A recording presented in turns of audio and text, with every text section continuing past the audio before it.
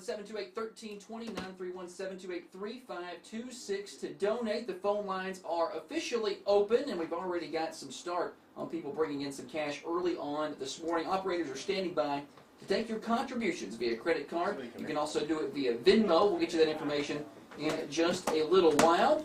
You can also call in and pledge an amount, bring your cash or check by. We're located at 1030 Oakdale Street in Manchester. We're here until 6 o'clock today. We're asking for a one-time donation of $50 if you can make that happen. One-time donation, $50 to this great 501c3. That's if you can make that happen. But any amount is welcome. You can pledge $5 a month if you like. You can make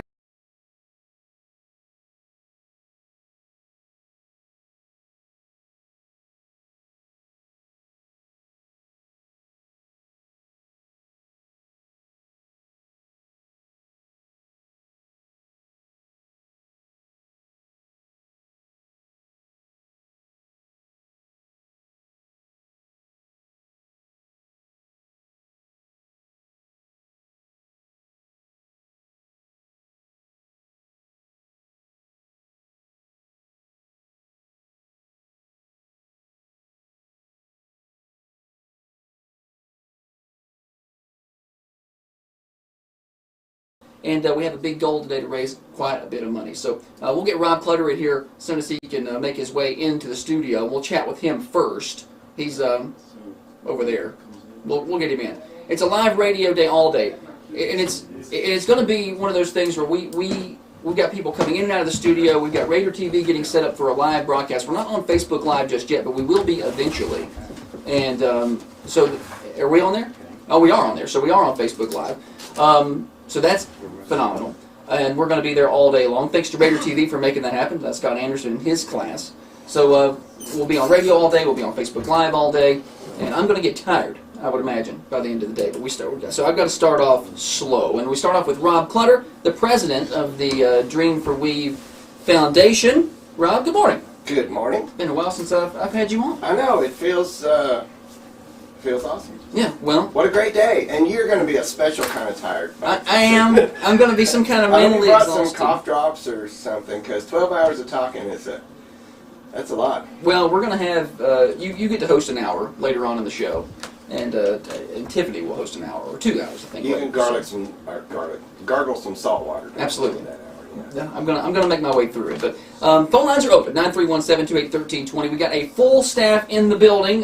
Court Steer is here on phone line number 1. Jackson Ham is our remote guest, or our remote host. He'll have a remote microphone wandering around throughout the day. Radio TV is here, and of course I am here. And Holly is our treasurer. She is here, and she's handling all of the money things today. But I just wanted to get you in first. I thought it was probably important to get the president of the entire thing in here. It's been a quick ascent of growth, I feel like, for the Weave Foundation, from where we started, what, 3 years ago, yeah, to where we are now.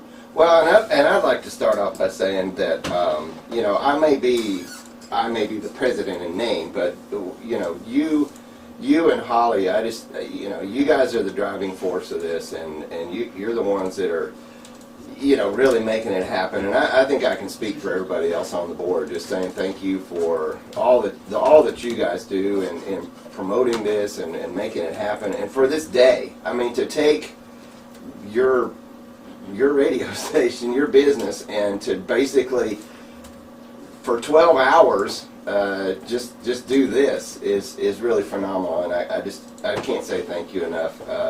You know, for that, and for everything that you guys do for the community, and really the whole Dream for We Foundation. That's what it's about. It's about this community, and you know, for those of you that knew Dennis and are familiar with his work here at Thunder Radio, you know, he was the hardest working person I've ever met. He you know, when Tiffany and I were running the station, we would come to me and he'd say, "Hey, you know, I want to do this. I want to do this hometown sports thing because, you know, kids that play middle school and soccer, they deserve to be on the radio too." And I was like, "Okay, fine. So when are you going to do that?" "Well, I'll work it out." And then, you know, then he'd come to me, "Well, I want to do this other show. You know, I want to do this. I want to do that." And then, of course, kind of I think the the pinnacle of it was the Coffee Coaches show, on Saturday mornings, and he came to me and he says, well, I want to do a coaches show. And I said, well, all sports radio stations have a coaches show, right? I mean, that's not a big deal. But he said, well, I want to do it different. I want this show to be about the kids.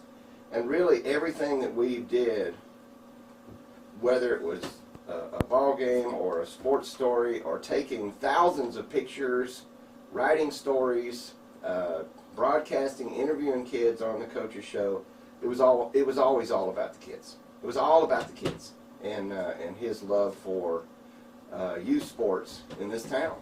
And that's kind of where the foundation comes in. Since his passing, we tried to find a way to continue. I mean, not just through Thunder Radio. Of course, we still continue our sports coverage at the station and all that, and we try our best to keep up with what he did and was doing. But we've tried to find a way that we said his name has got to go on. That stopped way too soon, and the getting kids in the game.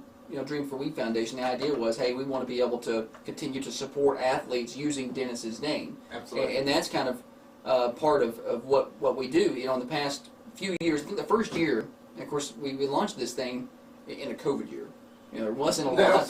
That was poor timing. It was not a great time to do that. And I think the first year we made about $3,500 in contributions, which I was proud of. I thought it was a great first year. We didn't really have any major fundraisers at all. That was just really organic cash and donations that came in. And after that, it was, we were able to do some light fundraising, but we went from $3,500 to this past year, we did $13,000 in scholarships, which is still not a ton, but it's a huge jump. Yeah. And that was all in scholarship money to graduating high school athletes, whether they're going to college or tech school. If they were an athlete at high school, they have an opportunity to apply for that. And we also, I think last year we bought a pair of cleats for a baseball player that needed those. We bought 3 or 4 pair of running shoes for cross-country runners that that were needed. That the family just couldn't have. Shoes are expensive. A pair of cross-country shoes, $150. Oh yeah, are good ones. Yeah. A pair of cleats, $150, $200. So we were able to buy those, and we want to continue to do that. And this year, and I don't know if we're going to get there, but I think we've got 24 applicants for scholarships. And I think the goal internally is to be able to hit $1,000 per applicant. Per app. Yeah, so that gets us to about $24,000 is what we're trying to get. And we're well on our way, and we're hoping a day like today where people can call in, they can donate, they can be part of donating to a great cause will help push us that way. We've got some sponsors throughout the day that are going to match contributions. And there's multiple ways to contribute. If you're watching on Facebook, you should be seeing the Venmo and the PayPal links at some point pop up in the comments there. Our treasurer / social media guru, Holly, is making that happen. And, if you're not a tech-savvy person, you're welcome to call in, and you can give your credit card number over the phone. Our operators are here at 728-1320, or you can bring cash by or check by, make it out to the Dream for We Foundation, and bring it by 1030 Oakdale Street. So we're here all day until 6 o'clock, talking to Rob Clutter, who's the president of the foundation. I think, and then the fundies, that kind of came along last year, Rob. That was kind of a big piece of what we were able to do, and that's going to continue this year. May 20th is the date. Yeah, it's coming up pretty soon, and your opportunity to get tickets to that, I guess, will be soon. April, 1st of April, those are on sale. It sold out last year pretty quick. So you were mentioning all the things that we do and what we try to do with the foundation is okay, so we've experienced this unexpected loss, not just to our Thunder Radio family, but really to our whole community. Sure. The whole sports community of this town. I mean, it was huge, and so I think you said it perfectly. How do we keep this vision alive of making it all about the kids? And we several of us got together and we said, well, what if we set up this foundation? And it is a nonprofit, by the way, registered with all those numbers. 501c3. Officially with filed and paperwork and lawyers and all that. We do it all. So it is official. And, we said, well, we was always about getting kids in the game. And that was kind of our, it's kind of our slogan for the foundation, is getting kids in the game. And so, we said, well, if there's a kid in this community who, you mentioned the cleats, let's say they want to play Little League this year, right? And they can't buy baseball shoes, or they can't buy a glove or whatever. Well, you know, we want to help out with that. And then the scholarships, you know, we gave away, like you said, 13 $1,000 scholarships last year, and we want to do more than that this year. And okay, so $1,000 is not much. In the realm of college, $1,000 is not much. Books for a semester, perhaps. Exactly, yeah. but it's something. Sure. And then the Thundy Awards banquet that we had last year was just, it's one of the greatest things I've ever been a part of in my life. The energy in that room, the community. We are so blessed to live in this community. Absolutely. And I'm saying that from somebody who came from somewhere else.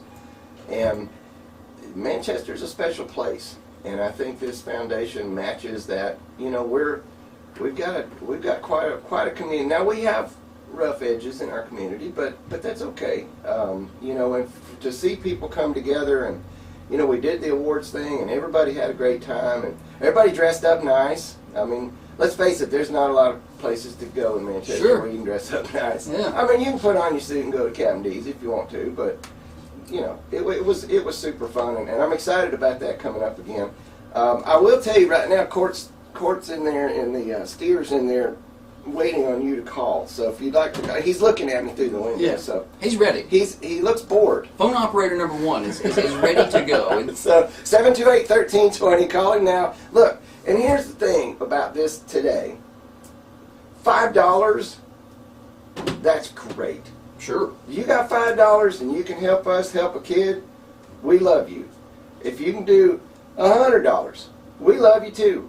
If you can do more than that, hey, we still love you. You know, it doesn't matter. You don't have to say, well, you know, I'm not a rich person. But the thing is, if 10 people give $5, we can buy a kid. We can outfit a kid to play ball. Sure. Yeah. And last year, I think we were able to, you know, I think it's $125 to register to play youth football these days. Yeah. And we were able to, I think we were able to pick up the bill for 7 or so of those kids last year. So, yeah. You know, or like the cheer. I know you've got a daughter in cheer. Mm-hmm.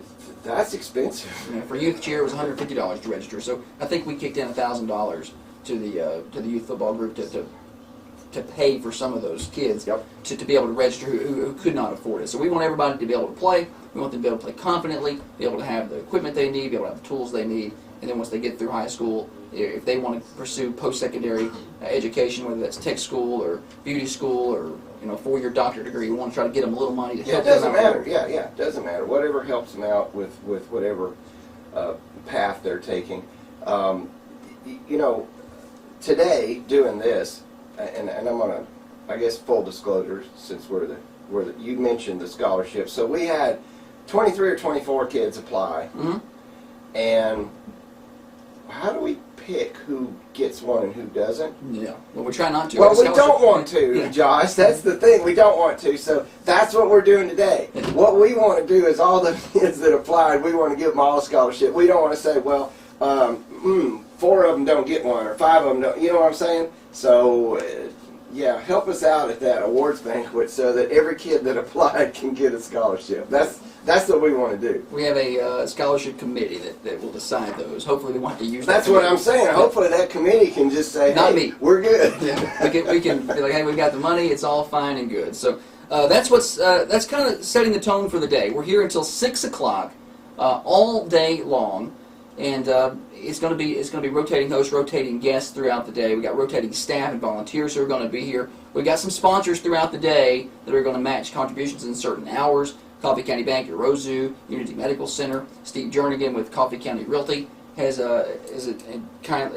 graciously offered to do that. So we're certainly glad that those people have done that. Also, Prater's Barbecue is going to provide our lunch for us today at 11 o'clock. Gary Prater's going to hook us up with 4 pounds of barbecue and 4 pounds of green beans and 50 wings and feed everybody who's up here. So we're excited about that. And we got guests. We got some great guests throughout the day. Yeah. We got Bella Vinson's going to be here. Yeah, it goes uphill from me. Yeah.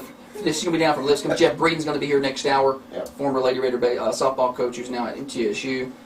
Different people throughout the day are going to rotate through with different weave stories. And we even got this afternoon. We've got one of the young ladies who has applied for one of the scholarships this year, Abby Clark. She's the valedictorian of the high school. She's going to be here this afternoon and talk to us a little bit after 3 o'clock when they get out of school. So we're going to be slammed all day long with guests and fun, and hopefully we'll be raising some money to go towards some great causes. 728-1320, 728-3526. Anybody can donate. Now, if you'd like to, you could hold your donation pledge until the 9 o'clock hour, because I will be the host in the 9 o'clock hour, and you know we're all a little competitive here, so I'm just saying. I'm hosting 9 hours. I'd like. You're hosting 1. I'm going to win. I want that to be the top hour. Yeah. See what I'm saying? Yeah.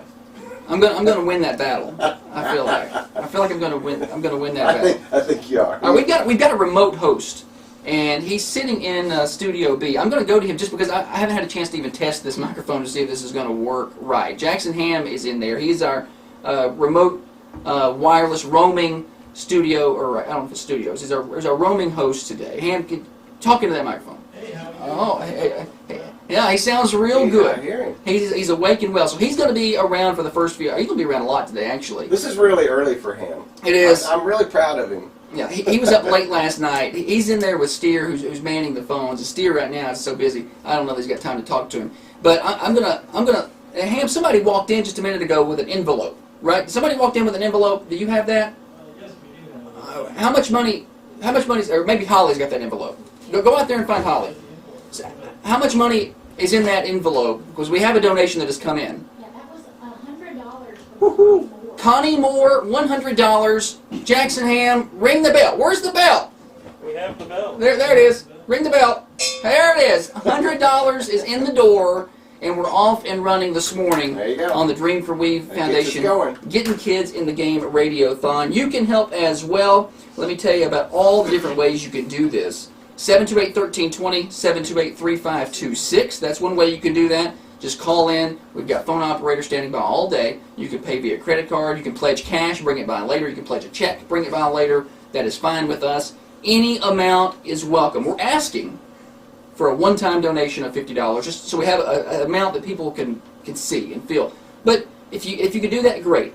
But any amount's welcome. You can do $5 a month. We can set that up for you over the phone. If that's easier for you. Yeah, you can do $20 a month. That's something you can do. We have a couple of people who send us $30 or $40 a month via check. That's up to you. You can make a one-time contribution of $10. That's all you can do. That's great. It's whatever you're comfortable with. Whatever you find in your couch cushions. That's fine with us. Every dollar is going to a great cause.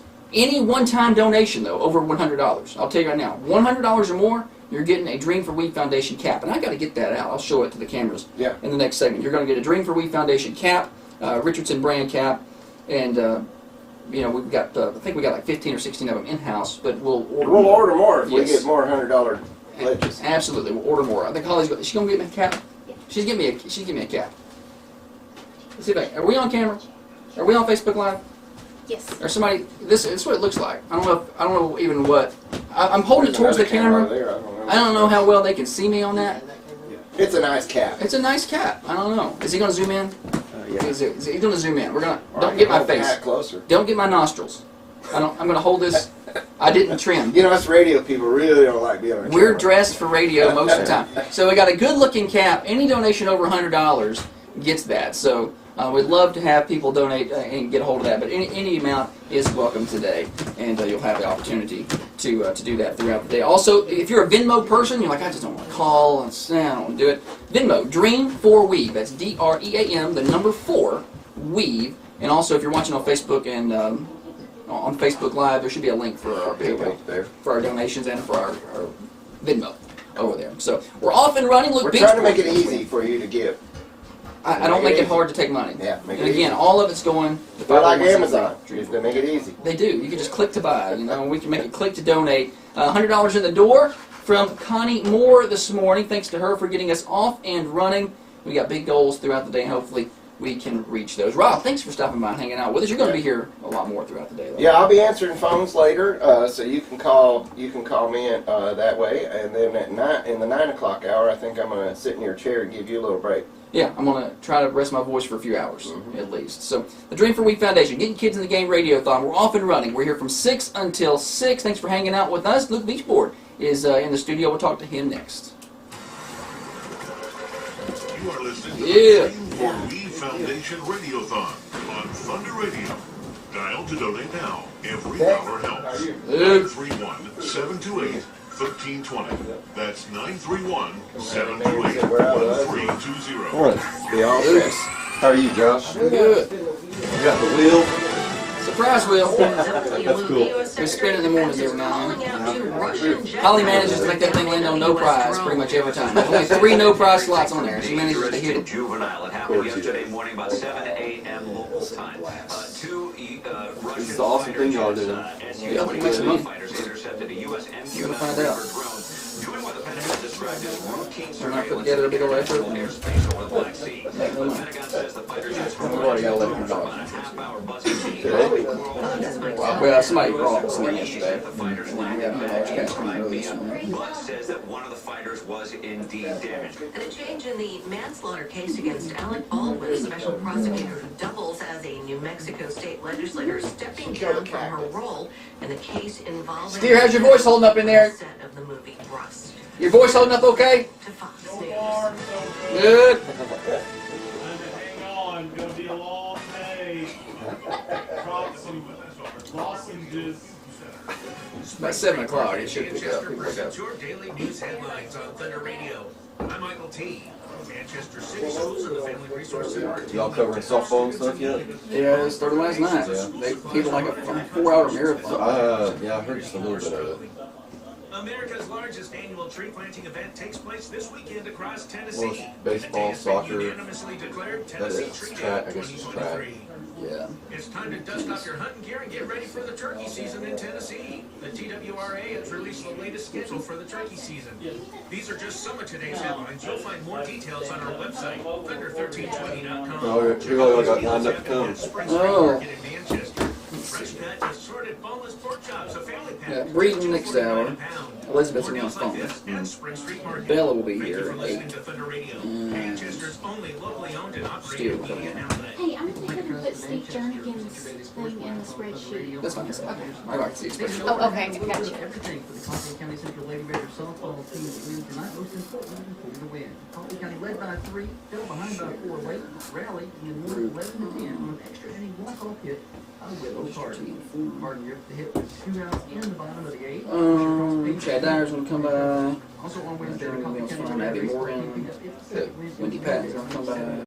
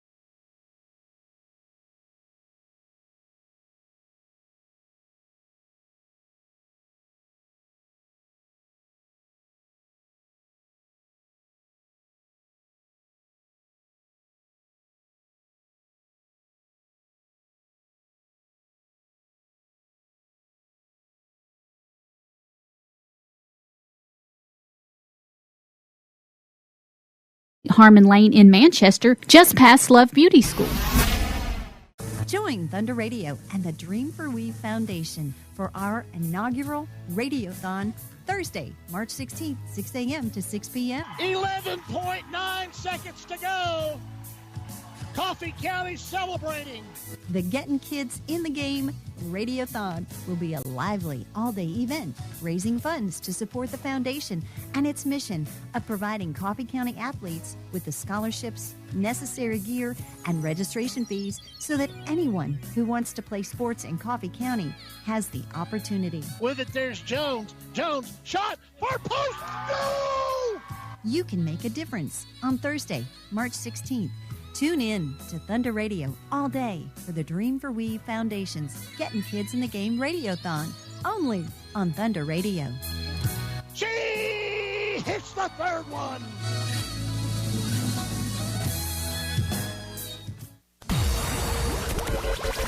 You are listening to the Dream for We Foundation Radiothon on Thunder Radio.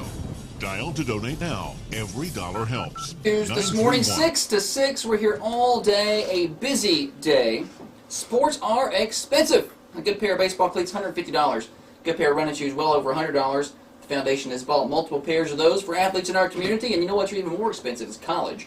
And we're going to talk to Luke Beachboard in just a minute about that. We've contributed some money towards that cause. You can help today all day long. 931-728-1320 or 931-728-3526. Operator standing by. Take your donations via credit card.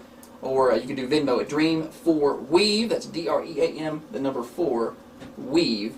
And if you're watching over on Facebook Live, there's links for our PayPal and our Venmo there as well. So multiple ways to contribute today to the Dream for We Foundation 501c3. I am Josh Peterson. Luke Beachboard, one of our scholarship recipients last year. Good morning. Morning, how are you? I'm good. It's early for a college student. Are you normally up this early? Usually. Okay. Usually. An overachiever.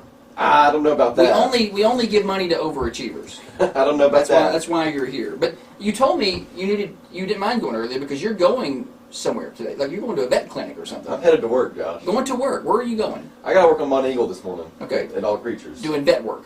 That's right. That's what you're going to do. Yes, sir. Going to try to go to vet school and become a vet and come back to Manchester. Well, we need more vets around here. I need one that can stop my dog from itching. Can you help me with that? Well, we'll see. Okay. I'll go ask this morning when I go in. Figure out if you get one. Well, we have an appointment with All Creatures tomorrow. Really? So maybe they can help us out. So, but Luke Beachboard, one of our recipients last year, the Dream for We Foundation was able to contribute about $13,000 in scholarships, and Luke was one of those recipients, and also the valedictorian of the class last year, or salutatorian, or something. I don't know about all that. Yeah, that sounds about right. That sounds about right. So, but we want to bring in some of those students. We have other scholarship recipients who are coming in throughout the day, and we actually have a couple who have applied this year, just so people know, this is where their money's going to. It's going to a great cause, and Luke is a great hard worker. You're down at UTC. That's right. Yeah. And going. So, talk a little bit about how you decided to get into the vet field and how this money's helping you, get through college. Yeah. So I always tell everybody, I think it started with my grandpa. Being out in the woods and hunting, and that kind of grew my love for animals. But I started working at All Creatures in 2020. We got out for school in the pandemic, and I needed a job. So, we took my dog to the vet, and I was like, man, let's look into that. So I took an interview, and I volunteered, and I got a job that, I quickly realized that that's a pretty expensive field to get into. Sure. So I kind of pursued that and found a passion for it, and thankfully I had All Creatures to give me opportunities and a lot of people to love on me there. But this is kind of a late decision for you. It was, yeah. I was a sophomore in high school and I really figured out what I wanted to do. Yeah. But before that, I didn't really know. Engineering was kind of an option, but I quickly realized that vet medicine is something that's kind of expensive to get into, and that's something that thankfully Thunder Radio and the Dream for We Foundation helped me out to do. Yeah, and we're glad to do that. Of course, I know I'm not sure that $1,000 is much of a drop in the bucket when you're talking about going to school for that long, but every little bit helps. And as we go along, we hope to be able to contribute more and more to student athletes as we grow the foundation, down the line. Because we're just a couple of years in, so it's going to take us a little bit of time. Well, I guarantee you, it helped me buy that $200 biology book. $200 for a biology book. It was rough, yeah, but I've got to have that, a little bit to spot me on that for sure. Well, you're almost a full year in. How is it going so far? It's been really well. I've really enjoyed the spring semester. Everything's kind of warming up. Everything's coming back alive. And it's flown by. It's really flown by. How long does it take to get a vet degree? Is that like a doctor? You can apply to vet school after 3 years of undergrad. So okay. 3 or 4 years of undergraduate, and then it's a 4-year doctorate degree. Okay, so you're going to be there for a while. That's the plan. That's the plan. Unless you go faster. You can apply after you can get in 3 years of undergraduate. Okay, so you're going to have all your stuff done. You're going to be ready to go. We'll see. Now, sports were something that you were involved in throughout high school. Now, you had some injuries your senior year, but you stayed in sports really from your youth all the way up. Talk about your youth sports experience here in Manchester. So the first thing that comes to my mind is T-ball. I played in all the youth baseball leagues, starting up from T-ball and working my way all the way through. Played Dust Eagle basketball all the way up, and then that went to Westwood. With your height, Luke, I'm surprised basketball wasn't more of your thing. Well, I don't know, man. I think baseball was my thing. I like baseball, but I played at College Street basketball, and then the Westwood for basketball and baseball, and then on to high school. I played basketball and baseball in high school up through my sophomore year, and then I decided to go run. But yeah, I think sports has been something that's really integral in my life. Coming up with some of my greatest memories is, my dad coaching my T-ball team, or, at Westwood with having, a lot of those solid group of, foundational friends. So I think sports is something that's really important to me and also really important to Manchester. Yeah, absolutely. And that's kind of part of what the foundation wants to get across is, that unfortunately, sometimes students or children, may not be able to participate because their parents may not have that registration money, or they may not have the best cleats or the best basketball shoes in the world to be able to play. We want them to be able to have those things. So if you can contribute to what we're doing, we would love to have you. At 931-728-1320. We had $100 come in the door just a little bit ago, and we're going to continue to build on that throughout the day, and hopefully add a lot more to that, because we're going to, we got big plans for the foundation, that's for sure. Now you helped us out with you did some broadcasting last year, and you knew Dennis Weaver a little bit. Yes, Talk sir. about how you met Weave. I think, so I got the opportunity to come do some sports with Thunder Radio and to cover some sports, and did a lot of volleyball and some softball and baseball. But I think knowing Weaver goes back to really my elementary basketball days. I know he'd call some of those games, or once I got to middle school, you see his face. You see him at most all your games, it seems like. So sure. To have somebody that knows that he knew he was there and cared about you and was putting your name and your team all over the radio. That felt good, and to know that you had people that wanted to listen to you and cared about you. But I think one thing that really made me appreciate Weave is getting that opportunity at Thunder Radio. I think one thing that was really cool is I actually got to use some of his equipment when I was calling those games. I think I had maybe his mic or a little bit of his technology that he used. So that was really special to have somebody you kind of look up to and knew that cared about you, and then be able to carry that on and hopefully give some other kids and those below you a little bit of, hope and a little bit of recognition themselves. So it was a really neat thing to do, the experience. I don't think it happens in every community where you have that know. kind of sports coverage. Of course, we don't know. I've not been everywhere, but that's kind of what I hear anyway. Yeah, I mean, I look in Murfreesboro. I've got some family in Murfreesboro, and they're playing sports and athletics, and there's not that coverage, I don't think, for everybody. It's so big and so convoluted. It's pretty special what we have here, I think. It is, and you're born and raised here. Family's from here. That's right. You're a Manchester guy. Yeah, I'll take it. I'm joking. I love Manchester. I really can't wait to come back here. I really can. Now, you like you said, you plan to bring your vet practice back. That's right. I'd really love to, once I get through everything, to come back here and bring back to my community what I've been given. I think I've been really blessed to have such great people around me, such a great group of people in the community.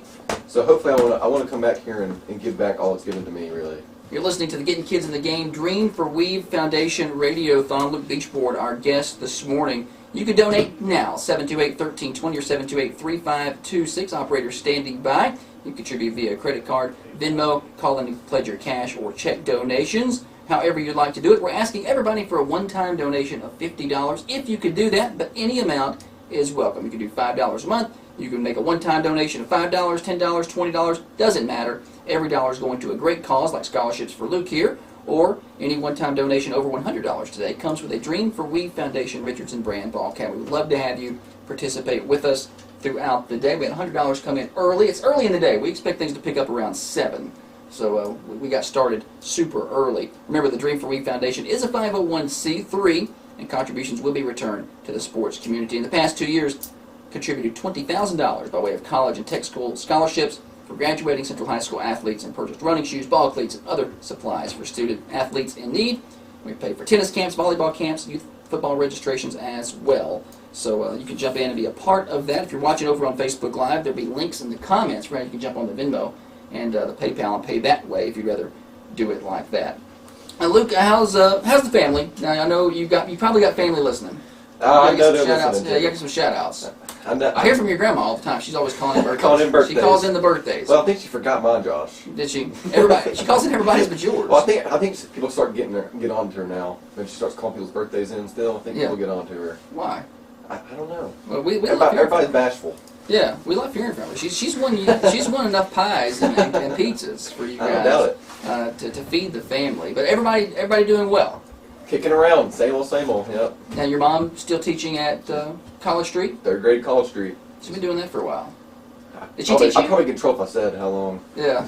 So she taught Holly. Really? That's how. I'm going to age her. Told that. Yeah, I'm going to age her a little bit. She taught Holly, and then had our kids on the way through. So she's been doing it for a minute. Yeah. But she doesn't look like it. Well, we got to put that out there. If she's not listening, I know she is, but I'll tell her you said that. We had to put that out there. She doesn't look it at all. Now you got 1 year under your belt. You're I guess you're interning or you have a job with All Creatures. I've got a job. That's going to continue with them. Yes, sir. Yes, sir. If they let me. Yeah. Now you're at UTC. Yes, sir. How is the balance of the party scene and the school scene and trying to get back home? I know you got a girlfriend here, right? I do. You got to travel back and forth. Yes, sir. It's Is she up and listening this morning? I'm sure she is. Okay. But the way I look at it, it's just an hour drive. I think it's worth it to me to come back home and see my family and see my people. So I think it's not bad. I come home not every weekend. I haven't been able to come home as much this semester, but maybe at least multiple times a month, twice a month or so.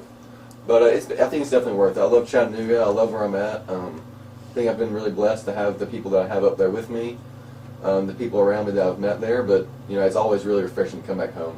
Yeah, absolutely. Well, we're glad that you're going to be back here, and glad that we're able to help contribute to some of your educational ventures throughout the years. Well, I can't really say enough how much I appreciate not only Thunder Radio, but what Weaver's done for this community and what the foundation's now doing in his in his honor and legacy. So I think that's something that, like I said, it's something that's really special that not every community has. They do not. Absolutely do not. 728-1320, 728-3526 if you would like to contribute. Jackson Ham's running around here somewhere on my remote mic. Now, he's over there. I see him. Fire that microphone up. Let's see. Ham. Hey, how we doing? I'm doing great. So we rang the bell earlier. Holly has picked up another donation. I see it in the spreadsheet over here. We've had $100 come in via check. Ring the bell, Ham. Ring the bell. Why don't you have the bell with you? Library. I get excited. Ring the bell. Ring it. There we go. We got another $100 come in. $200 this morning. Go talk to Holly. She can fill us in on where we are total-wise. Yeah, the beach boards. Shocker! Shocker! They are up. They have contributed $100 this morning, and we do appreciate that. Holly's our treasurer. We've got a lot more fun coming up today. Luke, thanks for coming by. Thank y'all for having me. Did you get some of the breakfast out there? Holly's excited about having breakfast for everybody. Had a nice piece of cantaloupe. You ate healthy. I did. You ate healthy. Well, that kind of counteracts my toaster strudel this morning. Do you still run? Now, running was your thing, and you had knee problems last year. Do you still get out and run? I do. I've kind of, ever since so I had that little knee thing, but I've kind of enjoyed getting back into running. I don't do it all the time. I'm not going to say I'm a bigger runner, but I do like to run. Kayla and I go and run a decent amount whenever I'm home. I try to keep up with her, really. Okay. But so one time, I'm going to tell you a story. It's been a few years ago. Okay. I was on the treadmill at the rec center, and I felt really good about myself. I was running. I can run okay for a old guy. And I was all by myself, and I was running good. And I looked to my left, and there's Becca Rossman getting on the treadmill. And then I looked to my right, and Kaylee Rossman's getting on the treadmill to my right. And I felt like they were trying to embarrass me, almost. I felt like I had done something wrong, because I'm running along at about 6.8, 7 miles an hour, just a kind of a pretty good pace for me. And I look over, and they're running at like 8.5, 9, and so I just stopped and got off and left. Me and you both, Josh. Humiliated. Me and you both. Humiliated. I was like, I don't know what I've done to deserve that, but... They're different over there. They are absolutely different. Well, we've added another $100 to the pot this hour so far. We've got more donations coming in. You can donate now at 728-1320, 728-3526. Luke Beachmore, thank you for coming by. Appreciate it. Thank you. Much appreciated. We've got more things to do this morning. We're going to run down the totals of where we are, so do not go anywhere. The Dream for We Foundation Radiothon off and running. We're here today until 6 o'clock tonight. It's going to be a long one. You're listening to Thunder Radio. Join Thunder Radio. Thank you, Josh. I really appreciate it. Thank So you. do not go anywhere. The Dream for We Foundation Radiothon off and running. We're here today until 6 o'clock tonight. It's going to be a long one. You're listening to Thunder Radio. Join Thunder Radio and the Dream for We Foundation for our inaugural Radiothon Thursday, March 16th, 6 a.m. to 6 p.m. 11.9 seconds to go. Coffee County celebrating. The Getting Kids in the Game Radiothon will be a lively all-day event raising funds to support the foundation and its mission of providing Coffee County athletes with the scholarships, necessary gear, and registration fees so that anyone who wants to play sports in Coffee County has the opportunity. With it, there's Jones. Jones, shot, far post, no! You can make a difference on Thursday, March 16th. Tune in to Thunder Radio all day for the Dream for We Foundation's Getting Kids in the Game Radiothon, only on Thunder Radio. She hits the third one.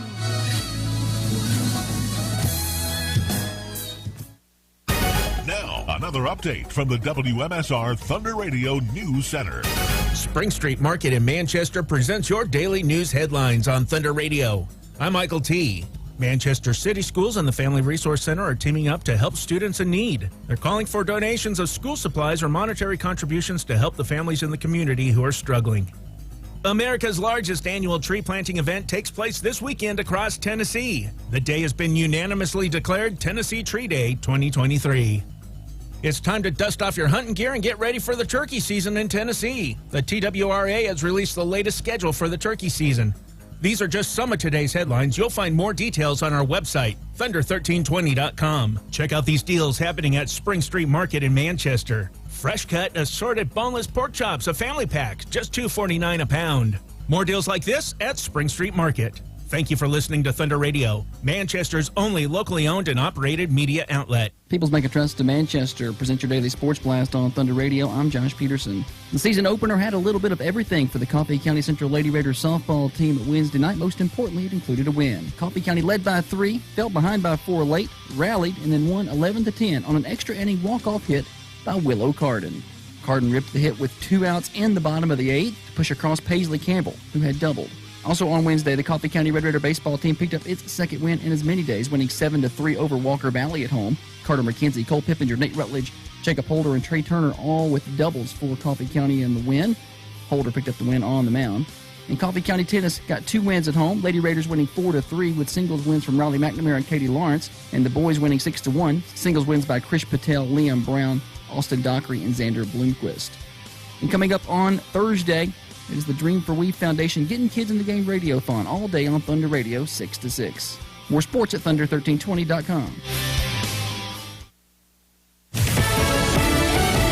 Fox News. I'm Lillian Wu. The U.S. Secretary of Defense is calling out 2 Russian jet pilots in the downing of a U.S. drone. The U.S. has called this incident everything from dangerous to juvenile. It happened yesterday morning about 7 a.m. local time.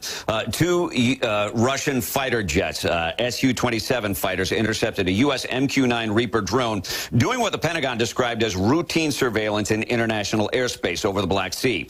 The Pentagon says the fighter jets harassed the drone for about a half hour, buzzing dangerously close. Fox's Mike Tobin. The U.S. agrees that the fighters landed back in Crimea, but says that one of the fighters was indeed damaged. And a change in the manslaughter case against Alec Baldwin, a special prosecutor who doubles as a New Mexico state legislator, stepping down from her role in the case involving the death on the set of the movie Rust. America's listening to Fox News.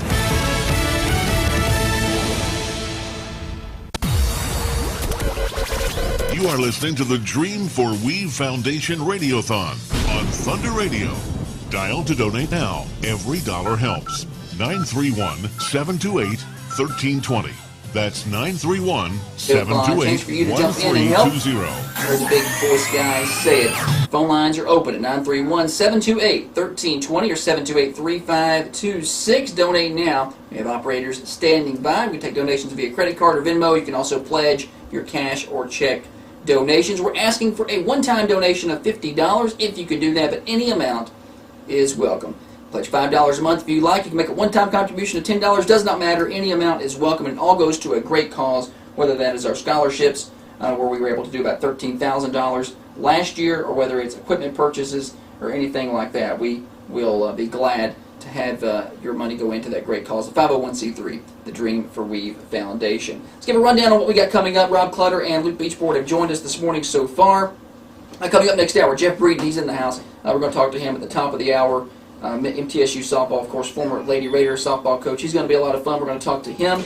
Also, Elizabeth Brown. She's one of our former students who received scholarship money. We're going to talk to her on the phone towards the back end of next hour. Looking ahead to the 8 o'clock hour, Court Steer is going to join us. And Bella Vincent down from Lipscomb, she's going to stop in and talk to us in studio. That's in the 8 o'clock hour. So we got stuff all day long, and your phone calls and your contributions are welcome all day long at 931-728-1320. That's 931-728-1320. We've had a few $100 come in so far this morning. Connie Moore with $100 cash. Also, big thanks to Allison for bringing money in. We've got Coach Jeff Breeden, who's out there in studio. He has made a contribution. He's coming out here with a Dennis Weaver hat. Any $100 contribution that you bring in today gets you a Dream for Weave Foundation ball cap. We would love to be able to get you one of those. But again, any contributions are welcome for us this morning. You're listening to the Dream for Weave Foundation Radiothon. We're here until 6 o'clock tonight. Jeff Breeden coming up next.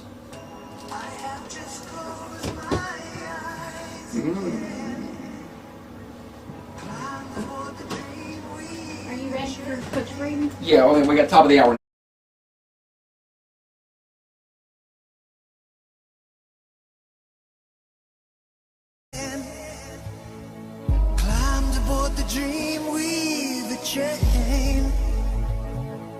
We appreciate each and every one tuned in tonight. I love you. And leave tomorrow behind. Oh, dream weaver, I believe you can get me through the night. Good evening, ladies and gentlemen, and welcome to another broadcast of Coffee County Basketball here on Thunder Radio. We are Manchester's source for Coffee County sports tonight.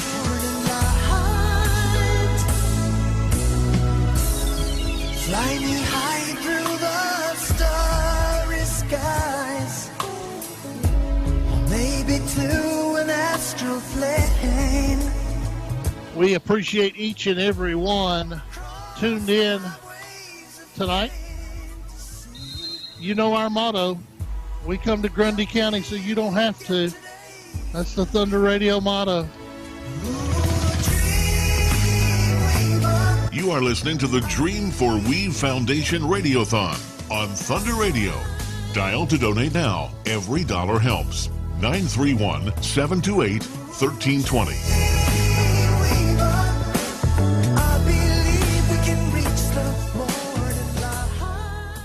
Broadcasting from the Unity Medical Center studios, this is Thunder Radio, WMSR, 1320 AM, 107.9 FM, and worldwide at thunder1320.com. Now, another update from the WMSR Thunder Radio News Center. Spring Street Market in Manchester presents your daily news update on Thunder Radio. I'm Michael T. Today is the day. Join Thunder Radio and the Dream for Weave Foundation for our inaugural Radiothon all day long from 6 to 6.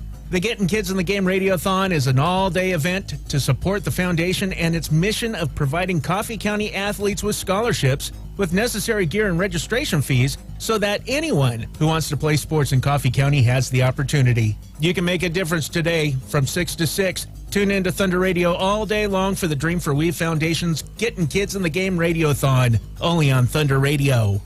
Manchester City Schools and the Family Resource Center are teaming up to help students in need. The Family Resource Center is calling for donations of school supplies or monetary contributions to help the families in the community who are struggling. The campaign, titled We Care Together, encourages members of the community to donate school supplies to ensure that every student has the necessary tools to succeed. A backpack filled with school supplies costs roughly $12, and the Family Resource Center is accepting monetary donations to purchase backpacks and school supplies. Additionally, individuals can purchase pre-filled backpacks that contain a range of school supplies. BJ Sylvia, the Family Resource Center coordinator, encourages anyone interested in donating or seeking more information to contact the center. America's largest annual tree planting event takes place this weekend across Tennessee. The day has been unanimously declared Tennessee Tree Day 2023 by the Tennessee General Assembly and Governor Bill Lee, and it takes place on March 18th. Over 8,000 Tennessee residents have signed up to plant more than 100,000 native trees during this event organized by the Tennessee Environmental Council, a nonprofit organization. You can get involved and find a location near you by clicking on the link in this article on our website, thunder1320.com. It's time to dust off your hunting gear and get ready for the turkey season in Tennessee. The season is starting a little later this year with young sportsmen on April 8th through 9th and shotgun and archery from April 15th through May 28th. Make sure to mark your calendar and plan accordingly. To help hunters prepare, the Tennessee Wildlife Resource Agency has released the latest schedule for turkey season, which can be found on their website. The website also offers important information on regulations, licenses, and permits. Moreover, the TWRA is offering hunter education classes across the state to ensure safe and responsible hunting practices. These classes are essential for first-time hunters and those looking to renew their certification. New classes are added as they're scheduled, so make sure to check regularly. For those unable to attend in-person classes, online hunter education classes are available. These courses offer a flexible and convenient way to learn about hunting safety and ethics. Links to all these pages are in this article on our website. And in other news, the California man with the world's longest tongue that we recently talked about, well, he set a new Guinness World Record for the fastest time to remove 5 Jenga blocks with that long tongue of his. Isn't that special? Check out these deals happening at Spring Street Market in Manchester, your local grocery store. Grade A fresh fryer drumstick or thighs, jumbo pack, just $1.29 a pound. Filled chub bologna, 36 ounces, was $6.59, now just $4.99. More deals like this at Spring Street Market, 801 South Spring Street in Manchester. That does it for today's news update. Find these stories in full detail and news updated as it happens on our website, where the news is always free, thunder1320.com, and on the Manchester Go smartphone app. Thank you for listening to Thunder Radio. You're listening to and supporting Manchester's only locally owned and operated media outlet.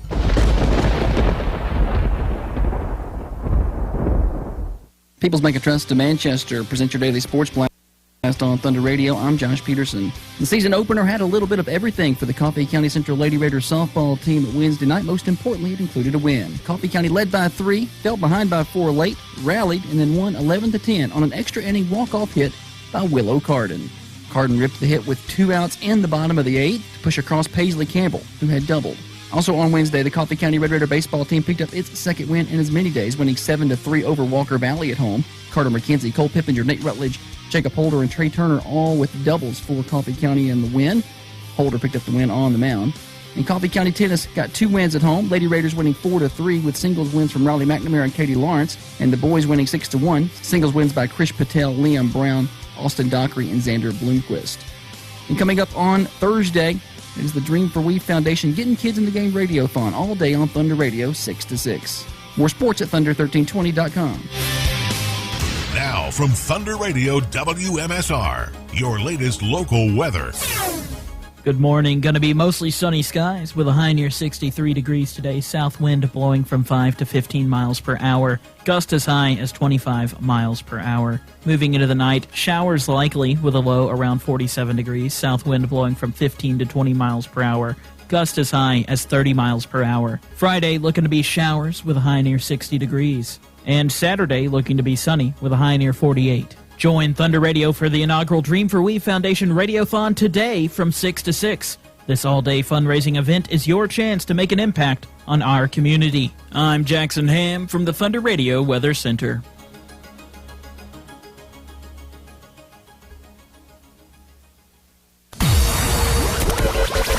You are listening to the Dream for We Foundation Radiothon on Thunder Radio. Dial to donate now. Every dollar helps. 931-728-1320. That's 931-728-1320. 728-1320, 728-3526. I am Josh Peterson. We're here till 6 o'clock today, raising money for a great cause, the Dennis Weaver Dream for Weave Foundation. Before we do anything else, our remote studio host, Jackson Ham, the sheriff, is out in the lobby, and he's got an update for us. We got some donations. Oh, ring the bell, Ham.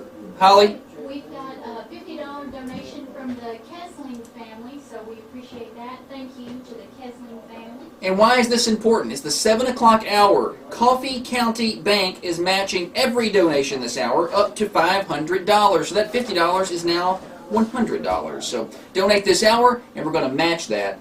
Coffee County Bank, thanks to Carter Singh, Jay Nagadoodle, and their whole team over there. We're actually going to talk to Carter at the back end of the hour around 7:55. Holly's going to get him on the phone. So, and the phones are lit up now, and I think Rob's taking a donation. So feel free to stop by the studio, 1030 Oakdale Street, or you can call in and pledge now, 728-1320. We're joined in studio by former Coffee County Lady Raider softball coach and current MTSU softball coach, Jeff Breeden. Good morning. Good morning, Josh. Thanks for having me. Early, up bright and early. Oh, yeah. Had to drive all the way in. I had got you here early and ready to go. We appreciate your donation that you were able to contribute today. And really, I want to say thanks. Since Dennis has passed away, everything we've asked you to do with the foundation, you've been right up here to do it. You know, you helped with the fundies last year, and we call and we chat, and we text from time to time, and you're always responsive, and we know you're a busy guy, and we greatly appreciate it. Yeah, no problem. Anything I can do for Weaves Foundation, I'll always be there for them. The Thundies last year was a great event, and I'm sure it'll be a great event this year when you guys do it again on May 20th or whatever. Yeah, May 20th, that's when it's going to be. We're going to try our best to make it happen. So, of course, you had probably one of the more unique and interesting relationships with Dennis. We're going to go back, because we've got a lot of people listening in, and the phone lines are still ringing. Let them go. They're blinking and blinking and blinking. If I get a phone operator that can look at the phone and answer it, that'd be good. And that's all right. Texting. Our phone operator has a baby coming today, so he's got a grandbaby coming today, so he's probably busy. Anyway, we're going to go back. Let's go back to the start of softball.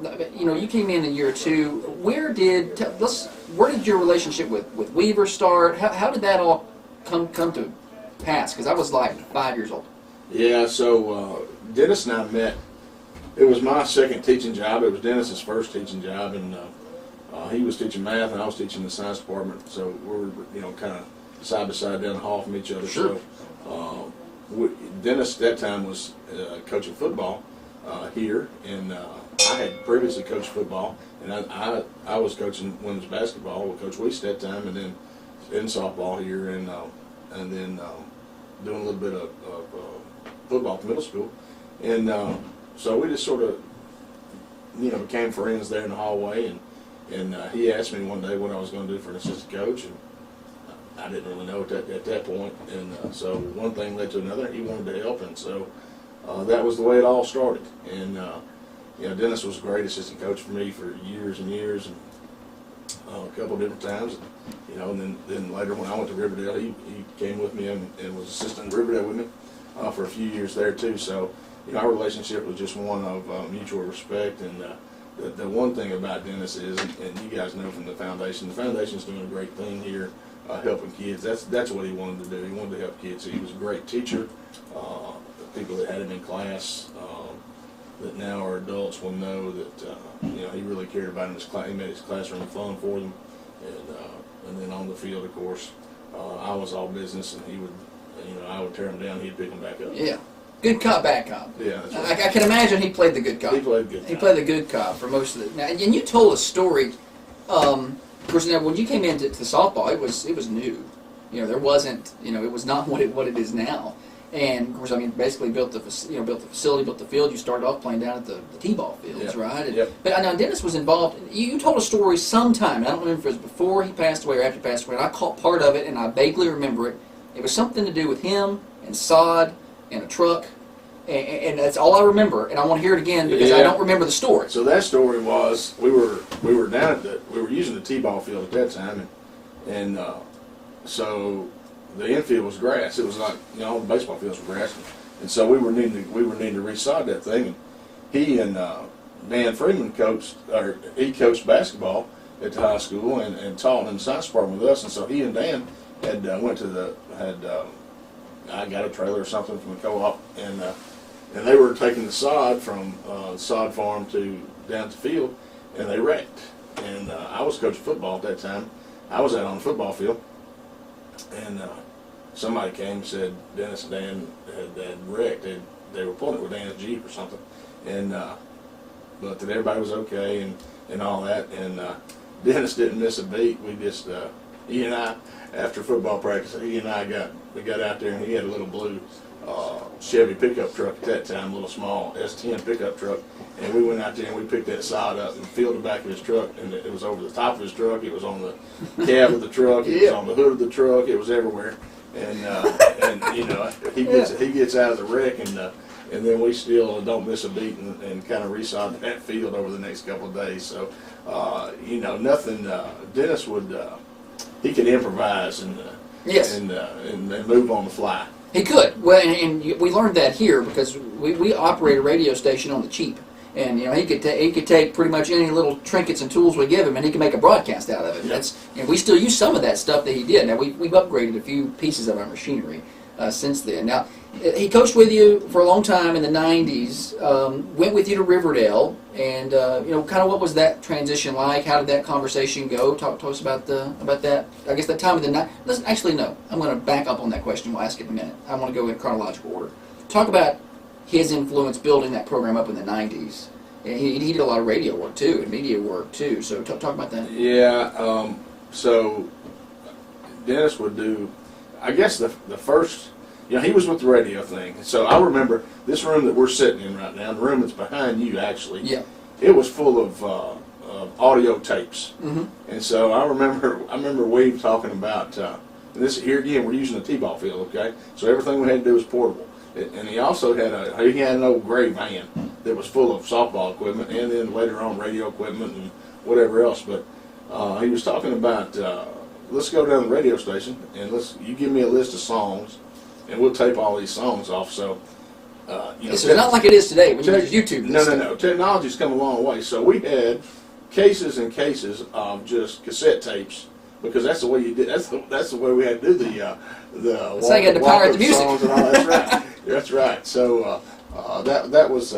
I've spent several hours here in that room right behind you, right there, with him, just making tape after tape after tape, and we did that, and then.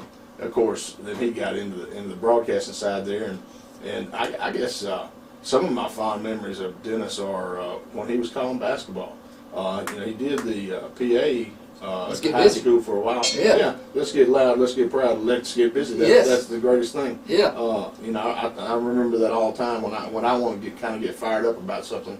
I kind of just run that through my mind and can hear him saying it again. So, you know, he did a whole lot of stuff just from you know, backdoor stuff to being out there in front with me and coaching outfielders with me for years and years. Now, you know, he started broadcasting for WMSR doing girls softball, and I don't know if that would be the first high school girls softball broadcast. I'm sure that somebody did it before us, but WMSR and Dennis had to be one of the first to start broadcasting girls softball. It wasn't that big a deal in the 90s coming up. Yeah, right. You know. Yeah. Yeah, it's exploded now. The game's exploded now, but then it was in its infancy, sort of around here, and sort of, you know, you had pockets in Chattanooga, and you had a pocket of good ball. Sunny Daisy and all those. And then Brentwood area, but now it's everywhere. So, yeah, so, you know, what you guys do is, you know, Rutherford County Sports do a lot of, they do a lot of radio stuff too, but you guys do so much more stuff. I mean, you guys do the middle school stuff. You do all kinds of stuff. Sure. Well, that was Dennis that started that. Just, yeah, and he just went crazy with that. And then, you know, of course, his years and years, even up to his passing, you know, on Friday night, I would listen to his calling show, coaching show, sure, and all that stuff, just to keep up with what was going on down here. And you know, the Saturday morning show that he did was great. Down at Al White's and all that for years and years and years. So. Yeah, when that continues, the Coffee Coaches Show, I believe, has show number 485 coming up this Saturday, and we're working our way towards 500 this summer, so it's going to be a lot of fun. And yeah, and you talked about the Rutherford County folks, the WGNS people, they're great up there. You're listening to the Getting Kids in the Game Dream for Weave Foundation Radio-thon. phone operator standing by. We got a couple more donations come in. We'll get updates from Ham in a minute. I heard the bell ringing out there. 728-1320, 728-3526. Jeff Breeden is our guest here in the 7 o'clock hour. Don't forget, every donation during the 7 o'clock hour is matched by Coffee County Bank, up to $500. So once we get up over $500, that we'll just keep on counting it. The phones are ringing now, so good job as people keep trying to bring those donations in. Once you left Coffee County, Dennis went with you to Riverdale and stuck with you through that time. You got to win a state championship with him. What was that like? It was amazing. I mean, we worked so hard here, and then we moved up the road there to Riverdale, and we're fortunate. Had another good administration. We had a great administration down here that supported us here, great community support here. And then we went up there and get the same thing out of Mr. Nolan and his staff up there. And they just let us do what we needed to do, and we were fortunate and had a good run up there. And Dennis was a big part of that. While we're talking about, we're trying to raise money today for his foundation, and I need to challenge all of the former Red Raiders that played with, that played for Dennis and played for me, both in football and in softball, to call in and give a pledge. No pledge is too small, and it all goes back to a great cause. Because if you're a former athlete, you need to give back to this community and bring up some future Red Raiders. Absolutely, and we've said it. We're kind of asking everybody for a one-time donation of $50 if they can do that. If not, you can set up a monthly plan where you do $5. You can just do $5 today, and that's what you do. That's fine. All of that to a great cause, whether it's athletic equipment or whether it's scholarships, and then it's expensive. Sports are expensive. They've gotten, and it's turned into a kind of an industry. I guess it's always been that way, but the specialization of it, the travel ball, it's expensive to play youth sports now. Oh yeah, it would have been hard for me growing up I didn't have on a money farm. for that. Just we couldn't travel like we do now, and when you're talking about we're buying bats that are $400 a piece, and it's ridiculous. And a dozen softballs now is $144. And come on, that's just, it costs a bunch to play. Yeah, it does, and we can help with that for student athletes who may not can do that. We've bought cleats and we've bought running shoes and things like that. We want to continue to do that. Now you're at MTSU now, and you're off to a great start. Yeah, we're having a good year this year. We've got a good group of kids, and they're buying into what we're selling. And we got Carrie Munn from down here, and she's doing a good job. She had a big Power 5 win a couple weeks ago down in Florida when we beat Boston College. She went to a complete game there and pitched very well. And she's had some good outings, and so she represents this community not just on the field but off the field in a very, very positive manner. Yeah, and that's great to see athletes from Coffee County doing that. And in Middleton, of course, at a college like MTSU and Conference USA, you're recruiting all over the country. But you've got a really good pool of prospects in Tennessee. And I don't. You're kind of a humble person, so I'm not going to ask you to claim any of these things. But you were part of building softball up to what it is in Tennessee. Like you said, in the '90s, it just wasn't what it is now. It's kind of like girls basketball with Pat Summitt. When starting in the '70s and '80s. These kids now I don't think understand what they've got. They don't, and I take pretty good pride in the fact that I think that here in Coffee County, we were the first to have the best facility around. And yes. Now the kids growing up in Coffee County, they want to play over there at the high school's field. But man, we started on the T-ball field. Well, actually, we started on one of the slow pitch fields, and then moved to the T-ball field, and then from the T-ball field out to the high school. And we're just very fortunate. Dennis was huge in us building that field, because I for sure am not a construction person at all, or a tinkerer or anything else, but he was good and good at putting shingles on and nailing stuff and doing whatever. So see, I never got to see him do construction work. So yeah. I would like to have been able to see that. He could do it. Mm-hmm. He could do a little construction, so he could do a little bit of everything. Well, he's a math guy. Math guys can, it translates. Yeah, they figure it out. They figure their angles out and all that good stuff, and what formula do I need to use to make sure that this thing's good and square.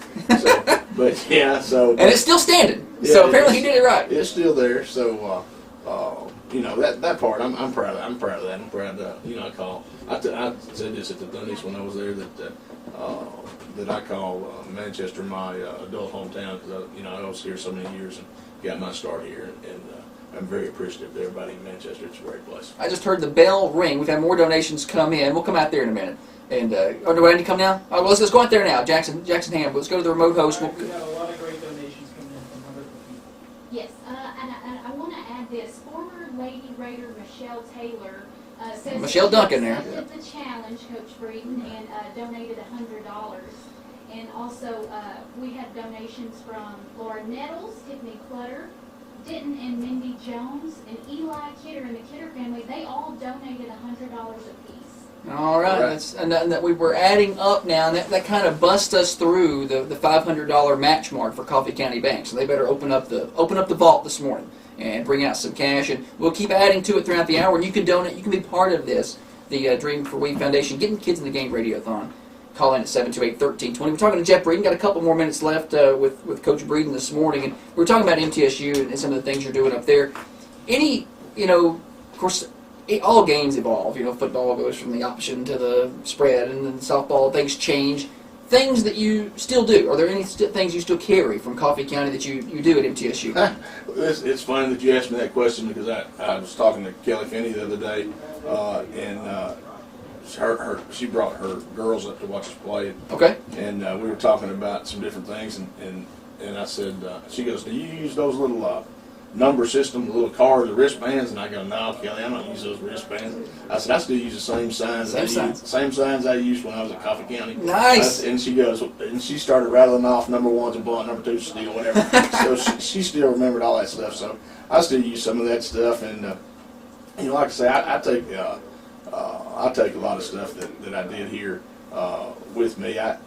Another example of Manchester is we were just at Madeira Beach a couple of weeks ago, and now Dr. Johnson and Wanda, who Dr. J used to be the principal here at Coffee County, and Shannon and his daughter played for me, and then went on and played Austin Peay. They live in Florida now, so every time that we go to Madeira Beach, they come and see us, and they were here. They came the other day, a couple of weeks ago, and I was talking to him, and they're doing really good, and that's just kind of a special thing. You don't get that. You don't get that everywhere. I mean, they didn't have to come see us play. They went out of their way. But it's a Manchester connection. It's a Manchester thing, and so it's just, somebody earlier said this is a special place. The kid that you had in here earlier, and it is a special place.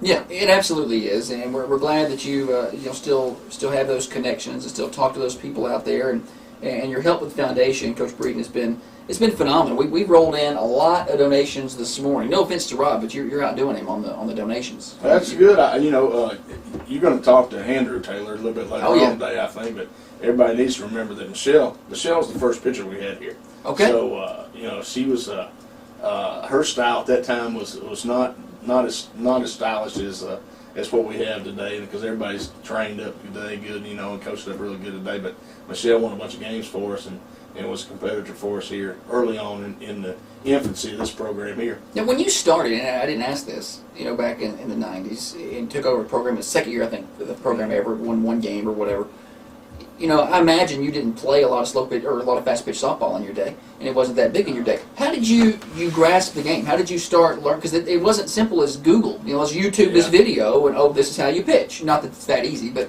you have more tools now. Yeah, so when I started, I just had my mother had played slow pitch all her life, so I'd been around the game and all that stuff. But that game, and then when I was in college, I umpired both baseball and fast pitch softball at that time.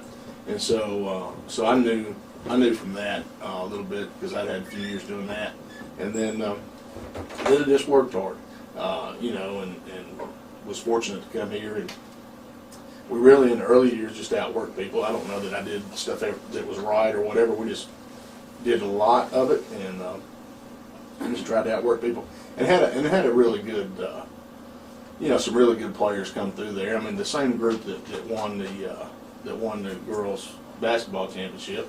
Some of those girls, the Simmons twins, all that, they were playing softball too. So we were fortunate to have some good players early on. The Holly Hineses of the world, and the Sonia Toombs of the world, and all that early in the early years, and it just got rolling. Yeah, and Holly's listening now. She's texting me.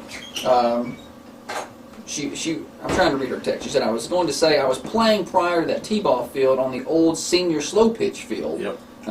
Just past the old outfield now. And she says, of course, I'm trying to read her text. I don't know what she's talking about.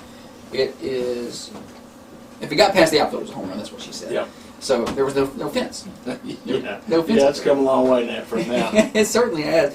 Coach Breeden, anything else while we got you here? We could talk all day. I could just keep you on for 12 hours. I'm sure you got practice. Yeah, this is a great cause, and people just need to, do what you can do today for this foundation, and any time that this foundation is working, it's all going for the kids, and that's what Dennis was about. I mean, he was about the kids, and that's just the bottom line of it. And I miss him every day, and let's just do everything we can for the kids here in Coffee County. Let's do it. And people want to come up and watch Middle play. You got you got a busy schedule. I know you probably don't have it all in front of you. Start Conference USA play this weekend. Yeah, we got UAB coming in this week, so we're gonna be chilly. Friday, yeah, it's gonna be cold. Maybe there'll probably be a little bit of rain in there on Friday too. We got a Friday night game at 6, and then we play Saturday at 4 o'clock, and then we're on a Sunday at noon. So we got a 3-game series with UAB coming up, and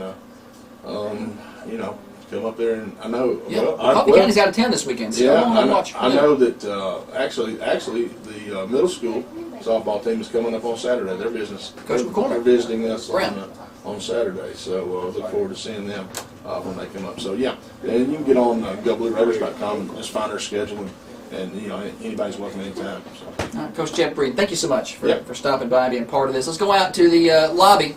Jackson Ham is out there. I've heard the bell ringing. He's got the treasurer, Holly, out there with him. Great donations coming in, all kinds of donations. All right. Yeah, for sure. Actually, the sheriff, Jackson Ham, donated. Jay Nagadula with $100. Trey Adcock. Bud Riddle donated $500. Ring that bell, y'all. Thanks to Bud. We'll attribute that to Luke's appearance. But Bud Riddle over at Riddle Trucking. Thank you, Bud.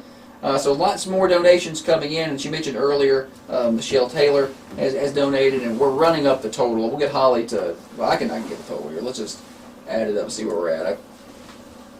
I've got about 1430 if I don't count some of that stuff.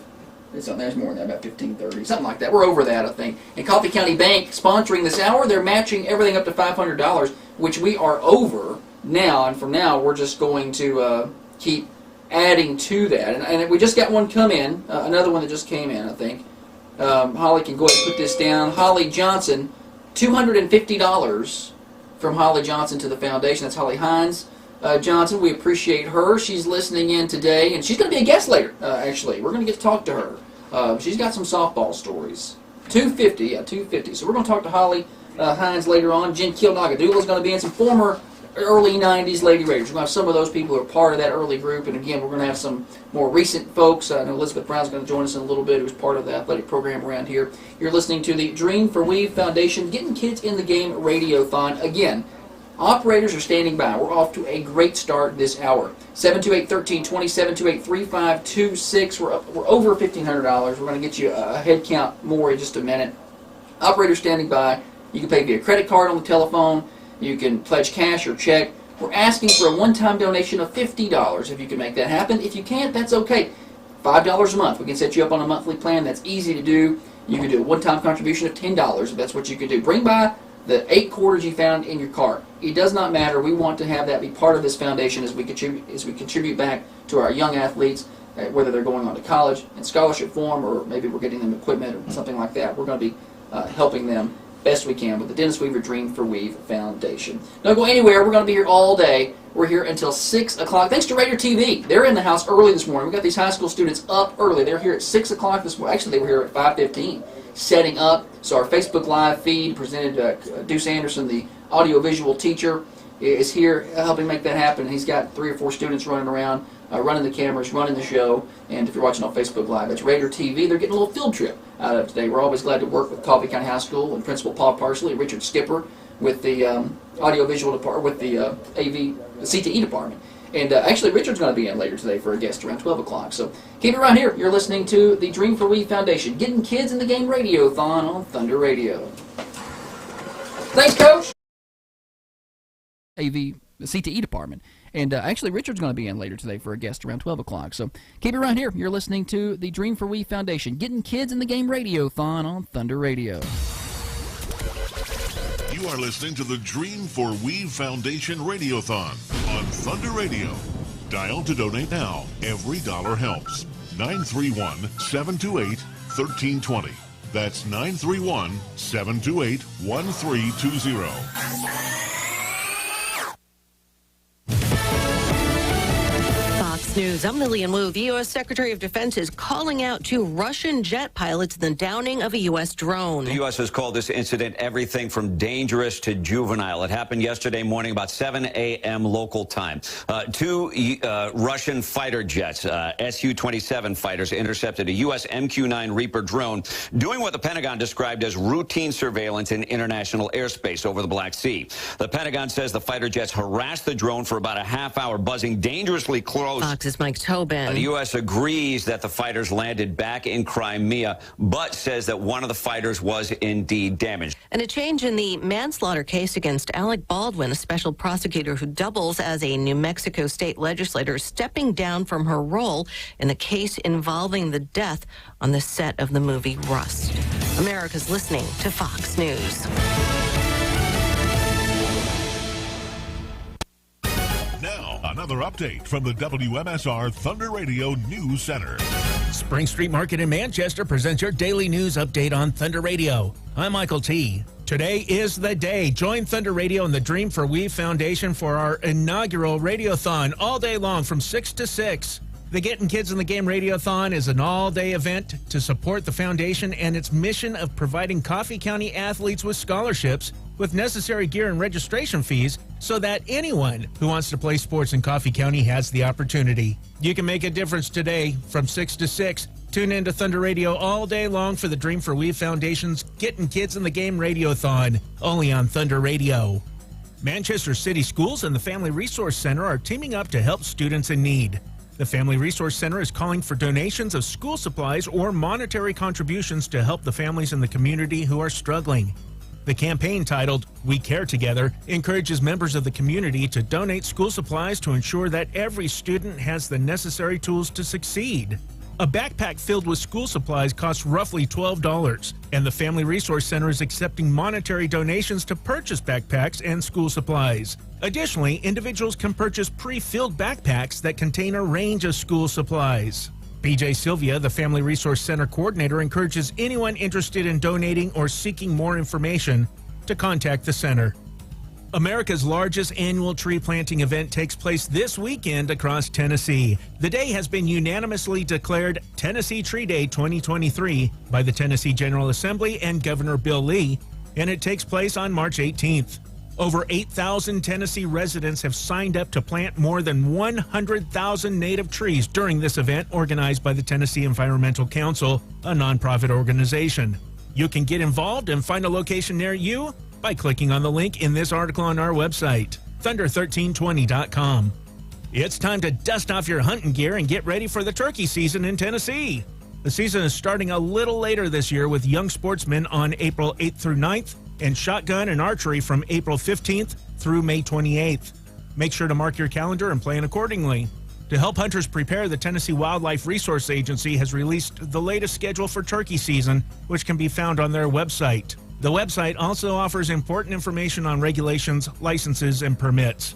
Moreover, the TWRA is offering hunter education classes across the state to ensure safe and responsible hunting practices. These classes are essential for first-time hunters and those looking to renew their certification. New classes are added as they're scheduled, so make sure to check regularly. For those unable to attend in-person classes, online hunter education classes are available. These courses offer a flexible and convenient way to learn about hunting safety and ethics. Links to all these pages are in this article on our website. And in other news, the California man with the world's longest tongue that we recently talked about, well, he set a new Guinness World Record for the fastest time to remove 5 Jenga blocks with that long tongue of his. Isn't that special? Check out these deals happening at Spring Street Market in Manchester, your local grocery store. Grade A fresh fryer drumstick or thighs, jumbo pack, just $1.29 a pound. Filled chub bologna, 36 ounces, was $6.59, now just $4.99. More deals like this at Spring Street Market, 801 South Spring Street in Manchester. That does it for today's news update. Find these stories in full detail and news updated as it happens on our website, where the news is always free, thunder1320.com, and on the Manchester Go smartphone app. Thank you for listening to Thunder Radio. You're listening to and supporting Manchester's only locally owned and operated media outlet.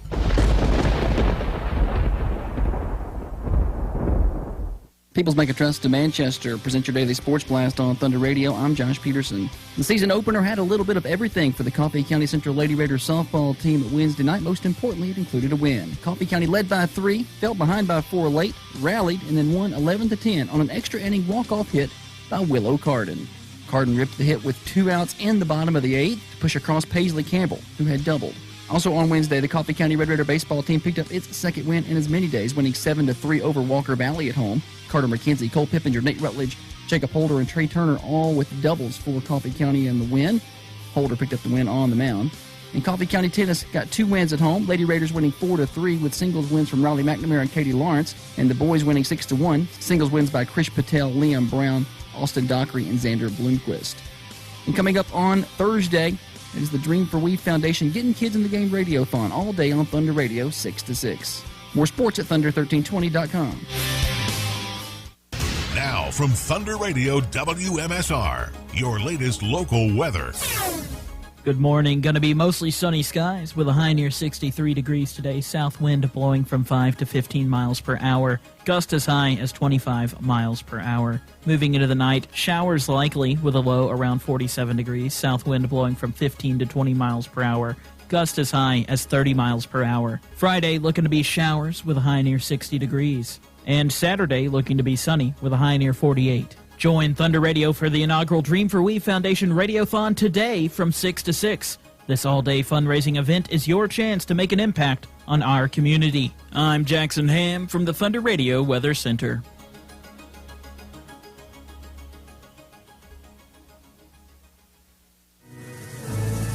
Join Thunder Radio and the Dream for We Foundation for our inaugural Radiothon Thursday, March 16th, 6 a.m. to 6 p.m. 11.9 seconds to go. Coffee County celebrating.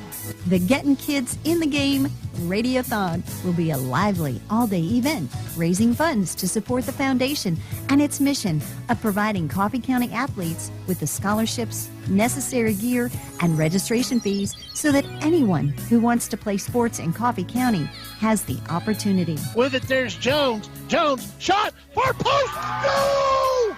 You can make a difference on Thursday, March 16th. Tune in to Thunder Radio all day for the Dream for We Foundation's Getting Kids in the Game Radiothon, only on Thunder Radio. She hits the third one.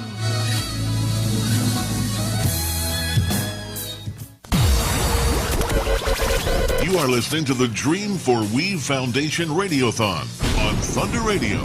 Dial to donate now. Every dollar. To an excellent start this morning, the first ever Getting Kids in the Game Dream for We Foundation Radiothon. A very busy morning so far. We started at 6. We're an hour and a half in, and we're going to get an update on our total here in just a minute. Big thanks to our guests so far, Rob Clutter, Luke Beachboard, and Jeff Breeden, who have all been part of the show today.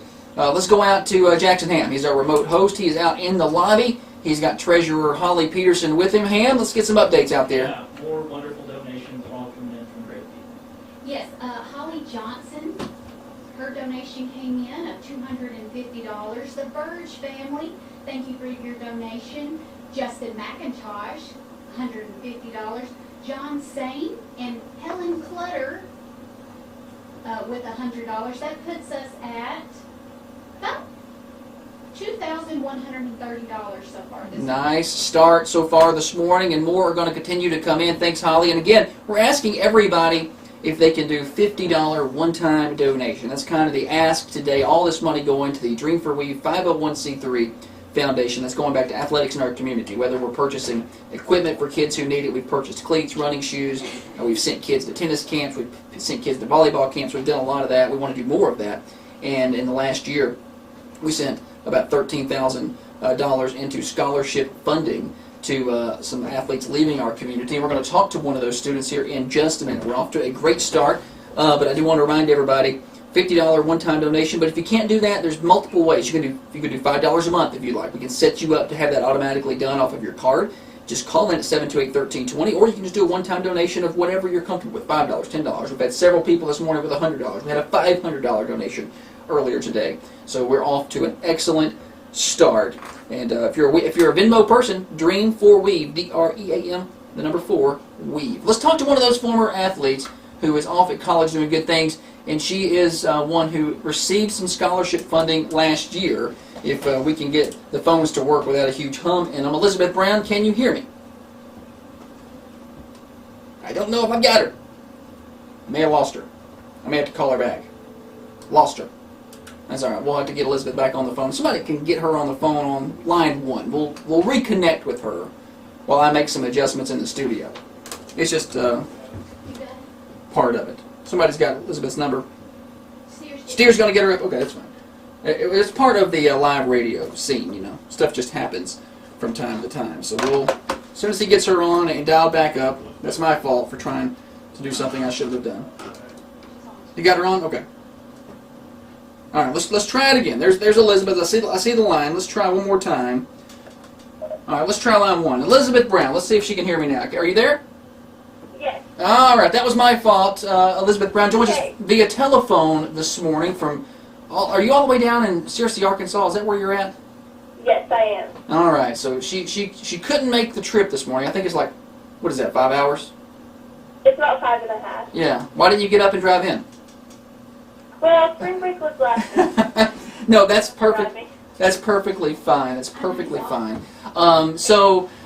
We appreciate you jumping on the phone with us. We have been off to a great start. We talked to Luke Beachboard earlier. Of course, you know Luke well. And we're talking to some of our former students who more recently graduated, received some scholarship funding, and kind of updating people on what they're doing so they see kind of where that money is going and how it's helping. And you went down to your school in Arkansas, Harding, is where you're at. Talk about just some of the things you're doing down there, what you're majoring in, and just how it's going so far, just almost a full year into it. Yes, it's going really well. It's hard to believe that we're so close to the end. We only have like 7 weeks until finals, which is crazy, but I have been keeping myself busy. I'm a part of the Student Association here at Harding. I'm the freshman representative. I do a lot of TV stuff for HU16, which is like our program for the news and sports and everything. So I've helped out a lot on that. I've done Live at 5 broadcasts, whether it's sports or news. Haven't gotten into weather yet, but I've done a lot of sports like radio too, and just helping with the cameras, just learning about how everything works. I recently switched my major to communication science disorders, so speech language pathology. So that will be new for me, but I'm excited because I can still be a part of the Live at 5 and the HU16 news program. It's just been a really great year. I've made a lot of great friends, and I'm excited for, the next 3 years. Yeah, Elizabeth Brown, our guest this morning, and she's talking about stuff that completely piques the interest of anybody that knew Dennis Weaver, because he was a radio guy and did radio sports. And Elizabeth, kind of like Luke earlier, we talked to him in the 6 o'clock hour, she helped us out and did such a great job her senior year. She was, did some of our broadcasts. She joined me on basketball from time to time. She did some baseball with Luke from time to time. And that was really, I feel like, as soon as we had you on the air, I was like, well, this girl probably can host her own ESPN show one day. She's phenomenal on the air. But, I feel like that probably was beneficial to you moving forward. And how did that carry over to your role? Because I know, the first week or second week of college, it wasn't long. I got a text from you, and you're like, well, I'm already moved up to the FM. They think I'm doing a great job. So clearly you've done, that has translated well for you down there. Yes, it was very evident that I had done a little bit of radio work before, I think, to some of the professors, because I was just taking a radio class, like a radio practicum class, and when I started on the AM, I only did one shift. It was like a 7 a.m. shift, and he listened to it, and he said, "Have you done radio work before?" And I said, "Yeah, I did a little bit in high school, mainly sports," and he said that he could tell. So it really did help me, just like, you know, getting experience on the air, and then also doing the news too. Just like having that voice and being confident with your voice, you know, televised. Sure, and of course that's something you did. I knew she had texted me and said, I've got an AM show, you know, at 7 o'clock. Here's the and I asked for the link, and I said, great, I'm going to listen next week. And I tuned in, and she was not there. And I was like, well, what happened? You got fired already? But no, she got promoted already. She'd done been moved up to the FM. It's Elizabeth Brown, who is in college down in Arkansas, one of our Dream for We Foundation scholarship recipients last year. And I'm excited about being able to check in with some of these people just to see what they're doing. We have another one coming up later today. Connie Farrell's going to be in later, and we'll kind of see what she's up to. But, you know, college is an expensive thing. $1,000 is not paying for her to go to school. She's very smart. I'm sure she's got some other scholarships as well. But I guess let people know a little bit about how just every little bit that they can contribute to the foundation that gives these scholarships can help students out. Because, you know, whether it's $1,000, $100, or $20,000, it can help very smart. whoever's Sure going to she's school. got some other scholarships as well. But I guess let people know a little bit about how just every little bit that they can contribute to the foundation that gives these scholarships can help students out, because, you know, whether it's $1,000, $100, or $20,000, it can help whoever's going to school. Yes, absolutely. Every little bit does count, because, you know, you've got students like me who are interested in, you know, private Christian universities, which are not a cheap thing, and it really does help. It's helped me. I'm so appreciative of this foundation, and I know we would be very happy to see, like, some of the kids that he grew up, like, you know, on the air, and I think this is a great thing, and really every little bit does count. It's meant so much to me, and yeah, college is not a cheap thing at all. It's very expensive. It is not. It all adds up. Operators are standing by to take your contributions now, 728-1320. You're also welcome to bring by checks to 1030 Oakdale Street. Coffee County Bank matching contributions this hour up to $500. Now, we're already over that, so we're just continuing to add to it as we head towards our goal today, which I've not really disclosed because I didn't want to. It's the first time we've done it, so I didn't want to sound like a moron, but I think we're headed the right direction in what we're going to raise. Now, Elizabeth is with us. Elizabeth Brown. She is down at Harding in Arkansas, and she went down there because she wanted to pursue a degree, and she changed her major. Talk a little bit about your major change and what that means. You said you still get to be involved with the news. What does that mean as far as what you think about your career path? Yes, so I was in multimedia journalism, and our program is so great here, and that's what drew me to Harding.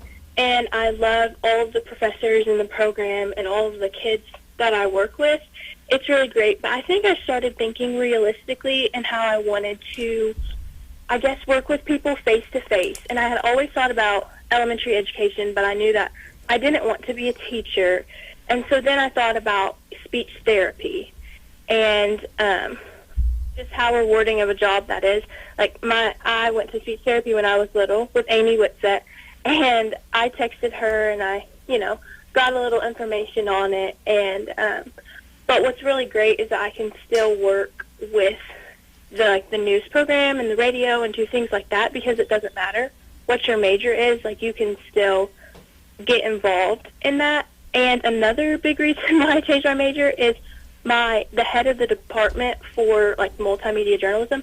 She's leaving to go to the University of Arkansas and do their program there. So, gave her an offer she couldn't pass up. But so I guess I was like, okay, well, I think I'm going to change just because she's leaving, and I was thinking realistically, and I've heard that it's okay to change your major, and if I want to change it back, I can.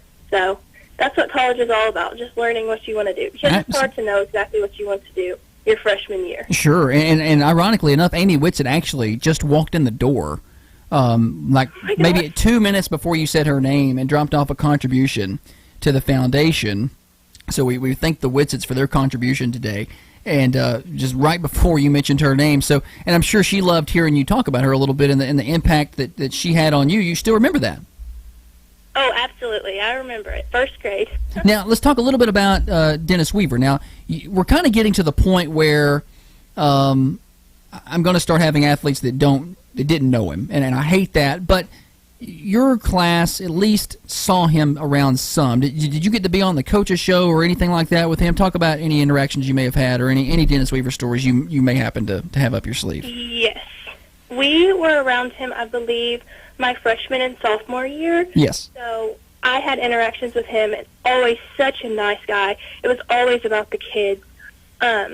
He is actually distantly related to us. He's like he was my mom's like distant cousin.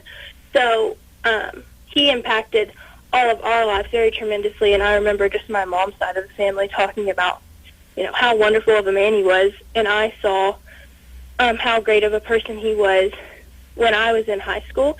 And I just kind of remember watching like his interactions with my friends like Bella, and he was just he was such a selfless person.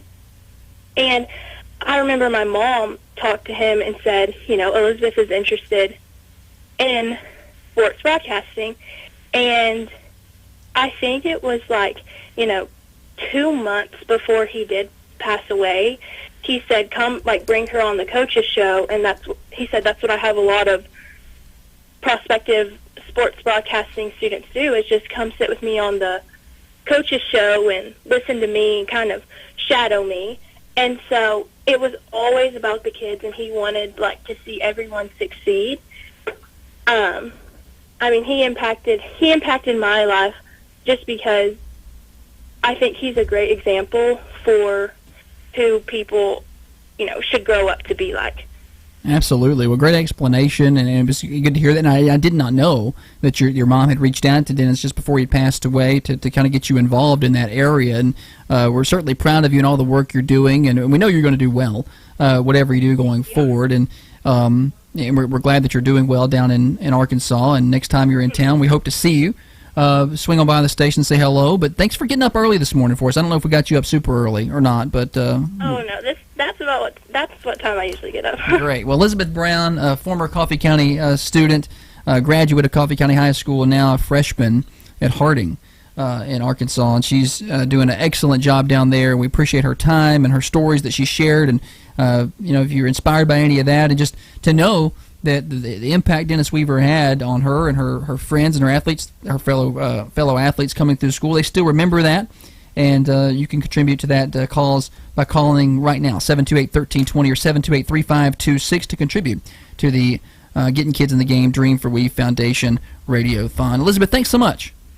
Thank you. Have a good day. All right, Elizabeth Brown, always pleasant to talk to. And during that time, I know Foundation. we had some Let's go out to our donations. coach, Jackson Hand, is hanging out in the lobby. The bell. It's time for the bell to ring. It's time for the bell to ring. Yes, ring it. Holly. Okay, so we've had donations from John Sane, and earlier I talked a little bit about Helen Clutter's donation of $100. Well, today, coincidentally, is the late, great Howard Clutter's birthday. Oh. So she donated on behalf of that, so thank you, Helen. Josh Galligan sent in a donation, and also, as we heard earlier, the Winsets. Awesome. I sent in a little bit of money. Congratulations to everybody. Thanks so much to everybody for sending that in. And again, any dollar amount is welcome.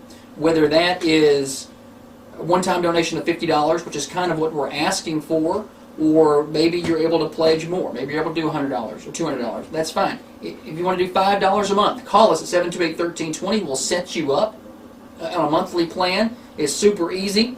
If you got $8 sitting in your cup holder, bring it by the station, pledge that. Any donation of $100 or more will get you a Dream for We Foundation ball cap. I don't know if people could see it on the Facebook Live feed. I'll hold it up. Also, while we got a minute, want to thank our Raider TV people for being here this morning. Of course, Deuce Anderson helping to set that up.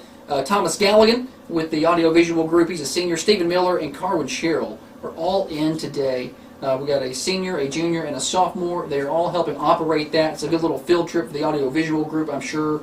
They're bummed that they're here and not in school today, but we're glad to have them here at the Thunder Radio studios.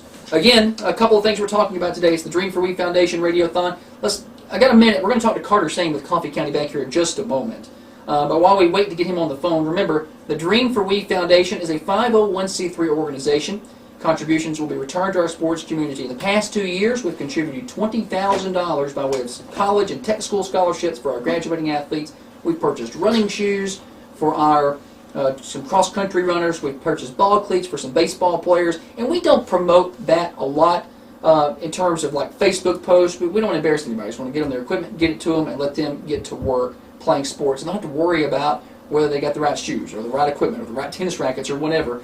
If you know someone who needs help, I've not talked about that much this morning. If you know a student athlete or a family who needs help, reach out to us here at the station and let us know. 728-1320. We're glad to help out. We keep that anonymous. We just make sure it's taken care of and they're handled and they can go about and play their sports. Sports are expensive and sometimes people fall on hard times. We want to help in those situations. It's been a busy hour.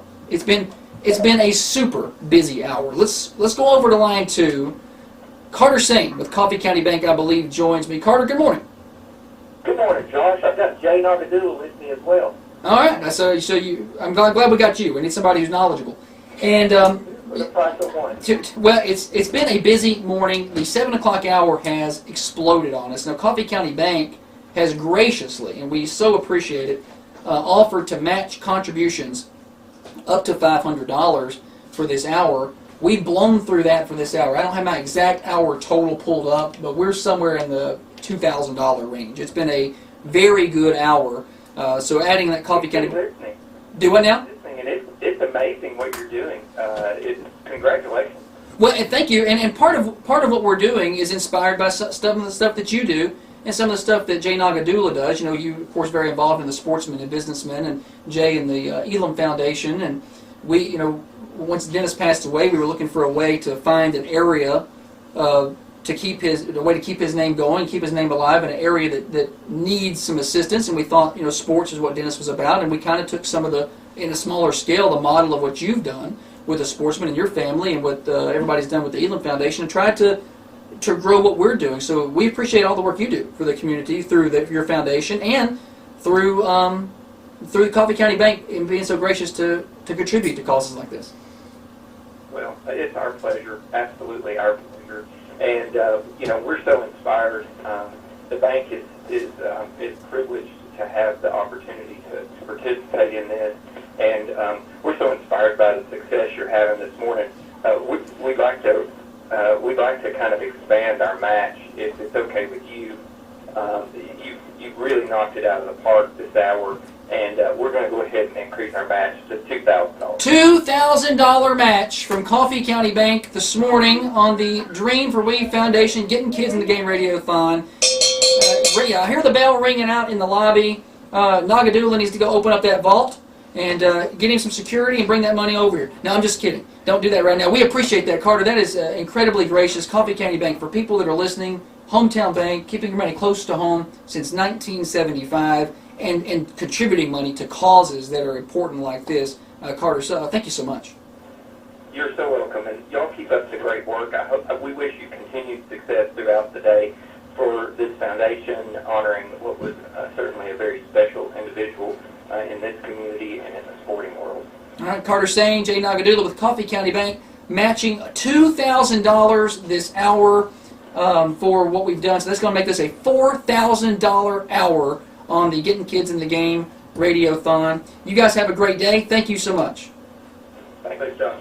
Thank you. All right, that's Carter Sane and Jay Nagadula. They're going to get me all teared up this morning. I'm very excited about what we're able to do in this hour. Let's run back out real quick.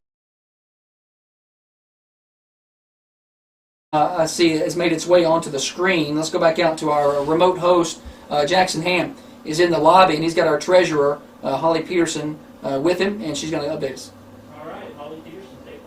Yes, big thank you to Brandon Imhoff over at Imhoff's Landscape Support and Supply Yard. Yes. $500 for Brandon. $500. Do we have a total? I don't want to put you on the spot. You are putting me on the spot. Okay, well, I'll tell you what. Here's what we're going to do. we are well over $4,000. I know that. I think we're close to the $5,000 range right now. We are going to kick off the 8 o'clock hour very soon. That's coming up in just a few minutes. Obviously, we've got top of the hour news. Big thank you to our guests this hour, Jeff Breeden and Elizabeth Brown. We're going to give them the credit. They got people talking, got people going. If you're listening, you just tuned in, you're listening to the Dream for We Foundation Getting Kids in the Game Radio-thon on Thunder Radio. Big thanks to our staff and our volunteers in this 7 o'clock hour. Rod Clutter and Court Steer on the phones. Holly Peterson is our social media manager and our treasurer, and our guest coordinator, Jackson Hand, is our remote microphone host. And, of course, Raider TV, our video producers, Thomas Galligan, Stephen Miller, Carwood Sherrill, for doing all that hard work out there. And Coffee County Bank, keeping your money close to home since 1975.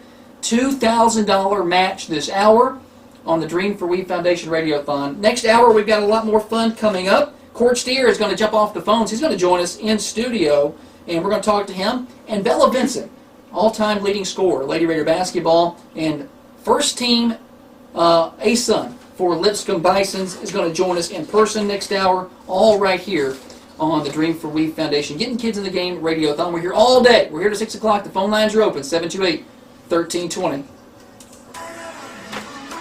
Coffee County. Yes.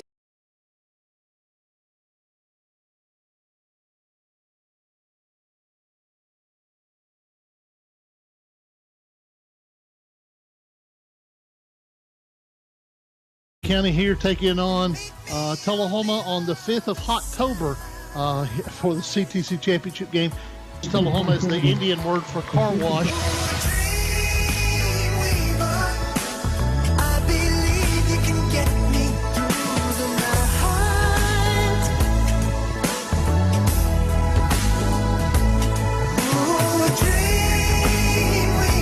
Seven seconds to go. Farrell into the paint. She ran over. That's got to be a charge. It's an offensive foul call. Garrettson takes the charge. Farrell picks up her third. 3 seconds to go in the game. Coffee County is going to win it.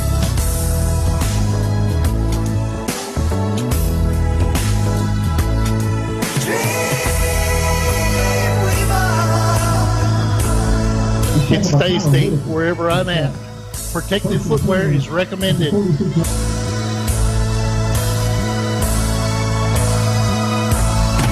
Voice of the Red Raiders, Mr. Dennis Weaver. I want to appreciate those that are watching in on Raider TV, especially Tom Myers, who's tuned in.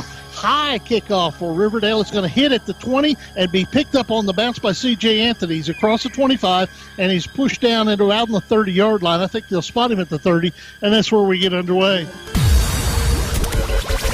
You are listening to the Dream for We Foundation Radiothon on Thunder Radio. Dial to donate now. Every dollar helps. 931-728-1320. That's 931-728-1320.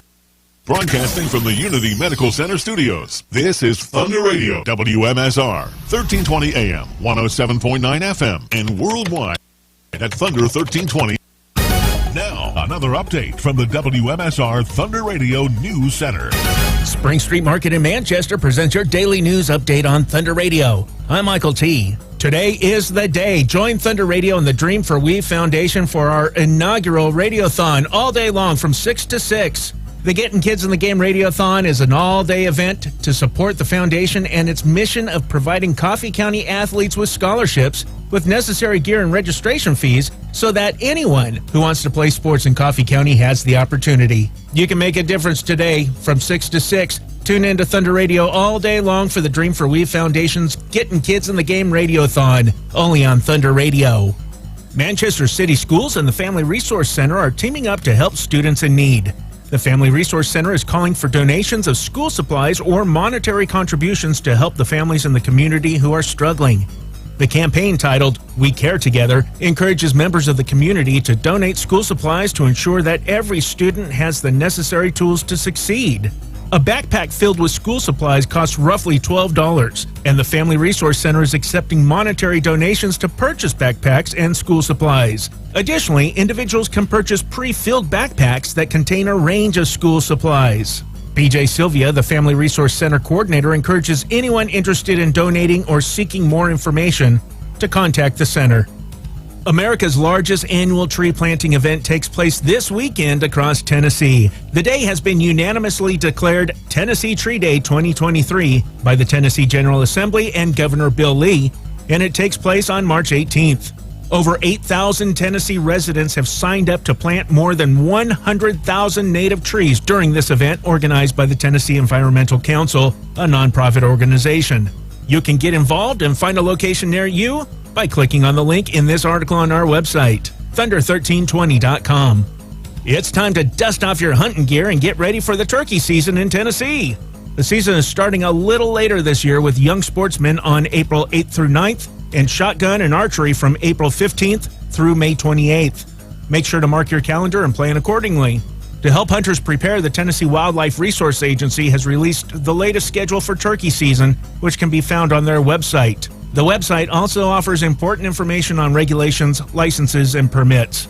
Moreover, the TWRA is offering hunter education classes across the state to ensure safe and responsible hunting practices.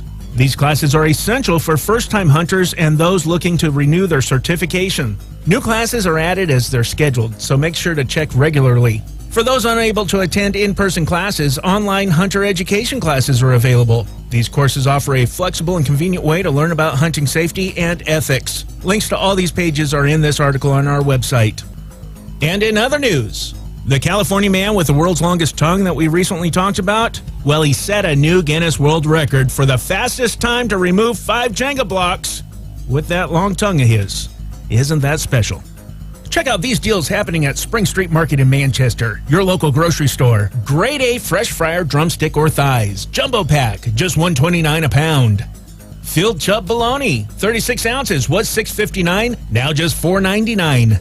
More deals like this at Spring Street Market, 801 South Spring Street in Manchester. That does it for today's news update. Find these stories in full detail and news updated as it happens on our website, where the news is always free, thunder1320.com, and on the Manchester Go smartphone app. Thank you for listening to Thunder Radio. You're listening to and supporting Manchester's only locally owned and operated media outlet.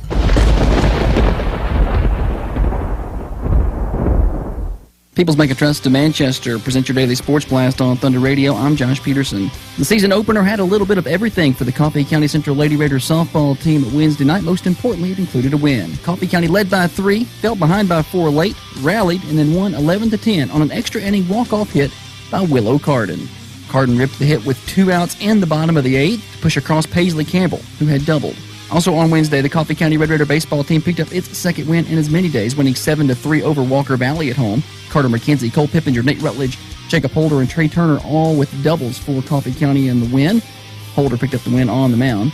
And Coffee County Tennis got 2 wins at home. Lady Raiders winning 4-3 with singles wins from Riley McNamara and Katie Lawrence, and the boys winning 6-1. Singles wins by Krish Patel, Liam Brown, Austin Dockery, and Xander Bloomquist. And coming up on Thursday is the Dream for We Foundation Getting Kids in the Game Radio-thon all day on Thunder Radio 6 to 6. More sports at thunder1320.com. Now from Thunder Radio WMSR, your latest local weather. Mostly sunny skies today with a high near 63 degrees. Moving into the night, showers likely with a low around 47 degrees. Join Thunder Radio for the inaugural Dream for We Foundation Radiothon today from 6 to 6. This all-day fundraising event is your chance to make an impact on our community. I'm Jackson Ham from the Thunder Radio Weather Center.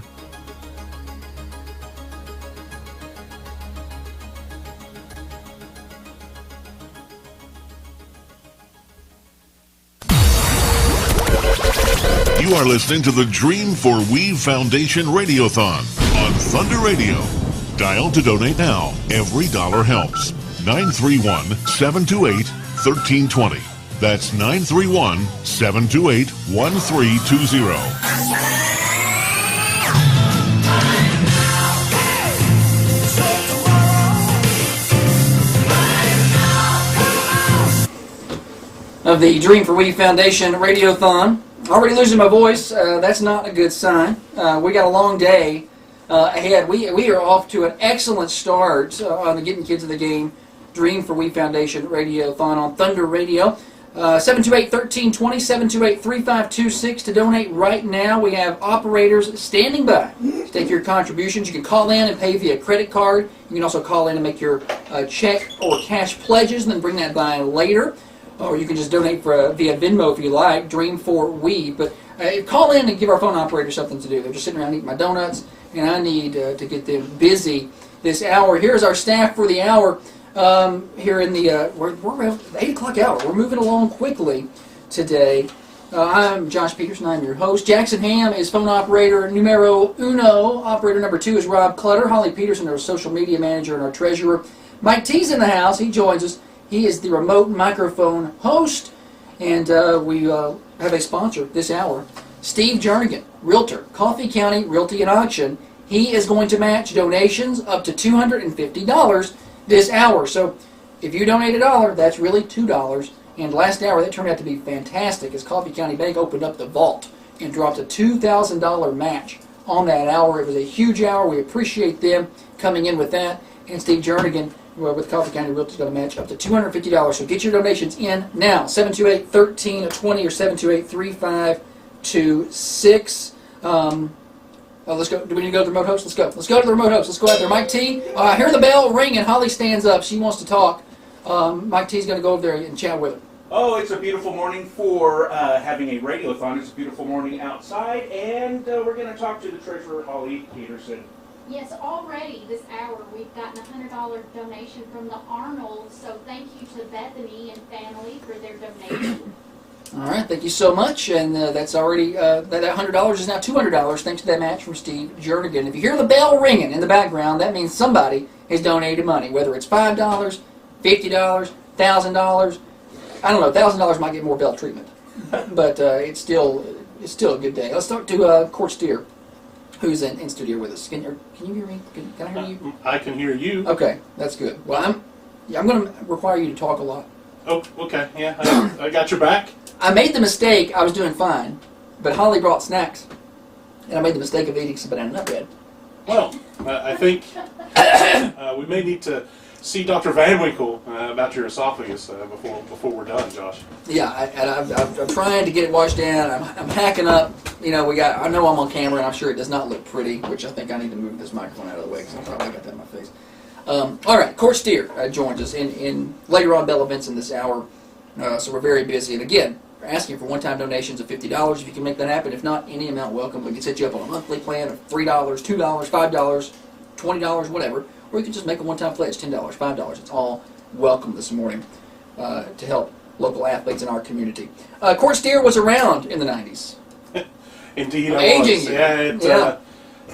My infancy in the sports community here in the 90s, yeah. Well, you obviously knew Dennis Weaver from that time, and we've spent a lot of time this morning kind of talking about how people knew Dennis, how they met him, and then, how maybe he impacted sports, how the foundation's impacted sports since. I guess let's go back to when you came through high school and how you eventually ran into Dennis Weaver. Yeah, Coach Weave, back in those days, for the football team, he was our, on the sidelines on Friday night, he was our get-back coach, making sure we did not get in Coach Breeden's way so that we didn't, suffer those consequences. And maybe even bigger, Dennis was in charge of our devotionals on Friday nights, okay. Most of my Friday night He hosted career he hosted God's Groove for a long time here on Thunder. Or it was back then. It was the Groove 1320. Yeah, he would either present the devotional himself to us and kind of help get our minds focused and centered, or he would set up. We had some really fantastic guest speakers over the years as well that he helped coordinate. But there was never a doubt that he was going to show up with just positivity radiating off of him. In some of my high school years, we had some success in the beginning, did okay at the end, but in the middle it was real lean, and you could always count on Coach Weave to show up with that positive mindset and know that he kind of had your back. And if you really needed him, not just for something on the field, but if you had needed him for something away from the field, you could feel pretty confident that he was a guy you could turn to. Yeah, and he was involved in football, and that was something that people kind of forget about, and Coach Breeden as well. Everybody thinks softball. He was involved in football, and you said he was the get-back coach. And I have a hard time envisioning that because he was the good cop. The get-back coach has got to be the bad cop. Well, he delivered it in a good way, but he also wasn't afraid to speak up and make sure you were where you needed to be. So, he was still, I would think, and the way I remember it, certainly you would still call him a good cop in those times. Yeah, absolutely. Well, you're comparing him to Jeff Breeden, who was the bad cop clean all the time. Not today. He came in here with some money. Good cop today. The first couple of years that Coach Breeden was a head coach on the football side, I can remember a day we stopped practice, ran 18 100-yard sprints, rested for 30 minutes, and started practice over. It wasn't always easy. But you know what? We're gonna start it over.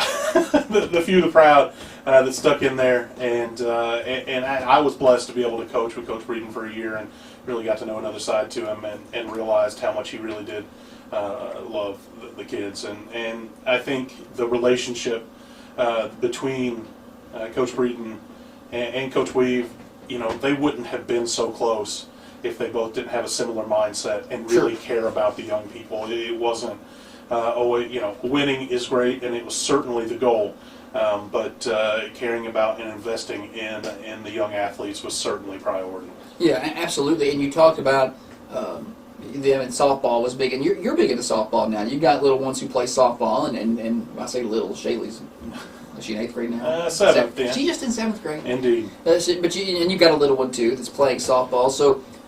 Fast pitch softball, a big part of your life, and fast pitch softball here. We talked to Coach Breeden about that during the 7 o'clock hour. It was built around what he was able to do, and then Coach Weave in the 90s, and I didn't want to overstate it, but I'll overstate it. I don't know if I'm overstating it or not, but I felt like the way softball grew in the 90s was they were a huge contribution to that. It wasn't. I don't want to say it's the same as women's basketball with Pat Summitt in the 80s, but. Right. Fast pitch softball was not a big deal.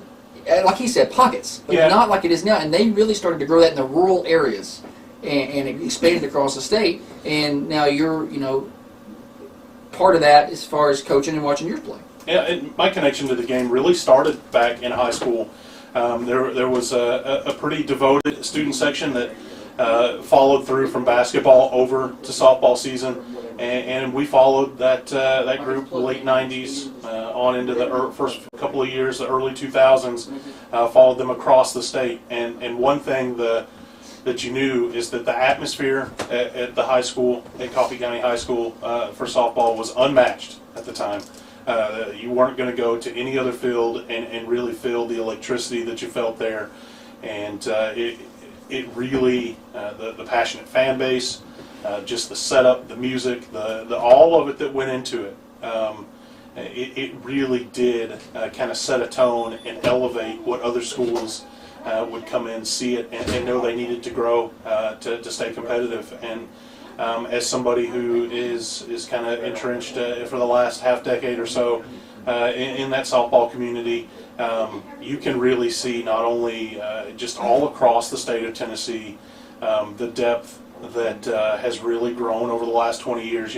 20 years ago, everybody talked about the softball out west on the West Coast, how different it was, but the Southeast and Tennessee in particular has really seen a resurgence, and the number of players that are on rosters, Power 5 on down in the college scene that come from these schools in the mid-state and all across Tennessee that really were affected by those pioneers back in the day that you had with Dennis Weaver being a big part of that and a big part of that support structure to build this program here.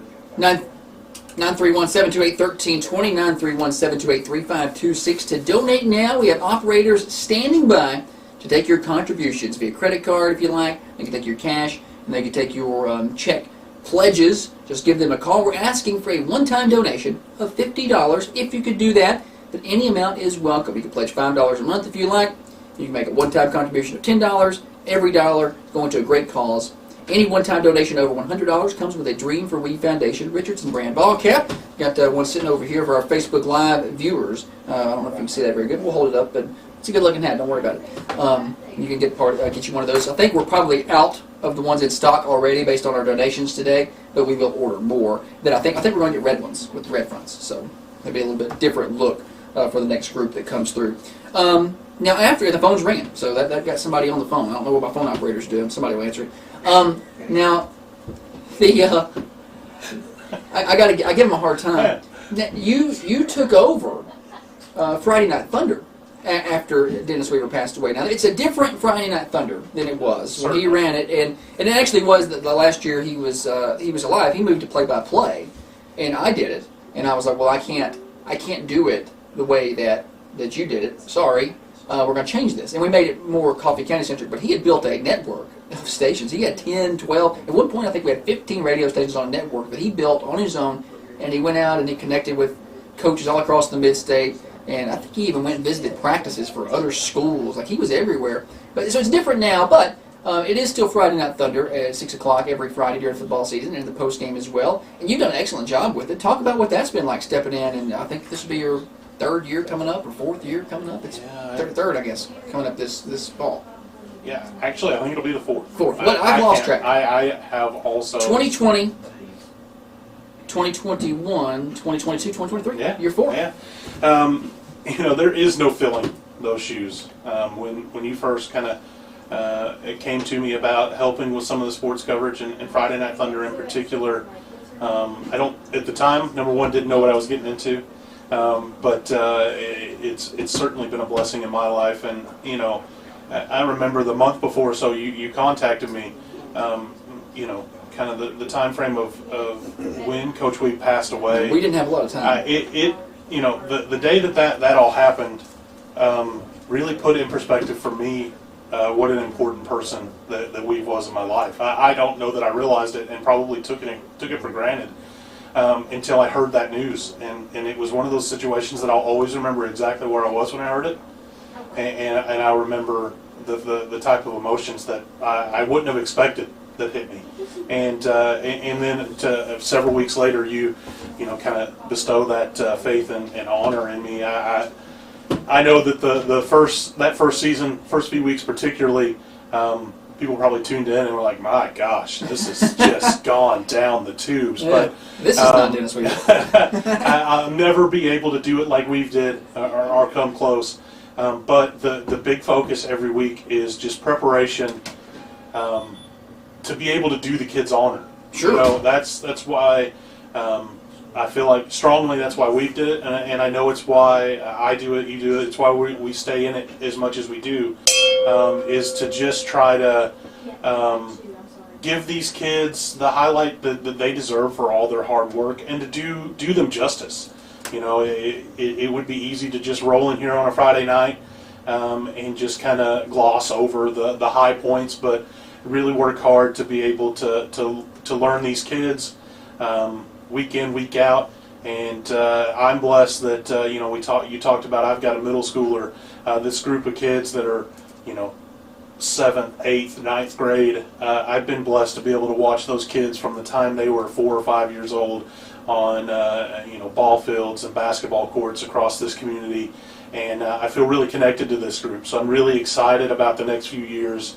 I really know a lot of these kids on a personal level, and even the ones that I don't know all that well personally, I know them really well athletically, having watched them their whole lives a lot longer than they even realize. And I just hope that we can continue to try to, if we can give it 50% of what we've did, we're doing pretty good. And just hope that we can live up to the high standard he set and continue to carry on his legacy with these local athletes. Court Steer is our guest here in hour number 3 of the Getting Kids in the Game Dream for We Foundation Radio-thon. Got a couple more minutes left with Court and then Bella Vincent later on in the show. I heard the bell ringing out there. We're going to go out there for an update in a minute. But I did hear the bell ringing. We've got more donations come in. The phone lines are open, 728-1320 if you'd like to call in. If you're watching on Facebook Live and more of a digital person, there's Venmo links and PayPal links there, or credit card links. You can send your money in, and it's been a good day. I can't wait to get the update from Holly in a minute. We are well above, I think, where we wanted to be, and I don't want to slow down because we're going to be here till 6 o'clock tonight, and we want to drive as much as we can when it comes to those donations. Last but not least, Steer, we want to thank you for all the work that you've done. You took off work today to be here, which is a huge. Like you came in to sit there and not answer phones, and that is much appreciated. Well, he was our phone operator at the 6 a.m. hour, which was slow as kind of anticipated, but I didn't want to not be ready in case people did call. But they've been ringing since. But took the day off work to be here with us today. That's something that you clearly did not have to do. We appreciate it. Well, I feel like it's the least I could do. The legacy of Dennis Weaver and what the foundation is working hard to carry on. Certainly worth a day's time off of work, and just I count myself lucky to be able to see it all go down firsthand here today. Absolutely. All right, we've got a lot more to do. A lot more to do this hour actually. That's Court Steer. The phone lines are open. Call in 728-1320. Operator standing by. Let's go out to remote microphone host extraordinaire, afternoon music man, news director Mike T. Hansen. He's in the lobby, and I've heard the bell ringing, Mike T. It was ringing, and I'd like everybody to know that I also took the day off work to come in here. Yes. I will not be in here this afternoon. We do have a couple more in, but before Holly gives the numbers, Holly, we had somebody come in and bring a check, which is wonderful. Yes. And who was that? That was Kevin Rowe, came in and donated $100. Oh, yes. When you donate $100, you're able to get a hat. Yes. He was going to donate 50, but decided he wanted the hat, and so he gave the other 50. So nice. Thank you to Kevin. Yes. Also, Jack Owens sent in $50, so thank you to Jack. Hey, one more thing, Holly. I thought that I heard. Now I try and overhear people, but my old hearing, you got to be yelling in my ear. But I've noticed. Wasn't Kevin saying something about? Did he say that he played football?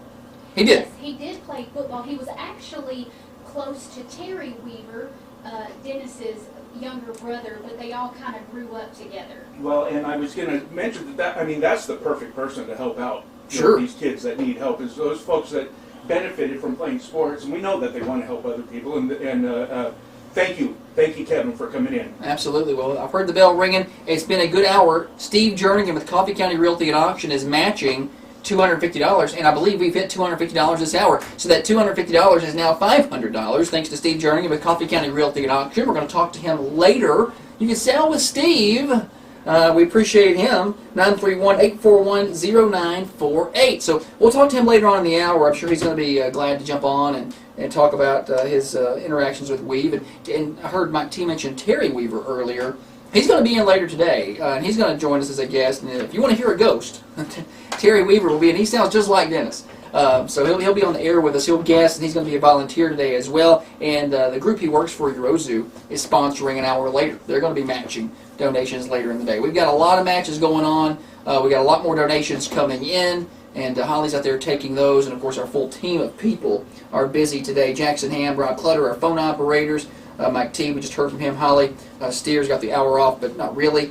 And our folks who are with Raider TV here today, they are extremely helpful. Thomas Galligan, Stephen Miller, Carwin Sherrill. They've got themselves a field trip today. They're basically here hanging out with us, and we appreciate them for putting on the Facebook Live feed. They're doing a great job. Let's take a break. Bella Vincent is going to come up in just a little while. She's in from Lipscomb, and I think she's on spring break this week, and her basketball season just wrapped up this past weekend. We're going to talk to her next. This is the Getting Kids in the Game Dream for We Foundation Radiothon on Thunder Radio. In from Lipscomb, and I think she's on spring break this week, and her basketball season just wrapped up this past weekend. We're going to talk to her next. This is the Getting Kids in the Game Dream for We Foundation Radiothon on Thunder Radio. You are listening to the Dream for We Foundation Radiothon on Thunder Radio. Dial to donate now. Every dollar helps. 931-728-1320. That's 931-728-1320.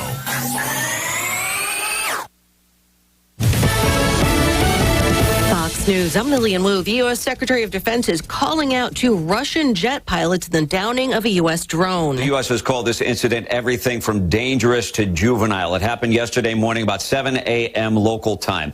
2 Russian fighter jets, Su-27 fighters, intercepted a U.S. MQ-9 Reaper drone doing what the Pentagon described as routine surveillance in international airspace over the Black Sea. The Pentagon says the fighter jets harassed the drone for about a half hour, buzzing dangerously close. Fox's Mike Tobin. The U.S. agrees that the fighters landed back in Crimea, but says that one of the fighters was indeed damaged. And a change in the manslaughter case against Alec Baldwin, a special prosecutor who doubles as a New Mexico state legislator, stepping down from her role in the case involving the death on the set of the movie Rust. America's listening to Fox News. Now, another update from the WMSR Thunder Radio News Center. Spring Street Market in Manchester presents your daily news headlines on Thunder Radio. I'm Michael T. Manchester City Schools and the Family Resource Center are teaming up to help students in need. They're calling for donations of school supplies or monetary contributions to help the families in the community who are struggling. America's largest annual tree planting event takes place this weekend across Tennessee. The day has been unanimously declared Tennessee Tree Day 2023. It's time to dust off your hunting gear and get ready for the turkey season in Tennessee. The TWRA has released the latest schedule for the turkey season. These are just some of today's headlines. You'll find more details on our website, thunder1320.com. Check out these deals happening at Spring Street Market in Manchester. Fresh cut, assorted boneless pork chops, a family pack, just $2.49 a pound. More deals like this at Spring Street Market. Thank you for listening to Thunder Radio, Manchester's only locally owned and operated media outlet. People's Make a Trust to Manchester present your daily sports blast on Thunder Radio. I'm Josh Peterson. The season opener had a little bit of everything for the Coffee County Central Lady Raiders softball team Wednesday night. Most importantly, it included a win. Coffee County led by 3, fell behind by 4 late, rallied, and then won 11-10 on an extra inning walk-off hit by Willow Carden. Carden ripped the hit with 2 outs in the bottom of the 8th to push across Paisley Campbell, who had doubled. Also on Wednesday, the Coffee County Red Raider baseball team picked up its second win in as many days, winning 7-3 over Walker Valley at home. Carter McKenzie, Cole Pippinger, Nate Rutledge, Jacob Holder, and Trey Turner all with doubles for Coffee County in the win. Holder picked up the win on the mound. And Coffee County Tennis got 2 wins at home. Lady Raiders winning 4-3 with singles wins from Riley McNamara and Katie Lawrence, and the boys winning 6-1. Singles wins by Krish Patel, Liam Brown, Austin Dockery, and Xander Bloomquist. And coming up on Thursday, it is the Dream for We Foundation Getting Kids in the Game Radiothon all day on Thunder Radio 6 to 6. More sports at thunder1320.com. Now from Thunder Radio WMSR, your latest local weather. Mostly sunny skies today with a high near 63 degrees. Moving into the night, showers likely with a low around 47 degrees. Join Thunder Radio for the inaugural Dream for We Foundation Radiothon today from 6 to 6. This all-day fundraising event is your chance to make an impact on our community. I'm Jackson Ham from the Thunder Radio Weather Center.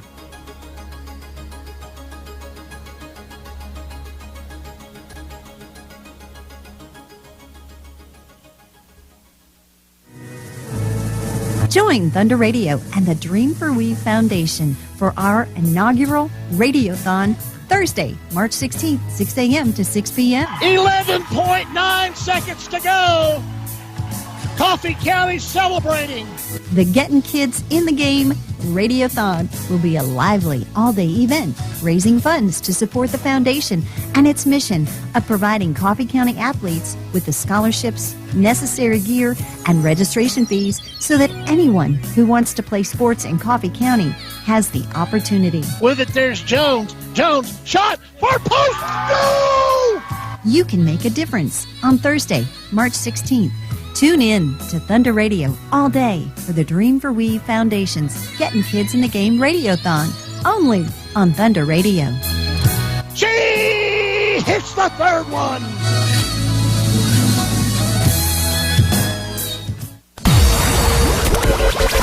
You are listening to the Dream for We Foundation Radiothon on Thunder Radio. Dial to donate now. Every dollar helps. 931-728-13. We're off to a good start today. The Getting Kids in the Game Dream for We Foundation Radiothon. 728-1320 or 728-3526 to donate right now. We have operators standing by to take your contributions via credit card, or you can make your cash or check pledges, then bring that by later to 1030 Oakdale Street. We're asking for a one-time donation of $50 if you can do that, but any amount is welcome. You can pledge $5 a month if you'd like. You can do $10 today, $1, it doesn't matter. Bring it by. We would love to have you be part of the foundation. Any one-time donation over $100 comes with a Dream for We Foundation Richardson ball cap. We'd love to get that to you. Remember, the Dream for We Foundation is a 501c3 organization.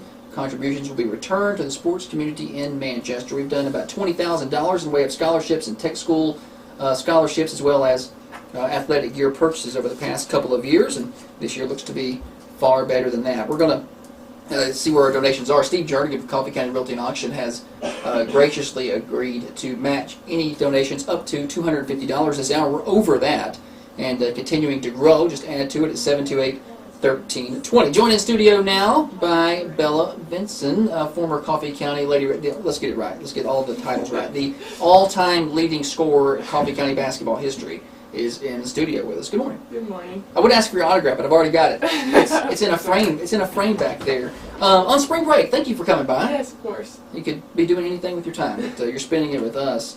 We're going to talk a little bit about your time at Coffee County, of course, any interactions with Dennis Weaver and all of that, and growing up here, and your time at Lipscomb. We're going to kind of chronologically go through things. Let's go back to Little Bellers. What got you interested in basketball? Because this has clearly been something that has grown on you, and it fits you well. Yeah, I guess. Just I got thrown into it. My dad loved basketball, so he was like, I guess my kids are going to play basketball. So Right. that's the league, and then just kept working towards, kept enjoying it, and then kept playing. Was there any, did you know immediately that it was something you liked? Did it take some time? I don't really remember. I mean, Okay. I think I was just naturally kind of good at it. So if you're good at it, you tend to want to keep doing it. So Exactly. I guess that's what happened. Yeah, if you were bad at it, you probably wouldn't want to do Probably that would've been anymore. Did you ever do any other sports than basketball? I played a little golf.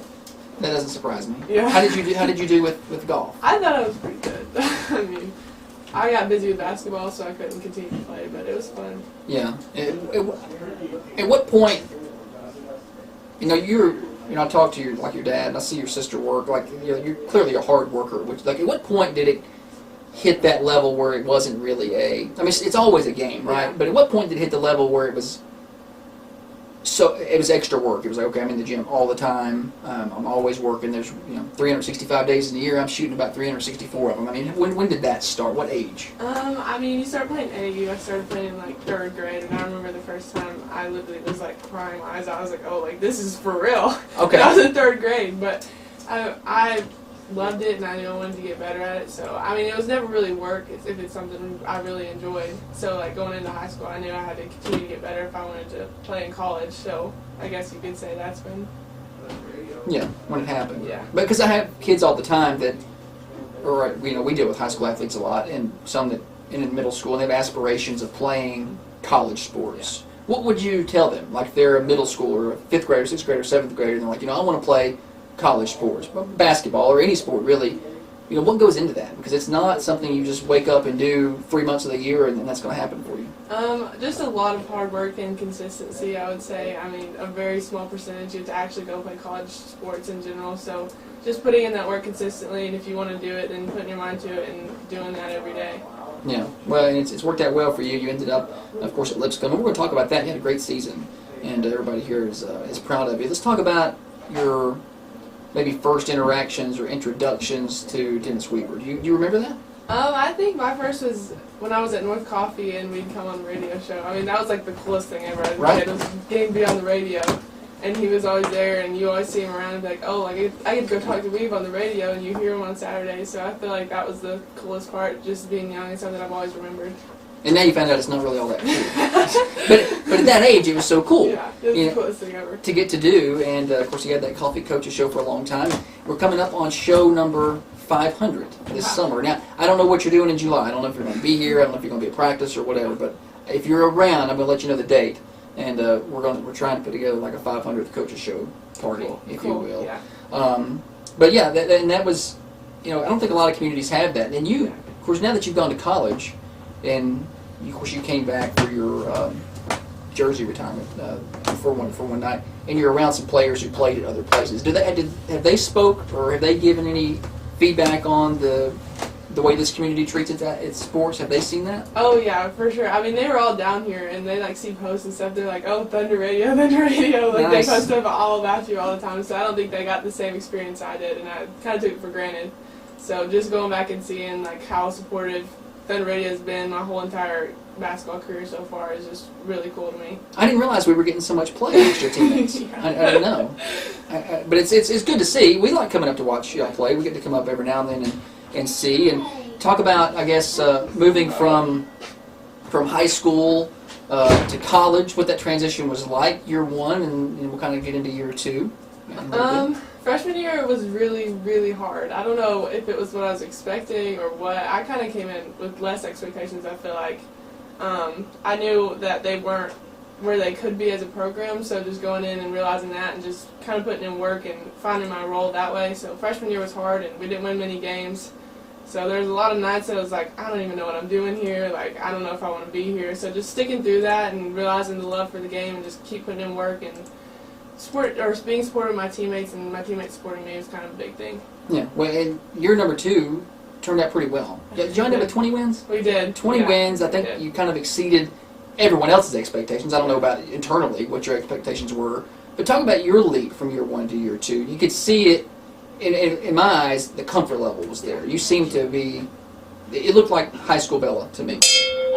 Yeah, it was a lot of fun. A lot less pressure, I feel like, was the biggest thing, just taking that pressure off myself. And Coach kind of helped me with that, and she kind of wanted me to step up into kind of like a leadership role, which is something, I guess you could say I was the leader in high school, but I've never been a vocal real leader. So just kind of figuring that out and having fun with my teammates and just playing the game that I loved and finding that love again. Is it tough for you to go into a leadership role like that when you're so young? You're a sophomore. Yes. And you're playing with older girls. Yes, very, very tough. And it's something I still got to get better at. I mean, I'm going to be an upperclassman next year. But she's always like, we don't have freshmen. We're all the same. So if I want you to take that leadership role, then you're going to have to do that and be more vocal. So. Well, you ended up with a great season. Lost in the second round, I think, of the ASUN tournament to Liberty, but ended up being a really good year. Got some good wins. Took Vanderbilt to the wire at their place. Unfortunately, they lost that when we were there for that, but able to play with almost anybody from what we've been able to see. To talk about where you see yourself more so than and the team next year once you got another year under your belt, another off season, and what you think next year's going to bring.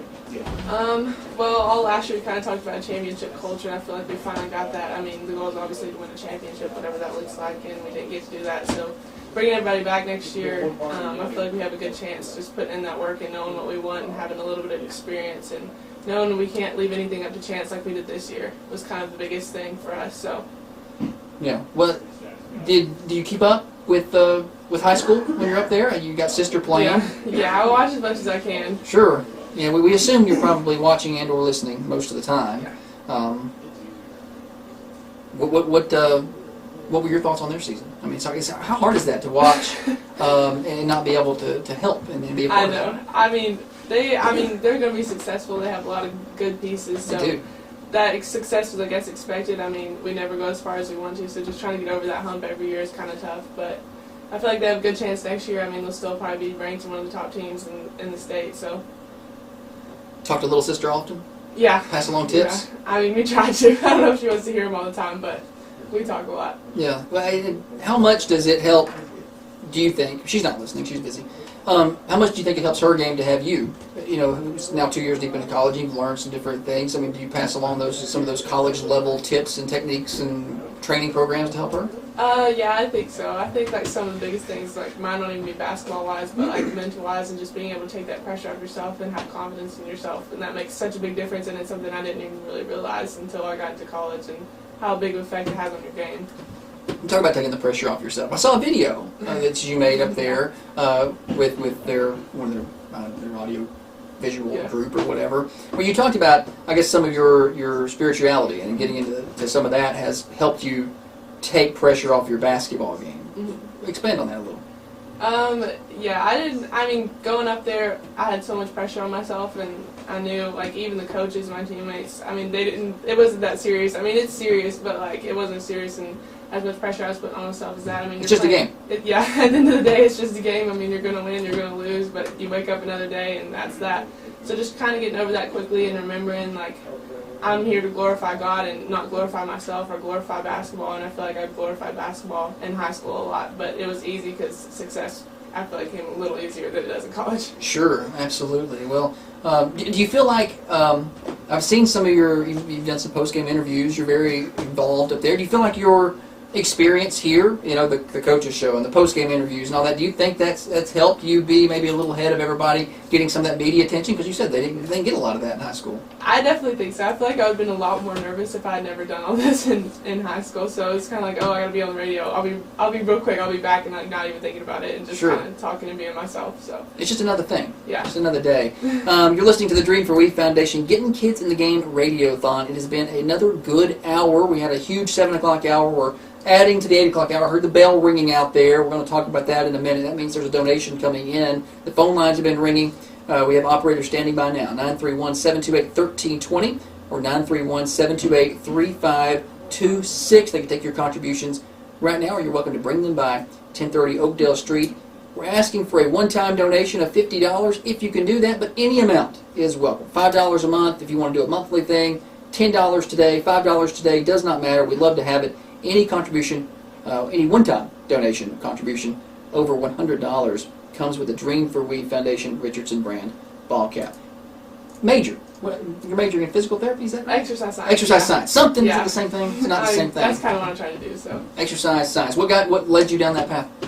I mean, I kind of wanted to stay connected to sports maybe somehow, and I've always been kind of interested in the medical field. I mean, I've had some injuries, so going physical therapy and seeing how they interact with you is pretty cool. But I kind of have leaned towards doing physical therapy like pediatrics and kids, so I'm not really sure yet. Not sure yet, but you want to be involved with sports, maybe some medicine, some kids. You can kind of mix all that together. Not coaching.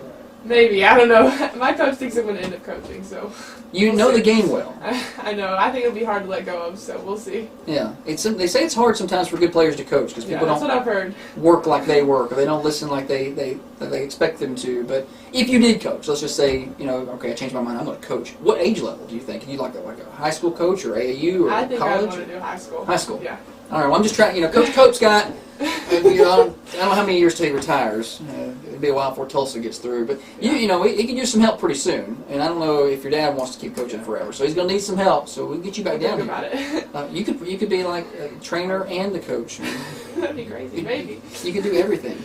Bella Vincent, our guest this morning in the 8 o'clock hour. Looking ahead to the next hour, the 9 o'clock hour, Mike Jernigan with Al White Ford Lincoln is going to join us on the telephone, and Chad Dyer is scheduled to be in. The college reaching out to those people to make sure they remember their time slots. And Ron Clutter is actually going to host next hour. I'm going to take the hour off and go eat some more of that banana nut bread and try to get myself recovered.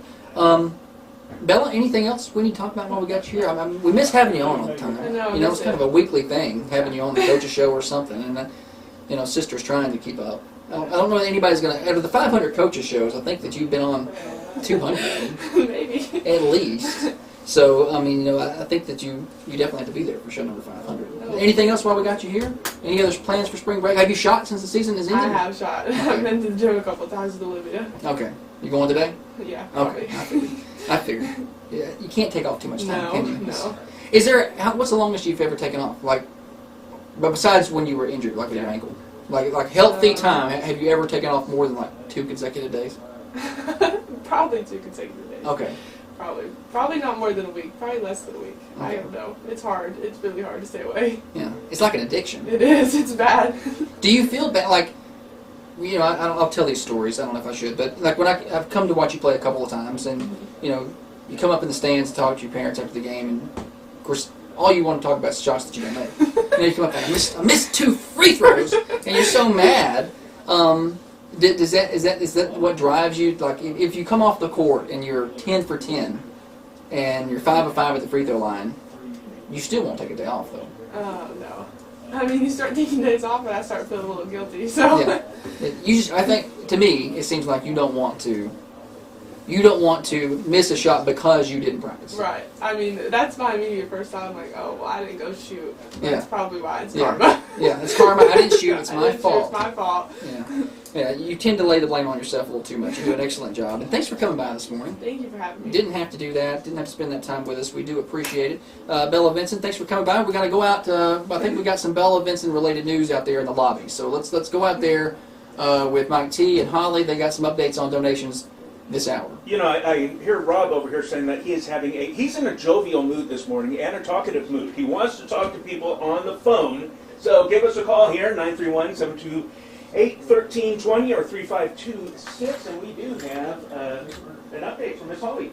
Yes, speaking of the Vincents, they actually donated $100, so thank you. Yes! Dwayne over at Turf Green donated $250, and Armando Toronto also donated $100. That puts us at $3,420 so far. Good start. Does that include the match? No, that does not include the matches. Okay, that does not include the matches. So we're well up there in our numbers, and well on our way to a good day today. We were trying to get to that $8,000 to $10,000 range, and we're just in hour number 3. So very happy about that. You can donate 728-1320, 728-3526. All money to the Dennis Weaver Dream for We Foundation Fund. We did about $20,000 in scholarships over the past 2 years. We purchased running shoes, we purchased equipment and all that stuff, and we're going to continue to do that over the next several years, and hopefully at a bigger scale as we go along. Because college ain't cheap. $1,000 doesn't do much, but it doesn't do much. That's a Bella. No, that's not just not. It does, but we're trying to add to that as we go. And you're listening to the Dream for We Foundation, Getting Kids in the Game Radio-a-thon. Do not go anywhere.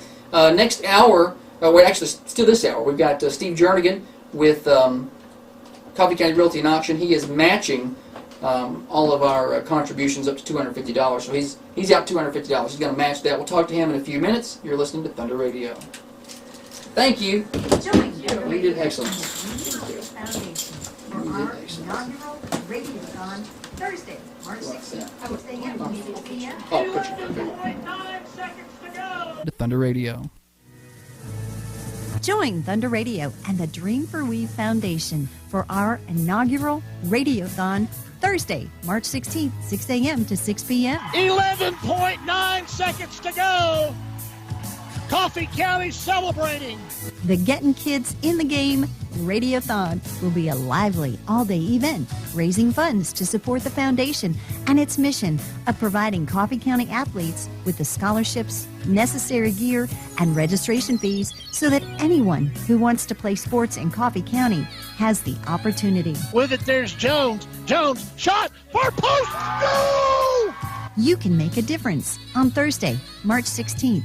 Tune in to Thunder Radio all day for the Dream for We Foundation's Getting Kids in the Game Radio-a-thon, only on Thunder Radio. She hits the third one. People's Bank of Trust to Manchester present your daily sports blast on Thunder Radio. I'm Josh Peterson. The season opener had a little bit of everything for the Coffee County Central Lady Raiders softball team Wednesday night. Most importantly, it included a win. Coffee County led by 3, fell behind by 4 late, rallied, and then won 11-10 on an extra inning walk-off hit by Willow Carden. Carden ripped the hit with 2 outs in the bottom of the 8th to push across Paisley Campbell, who had doubled. Also on Wednesday, the Coffee County Red Raider baseball team picked up its second win in as many days, winning 7-3 over Walker Valley at home. Carter McKenzie, Cole Pippinger, Nate Rutledge, Jacob Holder, and Trey Turner all with doubles for Coffee County in the win. Holder picked up the win on the mound. And Coffee County Tennis got 2 wins at home. Lady Raiders winning 4-3 with singles wins from Riley McNamara and Katie Lawrence. And the boys winning 6-1. Singles wins by Krish Patel, Liam Brown, Austin Dockery, and Xander Bloomquist. And coming up on Thursday, it is the Dream for We Foundation Getting Kids in the Game Radio-a-thon all day on Thunder Radio 6 to 6. More sports at thunder1320.com.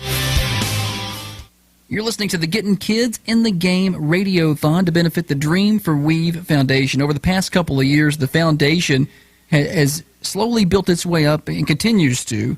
And one of the areas that the foundation's really focused on is trying to help athletes who need that help. And we've been able to do that in a few different sports. One of those has been some sports that Matt Rossman is involved in, and we've got him with us on the phone. And we'll let him just talk just a little bit about some of the impact that the foundation has had with athletes that he knows. Yeah, it's a great opportunity for kids. I mean, as you know, sports are just expensive, and with everything just getting more expensive by the day, it's a lot for kids and parents, and especially parents that have multiple kids. And so, yeah, it's been a good opportunity. Coaching in cross country and track, shoes are really expensive to run in, and just the Dream for We Foundation has given our kids some shoes when they've needed it, and it's just been a really good opportunity to help out in the community, and it's a great resource. Yeah, and we try to continue to do that, continue to grow, and if there's coaches out there who know of those needs, we definitely want to know about them. Reach out to us at Thunder Radio and let us know. It's 728-1320. Coach Rossman has done that a few different times. We've been able to contribute, and so far we've been able to contribute to pretty much anybody who asks. But hopefully we get to a point where we have so many requests we can't necessarily take them all. But right now, pretty much we're helping anybody that we can. So, Coach Rossman, we appreciate you just spending a couple minutes with us, letting us know about ways the foundation has helped out some of your athletes. Yeah, we appreciate all you all do. Now, another update from the WMSR Thunder Radio News Center. Spring Street Market in Manchester presents your daily news headlines on Thunder Radio. I'm Michael T. Manchester City Schools and the Family Resource Center are teaming up to help students in need. They're calling for donations of school supplies or monetary contributions to help the families in the community who are struggling. America's largest annual tree planting event takes place this weekend across Tennessee. The day has been unanimously declared Tennessee Tree Day 2023. It's time to dust off your hunting gear and get ready for the turkey season in Tennessee. The TWRA has released the latest schedule for the turkey season. These are just some of today's headlines. You'll find more details on our website, thunder1320.com. Check out these deals happening at Spring Street Market in Manchester. Fresh cut, assorted boneless pork chops, a family pack, just $2.49 a pound. More deals like this at Spring Street Market. Thank you for listening to Thunder Radio, Manchester's only locally owned and operated media outlet. You are listening to the Dream for We Foundation Radiothon on Thunder Radio. Dial to donate now. Every dollar helps. 931-728-1320. That's 931-728-1320. To Garrettson, top of the key, over the top to Vincent. Shot up, good, fellow Vincent. We'd love to have you be a part of it. 728-1320, 728-3526. Steve Jerningham with Coffee County Realty and Auction has agreed to match up to $250 in donations this hour. We busted through that. And matter of fact, Steve was supposed to join us this last segment, but he had a client to come in, and of course we understand that. He's got to deal with business. Probably got that business from his sponsorship this hour, I'm most certain of it. So we won't talk to him, but we're going to do a couple other updates. Thank you to our guests this hour, Court Steer and Bella Vinson. We appreciate them coming in. And also our staff. I hear the bell ringing. We're going to go out there and talk about that in a minute. Let's go out to the studio or to the lobby. We got our remote guest, a remote host out there, Mike T. He's got Holly, our treasurer. Let's get some updates. You know, these people stopping by and dropping off checks that they promise. It's nice because everybody knows that Holly is the host with the most, and she's going to try and feed you breakfast. So come on in and drop off a check. Yeah, we got some donuts. So thank you to Lori Perry. She is Venmoing us a donation. If you're too afraid to call up here, maybe that's not... We won't put you on the air, I promise. Yeah, just you can Venmo or PayPal us. That is Dream4, the number 4, We, on our Venmo. You can look up the links on our Facebook Live video. I have posted those down there.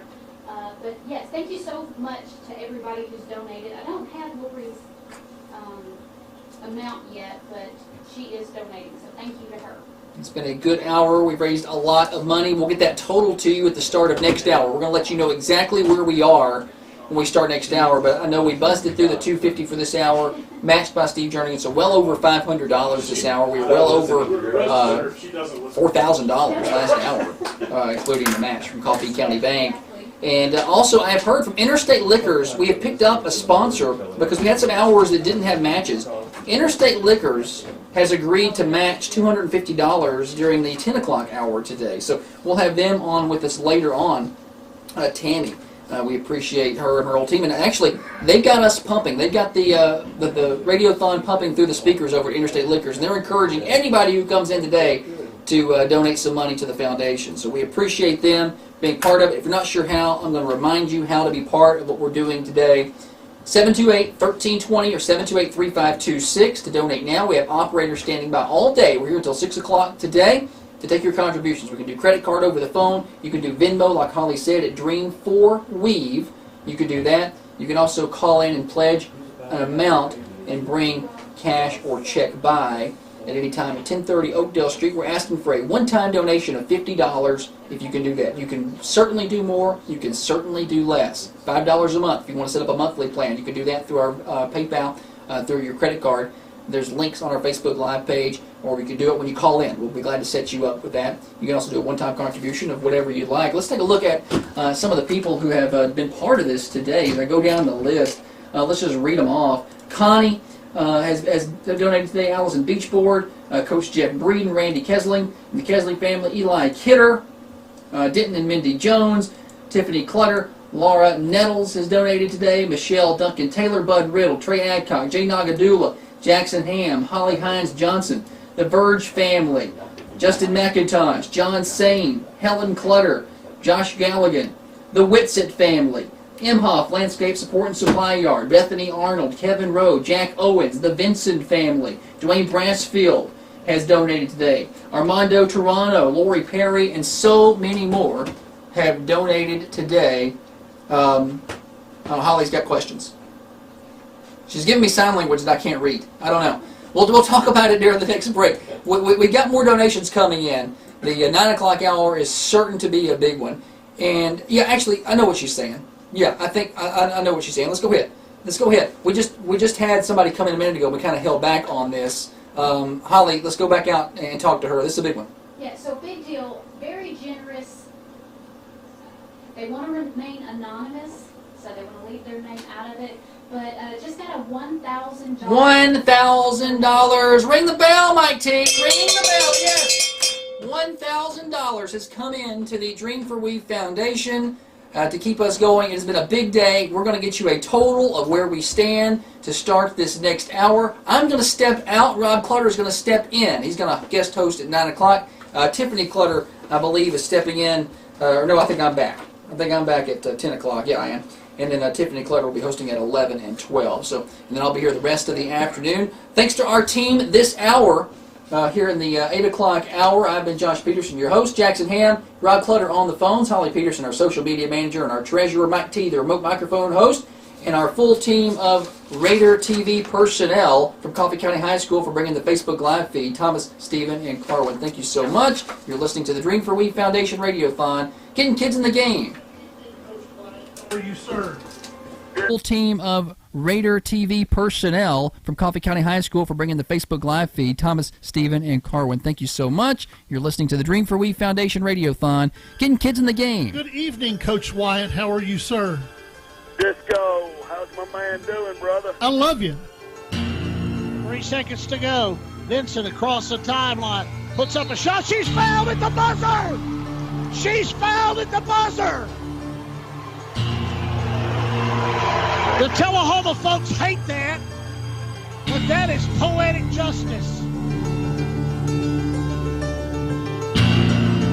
She hits the first one. She hits the second one. She hits the third one. It is championship point for the Lady Raiders. Kaya Farrell set to serve it.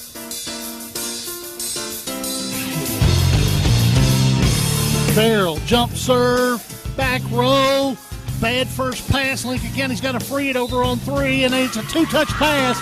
Coffee County gets the district championship on a 2-touch pass. Coffee County is your District 8 AAA champions.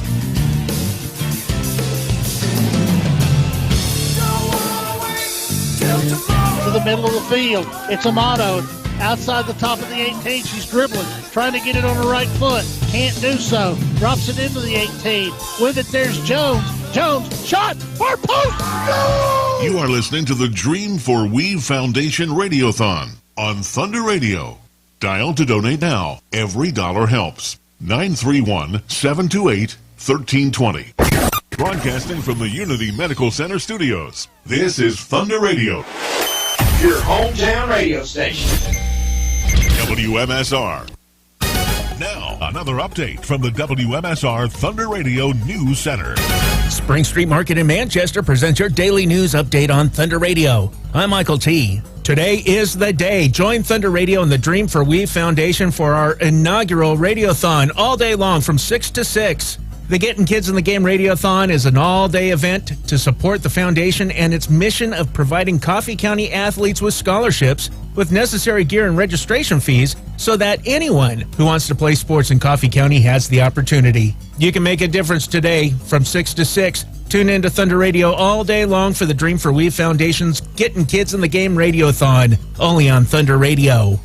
Manchester City Schools and the Family Resource Center are teaming up to help students in need. The Family Resource Center is calling for donations of school supplies or monetary contributions to help the families in the community who are struggling. The campaign, titled We Care Together, encourages members of the community to donate school supplies to ensure that every student has the necessary tools to succeed. A backpack filled with school supplies costs roughly $12, and the Family Resource Center is accepting monetary donations to purchase backpacks and school supplies. Additionally, individuals can purchase pre-filled backpacks that contain a range of school supplies. BJ Sylvia, the Family Resource Center coordinator, encourages anyone interested in donating or seeking more information to contact the center. America's largest annual tree planting event takes place this weekend across Tennessee. The day has been unanimously declared Tennessee Tree Day 2023 by the Tennessee General Assembly and Governor Bill Lee, and it takes place on March 18th. Over 8,000 Tennessee residents have signed up to plant more than 100,000 native trees during this event organized by the Tennessee Environmental Council, a nonprofit organization.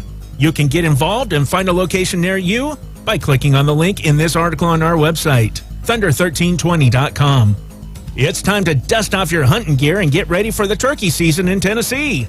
The season is starting a little later this year with young sportsmen on April 8th through 9th and shotgun and archery from April 15th through May 28th. Make sure to mark your calendar and plan accordingly. To help hunters prepare, the Tennessee Wildlife Resource Agency has released the latest schedule for turkey season, which can be found on their website. The website also offers important information on regulations, licenses, and permits. Moreover, the TWRA is offering hunter education classes across the state to ensure safe and responsible hunting practices. These classes are essential for first-time hunters and those looking to renew their certification. New classes are added as they're scheduled, so make sure to check regularly. For those unable to attend in-person classes, online hunter education classes are available. These courses offer a flexible and convenient way to learn about hunting safety and ethics. Links to all these pages are in this article on our website. And in other news, the California man with the world's longest tongue that we recently talked about, well, he set a new Guinness World Record for the fastest time to remove 5 Jenga blocks with that long tongue of his. Isn't that special? Check out these deals happening at Spring Street Market in Manchester, your local grocery store. Grade A fresh fryer drumstick or thighs, jumbo pack, just $1.29 a pound. Filled chub bologna, 36 ounces, was $6.59, now just $4.99. More deals like this at Spring Street Market, 801 South Spring Street in Manchester. That does it for today's news update. Find these stories in full detail and news updated as it happens on our website, where the news is always free, thunder1320.com, and on the Manchester Go smartphone app. Thank you for listening to Thunder Radio. You're listening to and supporting Manchester's only locally owned and operated media outlet.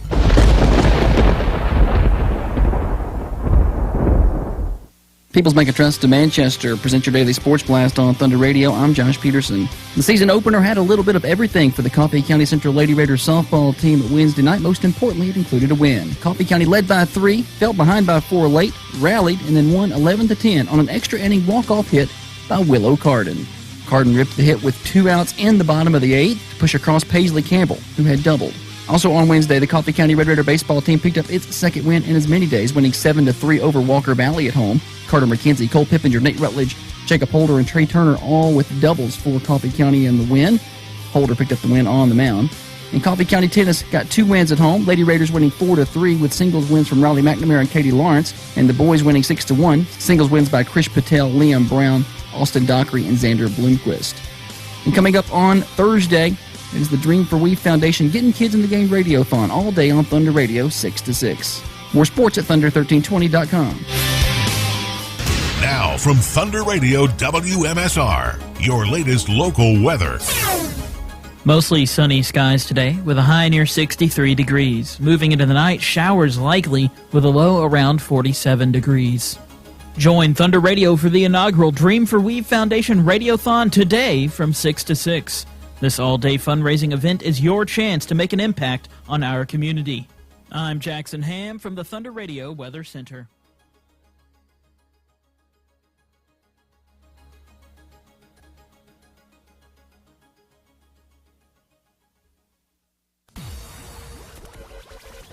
Listening to the Dream for We Foundation Radiothon on Thunder Radio. Dial to donate now. Every dollar helps. 931-728. Foundation Radio Telethon here on Thunder Radio on this beautiful Thursday. The sun has come out. I mean, it's still a little chilly, but it's better, and it's a great time for you to be tuning in. We appreciate you listening today. We know this is different than regular programming here at Thunder Radio, but we feel it's a pretty special day.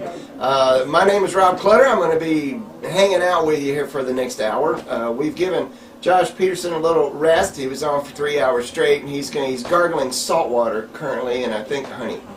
Honey and lemon. Honey and lemon, yeah. So we're going to get him back in here in a little bit, but we're going to give him a little break. Thanks so much for hanging out with us for this big day. Telephone numbers here if you'd like to call in are 728-1320 or 728-3526. We are not going to put you on the air. We do have operators that are standing by, and we are, bottom line, we're looking for your money. We would really appreciate you. You know, Dennis Weaver was my best friend, and it hurt a lot when we lost him way too early.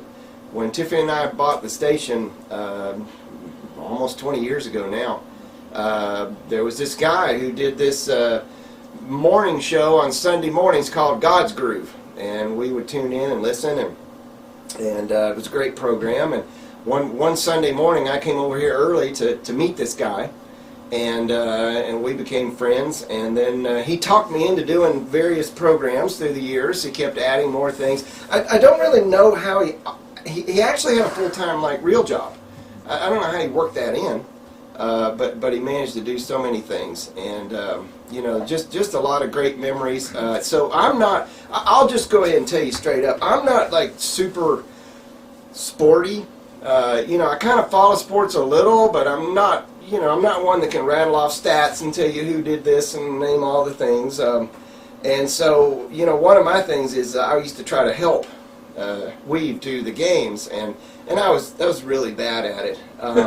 I was supposed to be the color commentator, and one of the things that I've still not lived down to this day is Weave and I were doing a basketball game, and he would come up with these little sayings so quick. He was so fast with these, you know, I don't even know what you call them, little sayings or whatever about what was going on. And so one day I was helping him do a basketball game, and somebody had a fast break, and they ran down the court, and he says, "What do you think about that, Rob?" And I said, "Wow, he's faster than every game." He would have these extensive spreadsheets of, you know, to keep track of fouls and points and all these different things. And so he asked me to do the spreadsheet, and he had colored pencils, and you had a different pencil color you were supposed to use for each thing. And I used the wrong color pencil to mark a foul, and he took the paper away from me and all the pencils, and he never let me do it again. But I loved him dearly, even though he would pick on me. Is this me on the phone? All right, speaking of memories, we've got Mike Jernigan. Mike, are you there with me? Wait a minute, let me turn this on. You there? Yes, sir, I'm here. All right, this is Mike Jernigan with Al White Ford, which of course is the home of the Coffee Coaches Show each and every Saturday morning. Mike, appreciate you joining us a little bit on this special day.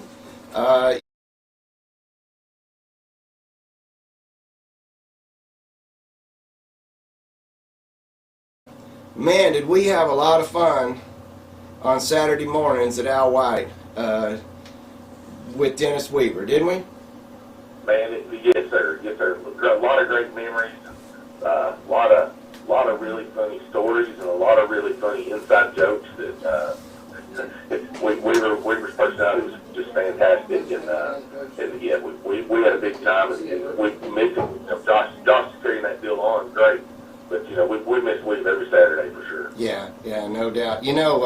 For those of you who Bits who of are shopping not at familiar American or don't Enterprise shop Outlet. at Al White, shame on you, but that's actually a wee joke there. There is a lot of there's a lot of behind the scenes fun that goes on as you got the guys there. You guys are always there's a lot of practical jokes and things that you guys play on each other, and man, we was just all over that. And an instigator of a lot of it, wasn't he, Mike? Yes, sir. Yes, sir. He sure was. And our crew, most of our crew has worked together since the '90s. So if you don't pull some practical jokes. An instigator of a lot of it, wasn't he, Mike? Yes, sir. Yes, sir. He sure was. And our crew, most of our crew has worked together since the '90s. So if you don't pull some practical jokes and stuff, you're going to go kind of crazy looking at each other all day. So, but yeah, we was the first one to jump in, and he would. I remember specifically one time my coworker Trey Paris he had to go on a vegetarian diet, and Weaver gets him on the radio and just torches him. He says, "So you're saying today, Trey, that you'll if somebody comes down here and buys a car that you'll save them a lot of cabbage, right?" He made every vegetable joke that you could possibly make on the air. Nobody on the radio had a clue what was going on, but we're sitting here just dying laughing. So it was awesome. I remember that. That was a lot of fun. And I would help Weave out, and he was particular because if I wasn't paying attention, which sometimes I have a bit of ADD, and I didn't play the right thing at the right time as the board op, boy, he would correct me quickly. So he was a good coach as well. You know what I'm saying? Yeah, no doubt. Man, he's so easy to talk to. And the thing that I think of most about Dennis is he knew every person that came in here, and whether he liked them or not, when you got through talking to him, you felt like he cared a lot about you. He knew your name. All these kids. You had kids on sports that I didn't even know existed, and he's like, "Hey, man, how you doing?" And he knew their name and knew what they'd been working on and all that stuff. And he was a very passionate person. He was passionate about sports, but more importantly, he was passionate about our youth. And I just think it's fantastic that Thunder Radio just is carried on that tradition to do the Saturday morning coaches show, because we're coming up on 500 shows, and I know. It's hard to believe, isn't it? Just an incredible run, and we enjoy it every week. So, well, Mike, and we certainly appreciate it. Wouldn't be possible without you guys at Al White Ford Lincoln either, because you guys sponsor the show, and so that's obviously in this business that's a big component of the deal. So, and I know beyond the Coffee Coaches show, Al White is much like Dennis Weaver. You guys have been a huge part of the sports community here in Coffee County. Whether you see a little league team with Al White on the back, or you see a banner at the softball field or the soccer field or the football stadium or whatever. You guys are super involved and supportive of youth athletics in this community, and that's why I think you and Weave, y'all and Weave in that program were a really good match. Still are. Yeah, and we've been this. The community sure does. Without the community that we're blessed to be a part of, none of those things are able to happen, because obviously if we're not profitable and making a living, we're not able to do any of those things and help out with any of the programs that we donate to, or the foundations that we donate to, or any of those things. None of it's possible without people coming here and doing their service work here and giving us an opportunity to sell you a car, and just all those things.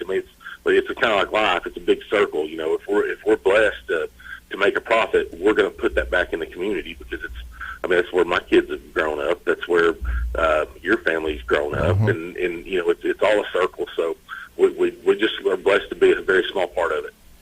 Mike, so, you know, I mentioned this Josh had me on at 6:10 this morning, and I doubt if the same people are listening, so I think I can safely say this story again. But when we first came to me about the idea of doing the Coffee Coaches Show, and this is something that you alluded to a minute ago, you know, there's a lot of coaches shows, right? I mean, a lot of radio stations have coaches shows. They bring in the coach, you talk to the coach, and that's all, and those are fine. They have a place, no problem. But Weave's concept of a coaches show was really unlike anything that I had ever heard of before, because he told me, he says, well, I want it to be about the kids. I want to have the kids in here, and I want to talk to the kids, and I want to ask them these fast 4 questions, and I want the kids to laugh, and you know, and not only focusing on the kids, but you kind of mentioned this earlier before, but you know, it wasn't limited just to football and basketball and I guess what you'd call kind of the big time sports, and nothing against those. Don't take that the wrong way, but you know, there was wrestling teams in there. There was cheer. There was swim team. I mean, if we had a checkers team, he probably would have had them in there. No, there's no question. There's no question. And he didn't want any of those kids left behind and left out. And you can see it's so cool because I've had a couple of my boys go through these programs, and they've both been on the radio, and as a father watching them come in there, and the nervousness and you know, it's just one of those things that most kids in most towns don't get the opportunity to do, and I get to see it, you know, every Saturday with different kids, and you know, we've been doing this for years and years now. And it, you know, it's generational, and you see brothers and sisters and it's just every sport that you, like you said, you know, every sport that you can imagine, you know, that he has them up here. So it's just really cool. I mean, and Josh is doing a great job of carrying that on this week. He is. The dance team on this week, and it's really cool. So, you know, one of the things you talked about being nervous, you know, and a lot of those kids would come in, and they were kind of nervous about being on the radio, and we would do this all the time right before we would go on the air, like 10 seconds before going live. He would look at the kids and he would say, "Are you nervous?" And you know, one or two of them would always shake their head, say, "Yeah," and he'd go, "Me too." And then he'd put on his headphones and go right into the thing. And he would tell that joke over and over, and it was because you'd see the look on those kids. You know, they were expecting some words of encouragement, and he would just say, right. "Yeah, me too." Yeah, and Weave's humor was so good, and it just made people comfortable. So yeah. Well, we certainly appreciate you, Mike, and all of your crew, and the you know, the ownership there, and your support of you know, kind of the same thing of the Coffee Coaches Show and all that. You know, you guys are such a huge part of this community, and I appreciate you coming on here with me this morning. You have any final thoughts? Yeah, just if you're able to put some money in this foundation, I just would encourage anybody out there listening to know 100. You know, a lot of times when you give money to something, you give out of a sense of guilt, or you give out of a sense of it's the right thing to do. Just know that if you give to the Dennis Weaver Foundation, that you can bet your bottom dollar that the funds raised from this program, from this foundation, are absolutely being spent on what they're supposed to be spent on. The people who are running this program are doing a really good job of making sure that the money gets put into scholarships. And firsthand, I can tell you that I've my son's come across a child in need, and reached out to Josh, and they had new cleats for this kid, new batting gloves, whatever the need was at that time, they provided it. So if you're in a position to be able to give to the Dennis Weaver Foundation, please pick up the phone and make a donation, whatever you can. And on that note, please put Al White, Ford Lincoln down for a $250 donation as well. Thank you so much, Mike. We really appreciate you in so many ways. And there's the bell ring. Awesome. Thank you, Michael. Have a good day. Y'all are doing good work. Okay. Later. Thank you, sir. All right, that's Mike Jernigan with Al White Ford Lincoln, and that is the home of the Coffee Coaches Show, which was initiated by Dennis Weaver, and I would like to point out is extremely capably carried on by Josh Peterson. Josh does a great job, and you know, if you're not a regular listener to that program, tune it in sometime. You know, even if you're kind of like me and you're not somebody who follows sports really closely, it's a fun show. It's really fun to hear the kids' thoughts. You know, it's one thing to hear the coaches. And we would love for you to call us. You can call us at 728-1320 or 728-3526. And we have operators who are waiting for your call. You can pledge some money toward the foundation. We would appreciate that. Look, $5 is great. $5 helps a lot. Or you can do $50, or you can do whatever you can. You can also go to our Facebook page and find the link for the PayPal Venmo thing. I don't really know how to do that, but we can help you with that too if you'd like to call. They can put that in there for you, and you can do it on your check card or your credit card. You can also set that up monthly. So you might say, hey, look, I can do $5 a month. $5 a month to help out. And now, so maybe you're asking yourself, hey, I just tuned in, so you guys are begging for money. What is this? Well, Dennis Weaver, the voice of Coffee County Sports, passed away it'll be 3 years here pretty soon. And we miss him. And after he was taken from us, we thought, well, how do we let this spirit live on? Earlier we were listening to some clips of him doing a game, and man, he was so excited. And how do we carry this on? And so, several of us got together and we formed the Dream for We Foundation. This is a registered 501c3 organization. So it's all legit and that sort of thing, legal and tax deductible and those sorts of things that are involved in that.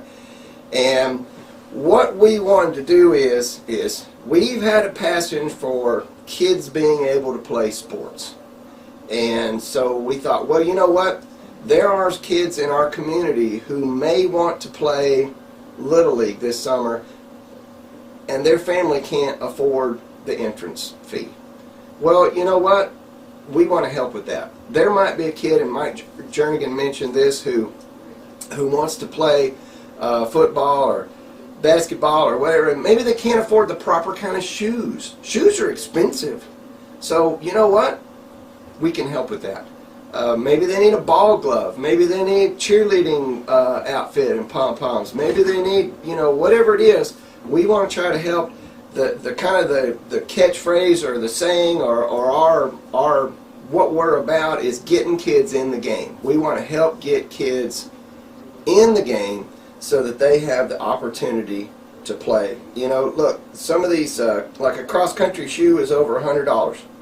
If we got a kid whose family can't afford it, and you know what, that's fine. That's fine if you can't. But let us help you get your kid. If your kid wants to run cross-country, that's what we're about. And then there's the scholarships. We've got our big banquet thing coming up May the 20th. And man, last year that was one of the greatest evenings of my life. It was, because we'd never done this before and we didn't know how it was going to go, and then it was awesome. It was so incredibly awesome. Everybody was there. If you were there, you know what I'm talking about. Just the feeling of the whole room, because we had all these kids there and their parents, and everybody was dressed up, and we were taking pictures. And then we had Jeff Breeden gave our keynote speech, and we gave out awards. And the super cool thing is we were able to give out scholarships, because college is expensive, and it doesn't have to be for college. If you're, if the kid's going to like a trade school or something like that, scholarship's still good. It's all set up so that it can help them with continuing education. So this year, because that went so well, last year I think we did 13 scholarships. Is that right, Holly? 13, something like that. Last year was 13. 13.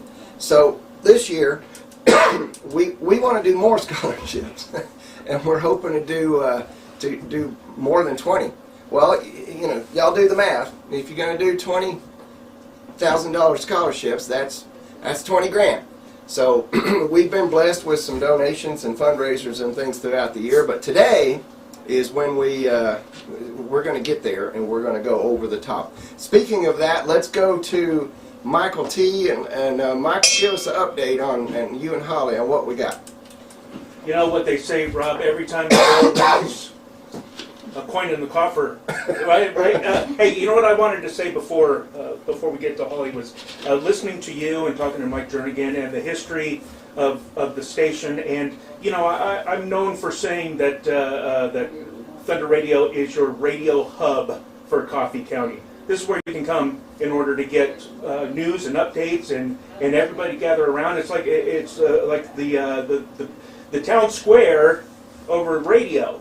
And big thanks to you, Rob and Tiffany, for what you guys cultivated in your 20 years of owning the radio station, and how it's being carried on, that tradition, and just grown and expanded upon. And how blessed we are that we can bless kids through this foundation. And so we're going to go to Holly, our treasurer extraordinaire, to get some updates. So the Prater family, they donated $100. Thank you to Melody Graham for $100. Jenny Giles with $50. Renee Asher also with $50. And of course Al White, you heard Mike live here, $250 from them. That's going to put our total at $7,232.66. So thank you to everybody that's donated so far. And back to you. All right, well, ring the bell a couple more times for all of that. Because what we need is more cowbell. Yes. Yeah, exactly. So thank you, Michael T., for that update. And Holly. Holly is the treasurer of the Dream for We Foundation, amongst all the other things that she does. And Michael, I appreciate your words. And before we do the news, I'll just tell you another quick story, because, you know, I got to do this for a whole hour. You know, many years ago, when I was younger and had more hair, we moved to Manchester from outside Murfreesboro. I'm from Milton community, near Auburn, which is we're a suburb of Las Casas. If any of you are familiar with all that part of the world, and we bought a radio station, and I'd never owned a radio station before in my life. I just came home one day and said, you know what, I'm going to buy a radio station in Manchester, Tennessee, and my wife looked at me like I was crazy. And we discovered a lot of things in this move. One, we discovered that this is a great town. And, you know, even after Josh and Holly took over the radio station from us, we're not going anywhere. This is home. This is home.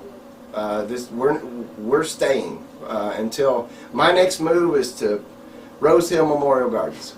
And we raised our kids here. We have grandkids here now. And we also discovered that WMSR is, in the world of radio, what this community has with this radio station is extremely rare. It's extremely...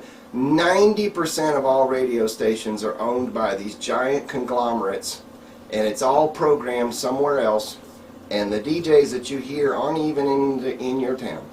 And this is like, it's to do the community things and the local news and things like this to raise money for charity. And I'm telling you, you go almost anywhere else, you will not find this, because it just doesn't exist. And I can't even tell you how proud Tiffany and I are that Josh and Holly have not only continued that but made it better. They've really made it better on the support of the community, and it just makes me really proud. All right, we're going to check on the weather and a little news update, and we'll be right back. We got Chad Dyer going to come in here and speak with us in just a few. Don't you go anywhere. This is the Dream for We Foundation radio telethon on Thunder Radio. Good job. Keep those stories coming.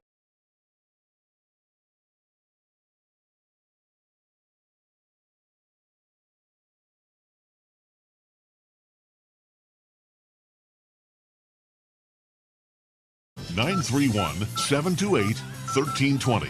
That's 931-728-1320. Fox News, I'm Lillian Wu. The U.S. Secretary of Defense is calling out two Russian jet pilots in the downing of a U.S. drone. The U.S. has called this incident everything from dangerous to juvenile. It happened yesterday morning about 7 a.m. local time. Two Russian fighter jets, Su-27 fighters, intercepted a U.S. MQ-9 Reaper drone doing what the Pentagon described as routine surveillance in international airspace over the Black Sea. The Pentagon says the fighter jets harassed the drone for about a half hour, buzzing dangerously close. Fox's Mike Tobin. The U.S. agrees that the fighters landed back in Crimea, but says that one of the fighters was indeed damaged. And a change in the manslaughter case against Alec Baldwin, a special prosecutor who doubles as a New Mexico state legislator, stepping down from her role in the case involving the death on the set of the movie Rust. America's listening to Fox News. Now, another update from the WMSR Thunder Radio News Center. Spring Street Market in Manchester presents your daily news headlines on Thunder Radio. I'm Michael T. Manchester City Schools and the Family Resource Center are teaming up to help students in need. They're calling for donations of school supplies or monetary contributions to help the families in the community who are struggling. America's largest annual tree planting event takes place this weekend across Tennessee. The day has been unanimously declared Tennessee Tree Day 2023. It's time to dust off your hunting gear and get ready for the turkey season in Tennessee. The TWRA has released the latest schedule for the turkey season. These are just some of today's headlines. You'll find more details on our website, thunder1320.com. Check out these deals happening at Spring Street Market in Manchester. Fresh cut, assorted boneless pork chops, a family pack, just $2.49 a pound. More deals like this at Spring Street Market. Thank you for listening to Thunder Radio, Manchester's only locally owned and operated media outlet. People's Bank of Trust to Manchester present your daily sports blast on Thunder Radio. I'm Josh Peterson. The season opener had a little bit of everything for the Coffee County Central Lady Raiders softball team Wednesday night. Most importantly, it included a win. Coffee County led by 3, fell behind by 4 late, rallied, and then won 11-10 on an extra inning walk-off hit by Willow Carden. Carden ripped the hit with 2 outs in the bottom of the 8th to push across Paisley Campbell, who had doubled. Also on Wednesday, the Coffee County Red Raider baseball team picked up its second win in as many days, winning 7-3 over Walker Valley at home. Carter McKenzie, Cole Pippinger, Nate Rutledge, Jacob Holder, and Trey Turner all with doubles for Coffee County in the win. Holder picked up the win on the mound. And Coffee County Tennis got 2 wins at home. Lady Raiders winning 4-3 with singles wins from Riley McNamara and Katie Lawrence, and the boys winning 6-1. Singles wins by Krish Patel, Liam Brown, Austin Dockery, and Xander Bloomquist. And coming up on Thursday, it is the Dream for We Foundation Getting Kids in the Game Radio-thon all day on Thunder Radio 6 to 6. More sports at thunder1320.com. Now from Thunder Radio WMSR, your latest local weather. Mostly sunny skies today with a high near 63 degrees. Moving into the night, showers likely with a low around 47 degrees. Join Thunder Radio for the inaugural Dream for We Foundation Radiothon today from 6 to 6. This all-day fundraising event is your chance to make an impact on our community. I'm Jackson Ham from the Thunder Radio Weather Center.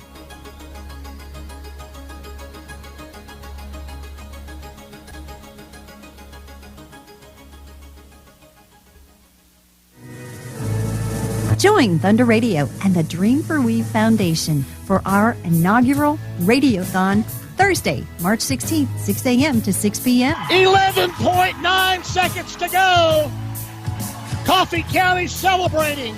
The Getting Kids in the Game Radiothon will be a lively all-day event, raising funds to support the foundation and its mission of providing Coffee County athletes with the scholarships, necessary gear, and registration fees so that anyone who wants to play sports in Coffee County has the opportunity. With it, there's Jones. Jones, shot, far post, go! You can make a difference on Thursday, March 16th. Tune in to Thunder Radio all day for the Dream for We Foundation's Getting Kids in the Game Radiothon, only on Thunder Radio. She hits the third one.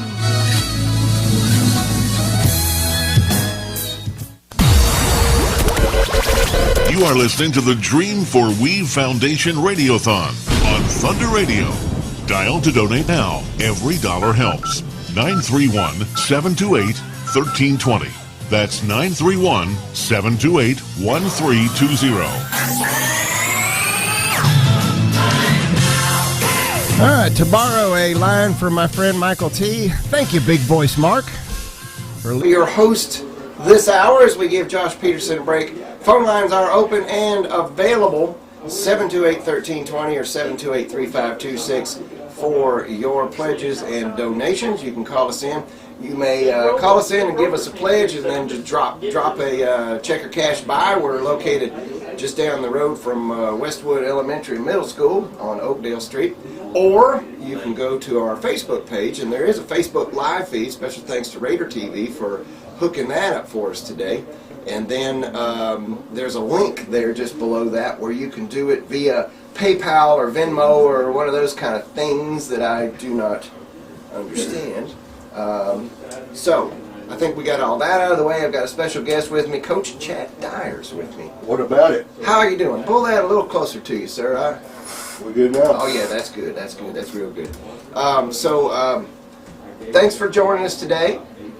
You are from Westwood Middle School, football coach there for many years. Now you're coaching, is it track? I'm doing cross country. Cross country in the fall. Yeah.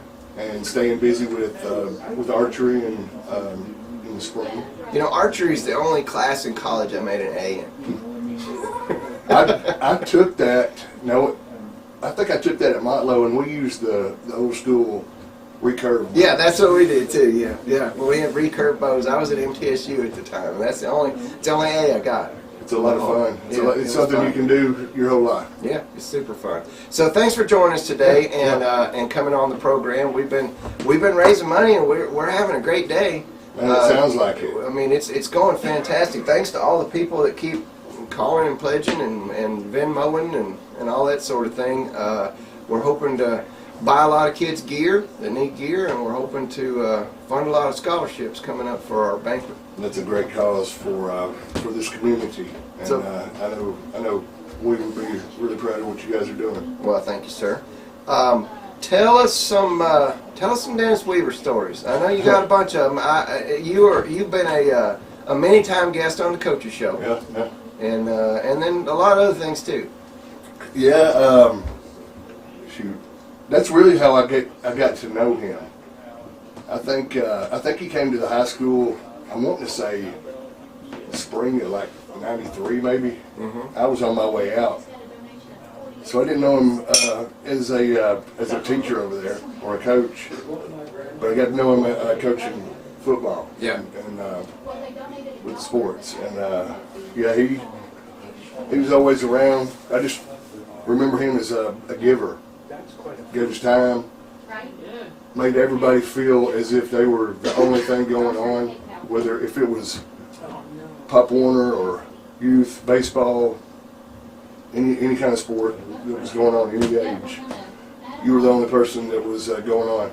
And yeah, he gave so much of himself to the community and the youth, and it's just awesome that you guys are doing this for him, and like I said, he'd be really proud of you. Well, thank you, Coach. And you know, when I was helping Weave do the Coffee Coaches Show, I remember you were on there several times. Westwood football at the time, you were the coach, and they were making a pretty good run, and I still remember. I think it's one of the promos that I hear every so often about the guys giving you a hard time that if they did something, you were going to buy them steak or something, and then you said something about, one of the kids said, well, Coach said he's going to take us all for Mexican or something, and you said, well, wait a minute, we got to talk about that. Yeah, I hadn't gotten paid yet, so I had to wait for that check to come in, because those boys could eat. No kidding, man. You get a bunch of middle school football boys, you better take them to a buffet. It just becomes a competition at that point. They're already full, and they're still getting plates. Hey, but I did follow through with that. At least for the kid, yeah, I did. Okay, I had them all over. My wife and I, we had the team over, grilled the steaks. Spring Street Market donated Nice. New York strip. Yeah. That was awesome of them. Gave us a potato. We made some big old bowls of pasta. Just had the kids over. Had a fire in the back. Yeah. And then, it was Vaughn Parker. So, I made sure I had a little plate, made some chicken fajitas for them. There you go. I was in over my head. My wife helped out tremendously that night. Very good, very good. So, you've been a coach of some sort for what? A long time, right? I started in 2000 in Augusta, Georgia. So 23 years at least, right? That put me, somewhere right around in there. Yeah. So when you, as a coach, one of the things that the foundation tries to do is, our name, our catchphrase, or I'm not really sure that's the right word. Anyway, is getting kids in the game. We wanted to make sure that every kid in every sport had an opportunity to be on the radio, whether it was broadcasting a game or having them on the coach's show. And one of the things we want to do as a foundation is make sure kids can play because they got the right equipment. Like, for example, when you're a Westwood football coach, I'm sure that you have had instances of kids that wanted to play and they couldn't afford them shoes. Oh, absolutely. That's why at the end of the year, the next day after it's time to clean your locker out because it's basketball time, they're moving in. All those cleats that were left over, and that was the biggest issue. It was always cleats. Yeah, cleats. Well, the kids those are have expensive. to have those, and they have to have them to play. They can't go out there and play in tennis shoes. Exactly. They'll be slipping. It's just not safe. Yeah. I had a big stack of just hand-me-downs, and because of foundations like this, it'll help out. And that's one of the things that we want to do as a foundation is, we try to work with the coaches around town, whether it's at the high school or the middle schools or even the rec league or something. If the coaches know of a kid who wants to play ball and they need a baseball glove or they need some cleats or maybe they just need the entry fee. That's one of the things that we're raising money for today. That's what it's about is getting kids in the game where they have opportunity to play. Exactly. And safely, and you do it anonymously. Yep. Is to keep the privacy. Yeah, Josh was talking about that earlier. If we give a kid some cleats, we don't take the picture and put it on Facebook. That's not cool. And there's something to be said for that. Well, it ain't about that, right? Because that family, you know what I'm saying. There's privacy things there, and so we just do it. Yep. If you're giving something away for charity, you don't pat yourself on the back and you guys do a good job with that. We try. It's just like Weave, gave his some people would say his whole life for the cause of the youth of Coffee County and putting them on the map, and you can clearly tell when our student athletes throughout the years are on the radio. They speak well. You can tell they've been in front of a mic. You can tell they've had a live audience before. Yeah. In comparison with other teams, other kids from other communities. Yeah. Well, I was talking about this earlier, Chad. I don't know how. He had like a real full-time job. That's crazy. I have no idea how one human being. His average day, he would go to work really early, like super early in the morning, and then he would get off at 3 or so, and he would go do a game, or he would write a sports story, or he would just go take pictures of practice, or whatever, and write those stories and put them on the website, and even when he wasn't live on the air, he was still going to watch practices and doing all these other things.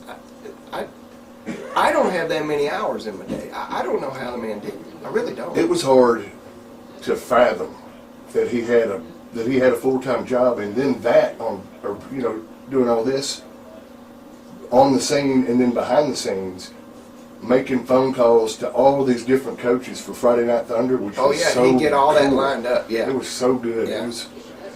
I look forward to that more than the game. Yeah. Not hearing all those different coaches calling in. And just how did he get a hold of it? And I asked him one time, I said, how in the world did you get Ron Adelot per se? And he said persistence. Yeah. And he just wear them out. They finally gave in and said, "This man is not going to leave us alone. He's ruthless. We gotta call in." Well, that's part of being a coach, you know. And of course, Weave is known. He coached girls softball, you know, for many years, and that was his thing. But I know Weave was a football player in high school and all that, and he loved football. Yeah. He loved calling football. He loved watching football. He loved football, and he was a lineman. Oh. And he would always, you know, a lot of times when you're broadcasting a football game, and I know this is just the nature of the game, you focus a lot on the quarterbacks and the receivers and the running backs, right? They're the ones making the big plays and all that. But boy, we've always made sure that those boys in the trenches got the call out. They got some love. Because I think that's where he was from. Yep. Oh yeah, he spent a lot of time down there. Yeah, yeah. He'd make those references, those one-liners that he was just so gifted at. Just describing, you know, what he saw and just what would just pop in his mind. Yeah, it was all good. Well, you know, one of the things, of course, there's a lot of reasons that it's certainly sad that they left us too soon. There's so many things we could list, but my son up and decided he wanted to play football last year. He played over at Westwood. I saw you at all the games, and he's a lineman. And I thought, man, if we was here, what kind of line coach would I have on the side? You know what I'm saying? He would have worked with my son and really helped him out. Now the coaching staff there did a fantastic job. I'm just saying, but I would have had like an extra coach on the side. Would have been pretty awesome, wouldn't it? I'm sure he was there somewhere. I think so. Yeah. I think you're exactly right. Chad, any other thoughts or things that you'd like to say while we got you here? Well, you asked the question about just a story involving him, and so I was kind of reflecting as I was speaking. There was I don't know, this was 12 years ago, maybe more. We were at Moore County. You know those little gnats?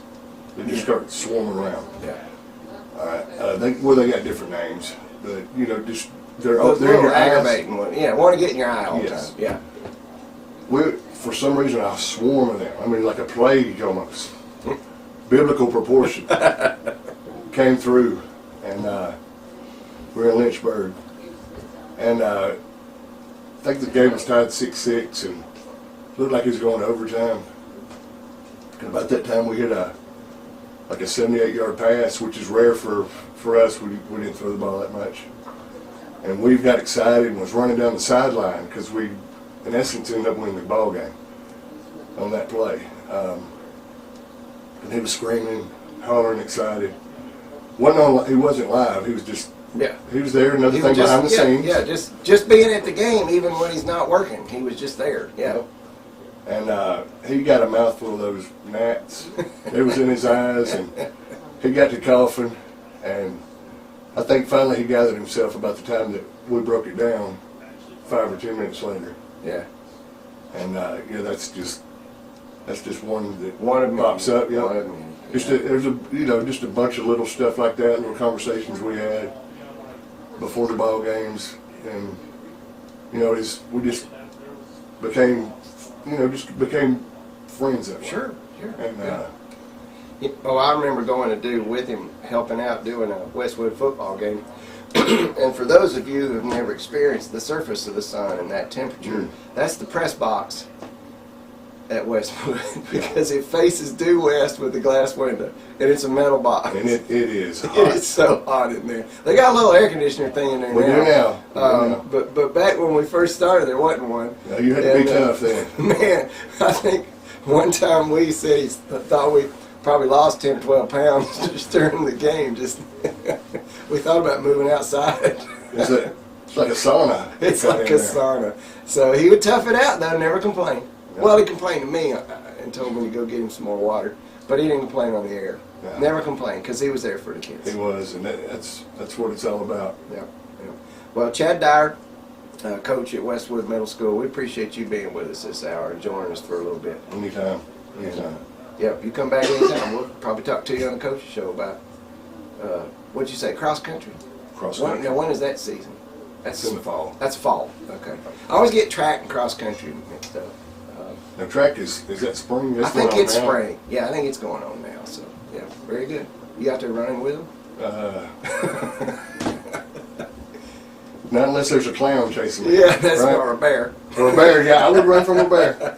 All right, thank you, Chad. Yeah, Appreciate yes, you, sir. man. Yeah. All right, that's Chad Dyer, coach from Westwood Middle School, has joined us this morning. We certainly appreciate that. Our telephone numbers are 728-1320 or 728-3526. If you'd like to donate to the Dream for We Foundation, we do have operators standing by.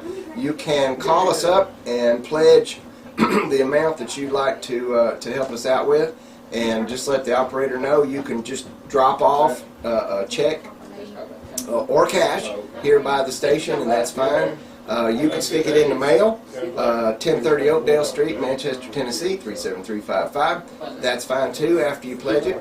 Or you can go to our Facebook page, and there is a live stream brought to us today by Raider TV, and we appreciate them. And you can click on the link to the Venmo, PayPal type account thing, and if you're set up for that, you can make a couple, 3 clicks, and you can help a kid play a sport here in Manchester. And you know, when I say here in Manchester, I mean here in Manchester.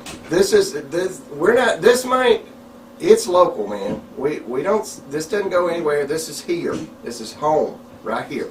And the scholarships that we give out are the kids in our local high school, and the kids that we help out are the ones that you might hear on the Coffee Coaches show or play ball right here in town. This is a local thing.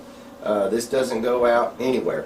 I can tell you as well, just for full disclosure, I am the president of the Dream for We Foundation, although Josh and Holly really do all the hard work. And we are all completely unpaid. We do not have any paid positions at the Dream for We Foundation. It's all volunteer all the time. So if you call and you pledge to give us $20 or $50 or $5 or $12.50, 100% of that money is going to go to a kid who, in either a scholarship or a kid that needs gear and equipment. There's no administrative fees. It's none of that. All that money goes right back to kids in our community. Speaking of where we are at, let's get a live update. We got Michael T standing by. Oh, we got the bell ringing, so that must be good news. Oh, it is good news. You know what? I was listening, you talking to Coach Dyer, and looking in through the window, and for the first time ever, I saw the back of a Dream for Weave t-shirt, and it just sums up this entire day perfectly. And it's getting kids in the game. Point number 1, no athlete in Coffee County will be without proper equipment. Mm-hmm. Number 2, no athlete in Coffee County will miss out on opportunities to play the sport of their choice for financial reasons. And last, scholarship funds will be available for athletes when they leave Coffee County High School. That's what we are here for today. That's what we do. Yep, and that's what everybody in this community is doing today, right now. Exactly, and I like that you point out that this is local. It's actually hyper local. That's why things like this work. Yeah. Because it's all of us together. Ms. Holly is the treasurer extraordinaire. What do we have going on? So we've gotten donations in from Lee Rogers of $50. Thank you to Leslie Hennessy for your donation of $25. Ben Shimwell donated $100, and Billy Cassidy for his donation. And I just want to reiterate that if you know of a student or an athlete that need anything, don't hesitate to reach out to the foundation. So far, we have raised. Drum roll, please. $7,407. Wow. That is incredible. Thank you all so much, everybody. Yeah. And literally, we have received donations from $1 to $1,000. So every little bit helps. So thank you to everyone. And remember, $5 is better than no dollars. Exactly. That goes towards something. Appreciate you, Michael T. and Holly, for that update. So, you know, part of the reason of what we're doing today, and really, I got to give another shout out to Josh and Holly. I can't even tell you how much I love these people. So we've got our big hoo-ha coming up May the 20th where we're going to give out scholarships. So back during the month of January, we put it on Thunder Radio, we put it on the news, we reached out to the school, and we had kids apply for scholarships, right? So last year we did 13 scholarships. This year we had 24 applicants. Okay, that's wonderful. Now just imagine for a second that you're in our shoes and you have 24 applicants. Who are you going to tell no? How would you pick? Well, we didn't want to pick. We said, well, we're short. We need to raise some money. And Josh and Holly said, they stepped it up and they said, let's do a radio telethon. And Josh actually talked with some big time radio station out in some other state, Nebraska, and they were kind enough to kind of give him some pointers and tips on how you do this. And knowing Josh, he studied this. He made all these spreadsheets that we all have. It's like a Dennis Weaver spreadsheet that we have and notes, and he's laid the whole schedule out. I don't know how many hours you guys have spent on this, but it's a lot. And you might also notice that they're not even playing any commercials today. They're doing this for free, y'all. They're doing this for free because they love this town. And I'm tearing up now. Hold on, give me a sec. It's a lot, and I appreciate it. Okay, with that, I'm going to have to stop talking. And my hour is over. I certainly appreciate being part of this this foundation, this radio station, and Miss Weave. Miss him a lot. Y'all stay tuned. Josh's voice is back. He's gargled his salt water, lemon. What was it? Lemon, honey, and... Yeah. He's ready. Salt water, lemon, salt water. Yeah, honey. he's got his voice back. He's gonna jump in here with us again and take over for the next hour. We're gonna go all the way till 6 o'clock. Can you believe that? It's like 12 hours of live telethon. Holly said we're a little over $7,000 right now, but we're looking for you to call 728-1320 or 728-3526. Call us, donate, pledge. Appreciate it. I'm out.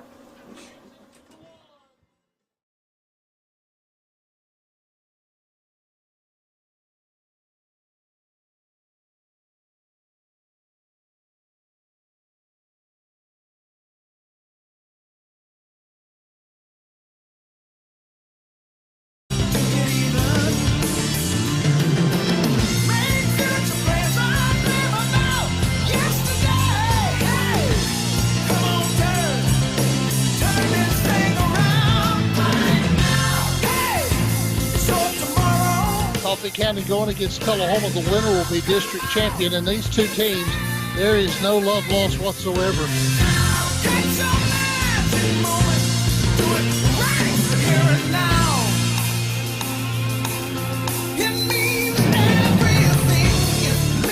Coffee County in the corner. Garrettson, she drives, splits a double team, gets fouled going to the rim.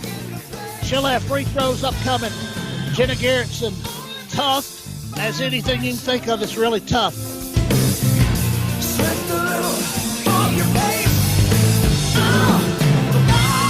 Bella Benson brings it across the timeline into a double team, kicks it off, ruling for three, catching! Jaylee ruling!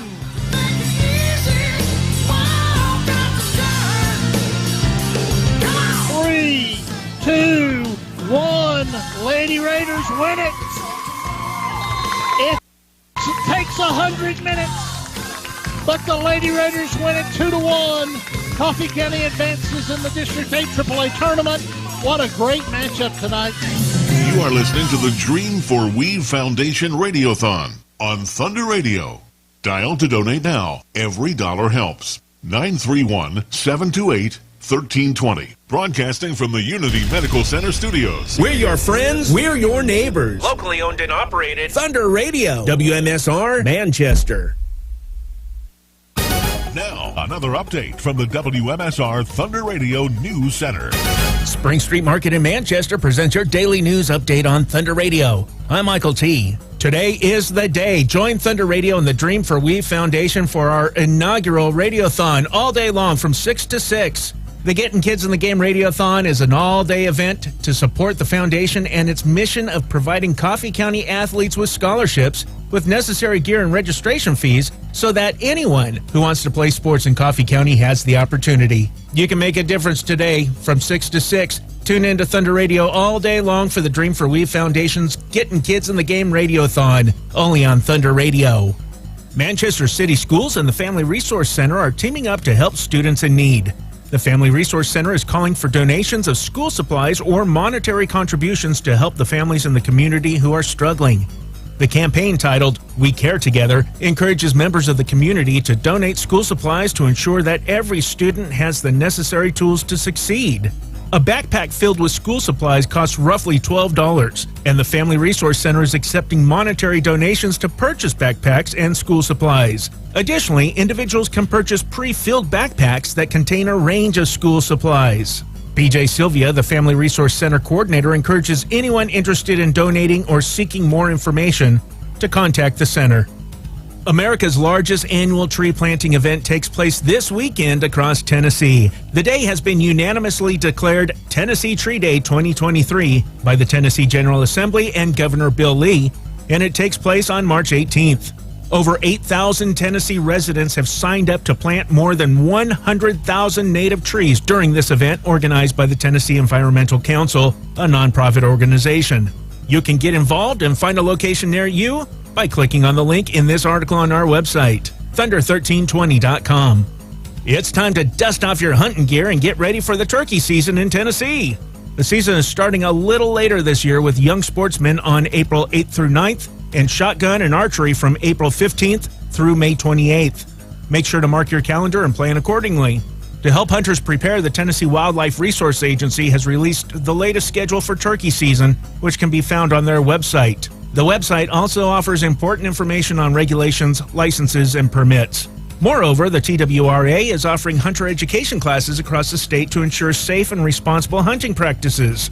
These classes are essential for first-time hunters and those looking to renew their certification. New classes are added as they're scheduled, so make sure to check regularly. For those unable to attend in-person classes, online hunter education classes are available. These courses offer a flexible and convenient way to learn about hunting safety and ethics. Links to all these pages are in this article on our website. And in other news, the California man with the world's longest tongue that we recently talked about, well, he set a new Guinness World Record for the fastest time to remove 5 Jenga blocks with that long tongue of his. Isn't that special? Check out these deals happening at Spring Street Market in Manchester, your local grocery store. Grade A fresh fryer drumstick or thighs, jumbo pack, just $1.29 a pound. Filled chub bologna, 36 ounces, was $6.59, now just $4.99. More deals like this at Spring Street Market, 801 South Spring Street in Manchester. That does it for today's news update. Find these stories in full detail and news updated as it happens on our website, where the news is always free, thunder1320.com, and on the Manchester Go smartphone app. Thank you for listening to Thunder Radio. You're listening to and supporting Manchester's only locally owned and operated media outlet.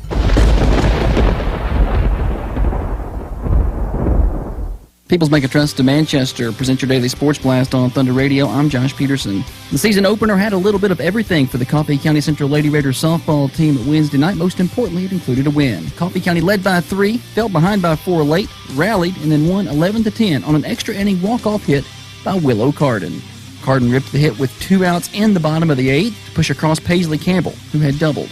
Also on Wednesday, the Coffee County Red Raider baseball team picked up its second win in as many days, winning 7-3 over Walker Valley at home. Carter McKenzie, Cole Pippinger, Nate Rutledge, Jacob Holder, and Trey Turner all with doubles for Coffee County in the win. Holder picked up the win on the mound. And Coffee County Tennis got 2 wins at home. Lady Raiders winning 4-3 with singles wins from Riley McNamara and Katie Lawrence, and the boys winning 6-1. Singles wins by Krish Patel, Liam Brown, Austin Dockery, and Xander Bloomquist. And coming up on Thursday, it is the Dream for We Foundation Getting Kids in the Game Radio-a-thon all day on Thunder Radio 6 to 6. More sports at thunder1320.com. Now from Thunder Radio WMSR, your latest local weather. Mostly sunny skies today with a high near 63 degrees. Moving into the night, showers likely with a low around 47 degrees. Join Thunder Radio for the inaugural Dream for We Foundation Radio-a-thon today from 6 to 6. This all-day fundraising event is your chance to make an impact on our community. I'm Jackson Ham from the Thunder Radio Weather Center.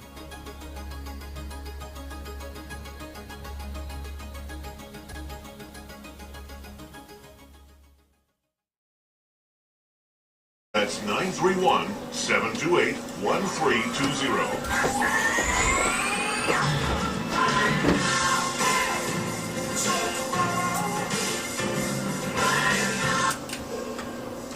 Hour number 5 of the Getting Kids in the Game Dream for We Foundation Radio-Thon is upon us. 10 o'clock hour, sponsored by Interstate Liquors in Manchester. They are going to match every dollar this hour up to $250. Of course, we want to bust through that. We want to get $250. We want to match that, and then we want to keep on going.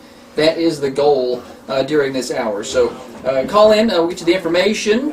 931-728-1320 or 931-728-3526 to donate right now. We have operators standing by here at the Thunder Radio Studios to take your contributions via credit card if you like, or if you call in, you can pledge cash or check, and we'll be glad to collect that later. 1030 Oakdale Street here at the Thunder Radio Studios. We're asking for a one-time donation of $50 if you can do that. But any amount is welcome. You can pledge $5 a month if you'd like. We can set you up on a monthly payment plan easily. Just take it from your card. Just call in and we'll take care of that. You can make a one-time contribution of $3 if you like. If that's what you've got to give, we'll be glad to put it towards a great 501c3 nonprofit organization. Any one-time donation over $100 comes with a Dream for We Foundation Richardson ball cap. So go ahead and if you hit that $100 mark, we got a ball cap for you. And I just heard the bell ringing. We got stuff going on out there. We're going to talk about that in just a minute. Remember, the Dream for We Foundation 501c3. We've contributed upwards of $20,000 in college and tech school scholarships. We've also purchased running shoes, cleats, and all kinds of other things. We've sent kids to tennis camps. We've sent kids to volleyball camps. Kids that need that help, we're glad to do it. But we need you to make it happen. 728-1320. We got a busy hour ahead. Let's take a look at our staff for the hour. I am Josh Peterson back on the microphone. Our phone operators are Elton Chesser and Jackson Ham. Holly Peterson is our social media manager and our treasurer. Court Steer is the remote microphone host this hour. And our friends over at Raider TV are back here working hard, making Facebook Live happen. Thanks to Thomas, Stephen, and Carwin for making that happen today. Let's go out to our remote host real quick, and then I've got a guest in studio. Wendy Patton's going to talk with us. But let's go out to the lobby. Court Steer's on the remote mic. Holly's with him. We got total updates, and we got some new donations coming in. Yeah, Josh, money continues to roll in out here. Holly, what kind of action have you been seeing? Actually, Wendy Patton's given us some action this morning. She donated $100. Thank you to the Pattons for that.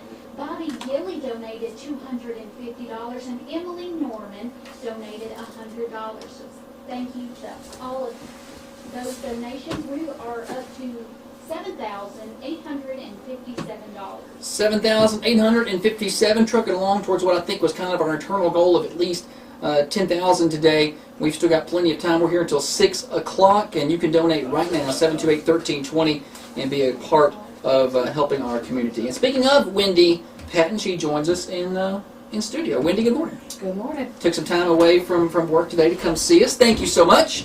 And I learned something a minute ago that I did not know. You have never been on the radio. Never been on. Did you get some tips from Audrey and KB? No. Because they have been on. I'm not even sure they know I'm on today. Are you serious? I'm pretty sure. Do I need to record? Hang on, let's start the recorder so we can send it to them. Oh, great. They need to be able to listen to. I don't have the recorder going because it's a long day, but let's just. There we go. Now we're going. No pressure. No pressure. Well, I don't know how much you got to listen today. I know you got to teach kids and stuff. I listened early this morning, getting ready, and on the way to school, and that's about all I've gotten today. So you got to hear Coach Breeden maybe some. I did. Yeah. So you probably got some stories. Let's go back. You played softball here. Way back. Way back. When did you play? Class of '93. Okay. This is my 30th year out. Oh wow. Yeah, thanks. I wouldn't have thought it was that long if you wouldn't have said it. 93 doesn't sound like that long ago to me. Class of '93. Class of '93. The best class ever.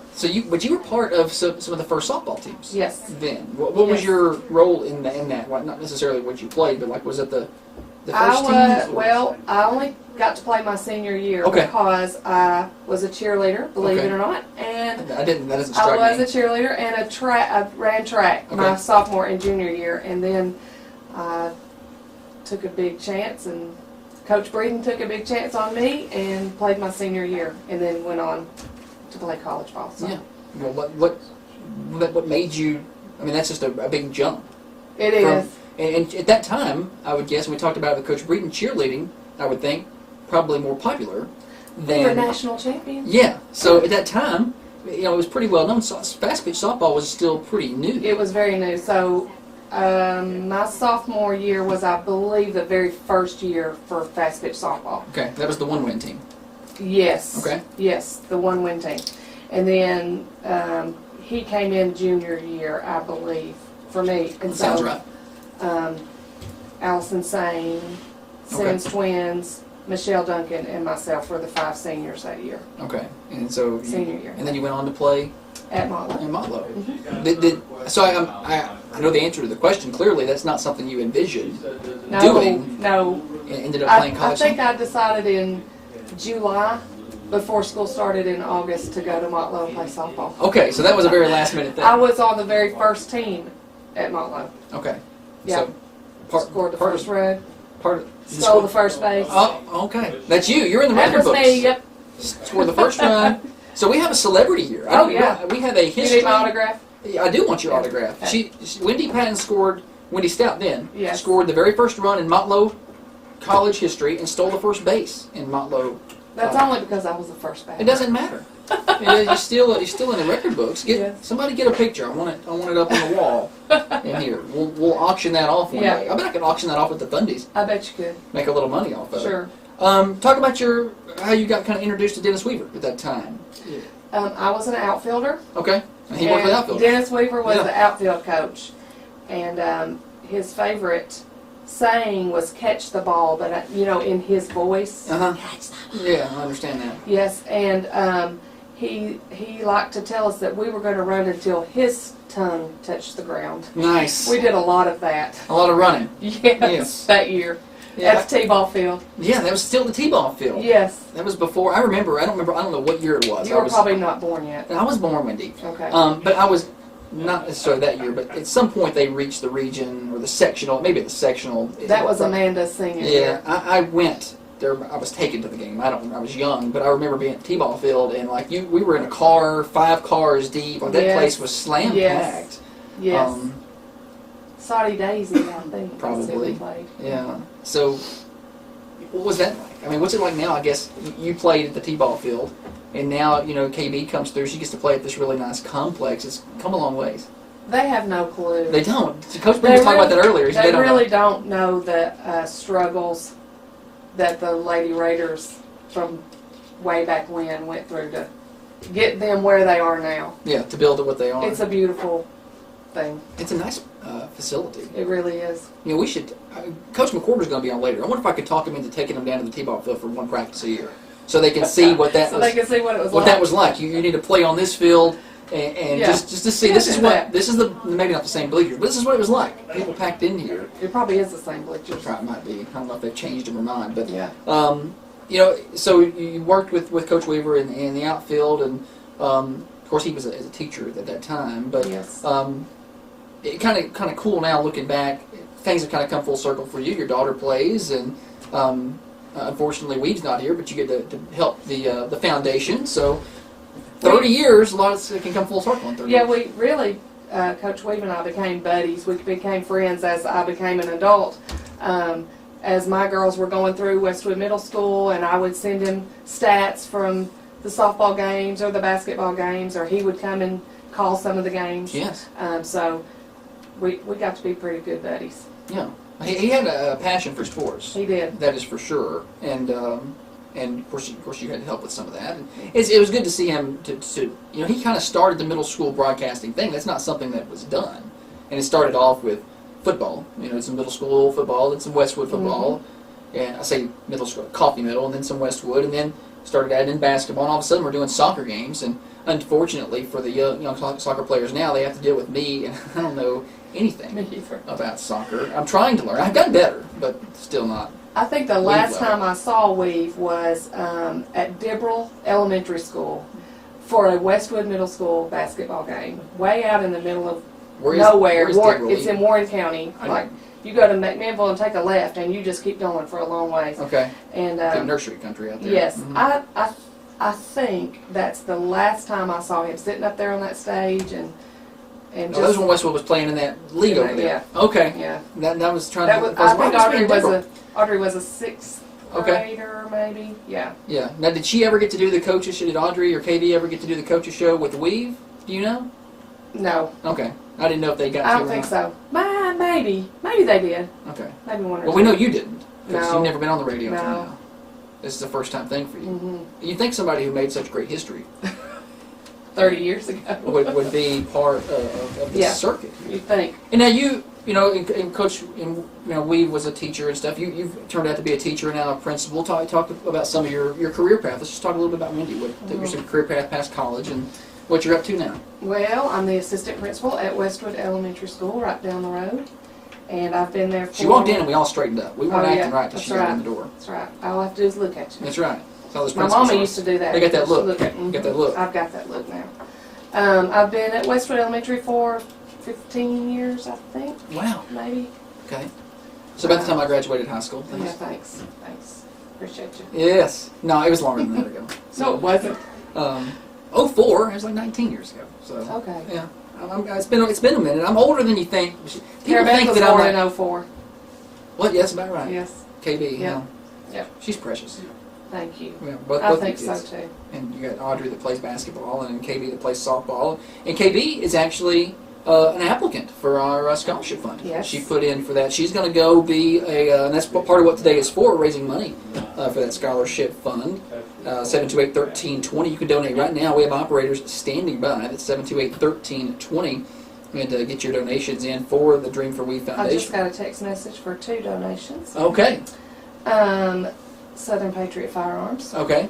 And 23-2 Storage. Okay, great. Two business donations. $100 each from Mr. Jason Patton. All right. Well, that's fine. He will bring checks by, or one of us will bring you a couple more checks by. So if people are listening over Interstate Liquors, we've already hit the $250 match. They're matching dollar for dollar to $250 this hour. We've already hit it. We're over it. And so that's going to add $250. It's been a really good day in terms of our business matches. Speaking of next hour, Raiders Barbecue will be our sponsor. Now, they aren't matching, but they are feeding us. So that's probably just as important. You getting the meatloaf? Not the meatloaf today. I think that's become the thing now. Well, that's what I want to be known for.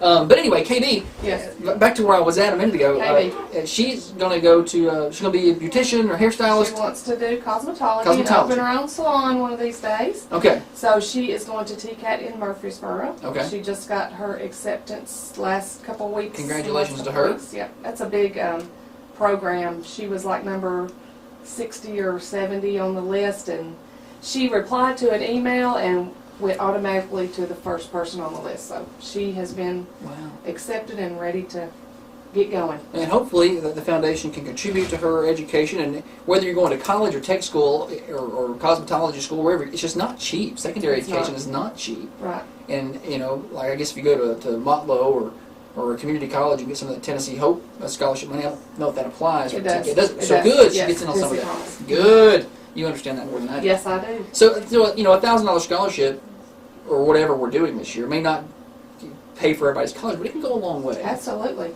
And absolutely, we want to help make that happen. We've had 24 applicants this year, which is up. Last year we had 17 applicants last year, and we were able to fill 13. That's great. And I just hate that we couldn't fill the other 4. We love the Thundies. That was so much fun. The Thundies, yes, the Thundy Awards, the big hoo-ha that Rob called it a minute ago. The hoo-ha. Yeah, that's coming up May 20th, the Thundy Sports Awards, and of course that is part of that Thunder Radio and the Dream for We Foundation put that on. But this year, 24 applicants. We're really hoping to fill all 24. Awesome. And today's been such a good day. We can't make any promise. I don't know where we're going to end up, but I think we're going to be able to. What are we at? 8,000. We're over 8,000, and we have some money already in the bank, and we got scholarship. Predict you're going to make it. We got sponsorship money coming in for the fundies, but that it's the causes that it goes to. Absolutely. And I think, and this is another reason I wanted you here is to speak on. You've got 2 daughters that play sports.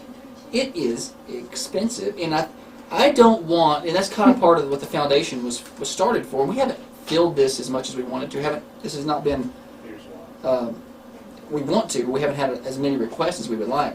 We don't want people not playing or unable to play for monetary reasons. Right. And it's hard for people to speak up in that situation. Yes. You know, if I need a pair of basketball shoes that are $200, you know, who do we talk to? Well, the foundation wants to help with that. We need people to bring those. So if you know somebody, you personally, or anybody listening who needs that, please let us know.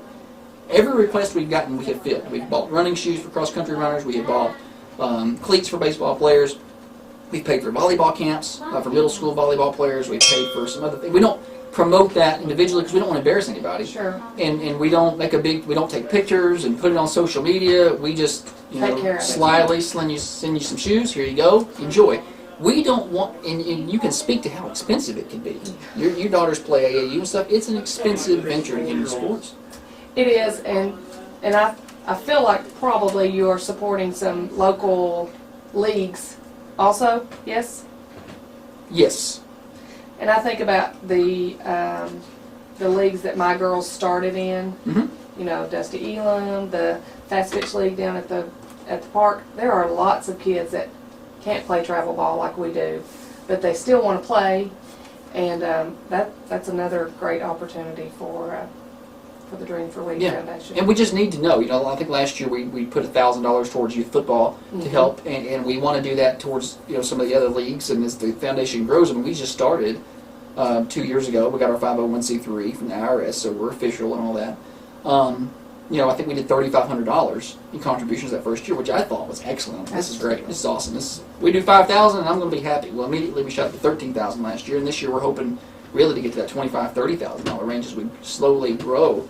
But getting and you also, as a teacher or a principal, you see some of the, and as a parent, I imagine you see some of the kids come through that just they can't afford to do, and this is a way for kind of calling on people for two things: A, contribute to this foundation, or any of our nonprofits in the area are great. The Elam Foundation, and Sportsman and Businessmen, but we're so focused on sports. So A, contribute so we can help, but B, if you know somebody, please let us know. And we've had people that just haven't let us know. I talked to somebody the other day who bought 3 pairs of shoes for some kids, and I was like, well, just let us know. If you don't know, you can't help them. We can't help. So That's right. Please involve us. Is there anything else while we got you here? Believe it or not, it's your radio time. It flies by. It does. It does. Your first time. How'd I do? A+. Good. An A. But A. We'll give you an opportunity for extra credit and get you up to an A+ later. We'll just. Okay. I think once your check's clear, we'll get you up to an A+. No, I'm just giving you a hard time. Thank you so much. And you took time out of your work day. Yes, sir. Thank you. We need to go out to the lobby. Okay. Well, you don't need to actually leave. You just sit there. But I have to go back to work. Yeah. Well, you draw this out for you. Is Rebecca listening? I don't know. She might be. Hey, Rebecca. She's very busy, Rebecca. She's very busy. Let's go out to the lobby. The remote microphone host out there, Court Steer, is wandering around. We got a treasurer out there. I heard the bell ring. We've had some donations. They may have been the ones Wendy was talking about, but let's see if we got any updates. Yeah, the donations continue to roll in. The Patton family, very generous, but they're not the only ones. Yeah, so Mama Ham actually just came in. Jackson's mom came in. I didn't get to meet her. I know you were busy, but very, very sweet. She came in and the Hams donated $50. Again, I want to thank 232 Storage and Southern Patriot Firearm for their donations of $100 apiece. So big thanks to the Pattons. Thank you so much. It's Holly out there. She is our treasurer. We still got more coming up this hour. Coming up in the next few minutes, Abby Morgan, former Lady Raider, a basketball player, just wrapped up her college career at Cumberland. She's going to join us via telephone. She's got an internship, and she's stepping out of the hall, and she's going to... You got to see her play... Not long ago. Not long ago. They Yeah. played Free Hardman. Yeah. They're fun to watch. Yes, well, she is going to join us. She was a Dennis Weaver favorite, that is for sure. She's going to join us on the phone. We'll talk to her. We also, coming up next hour... we're going to have another guest host. Tiffany Clutter is going to step in. And next hour's guest, Richard Skipper, is scheduled to be here. And I guess I'm scheduled to be a guest. So I'm going to flip. I'm going to sit on the other side and answer some questions, I guess. I'll do it the other way. There's still plenty of time to donate. The phones are actually ringing right now. So we got more people trying to make donations or trying to turn in a birthday. I don't know. But they're doing something.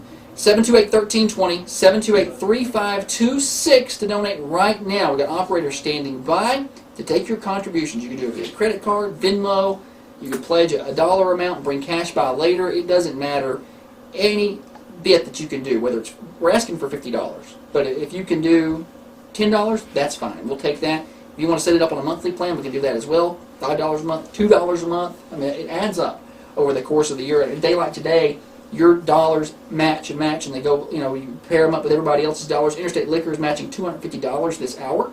And Tammy and her team over there generously jumped on board with that. We appreciate them. They're over at 20 Expressway Drive in Manchester. Big thanks to our staff this hour. We continue on. Elton Chet. I heard the bell. Let's go back out there. Before I take the break, let's go back out there. Let's get an extra update from Steer and Holly. Yeah, this hour getting another donation in just under the wire. Thank you to Carrie Byram for her donation of $100. That puts us at $8,200 for the day. $8,200 for the day, and we got a $250 match coming from Interstate Liquors. I don't think is included in that. She took that Jeff Breeden challenge. Did she? Carrie Byram did. Okay, he said all former players need to get involved. And, how many have you got? Well, you got you, and we've got Carrie apparently, and Michelle Taylor, and we've had Holly Hines has been involved today.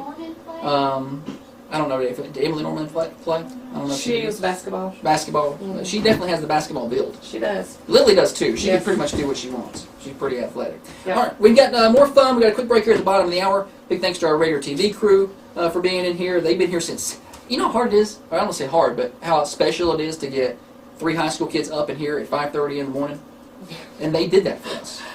Yes. Thomas Galligan, Stephen Miller, and Carwin Sherrill. They're hard at work back here in the room behind me, producing everything on Facebook Live through Raider TV. Thanks to Deuce Anderson, Richard Skipper with the CTE department, and Paul Parsley for letting us borrow them today. And another thing the foundation is doing, getting involved with our school programs, letting them come over for a field trip today. So, cool. Yeah, absolutely. Well, they're here right now. We got more fun coming up. It's the Dream for We Foundation Radio-a-thon, getting kids in the game. Call now, 728-1320. Thank you, Wendy. You did great. That was fun.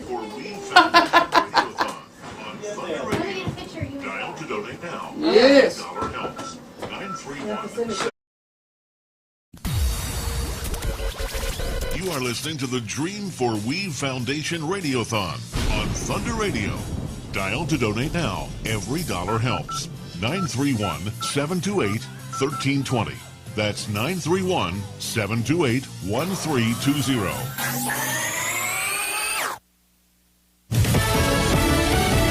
Fox News. I'm Lillian Wu. The U.S. Secretary of Defense is calling out 2 Russian jet pilots in the downing of a U.S. drone. The U.S. has called this incident everything from dangerous to juvenile. It happened yesterday morning about 7 a.m. local time.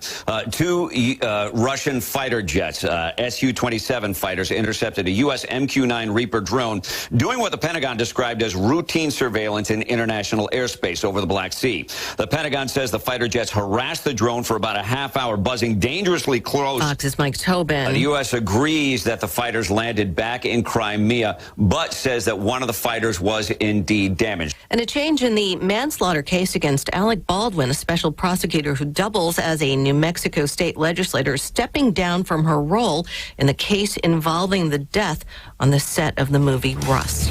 America's listening to Fox News. Now, another update from the WMSR Thunder Radio News Center.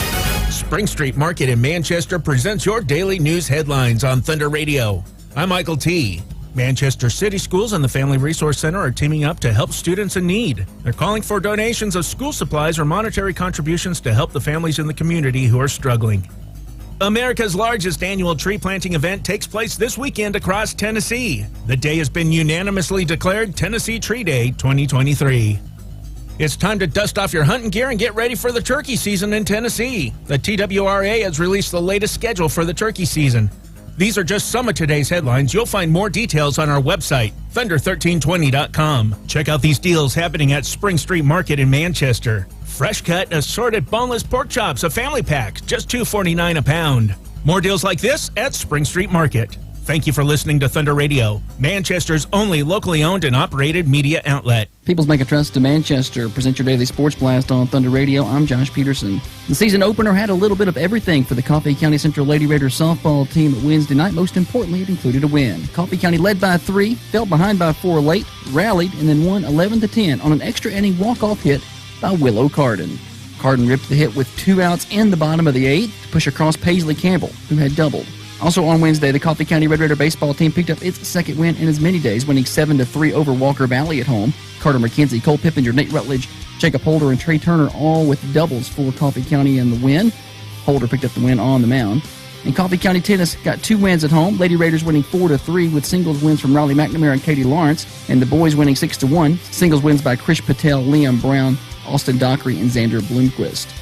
And coming up on Thursday is the Dream for We Foundation Getting Kids in the Game Radiothon all day on Thunder Radio 6 to 6. More sports at Thunder1320.com.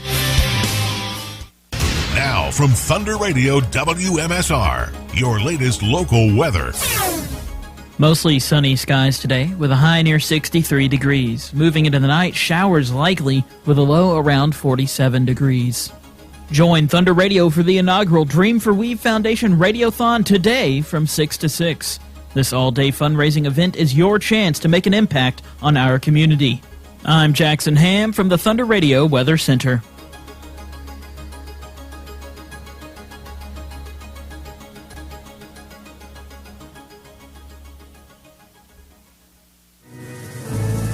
Join Thunder Radio and the Dream for We Foundation for our inaugural Radiothon Thursday, March 16th, 6 a.m. to 6 p.m. 11.9 seconds to go. Coffee County celebrating. The Getting Kids in the Game Radiothon will be a lively all-day event, raising funds to support the foundation and its mission of providing Coffee County athletes with the scholarships, necessary gear, and registration fees so that anyone who wants to play sports in Coffee County has the opportunity. With it, there's Jones. Jones, shot, far post, go! You can make a difference on Thursday, March 16th. Tune in to Thunder Radio all day for the Dream for We Foundation's Getting Kids in the Game Radiothon, only on Thunder Radio. She hits the third one!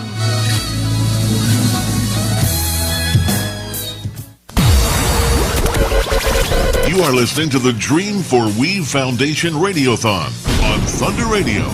Dial to donate now. Every dollar helps. 931-728-1320.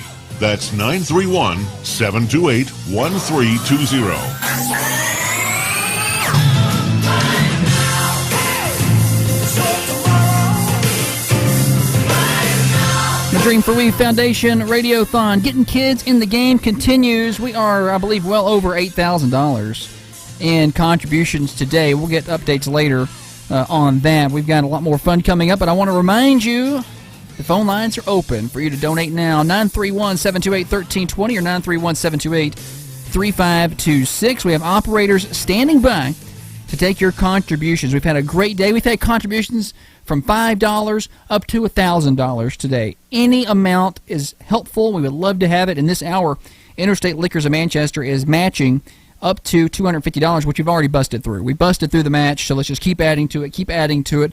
We kind of had a goal of about $10,000 today. We are trucking towards that, and we're going to be here until 6 o'clock tonight. Remember, the Dream for We Foundation, a 501c3 organization. Contributions return to our sports community in Manchester, whether it's through scholarships to our athletes leaving, going on to college, or perhaps it is a purchase of shoes or sports equipment for kids in need, or camp fees for kids trying to compete in camps. We're glad to help with those things. Let us know if you know people who need that help. You can call the station anytime at 931-728-1320. And you can learn more about the foundation actually on the website, dreamforweave.org.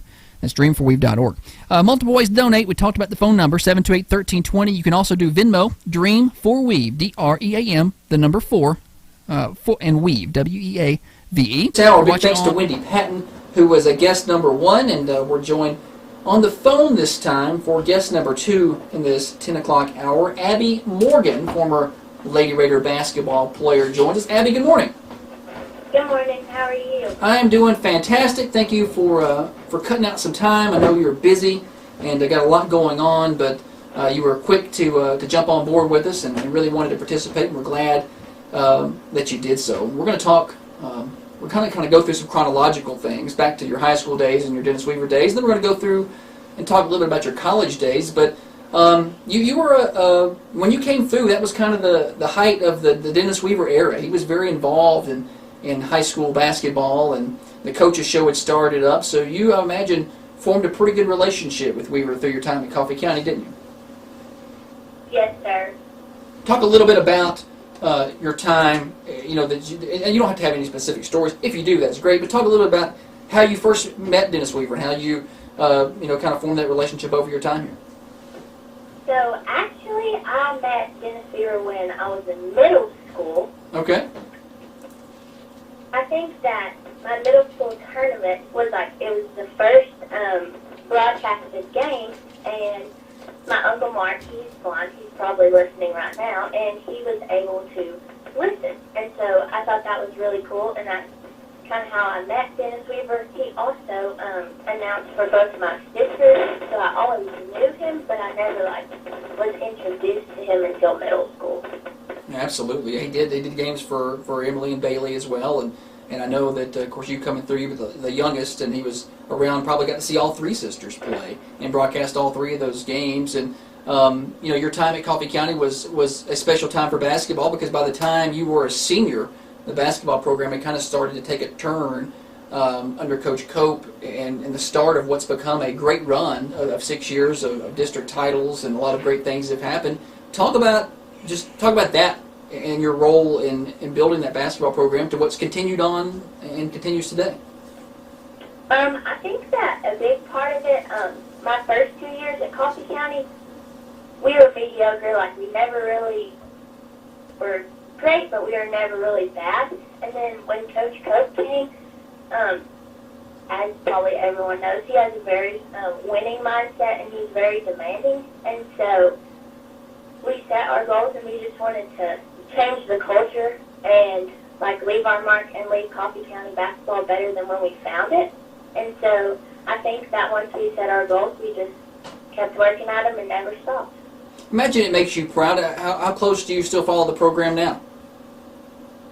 I still follow the program pretty good. I still know some of the girls, so I like how it's a close-knit family. I know that I haven't played for Coffee County in a while, but I still keep up with Coach Cope and everyone else. Yeah, well, and that's something that they continue to build on since you left here. That program continues to be stronger, continues to get further and further, and hopefully soon we'll get through that region hump and maybe into the state tournament. And I know a lot of the girls came up, they got to come watch you. You got to play against Ellie Chumley, and they, I know that a lot of girls came up and got to watch you and Ellie play against each other a week or two or three ago, wasn't that long ago. What was that experience like to get to see some of your old, maybe not teammates, but some new Lady Raiders come up and some old coaches and get a chance to watch you play? I think it was really special. I wasn't teammates with any of those girls, but it's really neat to see how they, where I keep up with them, they still keep up with people that are in college, and it meant a lot to me just because that was my last time playing in Cumberland's gym, so I really appreciated that. Speaking of the Cumberland gym, you left Coffee County, you went to Cumberland, and I think just finished up. Was this your fourth or fifth year? How many years you been there now? Fourth year. What was that experience like? What's it been like? And are you still, what's it going to be like now moving on? Post basketball, are you still going to have a way to be involved? What are your plans now? Well, right now, so I finished up my fourth year, and I do have a year left of eligibility. Okay. I'm not going to take it. I'm going to TSU for physical therapy school, so I will graduate on May 6th from Cumberland, and then I start PT May 29th. So pretty quick turnaround, and I think not having basketball, I'll definitely be really busy with school, but I also am helping coach a little 6th and 7th grade boys AAU team, so I think I'll still definitely be connected to the game, and that'll be a good experience for me because I've never really coached before. What was the decision like? The decision process like? You got a year of eligibility that you're not going to use. What all went into that decision making process for you? Well, I know that I've always wanted to go to physical therapy school, and physical therapy school is 3 years. And so, in order for me to do that, I didn't if I took my extra year, then I would have to get my master's in something, and I like wouldn't really want that degree, if that makes sense. So it's more like a logical decision. Like, if I had the choice, I'd play basketball forever. But this was an adult decision you made. Right. Yes, sir. And it was an adult decision that you had to make, and you did an excellent job. You got a lot of playing time at Cumberland, and we had Bella on earlier. She stopped by, and of course she's off to an excellent start up at Lipscomb. But I want to ask this of any of our college athletes that we have on, because we have a lot of kids around here and a lot of parents of children who want to be a college level athlete. What tips could you give them if it's a parent listening or kid? You know, if they want to do that and they're in 6th, 7th, 8th grade now, maybe even 9th grade, it's not really too late to get started. What tips would you give them to say, all right, these are the things that you're going to expect, these are the things that you have to do if you want to play at the next level, regardless of your sport? Well, first, I just want to say that I'm really honored to be a role model to these younger kids, because I know that, like, when I was younger, I really looked up to my big sister Emily and, like, Sarah Beth Elam and Courtney Page and all of those girls. And when I was watching them, like, I always noticed how they just worked really hard. And I think in order to get to the next level, just never stop pursuing your dreams. And you also have to be disciplined. Like, some days you're not going to want to put in the work, but you still have to just put your head down and do your best. And also, like, another thing that I've always kept in the back of my head is my dad's always told me that anything worth having takes hard work. So that's just the kind of motivation that I use, and it allowed me to reach my goals.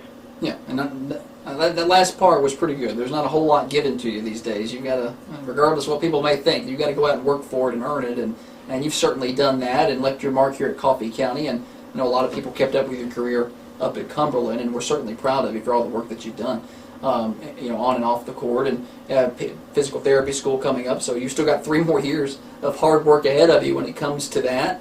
Do you know, once you finish that up, do you know what's next for you? Do you know where you want to settle, where you want to go, or have you gotten that far yet? Well, I am getting married this September. I thought so, but I didn't want to bring it up in case something changed, so I'm glad you did.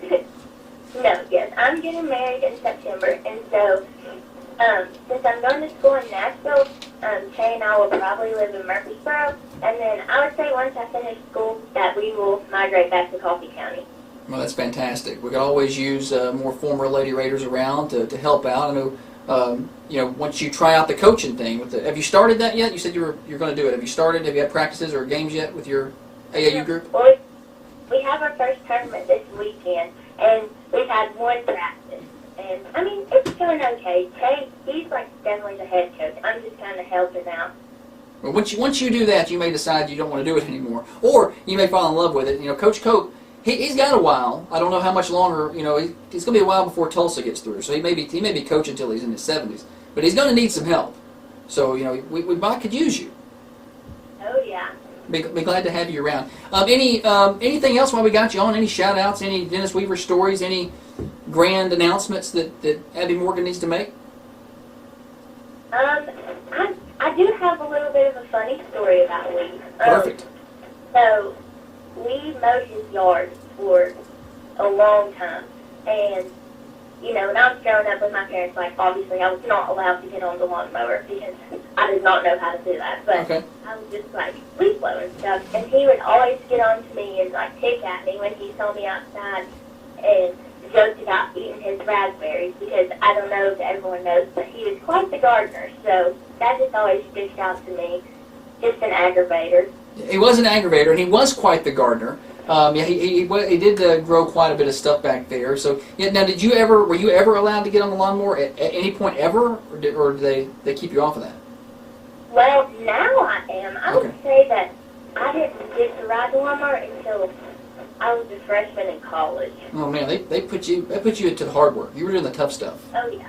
No. I wasn't skilled enough. I've made it a little farther now. All right, Abby Morgan, thank you so much for spending a little bit of time with us this morning. I know you've had to step out of your internship to spend some time with us, so get back to it before you get in trouble, okay? Yes, sir. Thank you for having me. I really appreciate it. We appreciate you spending time with us. That is Abby Morgan, former Lady Raider, who agreed to join us on the phone this morning, talk a little Dennis Weaver, as this is the Getting Kids in the Game Dream for We Foundation Radio-thon. The phone lines are open, 931-728-1320. We've had a great day so far. Now, we've been able to raise quite a bit of money for the foundation. I know we've got a running total. I don't know if Steer's got that out there. You got that information? Do you have that? Or do I need to pull it up? I think I've got it pretty close anyway. Checking in just over $8,100 before the day, Josh. $8,100. And I know we got another $250 coming from Interstate Liquors, and we are just about to wrap up here in a few minutes the 10 o'clock hour. We've still got 11, 12. I may have bit off more than I could chew. Let's see, 11, 12, 1, 2, 3, 4, 5. I got a lot more hours left in the day. Yeah, Josh, I think you're a guest next hour, so that's going to be fun. I'm not sure why I did that. I think anybody else want to do it? We're taking sign-ups now. If anybody wants to be part of, be a guest next hour. That way I don't have to do another hour. But Tiffany Clutter is going to step in and guest host for the next couple of hours. But yeah, that's where we're at. We're over $8,000 for the day, and we're just now approaching the 11 o'clock hour. We started at 6 o'clock this morning. We've got a great team here that's been a part of it today. I haven't heard the bell ring lately, and that's not a good sign. I don't like that. I think maybe some mid-morning naps going on around the community, just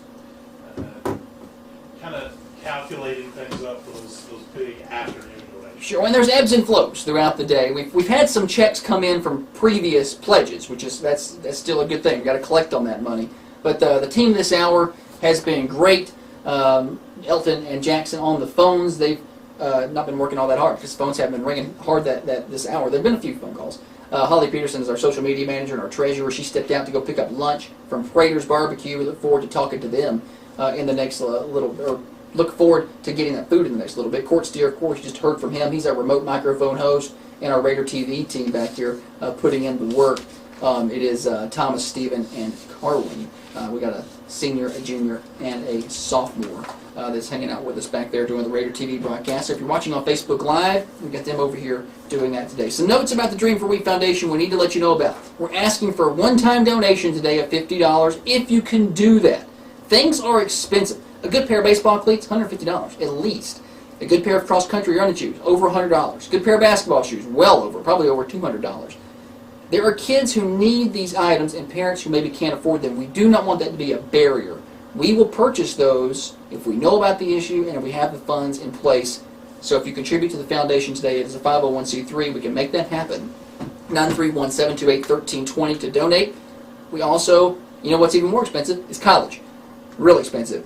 Well, last year we did 13 $1,000 scholarships, so $13,000 worth of those to graduating athletes, whether they're going to college, tech school, doctoral, wherever they're going. We want to help out, and this year the goal is to hit over 20 of those. So every dollar goes a long way, and this hour Interstate Liquors matching every dollar up to $250. We've already hit that mark and gone past it. So anything we add now is just kind of gravy on top for this hour, and of course we want to do more next hour.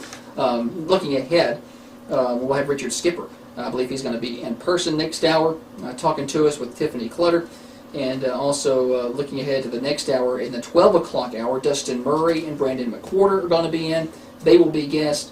1 o'clock hour, Jen Keel Nagadula, Jackson Vaughn, they're going to be in studio talking to us.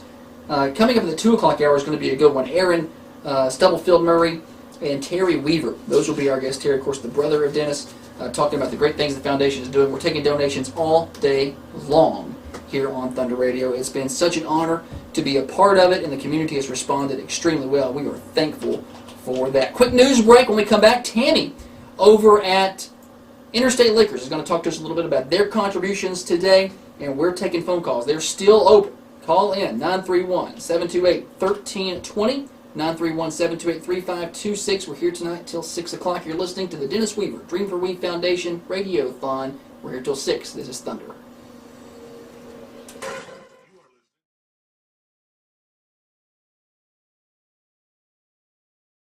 Listening to the Dennis Weaver Dream for We Foundation Radio-thon. We're here till 6. This is Thunder.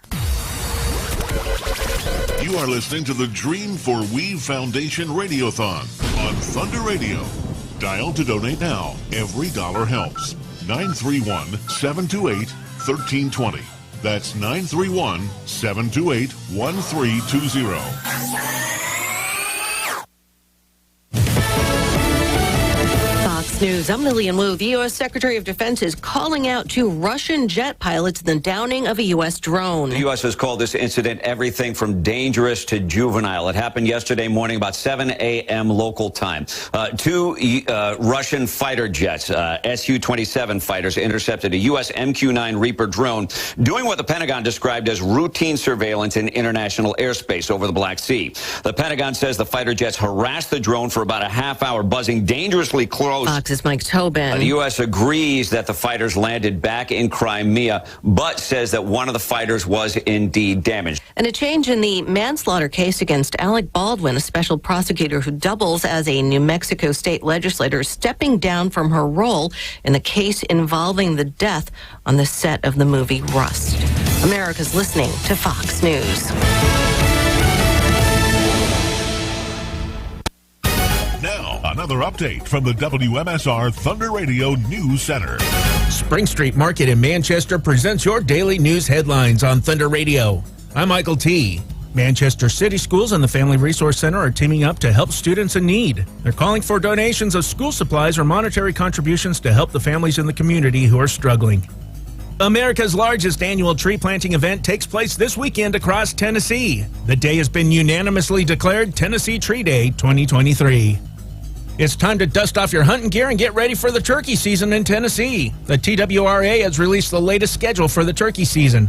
These are just some of today's headlines. You'll find more details on our website, thunder1320.com. Check out these deals happening at Spring Street Market in Manchester. Fresh cut, assorted boneless pork chops, a family pack, just $2.49 a pound. More deals like this at Spring Street Market. Thank you for listening to Thunder Radio, Manchester's only locally owned and operated media outlet. People's Bank of Trust to Manchester present your daily sports blast on Thunder Radio. I'm Josh Peterson. The season opener had a little bit of everything for the Coffee County Central Lady Raiders softball team Wednesday night. Most importantly, it included a win. Coffee County led by 3, fell behind by 4 late, rallied, and then won 11-10 on an extra inning walk-off hit by Willow Carden.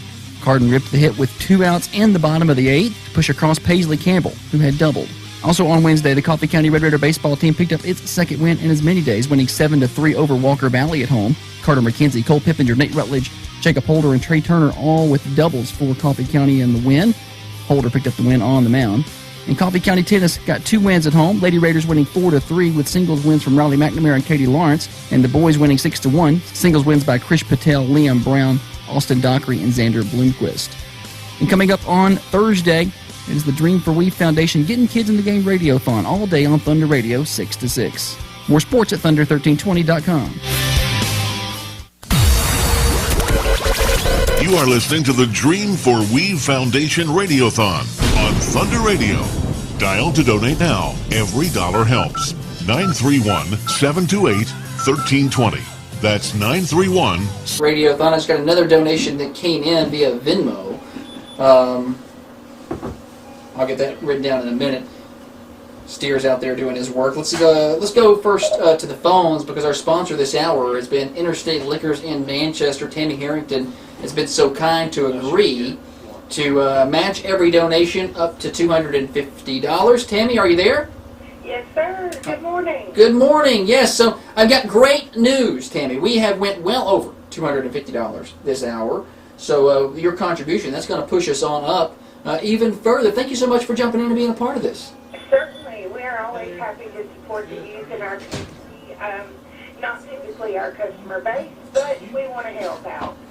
So also I have some better news for you. We've upped our match to $500. $500 match from Interstate Liquors. Ring that bell out there, Steer. Ring. There it is. Ring it. Even more money coming in for the foundation, and that's pretty much going to be a dollar for dollar match this hour, even though we actually just had another $100 come in a moment ago. So that's a huge addition to that. Tammy, thanks so much. Now, like you said, they're not necessarily that's not necessarily your client base, the students necessarily, but their parents are. So I'm sure they appreciate you being a part of this. And you've been a part of this community for a long time. Interstate Liquors has. This is generations deep. Exactly. My grandfather, J.D. Riddle, started this in 1967. So when Richard retired from the Air Force, we came back here. We purchased it to keep it in the family and to continue the legacy of my granddad and my mom, Brenda Riddle.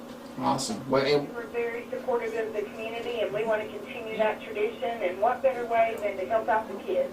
absolutely, and the foundation, which it all goes to a great cause, college scholarships, and getting kids educated or getting them the equipment they need to play the sports they want, and that's something everybody kind of come together around is sports. Whether almost everybody plays at some point, usually, even if it's just when you're 5 or 6 years old and you decide it's not for you. Everybody usually plays t-ball or plays soccer for a year, right? Everybody's part of it. When's the last time you played sports?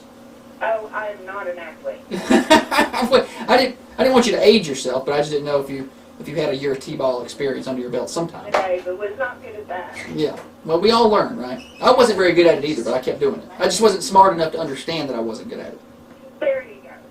Yeah. I will say, I knew Dennis, knew Terry, and earlier in my life when we were younger and thought the world of Dennis, and I think this is a wonderful foundation to continue his legacy. Awesome. Well, thank you so much for saying that. And his brother Terry's going to be on later, so make sure you're listening. I know y'all got it cranked up over there at your store. We do. Good. Well, thank you so much, Tammy, for jumping in and being involved in this. Interstate Lakers is a great partner for Thunder Radio and the Dream for We Foundation. Thank you so much, and good luck for the rest of the day. Thank you. It's been a good day. Let's jump it out. I don't know. Steer's got his microphone handy out there. He's our radio remote host / treasurer because Holly stepped out. We've had more additions. Indeed, we have. I'm not sure who the Venmo that came through. You sent a nice donation there. We also had Wyatt Byram came in person. He's our youngest person to make a donation today. Came in and made a cash donation to us. Wyatt. Very nice. Got to ring the bell. Nice. Well, we'll ring the bell all throughout the day as we're trucking along. I believe we're over $8,500. We'll get you an official count when we get to the top of the next hour. The phone lines are open. They stay open through the breaks.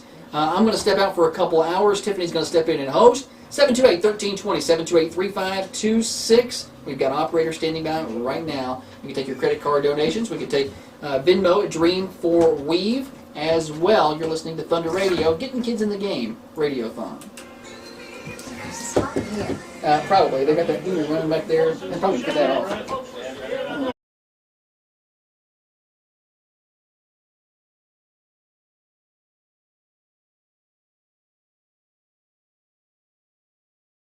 I want to send some shout-outs to folks listening in, and I know a lot of folks in Tullahoma are listening in tonight.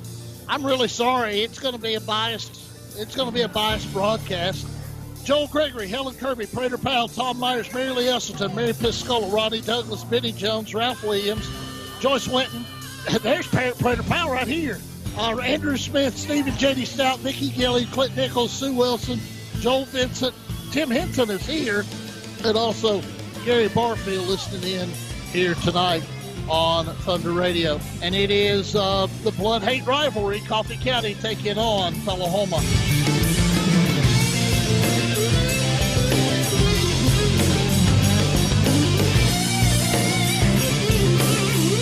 You are listening to the Dream for Weave Foundation Radiothon on Thunder Radio. Dial to donate now. Every dollar helps. 931-728-1320.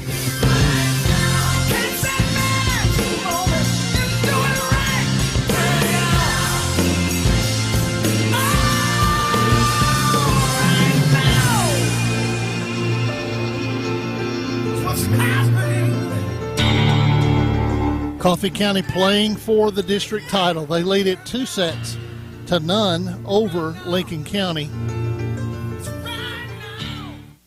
Broadcasting from the Unity Medical Center studios, this is Thunder Radio, WMSR, 1320 AM, 107.9 FM, and worldwide at thunder1320.com. Now, another update from the WMSR Thunder Radio News Center. Spring Street Market in Manchester presents your daily news update on Thunder Radio. I'm Michael T. Today is the day. Join Thunder Radio and the Dream for We Foundation for our inaugural Radiothon all day long from 6 to 6. The Getting Kids in the Game Radio-a-thon is an all-day event to support the foundation and its mission of providing Coffee County athletes with scholarships with necessary gear and registration fees so that anyone who wants to play sports in Coffee County has the opportunity. You can make a difference today from 6 to 6. Tune in to Thunder Radio all day long for the Dream for We Foundation's Getting Kids in the Game Radio-a-thon, only on Thunder Radio. Manchester City Schools and the Family Resource Center are teaming up to help students in need. The Family Resource Center is calling for donations of school supplies or monetary contributions to help the families in the community who are struggling. The campaign, titled We Care Together, encourages members of the community to donate school supplies to ensure that every student has the necessary tools to succeed. A backpack filled with school supplies costs roughly $12, and the Family Resource Center is accepting monetary donations to purchase backpacks and school supplies. Additionally, individuals can purchase pre-filled backpacks that contain a range of school supplies. BJ Sylvia, the Family Resource Center coordinator, encourages anyone interested in donating or seeking more information to contact the center. America's largest annual tree planting event takes place this weekend across Tennessee. The day has been unanimously declared Tennessee Tree Day 2023 by the Tennessee General Assembly and Governor Bill Lee, and it takes place on March 18th. Over 8,000 Tennessee residents have signed up to plant more than 100,000 native trees during this event organized by the Tennessee Environmental Council, a nonprofit organization. You can get involved and find a location near you by clicking on the link in this article on our website, thunder1320.com. It's time to dust off your hunting gear and get ready for the turkey season in Tennessee. The season is starting a little later this year with young sportsmen on April 8th through 9th and shotgun and archery from April 15th through May 28th. Make sure to mark your calendar and plan accordingly. To help hunters prepare, the Tennessee Wildlife Resource Agency has released the latest schedule for turkey season, which can be found on their website. The website also offers important information on regulations, licenses, and permits. Moreover, the TWRA is offering hunter education classes across the state to ensure safe and responsible hunting practices. These classes are essential for first-time hunters and those looking to renew their certification. New classes are added as they're scheduled, so make sure to check regularly. For those unable to attend in-person classes, online hunter education classes are available. These courses offer a flexible and convenient way to learn about hunting safety and ethics. Links to all these pages are in this article on our website. And in other news, the California man with the world's longest tongue that we recently talked about, well, he set a new Guinness World Record for the fastest time to remove 5 Jenga blocks with that long tongue of his. Isn't that special? Check out these deals happening at Spring Street Market in Manchester, your local grocery store. Grade A fresh fryer drumstick or thighs, jumbo pack, just $1.29 a pound. Filled chub bologna, 36 ounces, was $6.59, now just $4.99. More deals like this at Spring Street Market, 801 South Spring Street in Manchester. That does it for today's news update. Find these stories in full detail and news updated as it happens on our website, where the news is always free, thunder1320.com, and on the Manchester Go smartphone app. Thank you for listening to Thunder Radio. You're listening to and supporting Manchester's only locally owned and operated media outlet. People's Bank of Trust to Manchester present your daily sports blast on Thunder Radio. I'm Josh Peterson. The season opener had a little bit of everything for the Coffee County Central Lady Raiders softball team Wednesday night. Most importantly, it included a win. Coffee County led by 3, fell behind by 4 late, rallied, and then won 11-10 on an extra inning walk-off hit by Willow Carden. Carden ripped the hit with 2 outs in the bottom of the 8th to push across Paisley Campbell, who had doubled. Also on Wednesday, the Coffee County Red Raider baseball team picked up its second win in as many days, winning 7-3 over Walker Valley at home. Carter McKenzie, Cole Pippinger, Nate Rutledge, Jacob Holder, and Trey Turner all with doubles for Coffee County in the win.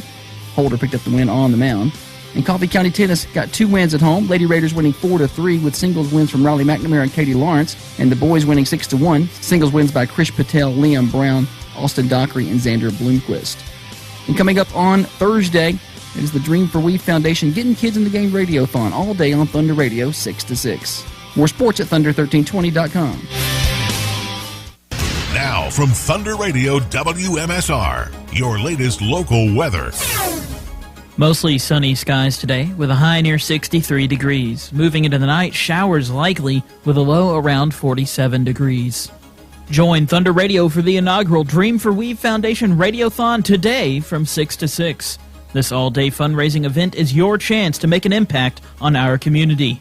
I'm Jackson Ham from the Thunder Radio Weather Center.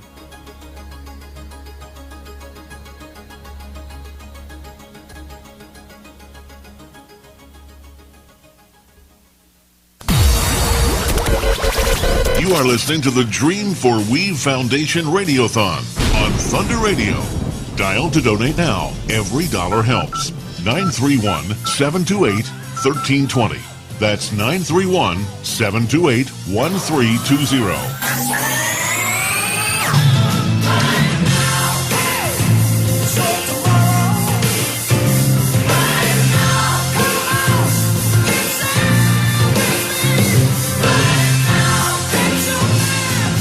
If ever there was a thrilling Thunder Radio Thursday, it is this day. Thank you for tuning into your hometown station. It is 6 minutes past the hour. I'm Tiffany, back inside the Thunder Studios. It feels funny. It feels weird. I make sure taking a look around. There's some shiny new equipment since the last time I was here. My husband, Rob Clutter, and I used to own Thunder Radio, and Josh and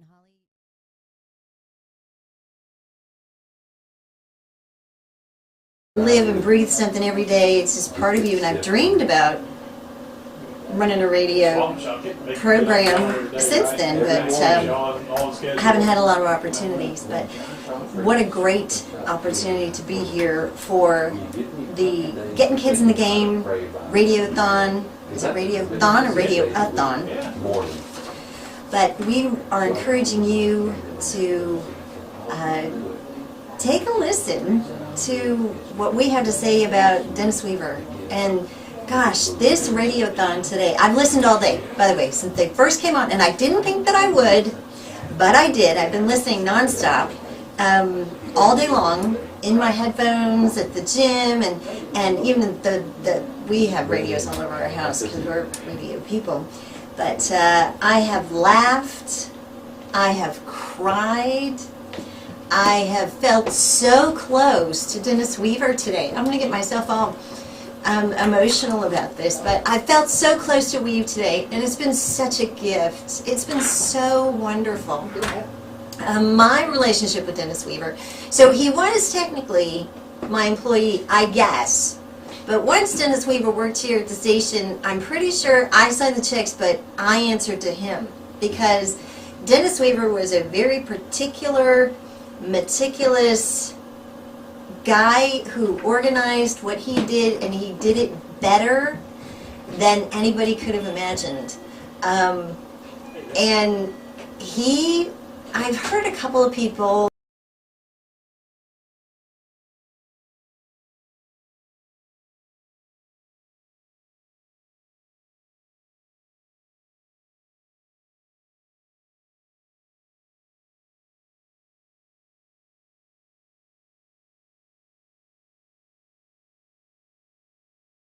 on the planet, quickest wit, and he would pick on me relentlessly. He would absolutely go after me all the time, and it was always so good, and it would make me laugh when he would pick on me. So there were times when I would try to turn it around and pick on him. So I started this rumor when I would host the morning show. I started this rumor that Dennis Weaver was a member of Menudo. And Menudo being the singing group with the young gentlemen. And, you know, if you looked at the pictures of the young men in Menudo, you couldn't 100% convince yourself that back in the day, with a lot of hair, that he wasn't a member of Menudo. Did you know that he was a member of Menudo? I started that rumor to just get at him because he was always picking on me so bad. People were believing it, and I think it ticked him off that I was telling people he was a member of Menudo. But another thing that I used to love to do to pick on Dennis Weaver is I love to call him funny names. So Weavelicious, so nutritious, you know, just stuff like that. Just pick on him. Weavermeister, Weaverama. So I would pick on him doing those types of things, calling him that instead of Dennis Weaver. I would call him the funny names, just to try to pick on him. But he was so funny, and he would make me laugh. And so anytime I needed a co-host on the morning show, I always went to him first to see if he would have availability. I'd be like, hey, what are you doing? Can you be my co-host on such a date? Because he was so much fun, and we could pick on each other on the air, and it made the time really fly by. It was really good. And I would listen to him on the Coaches Show. I'm not a sports person. I never played any sports. I'm terrible at anything that has a ball. But I would listen to the Coaches Show because he made it so good. And when he would talk to the kids, it was just so fun. And some of the things that stand out to me about him hosting the Coaches Show with those kids, he'd have a 6th grader in there, and he'd be like, are you married? Got any kids? And these kids, it would just rock their world, and it was so much fun to listen to. So those are just some really fun memories I had of him as a host and as a person, and he was just so much fun. You are tuned into your hometown station, Thunder Radio. This is a radiothon for the Dream for We Foundation. We are a 501c3. Contributions will be returned to the sports community in Manchester. And in the past 2 years, we've contributed $20,000 by way of college and tech school scholarships for graduating Coffee County High School athletes. We purchased running shoes, ball cleats, and other sports supplies for student athletes in need, and we've paid for tennis camps, volleyball camps, youth football registrations, and it really makes a difference for these kids. Makes a difference in their life and gives them opportunities and gives them a sense of belonging to be able to participate in these sports. I'm thrilled to be here with you today. I have been listening all day. I've loved hearing the guests, and I've loved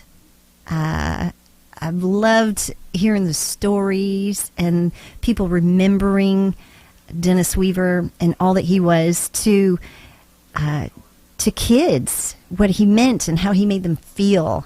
And it was just so incredibly special. So we're just thrilled to be here with you today. And we are so grateful for all of those contributing, sending in even $1 to help us remember Dennis Weaver and continue to honor him and his love for sports and kids in the game.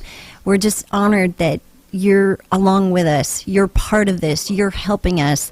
You're making it happen. So thank you so much for that. It is 13 minutes past the hour. This is your hometown station, Thunder Radio. You're tuned into an all-day-long radiothon. We do have some guests in studio. We're going to be talking to Richard Skipper coming up here just momentarily. We encourage your calls. Call us now. If you can give $1, if you can give $5, the number is 728-1320, 728-3526. You can find us on our Facebook page, Thunder Radio. And there are ways that you can donate there through PayPal or Venmo. And you can call in here and make a pledge at 728-1320. And drop a check by later. You can do it anonymously. Every little bit helps, and we're so grateful and appreciative for all of that. This year we've had 24 scholarship applicants, and we'd love to be able to offer assistance to all of them in some way. Our scholarships are presented in the 2nd annual Thundies Sports Awards on May the 20th, and that is such a terrific event. Josh and Holly work so hard to put these events together, this radiothon and the Thundies, and they're doing just a spectacular job. We want to encourage you to stick around and stay tuned, and we've got Richard Skipper coming up next right here on Thunder Radio. You are listening to the Dream for We Foundation Radiothon on Thunder Radio. Dial to donate now. Every dollar helps. 931-728-1320. That's 931-728-1320.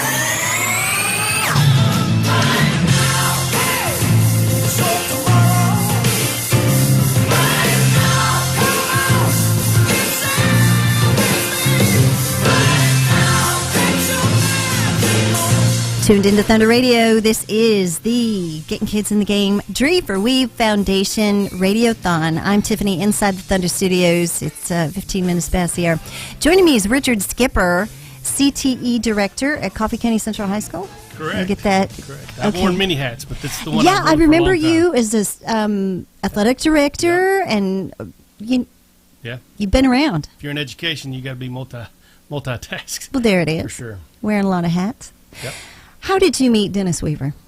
So Dennis and I, we actually had over a 30-year relationship. Yeah, it's crazy. Wow. Yeah. So when I was in high school, a long time ago, Dennis was actually the freshman football coach. How about that? Yeah. And so, I was kind of going out when he had kind of come in as far as that. But even getting to know him then from my own high school perspective, and, even then it was like he was so witty. I mean, that's one of the things. Was that he I not remember. the funniest human being? Yeah, Just the it's just quickest, smartest. Yes. What is smart Alec, right? Well, just he could be smart Alec. There's no doubt, right? But in the best possible But he way. always I mean, had a so twist fun. to it. Yeah. But yeah, so whenever I was talking to Josh about different folks, that had a relationship with Weave and talking about it, my particular when I started thinking about it was how neat it was that, I knew him that many years ago when I was in school, and he kind of kept up with me as I played ball and went on. And then, things happen in life. You go different directions. You do all this stuff. And then, so as I got into teaching and, my kids started coming up, Weave was around softball forever. Well, I had a daughter that was pretty good at softball, and so she played and got to compete against Weave when he was at Riverdale all the time. How about that? Yeah, and so those interactions, because we had a relationship, and then, he always was checking on Kaylee,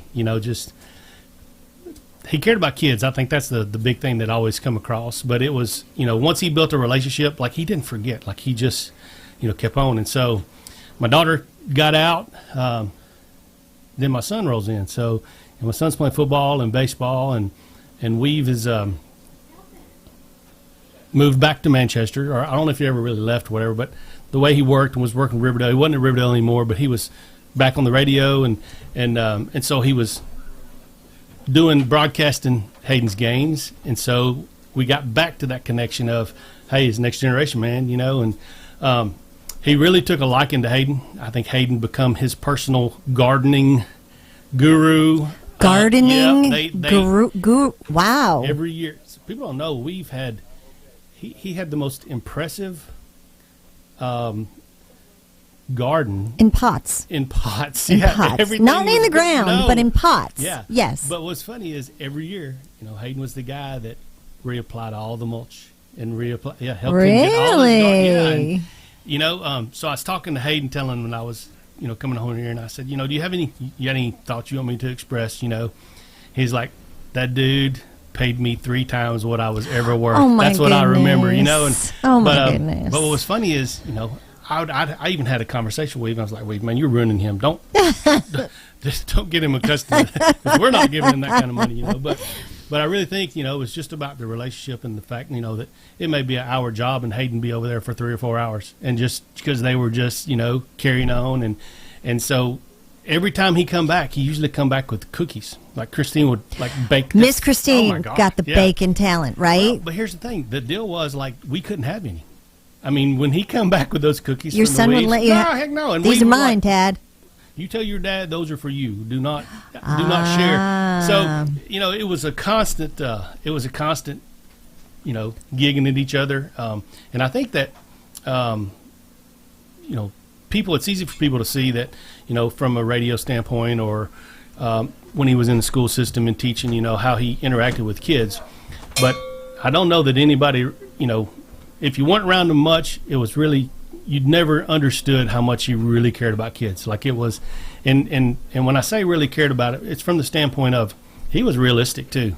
Like there's a lot of athletic conversations that I'd heard him have with kids about, well, your expectations are unrealistic. Like you need to be real about what's available. And I think that come from the fact that he coached for so many years. And there's, everybody's dream is to be a pro, or everybody's dream is to go D1. And so what I appreciated about Weave was he was realistic about, the hard work, what it took, and he would tell kids all the time, hey, don't be setting yourself up for failure. You got to understand going in how difficult this is going to be, right? So as much as he wanted to promote kids in their dreams, like he was real with them about, Kept them this is grounded. going to be hard, And so I always appreciated that.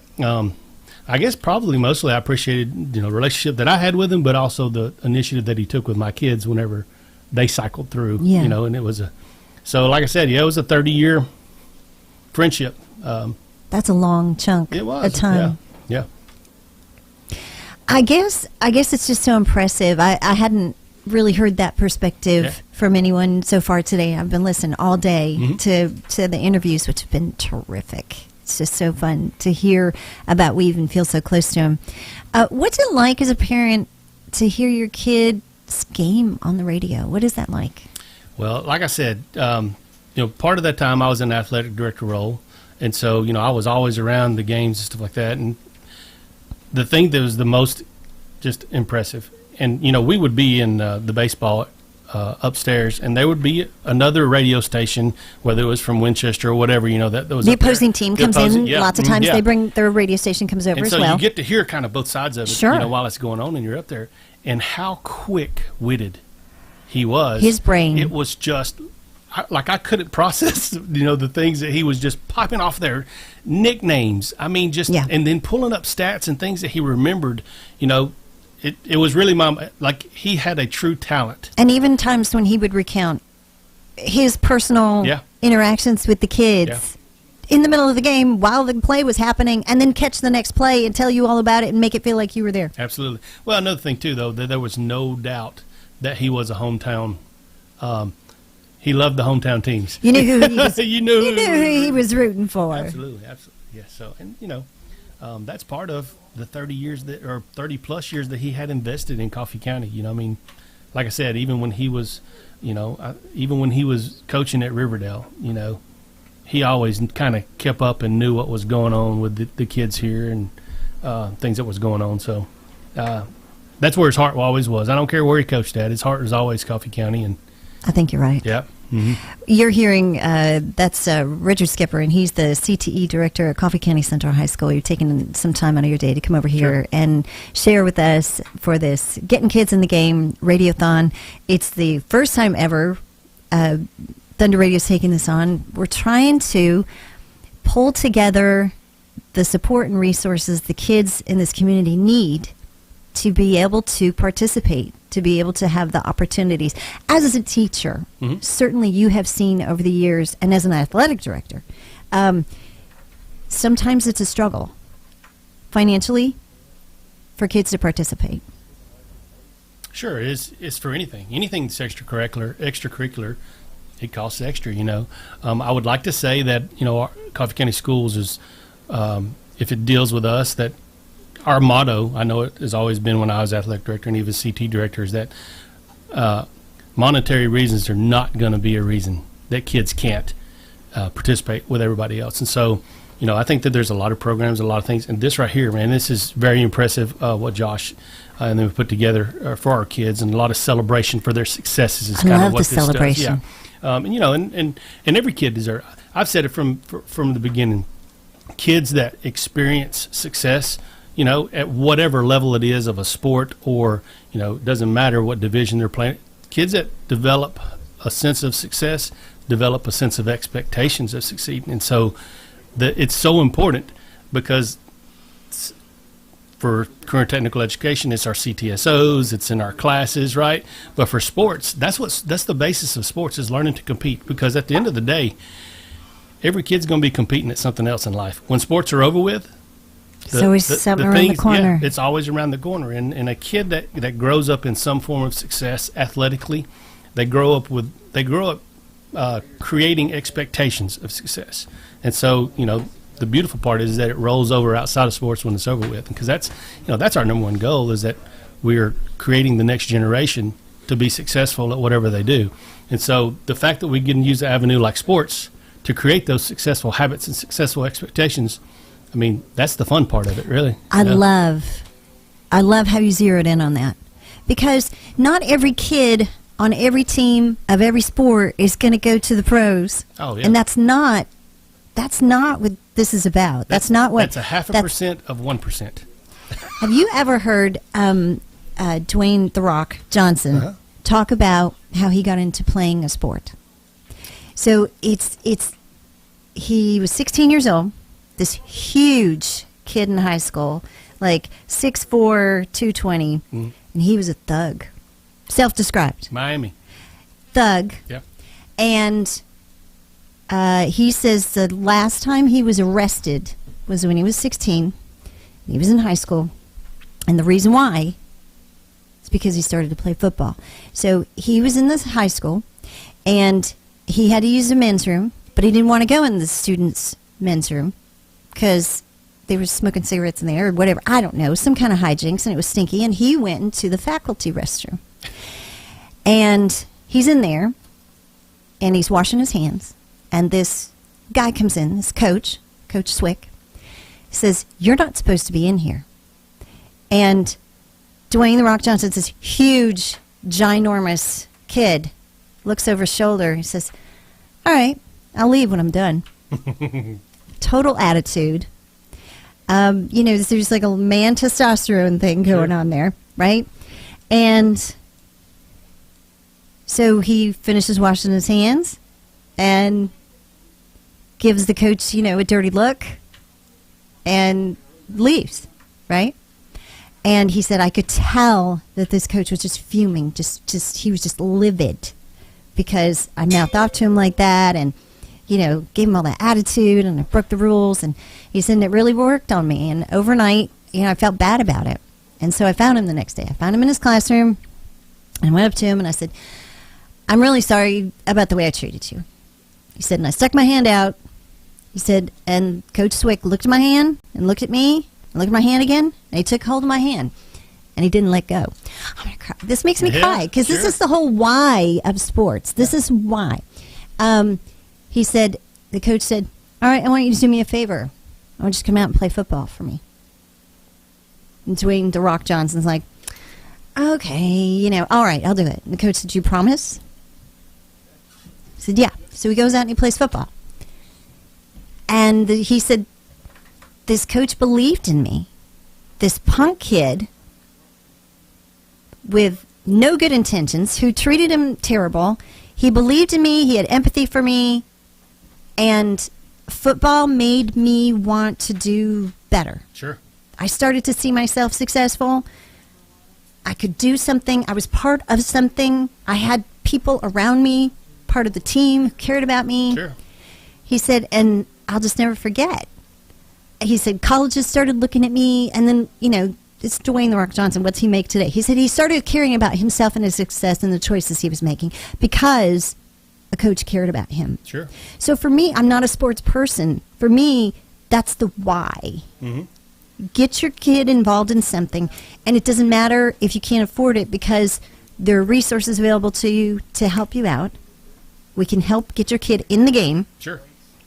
And it could make all the difference in all the world. Well, there's a saying. Tell me the saying. It's saying all the time, and then till you stop to think about it. The competition breeds success. And it doesn't really matter what it's in. You'll find as kids get older, even the kids that don't participate in sports or kids are in a different class, they're a class that's not affiliated with sports, whatever, you'll see, like, we're going to have this activity in class, and we're going to determine who answers the questions the fastest, and competition breeds success. That's in its truest form. When we teach kids how to compete, the really good ones teach kids how to compete with integrity, right? Oh, I like that. Yeah, and so, but regardless, teaching kids how to compete and a willingness to compete, that's really what the bottom line of success looks like to me, and I think to a lot of people, because that's a pretty common statement among some athletic folks that really know, have a lot more knowledge than I do even. I feel like we've gotten a little philosophical here today. We did, but you know what? Kids are different, but they're the same. They really are. Kids have different interests, different likes, but a lot of a kid is the same. And, that was what's so cool about Weave is he could pull out so many different pieces of a kid. He'd be watching a basketball game and talking about a kid, and then all of a sudden, in the algebra class the other day, I heard that they did this. So he would just pull out random stuff that he'd heard. I love it. I know. And so we definitely miss that. We definitely miss Weave. But we are certainly easy to acknowledge the blessings that he, him hanging around and that he the interest he put into our kids, I think was definitely appreciated by everybody. And we're not going to forget him. Oh, no. We're going to keep cranking along with the Dream for We Foundation. Yep. This radiothon, we're asking you for your donations to help us do what we do to help kids get in the game. Call us now, 728-1320, 728-3526. You can go to the Thunder Radio Facebook page and go to the live section. Holly has put down in there how you can Venmo or PayPal us. It can be anonymous. We'll shout your name from the rooftop. However you want to make it happen, we're just so grateful. Richard Skipper, as CTE director from Coffee County Central High School. Any closing thoughts? A friend of Weave, I think, would be a good way to describe. But in jest of Weave, what you just stated, Weave would probably add on there, unless you hate kids and don't call. I mean, so he would say something like that. He would, wouldn't he? Yeah. If you want to be sorry and hate kids, just don't call then. He left a mark on us, didn't he? That's it. Richard Skipper, thank you so much for being thanks for here. having me. We appreciate you. Come by anytime. It's 31 minutes past the hour, and we have more time and more interviews to go. We want to talk more about Dennis Weaver, who has inspired us and left a mark on us in our hearts for the Dream for We Foundation and to be able to help kids get in the game. This is your opportunity to help if you have $1, if you have $2, if you can go check the change that's in your couch. We'll take that too. 728-1320 or 728-3526. We're asking you to donate now. You can donate via credit card or Venmo or PayPal. We're at 1030 Oakdale Street right now. We're here till 6 p.m. today. We want to thank the folks from Raider TV who are helping us with our Facebook Live. You can take a look and see us here. I'll wave to you. I'll say hello. The Radio TV students here at Thomas Galligan and Stephen Miller, Corwin Sherrill, thank you so much. They've been here since 5:30 this morning. Is that right? It's a long day, but to not have to go to school, that's worth it. We'll take it. Want to let you know that the Dream for We Foundation is a 501c3 organization. Contributions are returned to the sports community right here in Manchester. If you heard anything about the Thundies banquet, the Dream for Weave banquet, what an incredible event. We're going to talk about the Thundies. I get to interview Josh Peterson coming up here in just a few minutes. So you want to stick around and stay tuned. This is the Getting Kids in the Game Dream for We Foundation Radiothon, and we're asking for your donations. Please call us now, 728-1320. You are listening to the Dream for Weave Foundation Radiothon on Thunder Radio. Dial to donate now. Every dollar helps. 931-728-1320. That's 931-728-1320.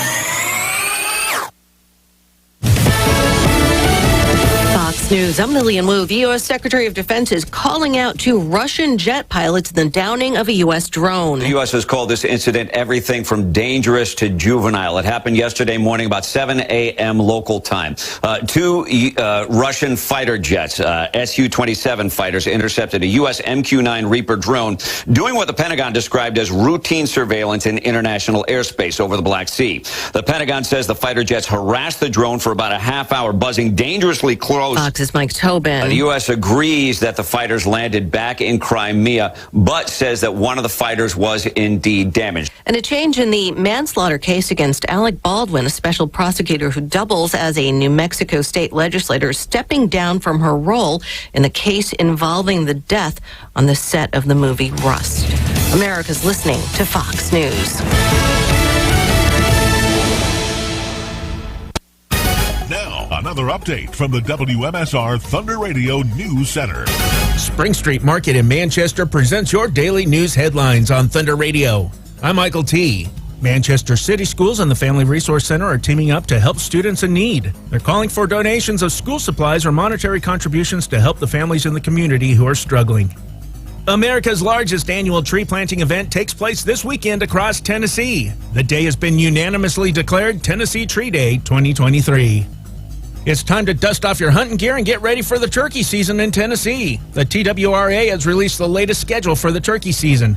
These are just some of today's headlines. You'll find more details on our website, thunder1320.com. Check out these deals happening at Spring Street Market in Manchester. Fresh cut, assorted boneless pork chops, a family pack, just $2.49 a pound. More deals like this at Spring Street Market. Thank you for listening to Thunder Radio, Manchester's only locally owned and operated media outlet. People's Bank of Trust to Manchester presents your daily sports blast on Thunder Radio. I'm Josh Peterson. The season opener had a little bit of everything for the Coffee County Central Lady Raiders softball team Wednesday night. Most importantly, it included a win. Coffee County led by 3, fell behind by 4 late, rallied, and then won 11-10 on an extra inning walk-off hit by Willow Carden. Carden ripped the hit with 2 outs in the bottom of the 8th to push across Paisley Campbell, who had doubled. Also on Wednesday, the Coffee County Red Raider baseball team picked up its second win in as many days, winning 7-3 over Walker Valley at home. Carter McKenzie, Cole Pippinger, Nate Rutledge, Jacob Holder, and Trey Turner all with doubles for Coffee County in the win. Holder picked up the win on the mound. And Coffee County Tennis got 2 wins at home. Lady Raiders winning 4-3 with singles wins from Riley McNamara and Katie Lawrence, and the boys winning 6-1. Singles wins by Krish Patel, Liam Brown, Austin Dockery, and Xander Bloomquist. And coming up on Thursday is the Dream for We Foundation Getting Kids in the Game Radio-thon all day on Thunder Radio 6 to 6. More sports at thunder1320.com. Now from Thunder Radio WMSR, your latest local weather. Mostly sunny skies today with a high near 63 degrees. Moving into the night, showers likely with a low around 47 degrees. Join Thunder Radio for the inaugural Dream for We Foundation Radiothon today from 6 to 6. This all-day fundraising event is your chance to make an impact on our community. I'm Jackson Ham from the Thunder Radio Weather Center.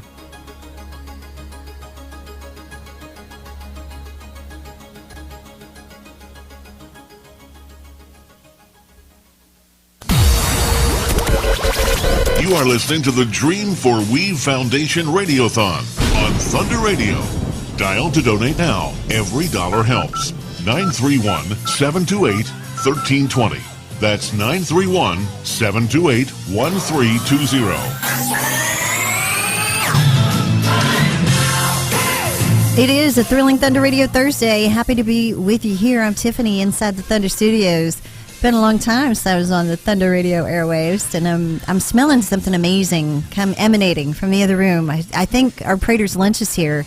Josh Peterson, what have you seen food-wise? Well, I've already gotten into the wings pretty good. Gary Prater is such an excellent man, and he, of course, he was the winner of the Bramblett Award with the Chamber this past year. Gary Prater was, and that's terrific for his great work that he does. And when he heard what we were doing, he hooked us up with lunch today: wings, 4 pounds barbecue, 4 pounds of green beans, and all that stuff. So that's out there. Prater's Barbecue, 620 Woodbury Highway. They're feeding the volunteers here today. Everybody here today has been volunteering. We've had people take off of work. Terry Weaver's going to be here next hour. He took can't off wait to see Terry. The second half of the day, and Court Steer took off the whole day. We got people taking off everywhere to be here. I took off my regular job today. So, and you're so shy. We got people taking off everywhere to be here, and Prater's so generous to do that for us. So we greatly appreciate it. It smells incredible. I can't wait to get out there. And I think Josh scheduled me at this lunchtime so that I wouldn't eat all of the food out there. And that was just mean. Yeah, well, you're a mean guy. I can tell you eat a lot these days, Tiffany. We got to keep you away from the food. Oh, Yes. You have no idea. I love my favorite thing at Prater's, the briskets. It's good. Oh, baby. And they make pork rinds fresh, like out of the deep fryer. Have you heard the burnt brisket?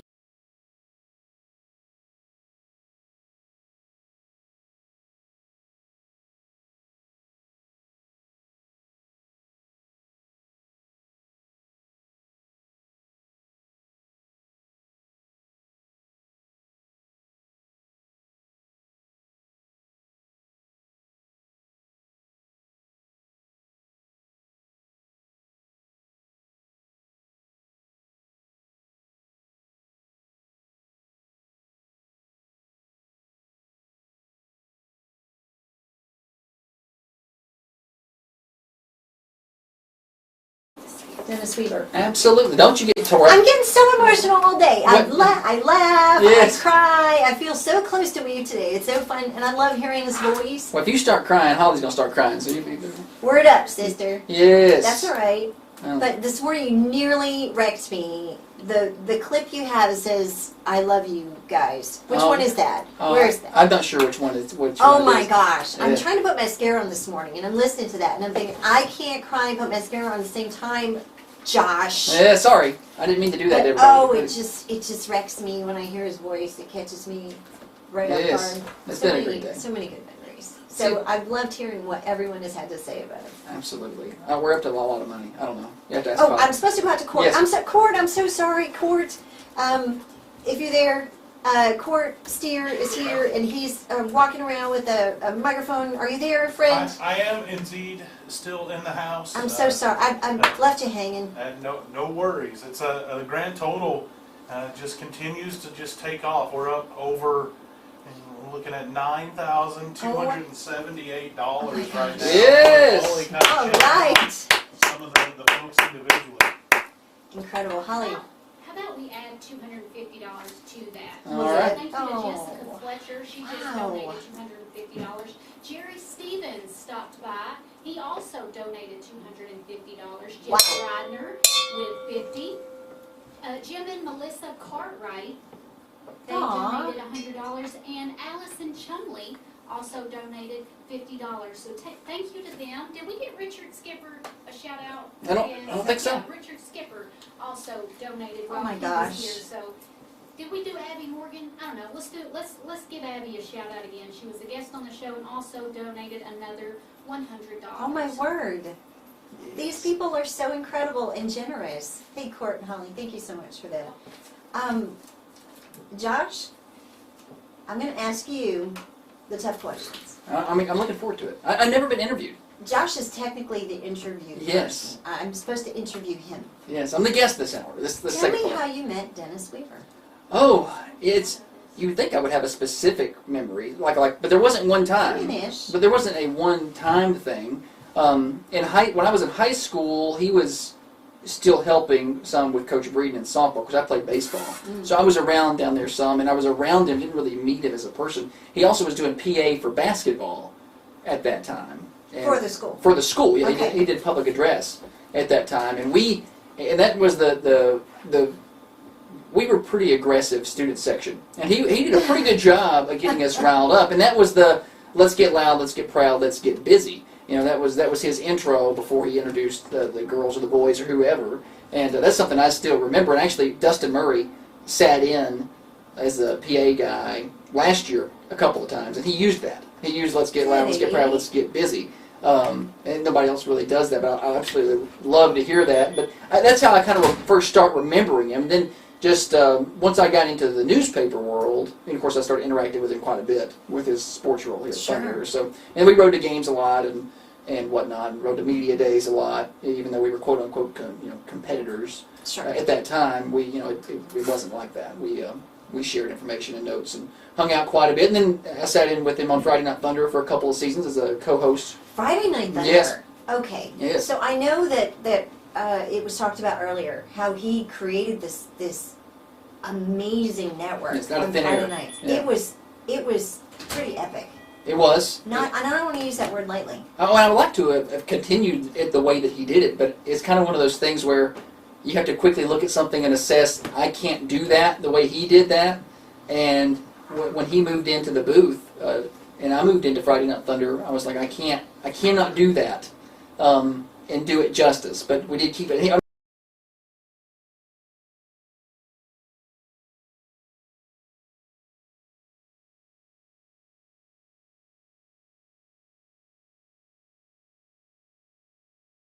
He was very excited that we kept the Friday Night Thunder name. Yes. Because when he moved to play-by-play, and I told him, I said, we're going to do a pregame. It's going to be different. It's going to be 100% Coffee County focused, local. We're not going to do the network.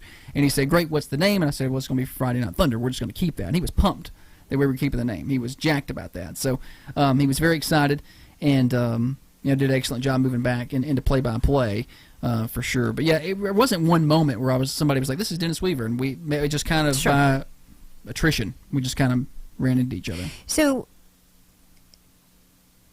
this radio station, its heritage has been to broadcast sporting events for this community. Yes.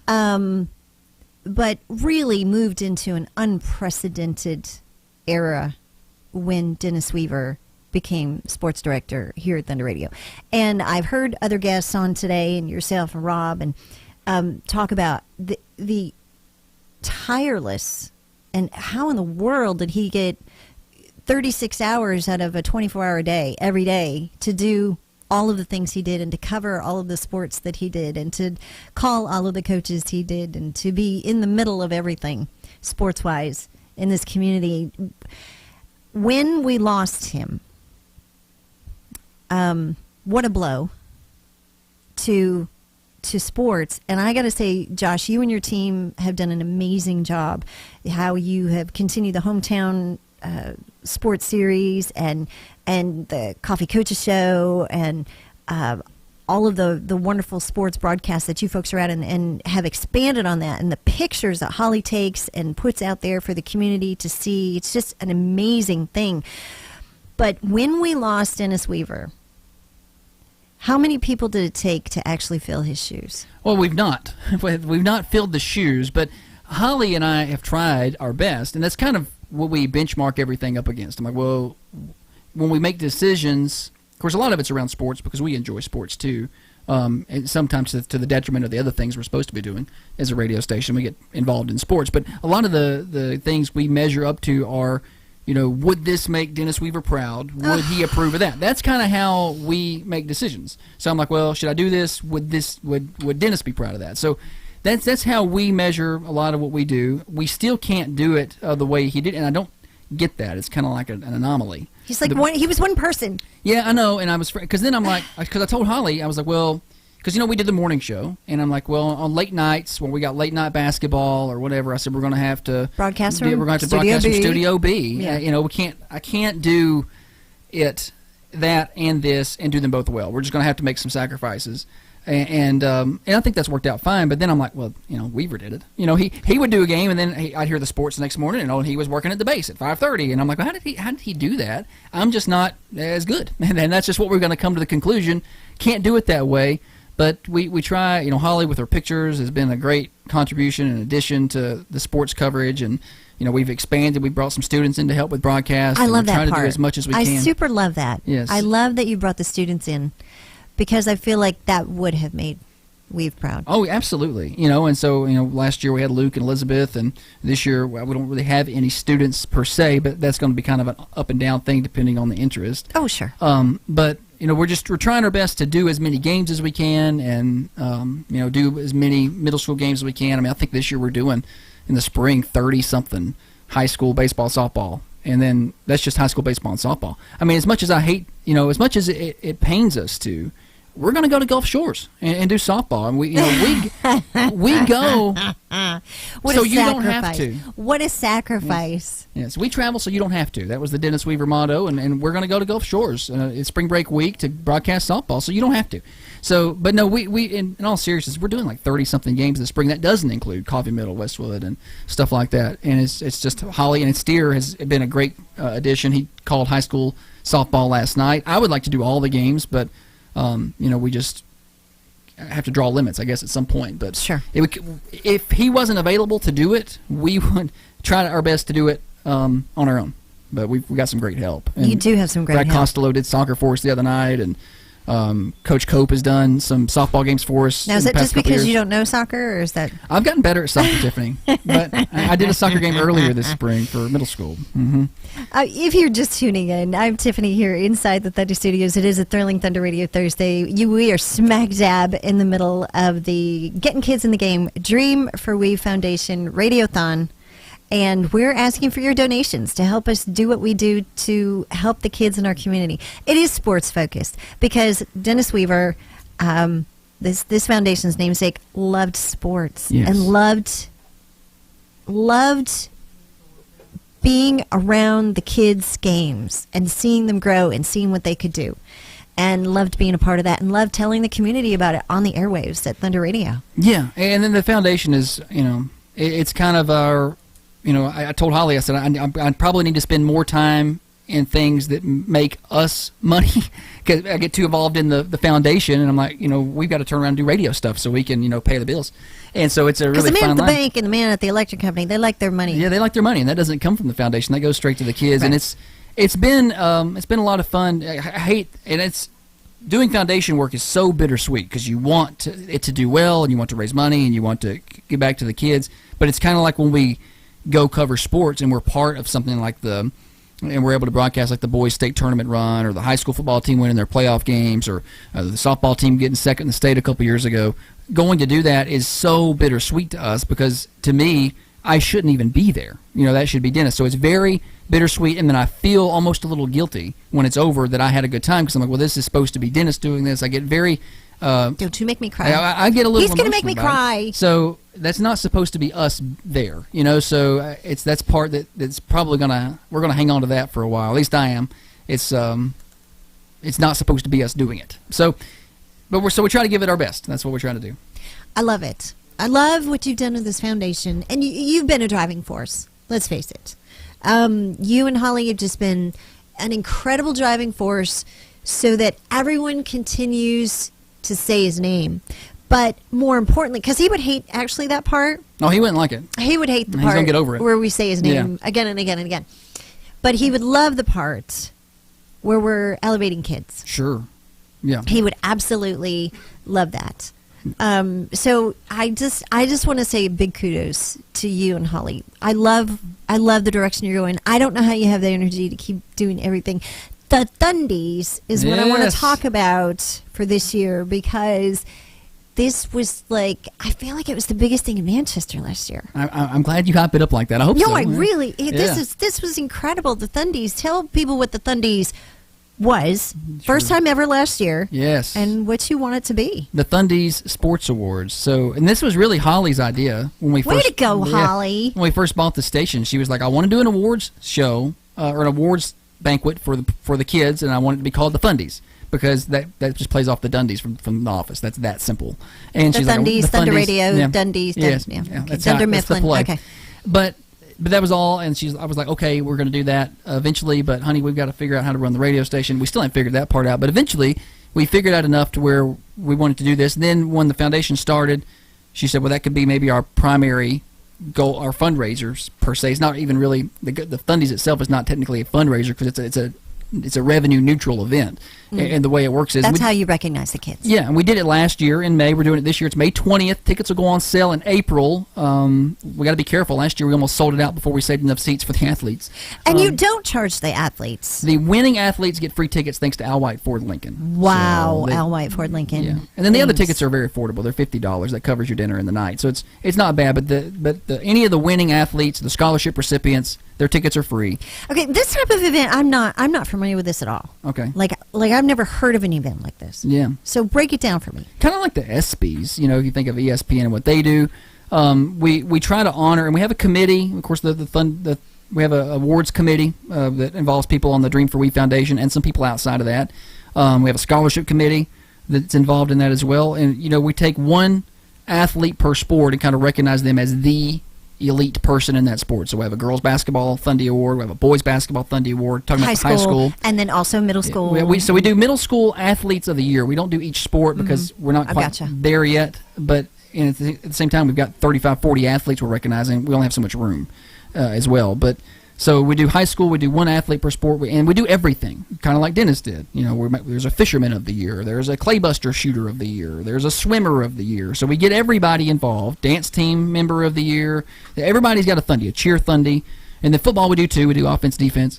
And then we also do a team of the year selection from the high school. We do Dennis Weaver Male Athlete of the Year, Dennis Weaver Female Athlete of the Year, and Dennis Weaver Coach of the Year. So we do all of those awards, and then we also distribute our scholarships that night. Last year it was $13,000 in scholarships.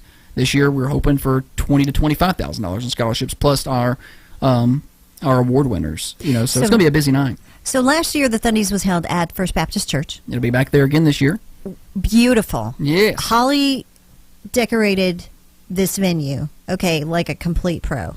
You walk in and everything there's a red carpet, and there's a place to take pictures, photo backdrops, yes, with your athlete. There's beautifully set tables. Yeah. And you go in, and it's like this really impressive place to be. An awards banquet. That's what we're looking for. Well, it's beyond an awards banquet. Yes. It's beyond that. And everybody that the students come in who maybe you've only ever seen in a softball uniform or in football pads, and these kids are like, they look sharp and they're dressed up. And they were dressed to the nines last year. Some They of them were, enjoyed it. I mean, like, okay. Prom attire was what they were doing. Some of it was prom attire.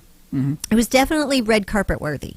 So these kids come in, and from my vantage point where I sat at the Thundies, I sat to the left of the stage, near the stairs where the kids go up. Yes. So I really think a feature of the Thundies needs to be the shoes of the Thundies. The shoes of the Thundies, because they would go up the stairs, and I'd get to see all of these amazing and fabulous shoes that maybe other people didn't get to see because they weren't by the stairs. Yeah. There were cowboy boots. Okay. There were high-heeled shoes. There were Converse. They were just the most amazing. It was just the most amazing. So the fashion shoes. side of it, like you watch a major award show and you get the fashion. Absolutely, what do people wear? the best dressed and the shoes and the Thundies fashion. The shoes of the Thundies. Yeah, so there's going to be another aspect to the Thundies this year that we've not even released yet. This will. Are you going to tell me now? Big grand release. So this is the breaking news? Are you kidding me? There's a new award and another Holly brainchild here. I like the way that girl thinks. We're going to do a fan favorite this year, where the fans can vote for their favorite athlete. Are you kidding me? But they vote with their pocketbook. $1 equals a vote. They'll get to do it through Venmo. So, I super love this. That's going to come out, and that money's all going to the scholarship fund. We don't do silent auctions, because we try to keep it to one simple event. This radio-a-thon and the Thundies is pretty much our fundraisers, and we do some with our sports. So this is another small fundraiser. If we can add $500, $600, $700, $800 into that scholarship fund, and maybe everybody gets $1,000, and maybe some people get a couple $1,000. We can grow that to where we're giving more money, and as inflation comes, people maybe need to get in $2,000 or $3,000. I have heard you talking about these scholarships and how it is a drop in the bucket. College education is expensive. But you know what, Josh?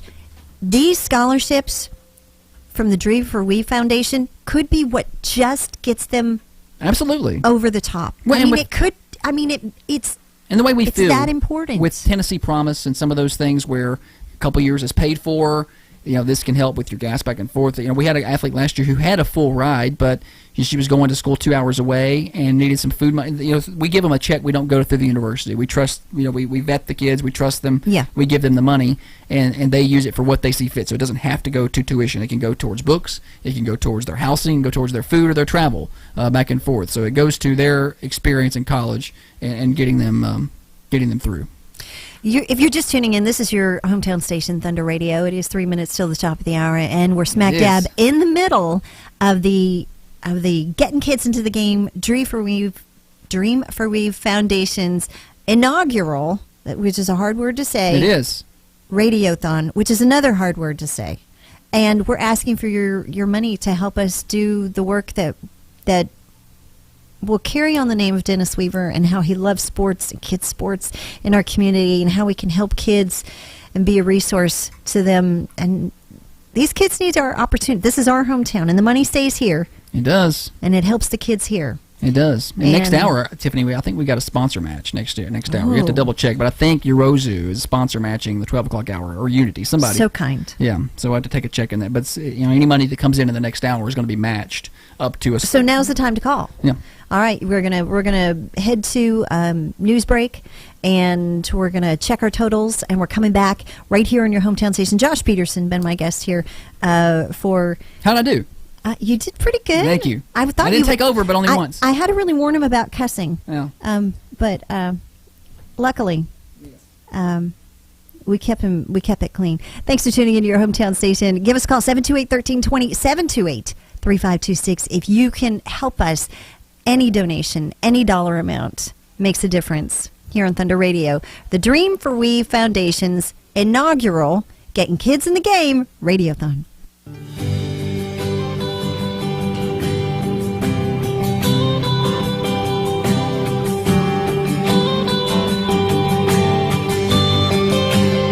You are listening to the Dream for We Foundation Radio-a-thon on Thunder Radio.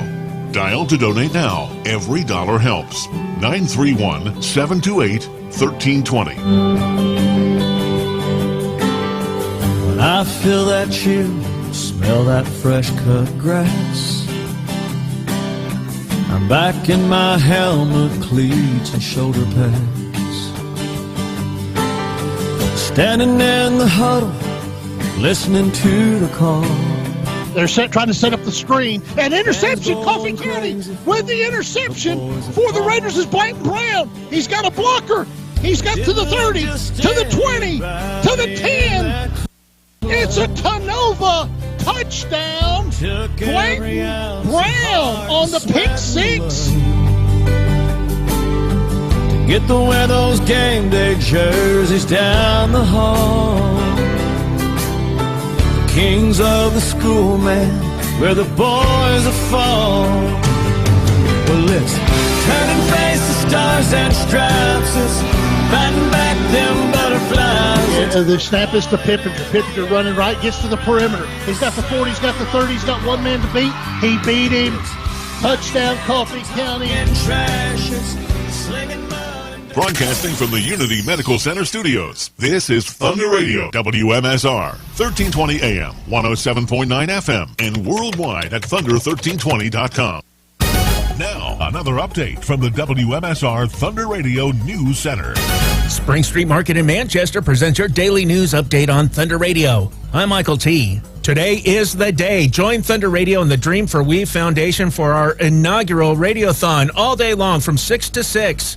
The Getting Kids in the Game Radiothon is an all-day event to support the foundation and its mission of providing Coffee County athletes with scholarships with necessary gear and registration fees so that anyone who wants to play sports in Coffee County has the opportunity. You can make a difference today from 6 to 6. Tune in to Thunder Radio all day long for the Dream for We Foundation's Getting Kids in the Game Radiothon, only on Thunder Radio. Manchester City Schools and the Family Resource Center are teaming up to help students in need. The Family Resource Center is calling for donations of school supplies or monetary contributions to help the families in the community who are struggling. The campaign, titled We Care Together, encourages members of the community to donate school supplies to ensure that every student has the necessary tools to succeed. A backpack filled with school supplies costs roughly $12, and the Family Resource Center is accepting monetary donations to purchase backpacks and school supplies. Additionally, individuals can purchase pre-filled backpacks that contain a range of school supplies. BJ Sylvia, the Family Resource Center coordinator, encourages anyone interested in donating or seeking more information to contact the center.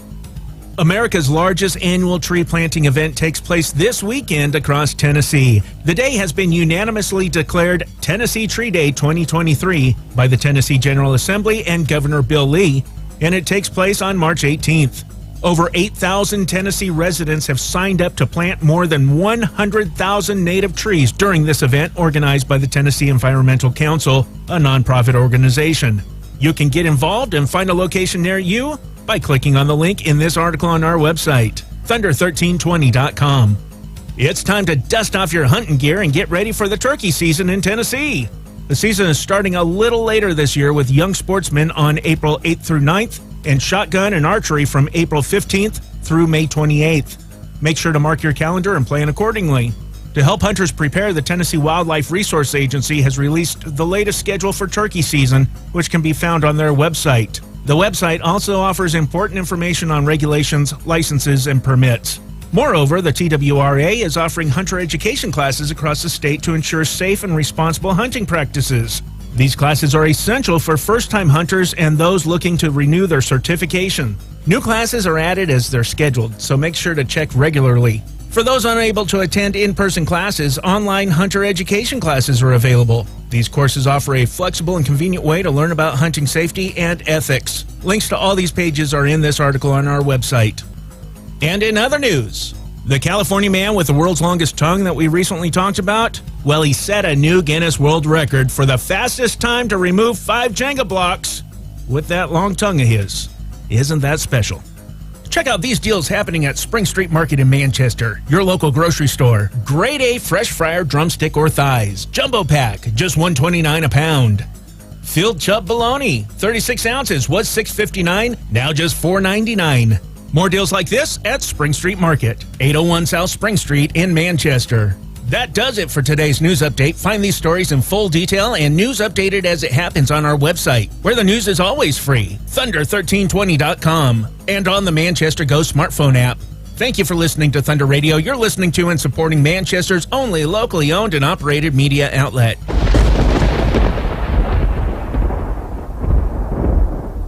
People's Bank of Trust of Manchester presents your daily sports blast on Thunder Radio. I'm Josh Peterson. The season opener had a little bit of everything for the Coffee County Central Lady Raiders softball team Wednesday night. Most importantly, it included a win. Coffee County led by 3, fell behind by 4 late, rallied, and then won 11-10 on an extra inning walk-off hit by Willow Carden. Carden ripped the hit with 2 outs in the bottom of the 8th to push across Paisley Campbell, who had doubled. Also on Wednesday, the Coffee County Red Raider baseball team picked up its second win in as many days, winning 7-3 over Walker Valley at home. Carter McKenzie, Cole Pippinger, Nate Rutledge, Jacob Holder, and Trey Turner all with doubles for Coffee County in the win. Holder picked up the win on the mound. And Coffee County Tennis got 2 wins at home. Lady Raiders winning 4-3 with singles wins from Riley McNamara and Katie Lawrence, and the boys winning 6-1. Singles wins by Krish Patel, Liam Brown, Austin Dockery, and Xander Bloomquist. And coming up on Thursday is the Dream for We Foundation Getting Kids in the Game Radio-thon all day on Thunder Radio 6 to 6. More sports at thunder1320.com. Now from Thunder Radio WMSR, your latest local weather. Mostly sunny skies today with a high near 63 degrees. Moving into the night, showers likely with a low around 47 degrees. Join Thunder Radio for the inaugural Dream for We Foundation Radiothon today from 6 to 6. This all-day fundraising event is your chance to make an impact on our community. I'm Jackson Ham from the Thunder Radio Weather Center.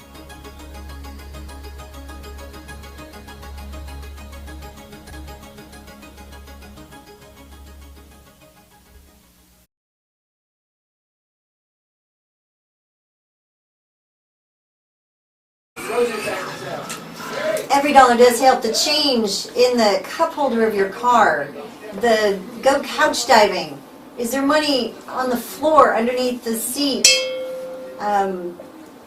Check your jacket pockets. This is Tiffany inside the Thunder Studios. It is a Thrilling Thunder Radio Thursday. We're so excited to be here and be celebrating Dennis Weaver. I love hearing all the stories about him. Dennis Weaver, the namesake for the Dream for We Foundation. This is the inaugural, it's hard to say and harder to spell, inaugural radiothon to help us fund the Dream for We Foundation, which is helping to get kids in the game. This is the Getting Kids in the Game radiothon. It is 7 minutes past the hour. I want to thank you for joining us, and I want to thank our workers for this hour. We've got Ashley Parker on operator number 1. Operator number 2 is Terry Weaver. So if you call and you talk to Terry Weaver, he sounds so much like the Weave. And it's great to hear his voice, but it's great to see him. Holly Peterson is here handling treasure stuff, taking your money. Please stop on by at 1030 Oakdale Street to help us out and donate those coins or checks or whatever you got. We do have Jackson Ham. We'll be getting an update from him here in just a smidgen an inch because we want to know what's going on with oh, I hear the bell. I want to thank the kids from Coffee County Central High School. Raider TV are here and have been here. If you would like to see us, you can tune in live to our Facebook page on Thunder Radio. I want to thank Thomas Galligan, Stephen Miller, Cora and Cheryl. Been here since 5:30 this morning. Of course, they didn't have to go to school, but they're here and they're putting in their time so that you can be with us and see us. I do want to shoot out to... Who do I have out there? Ham. I've got Ham. Ham, are you there? We got Ham, the sheriff, coming through. Why are they calling you the sheriff? I was in a little movie and I played a sheriff. Okay, so forever, Ham the sheriff. I would take Ham in a totally different direction, but that's just me. Hey, do you have updates on where we are? I know you're there with Holly, and you've been seeing folks come in with money, and what you got? Yeah, we got some good stuff here. Take it away, Holly. Okay, so, good news. Coach Gov McWhorter, Brandon McWhorter, and his wife just donated $350. Oh my gosh! That's incredible. We also shout out to Ricky Tips from WCDT for donating $100 from over From another radio station. I love that. And I have another anonymous donation of $100. That's So, incredible. bunch of Well, sweethearts. I think I'm not great at math, but Yorozu is sponsoring this hour and is willing to match up to $500. I think we're there. Are we there? We're there, Tiff. Oh my gosh. That was so easy. That was so incredible. What wonderful people we have. The other radio station that came. Holy cow. Right. I mean, really? That's awesome. That's community. Yes, absolutely. Right there. Hey, Ham and Holly, thanks so much for what you're doing there. And we'll check in with them again. This is the inaugural Getting Kids in the Game Jury for We Foundation. It's a mouthful. It's a lot. Radio-thon. Not radio-a-thon. Radio-thon. Deemer is my guest. Dennis, Dustin Murray, how are you? Wonderful. It's good. Good to be here. What an awesome day. You know. Have you been? I know you've been working. I've been working, but I've also had my phone on, so I've listened on and off whenever I've been able to. So, what a great day. What a great thing to just kind of taken off. You know. I'm kind of like wind whipped. I feel like I've been riding this roller coaster of emotion all day. I laugh when I hear people tell stories about Dennis Weaver. I cry when I hear people talk about Dennis Weaver. I hear his voice, and then I get really worked up. It's been a great day. I don't. When we go back to Ham and Holly, we'll get the day totals. But thanks so much to Yorozu for matching for this hour up to $500. It's right. So fun. Yeah, the businesses that have stepped up throughout the day, it's just been awesome. So it's thanks to everybody in the community, and as we just heard, surrounding communities as well that are. That it just shows the impact that Dennis had. Not only in Manchester, but everybody was jealous that we had a Dennis Weaver.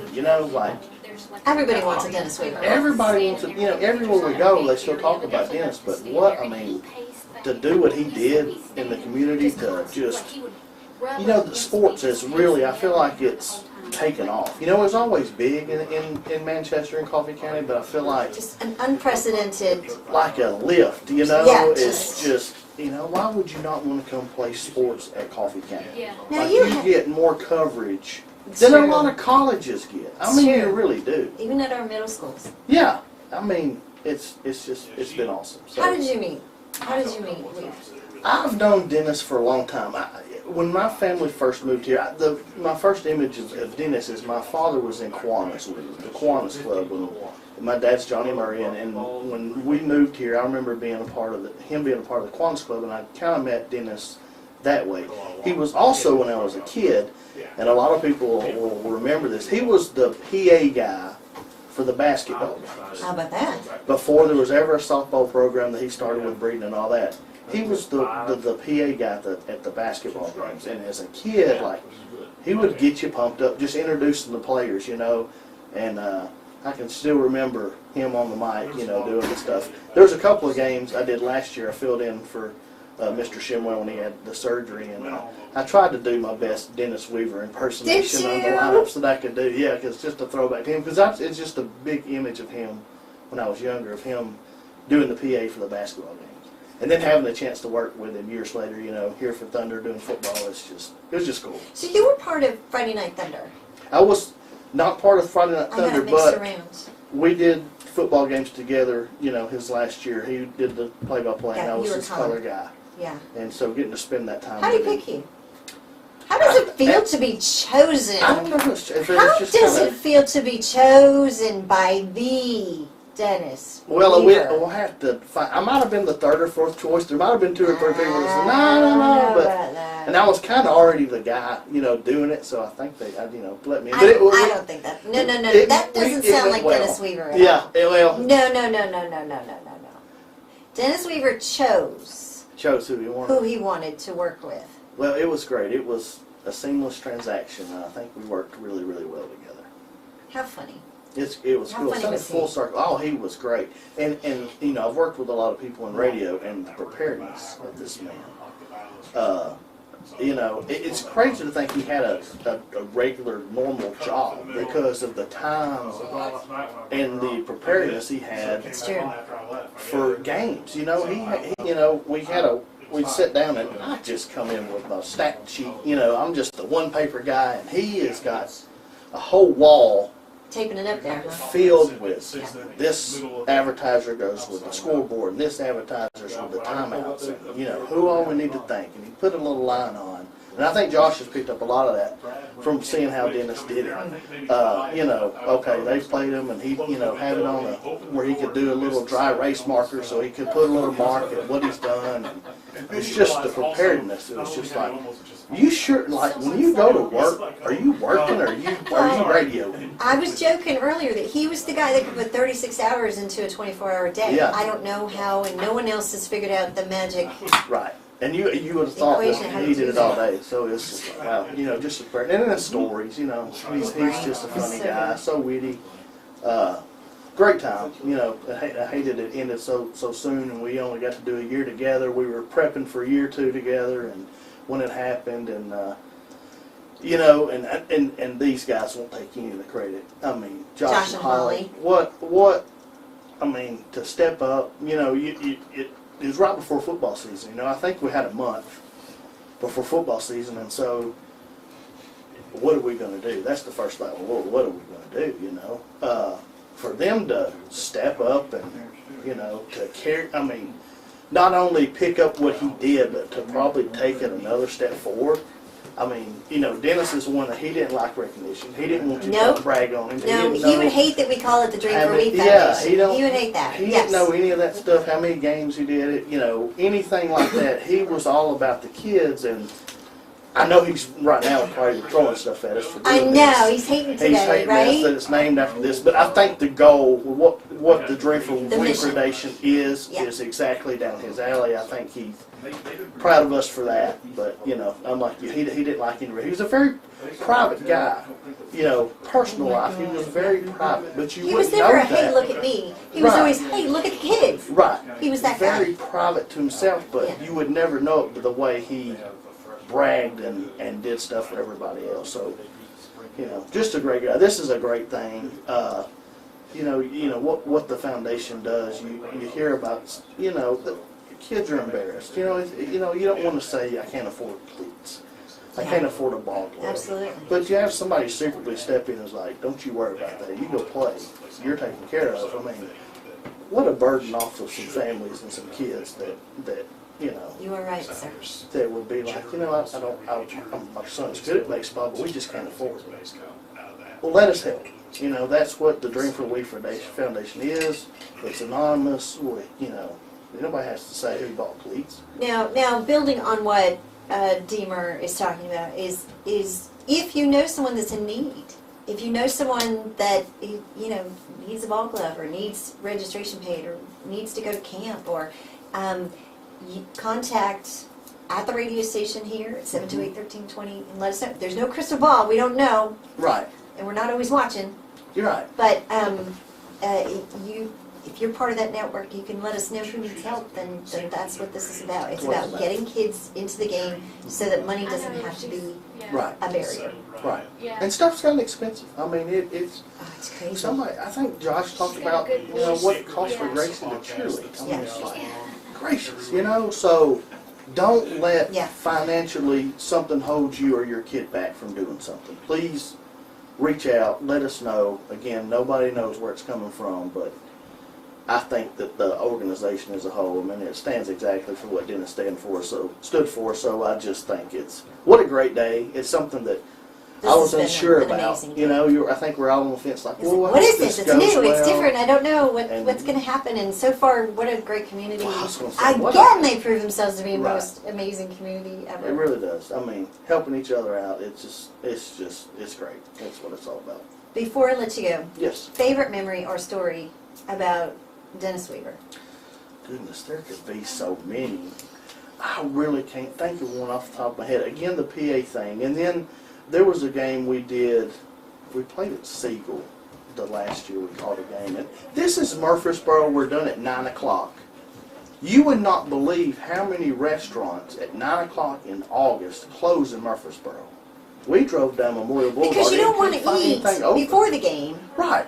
Because you're talking the whole time. Right. That's no good. Right. So you eat after the game. So we he was like, we just couldn't find anywhere. We pulled into Burger King. We pulled in all these places, and they were all closed. Like, Murfreesboro is closed at 9 o'clock. This is crazy. So we ended up eating at Speedway on the way home. Speedway. But hey, he said, he bragged on. He said, "Let me tell you, they got a good chicken panini sandwich." And I was like, "Are you like At a Speedway?"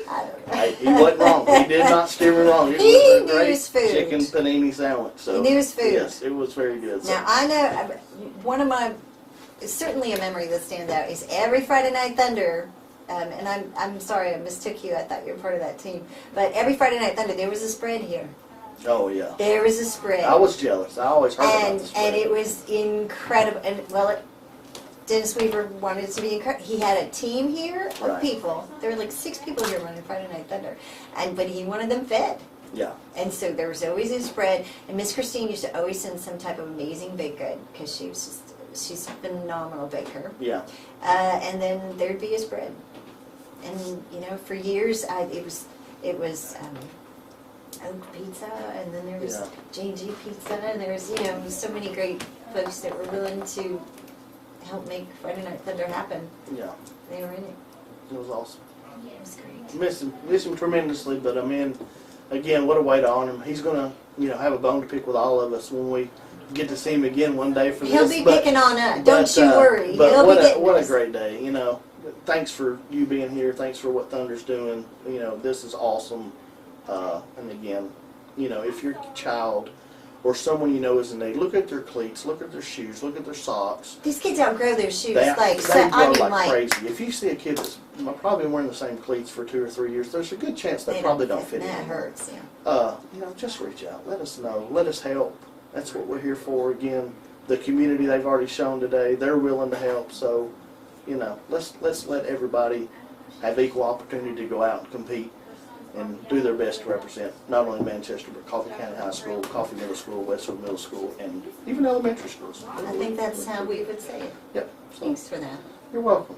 Thanks for having me. It's great to be here. Deemer, Dustin Murray, thanks for being here. Yeah, great to be here. You're such a What a nice great guy. day. I'll be back later. I'll be working the phones later. Oh, yay! You'll get to talk to him one-on-one. That's right. Tell him all your troubles and your worries. That's right. He's From that 5 to kind of 6, I guy. won't take your donations. So From call 5 to me. 6, you'll be the guy? I'll be the guy. All right, we'll have you back. All right, Thank you thanks so for much. having me. You're tuned into your hometown station, Thunder Radio. It is a thrilling Thunder Radio Thursday, 22 minutes past the hour. I'm Tiffany here inside the Thunder Studios. I'm going to encourage you to call and donate. Phone lines are open, 728-1320, 728-3526. Donate right now. Our operators are standing by to take your contributions. You can give us a credit card or Venmo us, PayPal us. You can also call in and pledge an amount and bring by the cash or check. And we're going to be here until 6 o'clock today. This is the inaugural Getting Kids in the Game Dream for We Foundation radio-thon. I want to go out to Ham. Ham! I'm going to go out to Ham. I want to know if we can get some totals for the day. Ham is with Holly Peterson. And how's it going out there? All right. Holly, how's it going? It is going awesome. We are at $10,000. Wait, let me try that again the correct way. $10,078. Okay. That's incredible. And 66 cents. That's so incredible. I know, right? I can't even. Wow. All right, I'll be checking in with Ham and Holly here shortly. I want to thank all of our folks that are working during this hour. It's been a whole huge team for the whole entire day. Currently, we do have Jackson Ham there as our roving microphone. Ashley Parker is on the phones. Holly Peterson, our treasurer there. Uh-oh. I forgot about Terry Weaver. Yeah. Terry Weaver in the bag. Dennis Weaver's did I hear he's the baby brother? Yes. Is he? And he sounds a lot like Weave. And he's just the sweetest guy. Younger and better looking, he said. He said he's younger and better looking? Because that's how they would talk to each other. Certainly. That's how it would go. The Dream for We Foundation is a 501c3. And contributions will be returned right here to our sports community in Manchester. In the past 2 years, we've contributed $20,000 by way of college and tech school scholarships for graduating athletes high school athletes, purchased running shoes, ball cleats, other sports supplies for student athletes in need, paid for tennis camps, volleyball camps, and youth football registrations. Sports are expensive. A good pair of cleats costs $150. A good pair of cross-country running shoes is over $100. Basketball shoes, well over $100. The kids who need these items, whose parents can't now afford them, that's who you're helping out today. We encourage your calls at 728-1320, 728-3526, or go to the Thunder Radio Facebook page. You can go there and find the way to Venmo or PayPal us directly. This hour has been sponsored by Eurosu, who committed to match up to $500. We've already got that match. We want to thank Eurosu for being so incredibly generous. And I'm just kind of overwhelmed at the stories about Dennis Weaver and how folks are sharing their memories of him. Up next, in the next half hour, I want to let you know we have Brandon Porter in the house, and we'll be giving you a rundown on the day's progress. So stick around and stay tuned. Your hometown station, Thunder Radio. This is a radio-a-thon, and we are the Dream for We Foundation, getting kids in the game. Radio-a-thon. Call now at 728-1320. You are listening to the Dream for We Foundation Radio-a-thon on Thunder Radio. Dial to donate now. Every dollar helps. Are you ready to come? You are listening to the Dream for We Foundation Radiothon on Thunder Radio. Dial to donate now. Every dollar helps. 931-728-1320. That's 931-728-1320.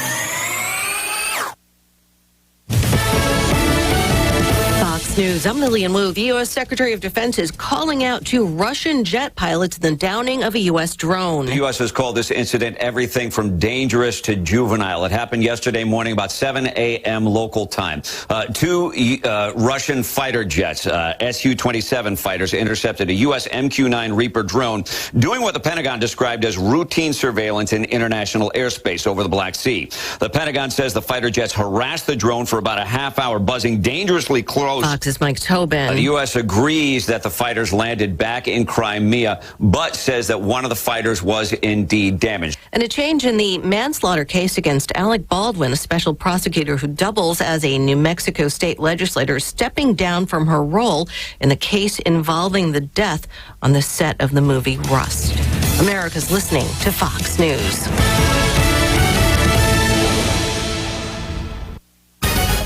Another update from the WMSR Thunder Radio News Center. Spring Street Market in Manchester presents your daily news headlines on Thunder Radio. I'm Michael T. Manchester City Schools and the Family Resource Center are teaming up to help students in need. They're calling for donations of school supplies or monetary contributions to help the families in the community who are struggling. America's largest annual tree planting event takes place this weekend across Tennessee. The day has been unanimously declared Tennessee Tree Day 2023. It's time to dust off your hunting gear and get ready for the turkey season in Tennessee. The TWRA has released the latest schedule for the turkey season. These are just some of today's headlines. You'll find more details on our website, thunder1320.com. Check out these deals happening at Spring Street Market in Manchester. Fresh cut, assorted boneless pork chops, a family pack, just $2.49 a pound. More deals like this at Spring Street Market. Thank you for listening to Thunder Radio, Manchester's only locally owned and operated media outlet. People's Make a Trust to Manchester present your daily sports blast on Thunder Radio. I'm Josh Peterson. The season opener had a little bit of everything for the Coffee County Central Lady Raiders softball team Wednesday night. Most importantly, it included a win. Coffee County led by 3, fell behind by 4 late, rallied, and then won 11-10 on an extra inning walk-off hit by Willow Carden. Carden ripped the hit with 2 outs in the bottom of the 8th to push across Paisley Campbell, who had doubled.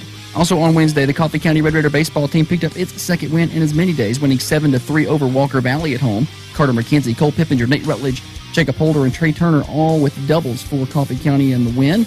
Holder picked up the win on the mound. And Coffee County Tennis got 2 wins at home. Lady Raiders winning 4-3 with singles wins from Riley McNamara and Katie Lawrence, and the boys winning 6-1. Singles wins by Krish Patel, Liam Brown, Austin Dockery, and Xander Bloomquist. And coming up on Thursday, it is the Dream for We Foundation Getting Kids in the Game Radiothon all day on Thunder Radio 6 to 6. More sports at thunder1320.com. Now from Thunder Radio WMSR, your latest local weather. Mostly sunny skies today with a high near 63 degrees. Moving into the night, showers likely with a low around 47 degrees. Join Thunder Radio for the inaugural Dream for Weave Foundation Radiothon today from 6 to 6. This all-day fundraising event is your chance to make an impact on our community. I'm Jackson Ham from the Thunder Radio Weather Center.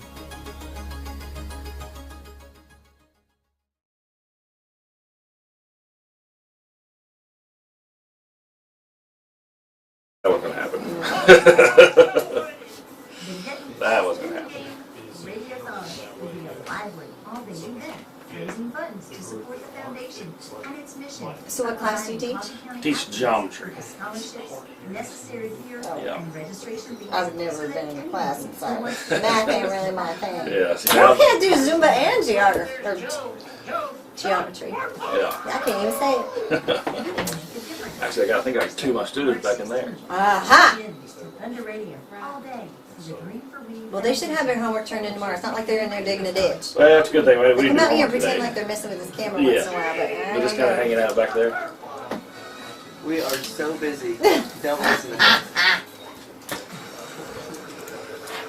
You are listening to the Dream for Weave Foundation Radiothon on Thunder Radio. Dial to donate now. Every dollar helps. 931-728-1320. That's 931-728-1320. Helping us get kids in the game, the Dream for Weave Foundation inaugural radiothon. Don't say radio-a-thon, because Josh will correct you. It's radiothon. Gotta say it right. Hey, Tiffany here inside the Thunder Studios at Thrilling Thunder Radio Thursday. Give us a call, 728-1320, 728-3526. Dimes, pennies, nickels, dollars. We are pretty inspired by this community today and your willingness to support kids and help get them in the game and play sports. We had an anonymous caller get through on our phone lines at 728-1320 who wants to sponsor the next hour of up to $1,000 match, which is pretty stinking incredible. Wow. Yorosu sponsoring this hour with up to $500 match that we've already met with your generosity. We appreciate you so very much. Inside the Thunder Studios, we have a guest. We have Brandon McWhorter. Did I get that right? Yes, ma'am. And you are the co-athletic director. Yes. And geometry teacher extraordinaire. Something like that. That's all angles and stuff, right? Yes, all angles. Yes. I think, Coach Weave, I think geometry was something he taught. So, His brain. Yeah, he was a lot smarter than I was. Smart. Yes. He's pretty legendary for being a math teacher. I didn't know that it was geometry. So. Yeah, I'm pretty sure he taught geometry. At least at one time he did. So tell me how you knew Dennis Weaver. Kind of, Courtney Steer kind of talked about it earlier. Of course, I played football for Coach Breeden, and Coach Weave was our motivational Friday speaker. Comes in, gives us our devotion, schedule people. He was always on the sidelines. And then the latter part of my senior year, I went to Rutledge Falls Church, and he was actually a Sunday school teacher. So he was my Sunday school teacher. How about that? Yeah, so spent some time there with him, which was pretty cool. Kind of going to a new church, didn't really know anybody.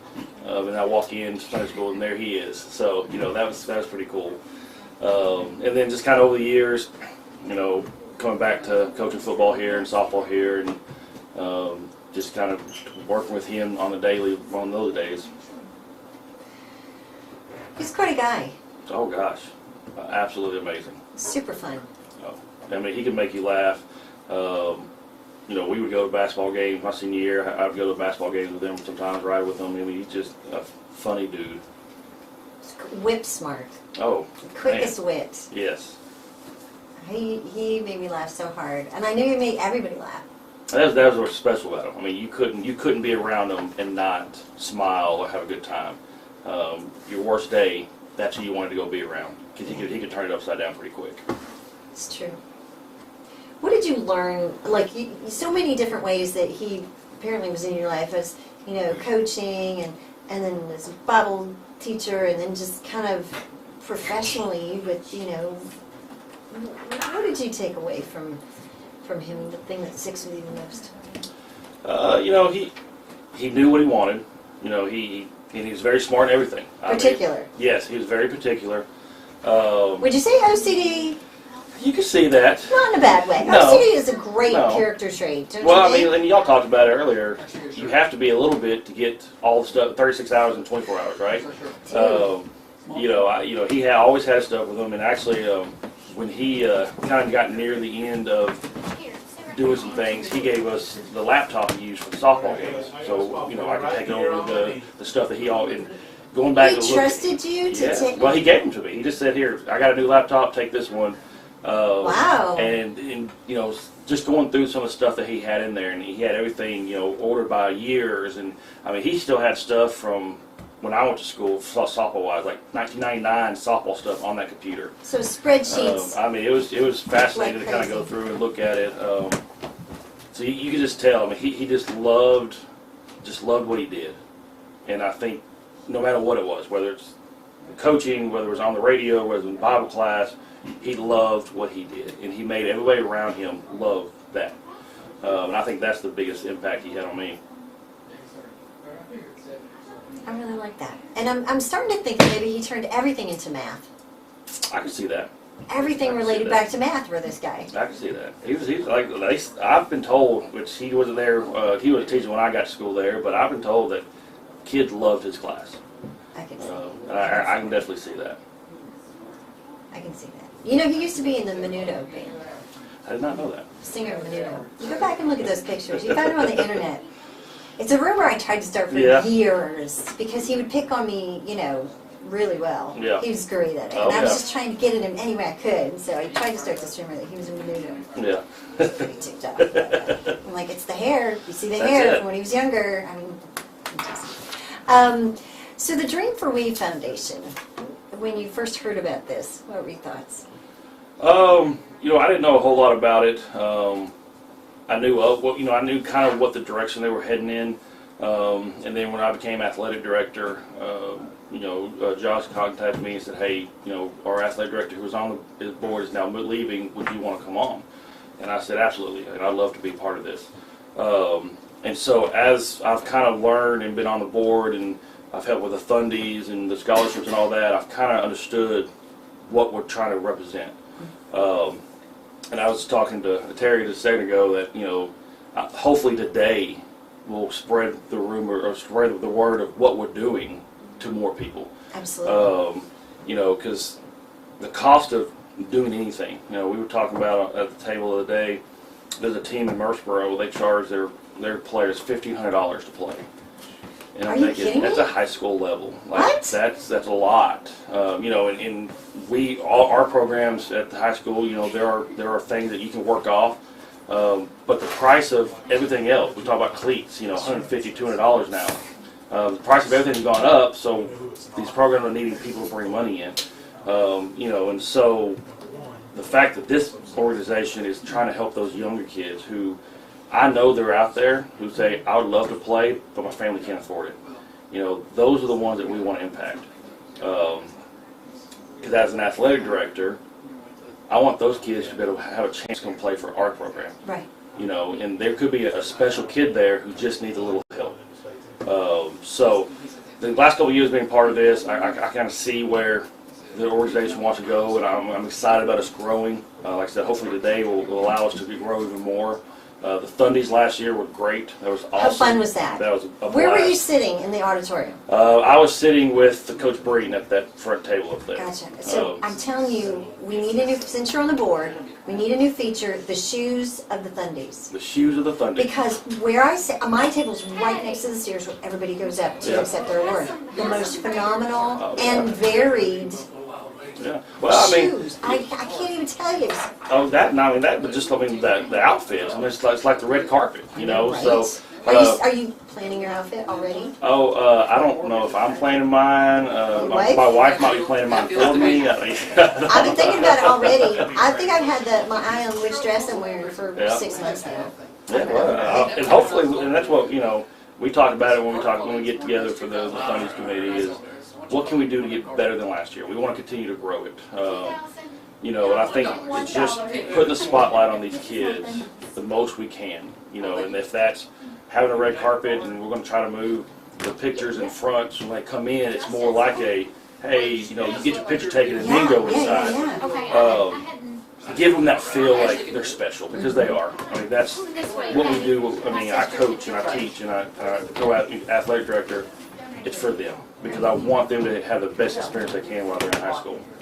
We're talking with Brandon McWhorter, who's the co-athletic director at Coffee County Central High School and on the board for the Dream for We Foundation. Thanks for your service. No problem. I enjoy it. It's not a service. It's a privilege, and these guys who are on this board, and Josh and Holly, and they're great, and they have a special place in everybody's heart.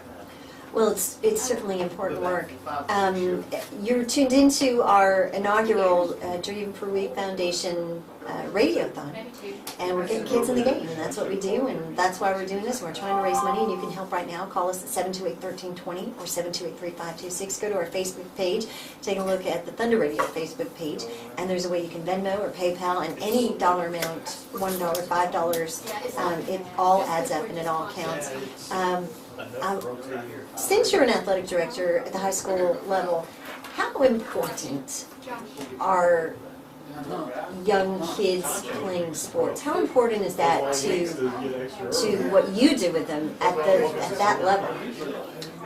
Like the rec leagues and the Coffee County soccer leagues and the little football leagues, and how important is that? It's all about interest. Over the last couple of years, we've kind of been looking at it.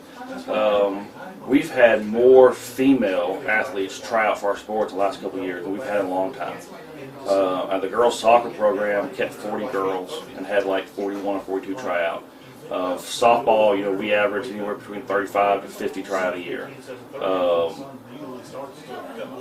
The fact that they get to start at that age and the interest is there and that interest is growing is allowing us at the high school level to see that transition into the high school. And unfortunately not every team can hold 50 kids, and that's just unfortunate. But the fact that they're coming out and saying, hey, I want to try this, that's awesome. We have girls for softball who might not make it the first year, but they're so in love with the game, they come back the second year and try out, and we've kept some after that. So it's good. The youth league, and we're getting better. Our youth leagues are getting better. The Manchester Youth Football League is just really growing and getting better. Our Babe Ruth League's been great for years. The Fast Pitch Association is working on getting better and growing their teams. So we have a lot of young kids who are starting to get interested, and it's translating into high school. We're seeing that. Hey, we started when I played soccer when I was 6, and now I'm a freshman and I'm a pretty good soccer player. And that's something that at the high school level, it's hard to get interaction with those youth programs. We got so much involved, but it's definitely something that we don't shy from. Like, we would love to help out those youth programs if we could. Whatever they need. I tell the Fast Pitch Association, whatever you need from me as a softball coach, let me know. You need me to do a clinic, you need me to do whatever I can do to support them is going to help me in the long run with my program. So as athletic director, we look at it as a whole. Of course, as softball coach, I look at it as a softball program. So, but yeah, just the interest that those programs growing themselves is allowing our program to grow at the high school level. I love that. It's feeding the success of the future. When my kids are little, I'm not a sports person. I've never played a sport. I'm terrible at anything that involves a ball. Really bad. I throw like a girl. And so it's not like I push them in any one direction. I just push them. Say, oh, you want to try soccer? Oh, let's try basketball. Oh, here's a camp. Oh, here's a thing over the summer. Oh, you want to try a swim team? Let's do this. How about this? And so I just wanted them to find their own thing that piqued their interest. Yeah, and that's something that the other co-athletic director, Brad Costle, and I have discussed. We would like for our programs to all host youth camps throughout the year. Whatever the summer, whatever they do. If basketball does one, I know. softball's done one, baseball's done one. It's cheerleading. It's cheerleading, dance had there. I mean, so we're starting to push. You know, we need to get football to join in and you know, soccer programs because that helps too. Those young kids coming to the high school and getting coached by the high school coaches and those players. Just the fact of that interaction.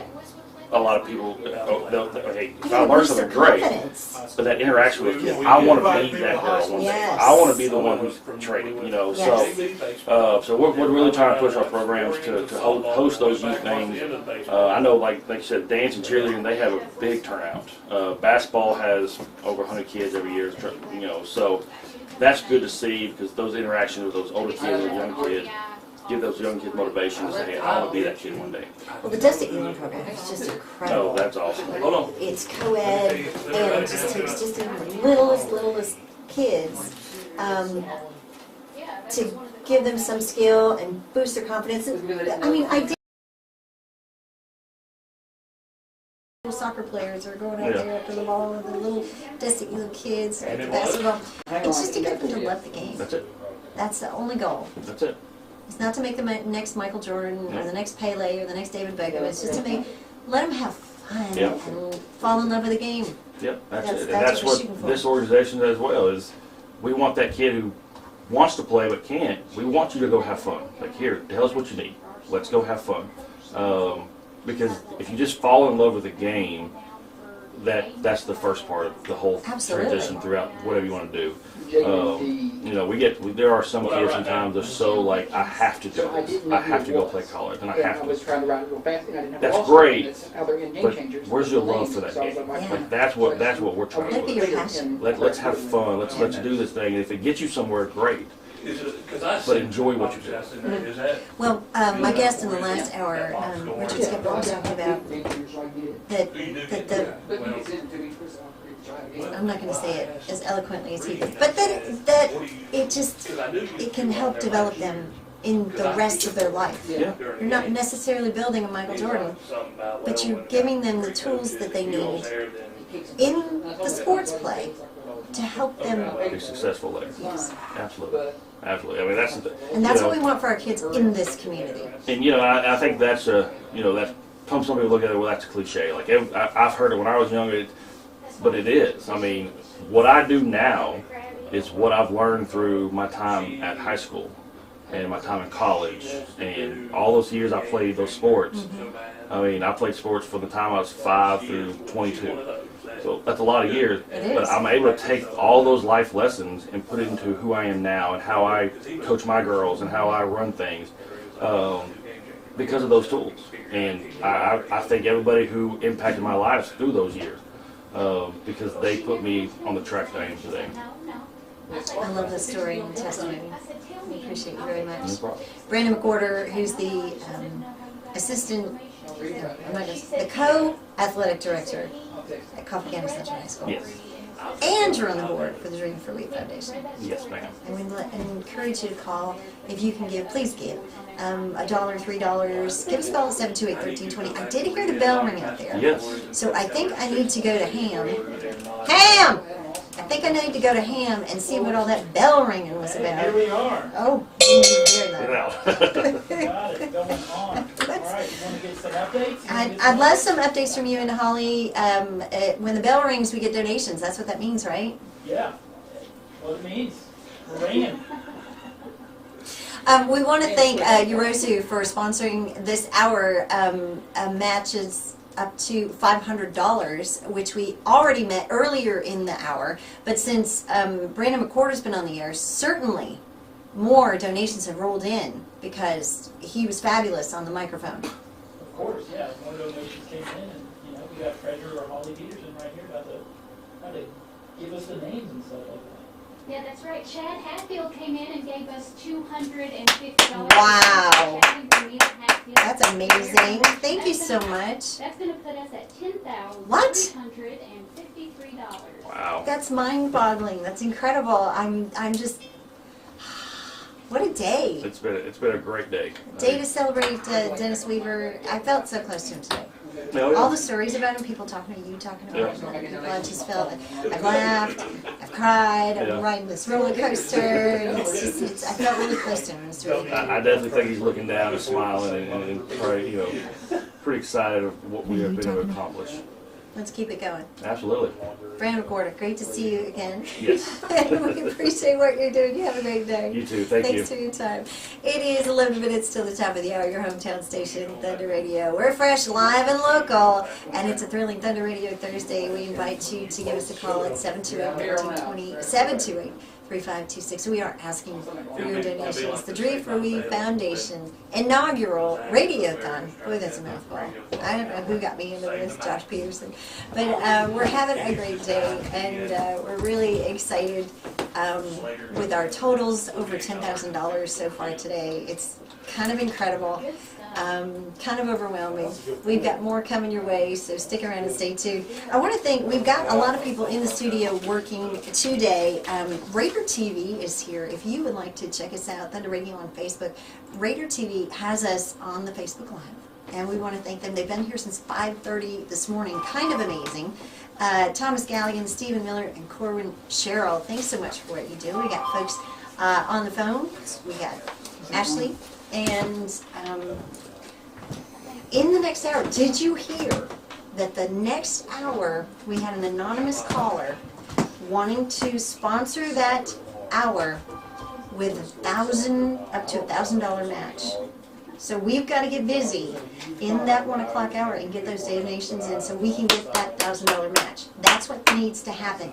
728-13. It's okay if you wait till the top of the hour to call, because once that 1 o'clock hour clicks on, and we've already made our match for Yorozu for this hour, we need that $1,000 match in the next hour for the 1 o'clock hour. So many special people donating today. We appreciate your ears. We appreciate you tuning in. And you are making a difference getting kids in the game in our community.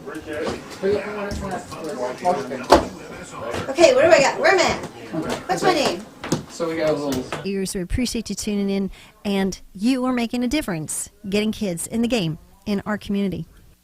Now from Thunder Radio WMSR, your latest local weather. Mostly sunny skies today with a high near 63 degrees. Moving into the night, showers likely with a low around 47 degrees. Join Thunder Radio for the inaugural Dream for We Foundation Radiothon today from 6 to 6. This all-day fundraising event is your chance to make an impact on our community. I'm Jackson Ham from the Thunder Radio Weather Center.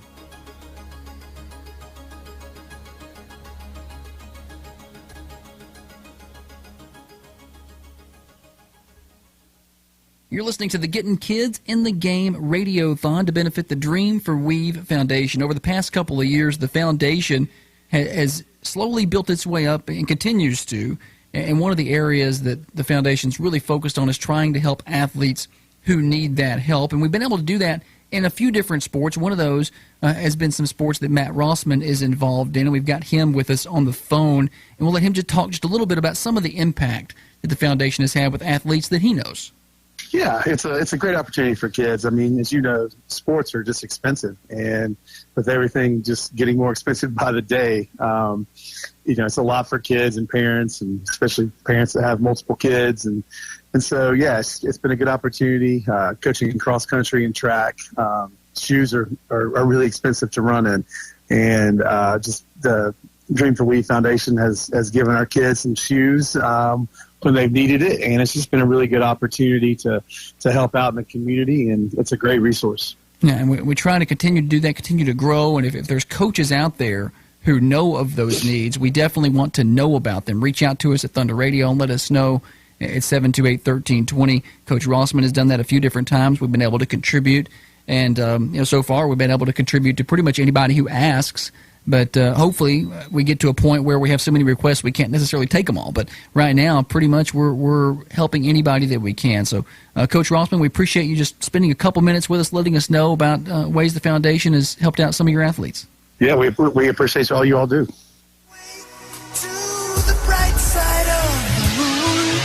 Coffee County here taking on Tullahoma on the 5th of October for the CTC Championship game.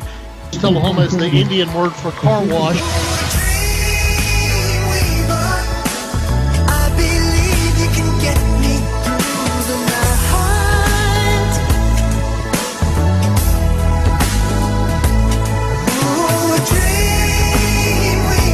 Seven seconds to go. Farrell into the paint. She ran over. That's got to be a charge.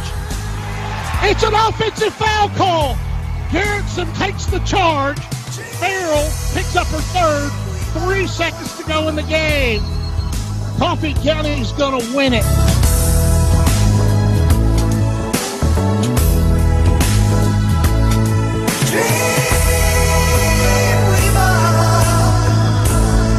It's tasty wherever I'm at. Protective footwear is recommended.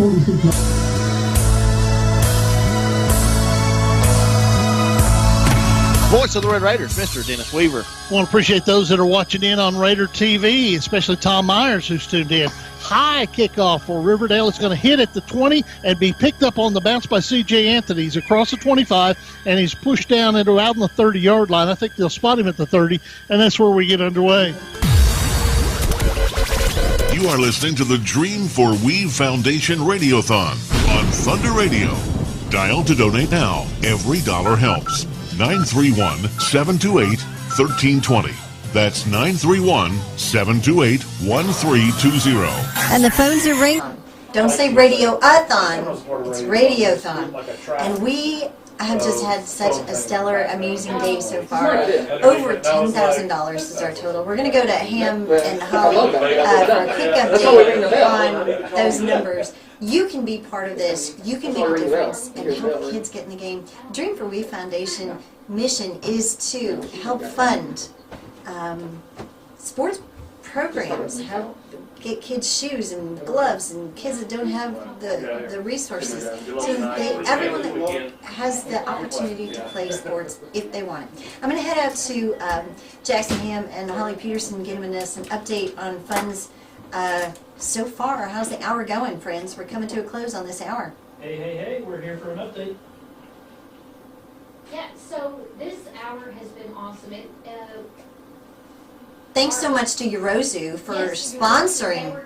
They're sponsoring up to $500, and we have surpassed that. Yay! This hour. So thank you to them, and thank you to everybody that has donated. We're up to $10,353.66. That's incredible. That's just incredible. Thanks, Jackson Ham, and thanks to Holly. We appreciate you there. Operators are standing by. Ash is standing by right now on the phone, 728-1320. If you would like to call in a donation, you can do that with Venmo, PayPal, credit card. You can make a pledge and drop a check by later. Check to meet out to the Dream for We Foundation, which is a 501c3. You can make a one-time donation, or we could set you up on a monthly donation. Maybe it's $3 a month. That helps. It's so expensive for these kids to play sports. A good pair of baseball cleats, $150. Running shoes, well over $100. Basketball shoes, over $100. Kids who need these items and parents cannot afford them. We want to help those kids get in the game and make sure they have the gear and confidence necessary to play sports to their full potential. We also give away scholarships. A scholarship allocation from the foundation is at least $1,000. A youth football registration is $125. These are huge amounts to families that have multiple children or have some financial challenges, and the Dream for We Foundation contributes, and your donations will stay right here in Manchester to the kids in our community. Thanks for tuning into your hometown station, Thunder Radio. I'm Tiffany. I think my time is up for hosting. Josh Peterson is up next, and we've got a pretty lofty goal for the 1 o'clock hour. We've had an anonymous donor who wants to sponsor the next hour, who will match up to $1,000. So if we collect $1,000, they will donate $1,000. We need that $1,000 in the next hour, in the 1 o'clock hour. If you can give, I don't blame you waiting until the 1 o'clock hour to start, because we want that match to start. Give us a call at 728-1320, 728-3526.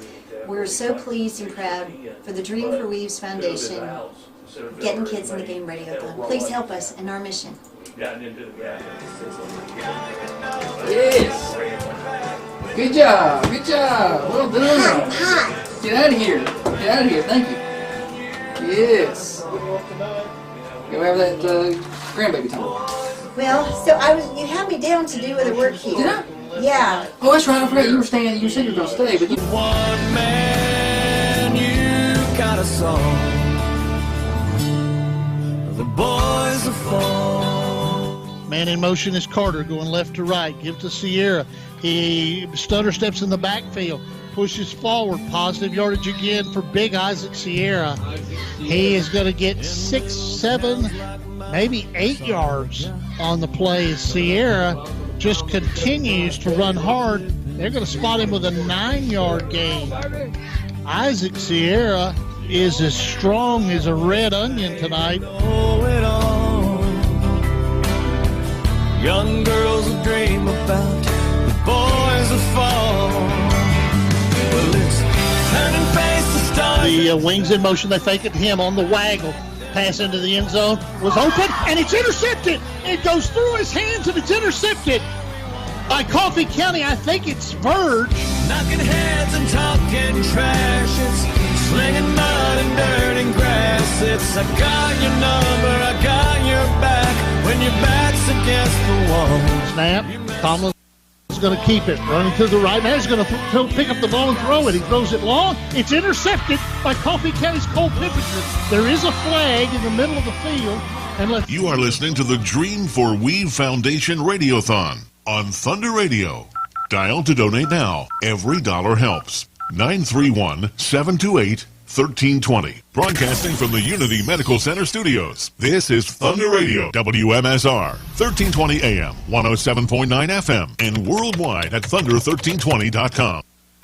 Now, another update from the WMSR Thunder Radio News Center.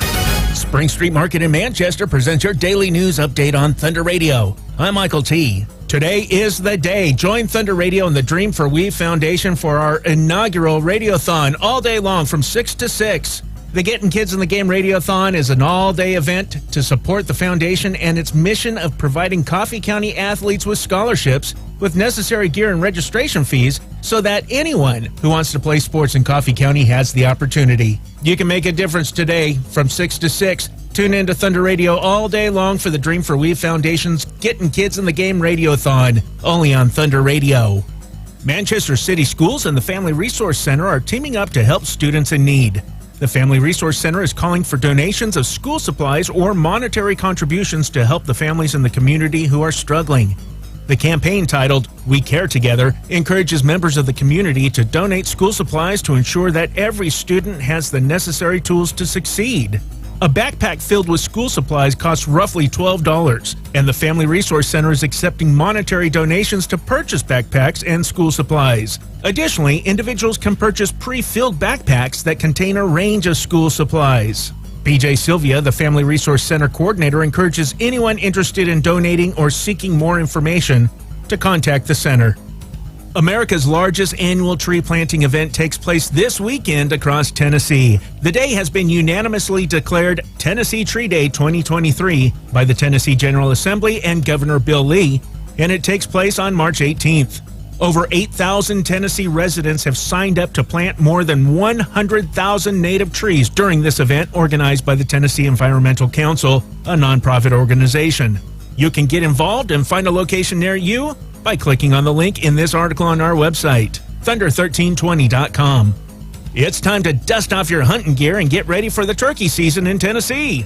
The season is starting a little later this year with young sportsmen on April 8th through 9th and shotgun and archery from April 15th through May 28th. Make sure to mark your calendar and plan accordingly. To help hunters prepare, the Tennessee Wildlife Resource Agency has released the latest schedule for turkey season, which can be found on their website. The website also offers important information on regulations, licenses, and permits. Moreover, the TWRA is offering hunter education classes across the state to ensure safe and responsible hunting practices. These classes are essential for first-time hunters and those looking to renew their certification. New classes are added as they're scheduled, so make sure to check regularly. For those unable to attend in-person classes, online hunter education classes are available. These courses offer a flexible and convenient way to learn about hunting safety and ethics. Links to all these pages are in this article on our website. And in other news, The California man with the world's longest tongue that we recently talked about? Well, he set a new Guinness World Record for the fastest time to remove 5 Jenga blocks with that long tongue of his. Isn't that special? Check out these deals happening at Spring Street Market in Manchester, your local grocery store. Grade A fresh fryer drumstick or thighs, jumbo pack, just $1.29 a pound. Filled chub bologna, 36 ounces, was $6.59, now just $4.99. More deals like this at Spring Street Market, 801 South Spring Street in Manchester. That does it for today's news update. Find these stories in full detail and news updated as it happens on our website, where the news is always free, thunder1320.com, and on the Manchester Go smartphone app. Thank you for listening to Thunder Radio. You're listening to and supporting Manchester's only locally owned and operated media outlet.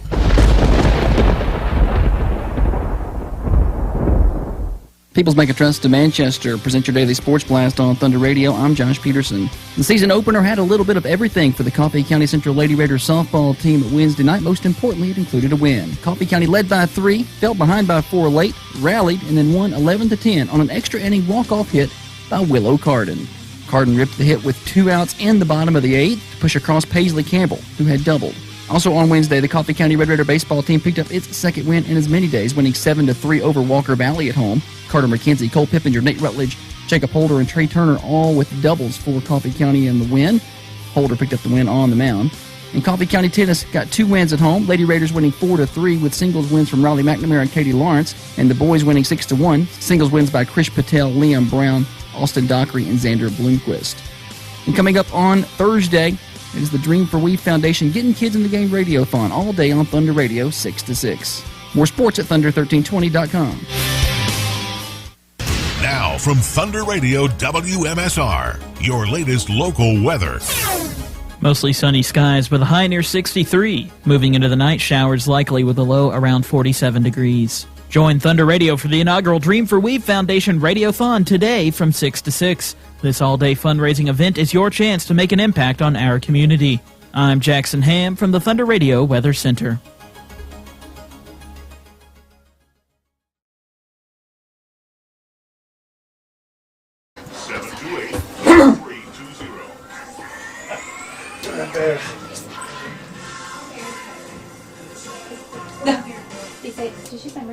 The 1 o'clock hour is here. The Dream for We Foundation's Radiothon, Getting Kids in the Game, continues.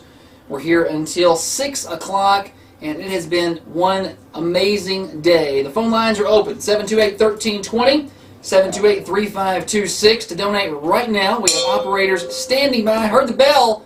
That means we've got some donations already coming in at the top of the hour. If you call in at 728-1320, we've got operators standing by. They can take your contributions via credit card, or you could make your cash or check pledges. You can also bring that by anytime at 1030 Oakdale Street. We're asking everyone for a one-time donation of $50 to the foundation, if you can do that. But any amount is welcome. You can pledge $5 a month if you'd like. We can set you up on a monthly plan. You can do a one-time donation of $5, $10, $100, does not matter. Any one-time donation over $100 comes with a Dream for We Foundation ball cap we'll hook you up with as well. Remember, the Dream for We Foundation, a 501c3. Let's take a look at our staff for the hour. We are staffed up. We are busy. I am Josh Peterson back on the mic. We have Ashley Parker. She is our phone operator. Numero uno, phone operator number 2, Terry Weaver is in the house. Holly is our social media manager and our treasurer.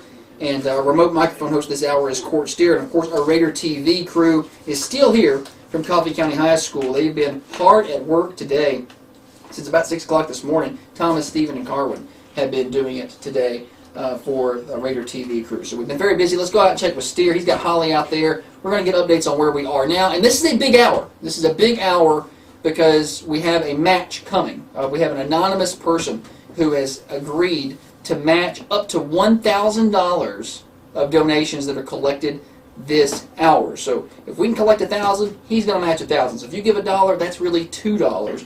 So we need to make that happen. Let's go out to the lobby. Court Steer's out there. He's got Holly. We're going to get updates on where we are now, headed into the 1 o'clock hour. Yeah, Josh, going to be a big hour coming. You talked about the big match. Folks headed home from work early to watch college basketball the rest of the day. Going to be calling in. Holly, where are we at this time? We, thanks to Jen Nagadula, she wanted to donate $100 because Coach Breeden this morning sent out a challenge to all the softball players to call and donate today. So Jen stepped up. She said, you know what? I'm going to donate. And she donated $100. So thank you to Jen Nagadula. That puts us at $10,953.66. Right on the door, knocking on the door of that $11,000 threshold. We've got a $1,000 match coming up this hour. If everybody out there can answer the call here, 728-1320, it doesn't matter, $10, $5, $20.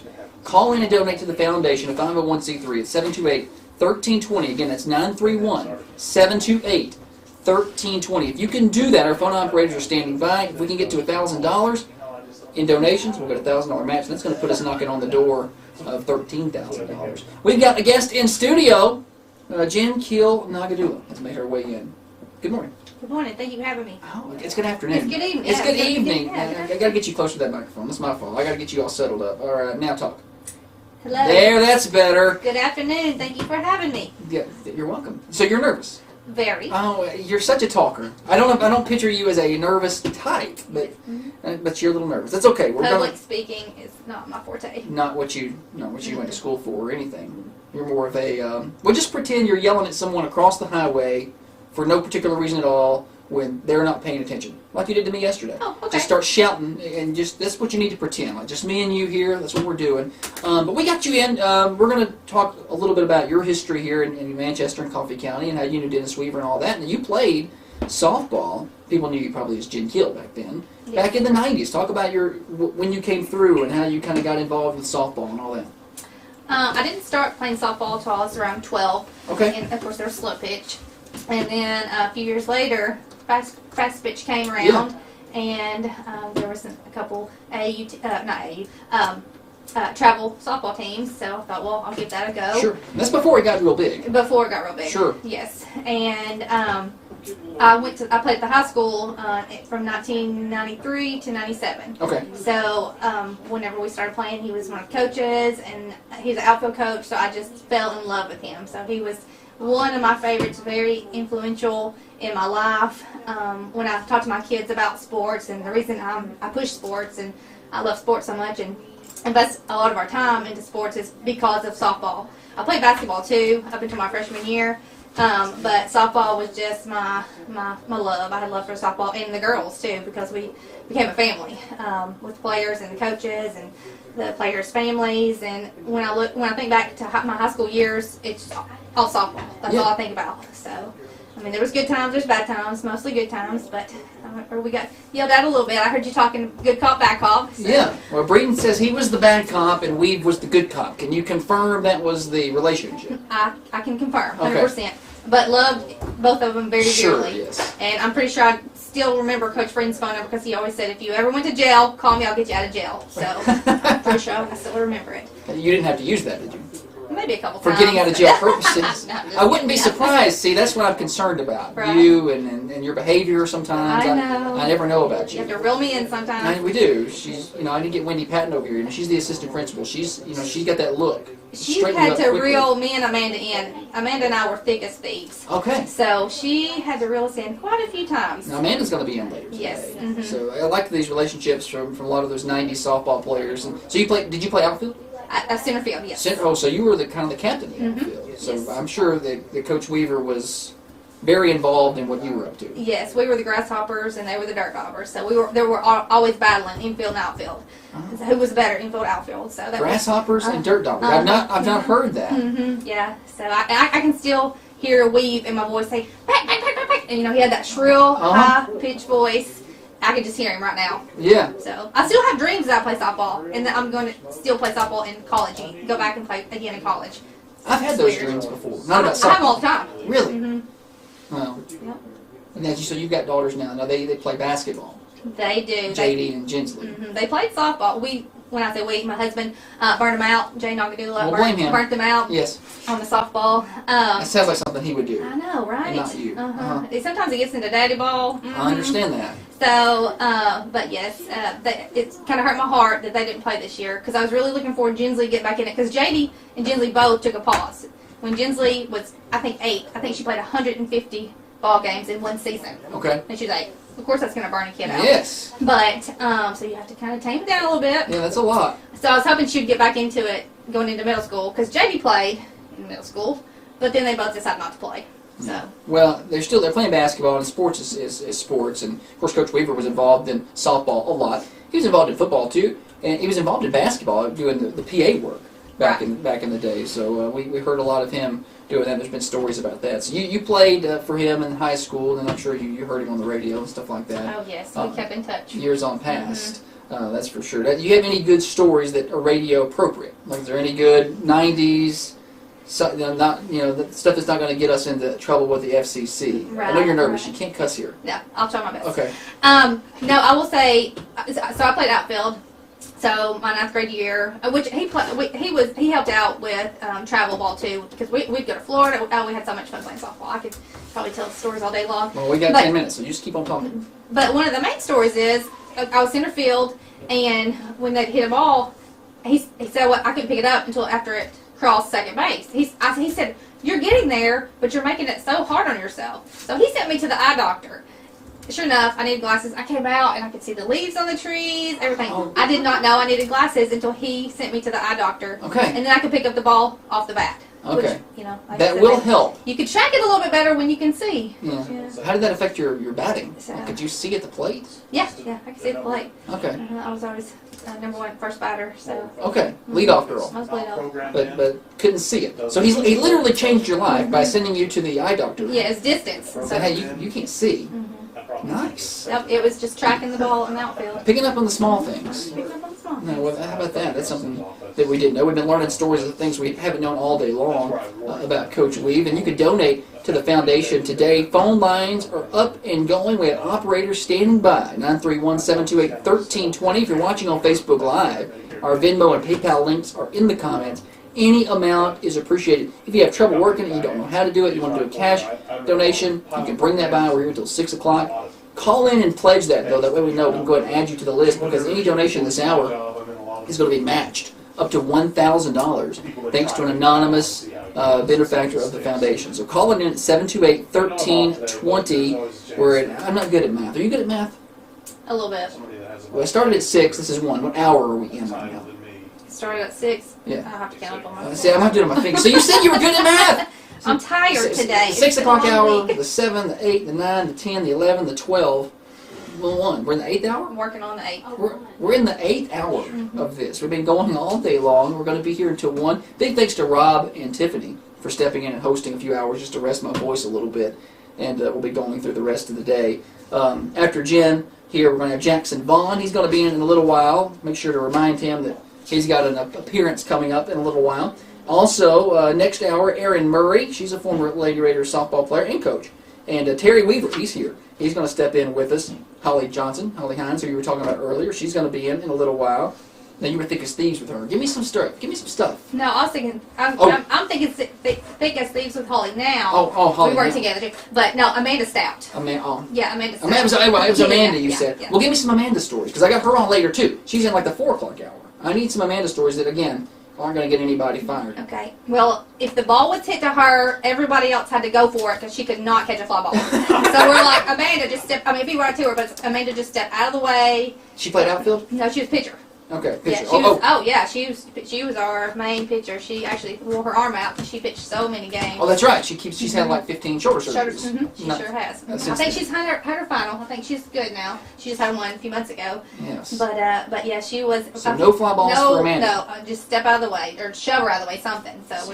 Did she try to catch him anyway? Like, she's stubborn about it? No. Okay. She realized. Yeah, self-aware. She was self-aware. So yeah, like I said, we were thick as thieves. So we kind of looked alike. So everybody thought we were sisters, and we just had a lot of fun playing ball. When we went to Florida, we always stayed together. Our family stayed with our family. Just still as close now as we were then. So. 90, you said 93 to 96, 97? 97. I was a year younger than her. I actually was only senior when I graduated. What was some of the softball success during that time? What were some of the benchmarks that y'all had? Oh, we had Shannon Johnson. She was an amazing catcher. Sure. Liz, she was an awesome shortstop. She blew her knee out. Teresa Prater, she was a year younger. She was a pitcher. Lana Duke, Lana Creek. She was the coach for the middle school, and She played at Motlow with me, and then she went to Tennessee Wesleyan. So a lot of the players I played with had college scholarships. You had a lot of kids, a lot of girls that went to college out of the 90s groups. And that's kind of what softball was really, and we talked to Coach Braden about this earlier. I don't know if you got to listen to him. I might have slept in a little bit. Yeah, you slept in this morning, okay. Well, he did excellent, but we were talking to him about kind of the ascent of fast-pitch softball in the 90s. You know, really, you go back to 91, here anyway, it was basically non-existent. I mean, they just started the team, and then, now did you play, when you played, was it all at the T-ball field? Did you ever get to play at the new facility? My senior year was the first year. So you got to play both. You played at the T-ball field. Yeah, one of my fondest memories was at the T-ball field. It rained and rained and rained. And all the players and coaches got on the field with cups and skipped the water off the field. Okay. So we would be able to play. But yeah, I played on both. So my senior year was the first year we played on that field. I kind of have a funny story about that, too. Do it. So, which all the dads got together to help build the field. I mean, it was like a team, parent, you know. It's a big construction project. It was a big one. And it makes me sad that they had to redo a lot of the stuff this year, but I haven't seen it yet, but I heard it looks really good. But they put a lot of work into it. So, I was the leadoff batter. So, I got the first hit. I stole the first base. I scored the first run. I made the first error on the field. All of my game. All the firsts. But the year before, I had the Golden Glove Award, so I made no errors. Okay. But then you did that on purpose, so you could be in the record book. Evidently. But yeah, I made the first everything on the field. So earlier we had Wendy Patton, Wendy Stout, who for Motlow had the first ever hit and the first ever stolen base for their softball program. Didn't know that. Oh, really? And then now we've got Jen Kill, who had the first ever hit, stolen base, run scored, and error at what is now Terry Floyd Field. How about that? Yeah. The historical factors. We're going to have to get some autographs. I will say the ball did barely tip my glove, and they said if it tips your glove, it's an error, but they still gave me the error.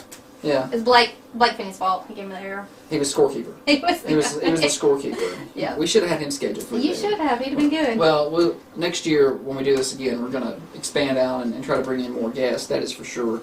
Jen Kill Nagadula, our guest this morning, or this afternoon. I was on this morning and now I'm on this afternoon, and it's messing. I don't do a lot of afternoon radio. I'm usually done. You're still doing a great job. About 8 o'clock. I'm losing my voice. We still got a ways to go. The phone lines are open. The Dream for We Foundation, getting kids in the game radio-thon, 728-1320. Get the phones ringing. We need contributions this hour. We're up near the $11,000. I think we're $50 away from $11,000, roughly. So we're getting close to that $11,000 mark, and we have a $1,000 match this hour that needs $1,000 worth of donations. So y'all call in, $5, $10, every little bit counts. It gets us towards that. So Jen, you took off some time from work to come over here today, right? So, I did. Thank you. You're welcome. We appreciate that. Is there anything else, any good Dennis Weaver stories, or any other random tidbits or facts or historical facts that we didn't know about, like any other, were you the first softball player arrested, or anything like that we need to put down and be aware of? He did let me sleep in class when we had Midnight Madness. Yeah. I'm pretty sure I was writing, and I fell asleep, my pen fell on the floor, and he just let me sleep the rest of the day. Talking about Dennis. Now that still goes on. They still do Midnight Madness today. That's quite the tradition. What was that like as a player? Was that fun? I was awesome. Adrenaline? Yes, it was awesome. Except for the next day in class? When you couldn't stay awake? If you had the right teacher that let you sleep, it was good. But yeah, it's fun. It's, just get together, do something out of character, and practice at midnight for a couple hours. So. Well, we appreciate your contributions to the foundation and all the work that you've done. Nice shirt you got on today. Thank you. Much appreciated. Let's go back out to the lobby. Our remote host is out there, Court Steer. He has got a microphone. Let's see if we got any updates at all. I don't know what's going on out there. I've been paying attention. Steer, go ahead. Yeah, I think we've all just been enjoying your nervous guest you've had this hour, but certainly the donations, not just this hour, but all day, have been plentiful. There's no doubt that this community is a special one and has really come through today. Holly, what's it looking like out there? So we are so close to topping $11,000. We're just kind of hanging on there. So we're at $10,953.66. So close. So close. So if you guys, if you can, we need a 50 spot right here. We need a 50 spot. Push us over. Venmo, PayPal. We sure do appreciate it, and thank you to all all of our donators thus far. It's been a huge list. You can donate via Venmo at Dream for Weave. That's Dream, the number 4, Weave. Or just give us a call. We have operators standing by. They've been busy all day. 728-1320, 728-3526. Call Ashley or Terry. They are ready to take those phone calls. Jen, thanks for coming by. Thank you for having me. All right, we've got so much more fun. Don't go anywhere. The Dream for Weave Foundation is here until, well, let's see, we're here until 6 o'clock for the radio-thon today. The Dream for Weave Foundation, 501c3 organization, and contributions will be returned to the sports community in Manchester. In the past 2 years, we've contributed $20,000 by way of college and tech school scholarships for graduating Central High School athletes. We've purchased running shoes, ball cleats, other sports supplies for students in need. We've paid for tennis camps, volleyball camps, youth football registrations. We want to keep doing that. Your donations are necessary to make it happen. Sports are expensive. Jen knows. You got kids. They play AAU basketball and they did softball. It's not a cheap thing to do. Even just rec ball is expensive. We don't really want, and you're part of the Elam Foundation. Y'all do a lot of work over there too. We don't want money to be a barrier for kids who are 5, 6, 7, 8, 10, 12, 14 years old to be able to play sports. That shouldn't happen. But it's expensive. Correct. We don't want to hold anyone back. We don't want any opportunity missed. Absolutely. I mean, what does a year cost of AAU basketball? I mean, do you have a guesstimate? Yes. Well, this is just like player fee to cover some tournament fees, insurance. I've just paid $400 for our fee. And nice. Of course, then you have to go travel, stay in hotels, gas, eat, food, all the things. But it's worth it. The kids enjoy it. It keeps them out of trouble, keeps them grounded, makes relationships, it makes them and makes memories that you can talk about. 25 years later? Is that where we're at here? We're going to go with that. 26 years? I'm close. And you said you were good at math. Yeah. I don't want to think about how long. Like 5 years. Okay. 5 years. Doesn't feel like that long ago. No, it really doesn't. Do you feel like you could still get out there? Like 100% I can get out there. Like if we hit you some fly balls, you think you could track them down and catch them? Yes, I could. Okay. I challenge my friends. That may be, alumni game. Yeah. We may need to make that happen for a Weave Foundation fundraiser. But the Elam Foundation, again, is a huge benefit to our community. I was talking earlier to Carter about the sportsmen, and there's a lot of different groups and foundations that help out. There's plenty of areas of need, and sports is one that the Weave Foundation, of course, that was Dennis Weaver's passion, was sports, and sports may seem a little bit not as important as living expenses, and it's not, but you still want kids to have the ability and afford the ability to go out there and play. We had a kid, we don't publicize a lot of this because we don't want to embarrass anybody. If somebody needs some shoes, we'll get them some shoes, we'll give it to them. It's not like we make a big Facebook post out of it, but we do need to let people know that's something we offer. So if you know someone who needs that, or you know a kid or a parent or whoever is struggling that we can help, please let us know. 728-1320 at any time. You can call the station. We're glad to help that out. You can learn more about the foundation at dreamforweave.org. That's dreamforweave.org. We got a website. You can check that out. Jen, again, thank you so much for coming by. Thank you. Yes.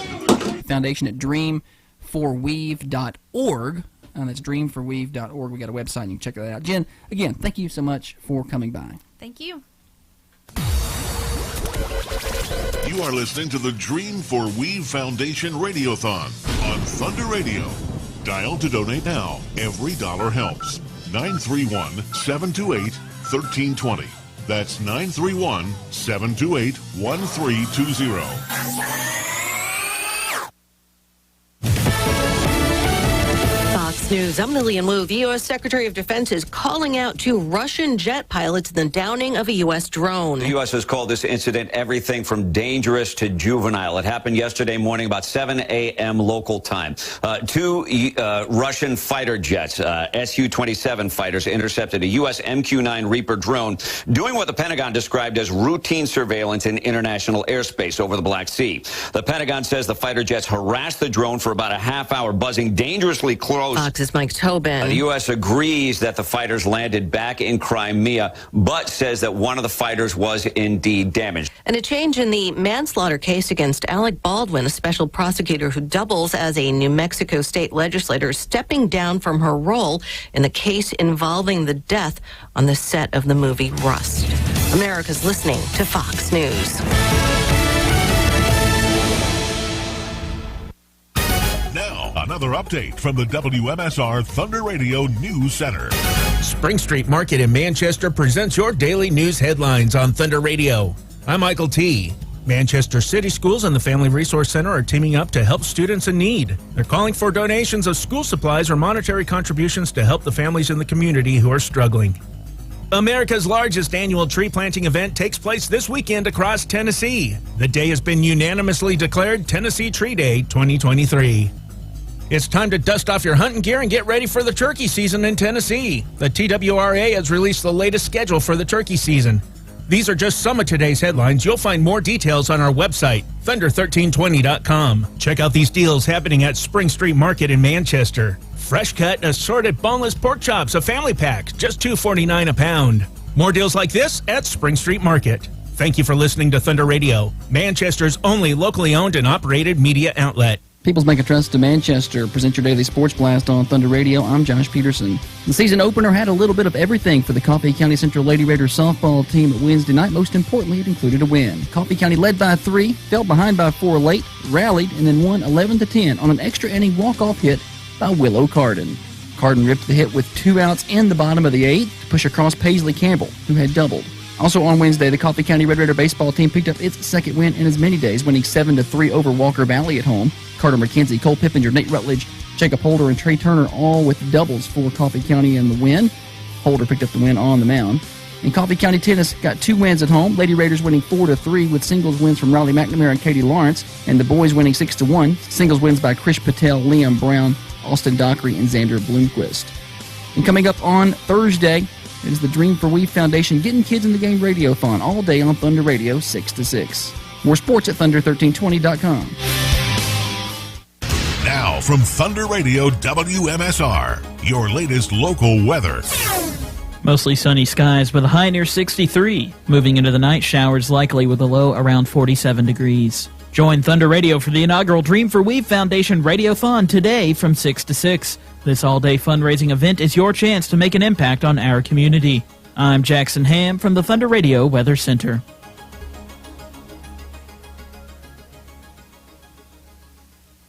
It's time for spring sports in Coffee County, and as always, your hometown radio station, Thunder Radio, will be on site for over 30 Coffee County Central High School baseball, softball, and soccer games on your hometown station. Join myself, Josh Peterson, along with Court Steer and other guest commentators throughout the spring as we bring you Coffee County action. Coffee County Central High School Spring Sports, brought to you by Al White Ford Lincoln, Elk River Public Utility District, Garner's Furniture, Chanel Gray, Remax First Realty, Coffee County Bank, Stonefort Mortgage, A Winning Attitude, Power Storage, First Vision Bank, Gilly Construction, Garrett's and Stone, Cheryl Pest Control, Common John Brewing Company, Bush Insurance, People's Bank and Trust, Attorney Sean Trail, Tennessee Contractors Equipment, Farmers Insurance, Agent Brett Harris, and Norman Home Builders. 107.9 FM, 1320 AM. Download the Manchester Go smartphone app or listen from your computer at thunder1320.com. You're listening to the Getting Kids in the Game Radiothon to benefit the Dream for Weave Foundation. Over the past couple of years, the foundation has slowly built its way up and continues to.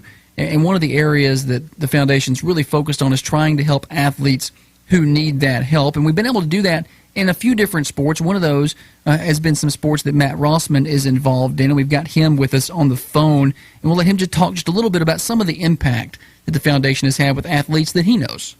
Yeah, it's a great opportunity for kids. I mean, as you know, sports are just expensive, and with everything just getting more expensive by the day, it's a lot for kids and parents, and especially parents that have multiple kids. And so, yes, it's been a good opportunity. Coaching cross country and track, shoes are really expensive to run in, and just the Dream for We Foundation has given our kids some shoes when they've needed it, and it's just been a really good opportunity to help out in the community, and it's a great resource. Yeah, and we try to continue to do that, continue to grow, and if there's coaches out there who know of those needs, we definitely want to know about them. Reach out to us at Thunder Radio and let us know. It's 728-1320. Coach Rossman has done that a few different times. We've been able to contribute, and so far we've been able to contribute to pretty much anybody who asks. But hopefully we get to a point where we have so many requests we can't necessarily take them all. But right now, pretty much we're helping anybody that we can. So, Coach Rossman, we appreciate you just spending a couple minutes with us, letting us know about ways the foundation has helped out some of your athletes. Yeah, we appreciate all you all do. Join Thunder Radio and the Dream for We Foundation for our inaugural Radiothon Thursday, March 16th, 6 a.m. to 6 p.m. 11.9 seconds to go.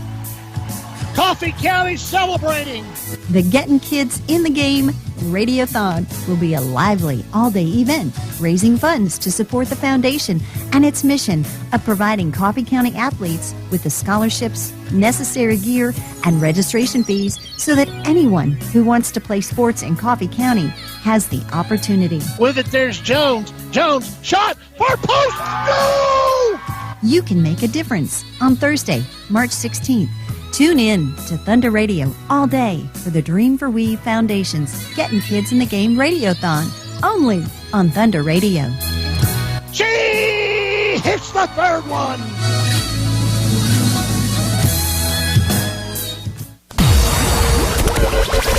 You are listening to the Dream for We Foundation Radiothon on Thunder Radio. Dial to donate now. Every dollar helps. 931-728-1320. That's 931-728-1320. Hour number 8. 728-1320 or 728-3526 to donate right now. We have operators standing by. Ashley and Terry are on the phones. Get them busy. They've not been busy this hour. This has been our driest hour of the day, outside of the 6 a.m. hour. So get to it, folks. Get to it. Starting at 6, we kind of had a slow hour. 7 o'clock, it really picked up. We're up near $11,000. I think we're $45, $47 away, something like that, from hitting the $11,000 mark. And we need contributions this hour because we have a $1,000 anonymous match. So if we can get a $1,000 contribution, we're going to match that, and we need that to happen. And then we have more stuff coming up in the next hour. The 2 o'clock hour, Aaron Murray and Terry Weaver are going to be in. 3 o'clock hour, we will have Abby Clark and Holly Johnson stop by the studio. Keely Hillis and Kaya Farrell coming up at 4. And the 5 o'clock hour, the man, the myth, the legend, Coach Andrew Taylor will come on in. And Amanda Stout Sullivan will be in. So we're going to close it out strong. I don't know if you can live up to that, Jackson Vaughn. I'll try. Yeah, you can try your best. So Jackson Vaughn, wanted to get him in here because the Dream for We Foundation started 2 years ago, 3 years ago, late 2020. And our first set of scholarships went out in spring of 2021. We did not have a lot of money that first year. With COVID, we didn't have a lot of fundraisers. We didn't have a lot. I think we did $3,500 in total money, which I thought was great. I was like, this is awesome. And last year we did $13,000, and this year we have a goal of doing about $25,000. So you can see it stair-step incremental. That's a hard word. Incrementally. That's not even. I'm not even close to that. In increments. We're going up. We're going up in increments, year to year. And of course, contributions like this are part of it. 728-1320 to make it happen. I'm getting looks from all different angles on what I just did. It wasn't good. But Jackson was one of our first recipients that first year, back to 2021. I think we did $1,000 to him and his pursuit of education, which he started off, he wanted to be a broadcaster. So who wouldn't want to be, right? Everybody wants to be Dennis Weaver, and that was kind of the initial goal. But I think he's changed majors since then. So talk to us about that. Talk to us about where you started, where you are, and we'll just kind of work from there. Yes, sir. My dream in high school was to be a broadcaster, just like Dennis Weaver. But, I was grateful enough to get an opportunity to help out Coach Taylor. And you were ruining stuff for me. So you were supposed to be that and then take over for me, is what's happened. But that's not going to happen now. And then the boys basketball program. And so, I decided that probably best change career paths. I come from a family of educators, and I love coaching basketball. So that's the path that I was brought onto. But I was, my time broadcasting for Thunder Radio was awesome, and, maybe one day I'll get back into it. Well, heck yeah. I mean, everybody that starts coaching gets fired at some point, Jackson. So once that happens to you, you come on over, and you can join me at the table. Because it happens. Sounds good. It happens. Sounds good. And once you get hired, the clock is ticking. Yeah, you're right. So, but now you're coaching at the high school and helping Coach Taylor, working with the freshmen. Is that the goal? Is that where you want to be when you're done with college? Is high school coaching? Yes, sir. Yes, okay. sir. That's what I thought. I didn't know if you wanted to go coach college or. The balls are needing to coach one of these days. No, it's way too much going on in college world. Somebody's got to go up there in Knoxville and win in the postseason. Do you think you can make that happen? Because I don't know that our current coach can do it. I think I could get to the second weekend a couple more times. But it's okay. You started off wanting to do broadcasting, and that's great. But switched to educating, and that's okay. We knew that was going to happen. I spoke to your uncle way back when you first were coming out of high school. And he said, "Well, he's going to be a coach. He just doesn't know it yet." And sure enough, that's what's happened. And talk about your time as a coach. It's kind of I won't say interesting. It happens a lot, but for you, you stepped out of playing. Then a year later, you were helping with that program. So you just immediately went from one into another, but at the same place. What's that transition been like? Because you immediately are coaching with players that you played with. Some of them the year before. Yeah, it's definitely difficult, especially stepping in because. Any ball player or competitor, you want to be out on that floor. So definitely last year, the first couple games sitting on that bench was a little tough. And, just kind of, it's a little easier with freshmen because I did not, I didn't play with them. Sure. Yeah. But, what made it the greatest thing in the world was that run we went on last year. And that run we went on last year definitely made me think, how awesome it was being a coach and being around the guys. And, it was this historical run. And I'm just so grateful for the opportunity. Yeah, what was that like? Let's talk about that state tournament run. That's got to be. It still feels like a fever dream. It's a year later. Yeah. I think it was a year ago yesterday we were there. It was. I just saw the memories pop up on my phone. It's not something, and you hope to get back, but you kind of, when you get into moments like that, you kind of hope to preach to your guys, look, you better take this in, because 1965 was a long time ago, and not saying that it's going to be another 57 years or whatever it was, but it may not. You're not guaranteed that right the next year, as we learned this year. Unfortunately, we weren't able to get as deep this year, but still had a pretty good season, and I'm sure looking forward to next year. But it's one of those that you're going to remember for a long time. Postseason basketball like anybody else. You could go 30-0 and you have one bad shoot night and you're bounced. So you're definitely grateful for any long run. It didn't hurt that we helped. We hosted the region last year either. It was nice to be at the match, wasn't it? Yeah. The place got bouncing. Oh yeah, it's the fullest I've ever seen it. I hadn't seen it like that. I was around in '93, but I was 6 or 7, so I don't remember that atmosphere like I remember obviously what happened last year. What are you gonna teach? Like the education field? What do you want to teach in school? Well, got there yet? Probably history. Okay. But I've also considered getting into the math field, but I think history sounds a lot more interesting. History sounds a lot more easy. Yeah. That would be my answer. Now, because I can't do math. I asked, so let's go. I can do simple math. Let's give you a math test then. I started this radio-a-thon at 6 a.m. Yeah. What hour am I in right now? Because I can't seem to figure it out.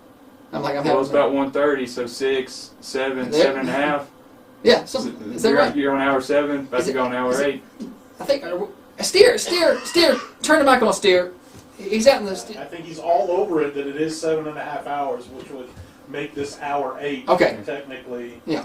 So 7.5 hours in, working on hour 8. Yeah, I think math that's is where you're at. Hour 1 was the 30 minutes. Holly's out there counting. Holly's out there counting on her hands. Maybe 6 a.m. should be hour 0, not hour 1. Yeah, 6 a.m. is hour 1, and that's why I've been messed up. But thankfully, I don't have to do the math for the money we're bringing in today. Holly, the treasurer, is doing that. We're going to go out to her in a little while because we've got, this is a big hour in what we've done today. We're up near $11,000 for the Dream for We Foundation. 728-1320 if you'd like to contribute. We've got phone operators standing by. It's been a busy day up until this hour. It's been a little slower. I'm going to blame that on Jackson Bond for coming in here. I'm just kidding. So history or math for you. Any good Dennis Weaver stories? I kind of asked that of everybody that comes in today. You got to deal with him some on the Coach's Show as a broadcaster. I do. I actually think, I had the opportunity. I think I was on his last segment of his last Coach's Show. Really? That Saturday right before COVID shut everything down. Okay, before COVID shut everything down. Okay. And me and Michael Williams was that last segment. Yeah, because we couldn't have any player guests for a while. Yes, sir. Nobody knew, so it got a little weird. And the coaching show continued. Yeah. We just didn't have anybody in the studio or in Hawaii for a while. Yeah, and there's another funny story. When I was in 7th grade, I was able to go up there. It's second time I've ever been on there. And he always asked this question, and it was at the end of the game, or when you're running suicides at the end of practice, who would you want at the free throw line? And I'll never forget me saying myself, and I never seen him laugh and smile at me. And he said, "You know how long I've been waiting for somebody to say that?" Yeah. And I smiled. And whether I believed it or not, I said it. And I couldn't believe I said it on the radio. Yeah. But I said myself. And let me tell you what, every time I was in middle school basketball, when I see Weave set up at that table, man, I felt like the biggest big-time player you've ever seen. Yes. And it was just always great seeing him on the sideline calling my games. And I did the same for you, but with him, I'd always go back and listen to my games when he called it. So yeah, well, he was better. So I don't blame you. I'd go back and listen. I still go back and listen to some of his games now to get some tips. Before basketball season, I'd go back and listen to an old Weave game so I can pick up some things. And I don't go back. Believe me, I don't go back and listen to my games to pick up any tips. I can't learn anything in there. But I go back and listen to some Weave games. Same for football and softball as well. Before the season, I'll try to find an old one to get some tips. So, and that kind of led you to what you, like you said, originally broadcasting was the goal. But we can, like I said, we still can make room for you. We're still going to make room. We may have to. Yeah, well, you can do you like football. If you're I coaching love basketball, yeah. we got time. Yes, sir. We got some football stuff you can do. Now, you're a football guy. Unfortunately for you, you grew up a Tennessee fan. Yeah, bad era. Bad era, but it got a little better this year, didn't it? It did. How do you feel about next year? Are you uneasy? I'm uneasy. I am a little uneasy. I like Joe Milton, but you just don't know what you're going to get. Not possession to possession, but play to play. Yeah. And, it's college football. It's evolving. Them defensive coordinators may catch up to Heupel for a year. But I think he's smart enough. He's going to keep evolving his offense. I think temper my expectations and go with 9 next year. 9 wins next year. Now, what about our Tennessee basketballs? Now, they start their tournament run tonight. It's been a weird year for them. It's been and every year has been like that, though. You just don't know. Yeah. They're so inconsistent, and that to me, that you can't take an inconsistent team into March and expect much. Well, I'll tell you what, they play defense and it travels. Defense and it travels, but I've learned at a young age with Tennessee basketball that in the postseason throw out everything, and I'd be happy just getting a chance to play Duke Saturday night. Duke or Roberts. And so you're hoping for one win. I'm hoping for a win tonight, and we'll go from there. Yeah, we'll see how that goes. The Dream for Weave Foundation Radiothon rolling along. We've got Jackson Vaughn with us in studio. Phone lines are open, 728-1320. It's been a busy day, but a slow hour. We're near $11,000 in donations, and hoping to have something big come in late. You can bring in your donations at 1030 Oakdale Street. Call them in, 728-1320. Credit cards, Venmo, doesn't matter. If you're watching on Facebook, thanks to Raider TV for that, you can see the links for our Venmo and our PayPal in the comments. Also, check us out on Facebook on Thunder Radio. Holly's posting updates on where we are monetarily. It's been a very busy day. Like I said, near $11,000. And money goes, and that's why we wanted people like Jackson in to, we got a lot of money going out towards scholarships for people like Jackson Vaughn, who are going to, probably come back to this community and be a coach and be a teacher and help with the youth down the road. $1,000 is unfortunately today, it's not much. But gas back and forth to Motlow. Books are expensive. We were talking to Luke Beachboard earlier. He said, his books were a couple $100 a piece. He's able to get almost all of his books for a semester with that money. So it goes. It's not a lot, but it still goes a long way. Especially, I think you started off. Are you at Motlow still? Yes, sir. Yeah. So you're close by. You have some Tennessee Promise on some of that. So it can go a long way, Ken. Oh yes, sir. It definitely can. Any money any kid can get. They should be grateful for it. And $1,000 to me, a 19-year-old's a lot of money, but I understand what you're saying. Sure, yeah. It's just not going to take you all the way through college. No, is what I'm saying. Yeah. You're not graduating on $1,000, but yes, sir. And eventually the goal over years is maybe we can get everybody 2 or 3 or 4. Yeah. We just got to keep stepping up in increments. I'm not going to try to do what I did earlier with that word. I'm not going to try it either. Yeah, I don't know if it was a word. I may have literally been making something. It sounded right. It's just bad execution. Yeah, it sounded good. It just wasn't executed right, anywhere close to right, as a matter of fact. Jackson Vaughn has been our guest here in the second half hour, the 1 o'clock hour. Again, big thanks to our workers this hour. We've got to run through some of. Oh, I heard the bell! I heard the bell, Jackson. We need to go out and get an update from the lobby. Court Steers, our remote mic host. The bell means a donation has come in. And you can make the bell ring You can make the bell ring with $1. You can make the bell ring with $10,000. It doesn't matter. Call in at 728-1320. Steer, what do we got out there? Josh, there was some big movement out here. Kind of coming in under the wire, saving the hour. Holly? I think Jackson was good luck. Jackson! So we had an anonymous person calling in, and they were going to match everything this hour up to $1,000. Okay, we knew that. We knew that. I just had a caller call in and donated $1,000. $1,000 anonymously. Two anonymouses for $2,000. Two anonymous for $2,000. Let's get totals. That's going to push us well over $11,000. So that is going to bring us to $12,954. So we're knocking on the door of $13,000 in the first ever Dream for Weave Foundation Radiothon. Look, if we're almost at 13 now, I don't see why we don't get to 14 or 15 by the end of the day. I mean, because it's just now approaching 2 o'clock, Jackson. We can make that happen, can't we? Oh, yes, sir, you can. Now, you're going to work after here? Did you? No, I took off today. Oh, I know why you took off today. I had to squeeze it. He said, well, I got to do this before 2 o'clock. The phone's ringing. Somebody get up. Somebody answer that. And hopefully we got some more donations coming in. But he said, well, I need to get in early. I got to work later. Where are you working? I'm working at Deerfield, the Excellence Program. Okay, so you're already getting involved with it. Oh, yes, sir. Yes. Well, if you know of anybody who, if you see some kids come through, whether it's AAU basketball, you're coaching some AAU basketball. Yeah, yes, sir, I am. If you see any of those kids come through that need some help, be sure to let us know, because we want to be able to contribute, whether it's a pair of basketball shoes or whether it's a tennis racket or whatever it is they need. The Weave Foundation's here to help, okay? Jackson, is we get another donation? Ding! Ring the bell! Where'd the bell go? There it is, the bell! All right, so we got another one. We got another donation. We're going to send it out there. Looks like they're still filling the information in, so I'm going to keep it here. You can bring it, give it to me. She said to give it to her. So Holly's ready out there. Give her the microphone. Yeah, Steve Stout just called in and donated $50, so that's going to put us over the $13,000 mark. $13,004. We busted $13,000. What a day. What a day. I think I am good luck. You are good. Look at you. He's getting confidence. There's that I want to be at the free throw line kind of guy. There it is. There's the guy that Dennis Weaver knew. You can call in and donate. You can make the bell ring for somebody. 728-1320. We're asking for a one-time donation of $50, just like Steve did. If you can do that. Look, if you can't, that's okay. $5 a month, $2 a month. We can set you up on a monthly payment plan. Or you can come by and you can do $5 today. Every little bit pushes us. Look, somebody gave $5 and that got us over the $13,000 mark. We're at $13,004. Call in at 728-1320. Any donation of $100 or more will get you a Dream for Weave Foundation ball cap, which I had over here, and I think we may have given it away. I was going to hold up to the cameras. Let's run through the list of donors that we've had today. It has been quite impressive, Jackson. Let's see. Live radio and such. Okay, we got the list. I got to move myself. I may be off camera now. But let's go through the list of people we've had today.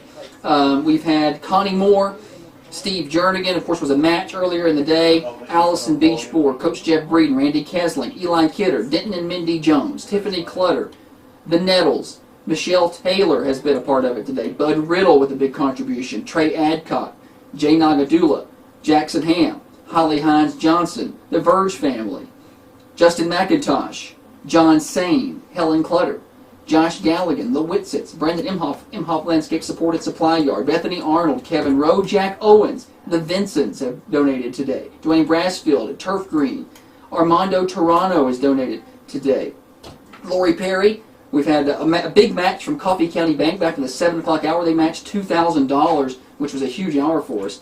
The Prater family, Melody Graham has donated today. Jenny Giles, Renee Asher, Al White Ford Lincoln, Lee Rogers, Leslie Hennessy, Vince Shimwell, Billy Cassidy, Wendy Stout Patton, Bobby Gilly, Emily Norman, 232 Storage, Southern Patriot Firearms, Joy and Jerry Ham, Carrie Byram, Wyatt Byram came in with a donation, Interstate Liquors matched an hour, Abby Morgan with a donation today, Richard Skipper, Jim and Melissa Cartwright, Allison Chumley, Jeff Reidner, Jerry Stevens, Jessica Fletcher, Ricky Tips with WCDT in Winchester, one of our radio partners, a locally owned station over there. Stacy and Brandon McWhorter with the big donations today. Callie Milloway, Chad and Camille Hatfield. Yorozu matched last hour over $500. Jen Nagadula and Steve Stout. And that is an impressive list to get us through the end of the 1 o'clock hour. And there's some anonymous people who aren't listed in there as well. It's been a great time. Jackson, thanks for coming by. Hey, thank you for having me. I appreciate it. Go Vols. Hey,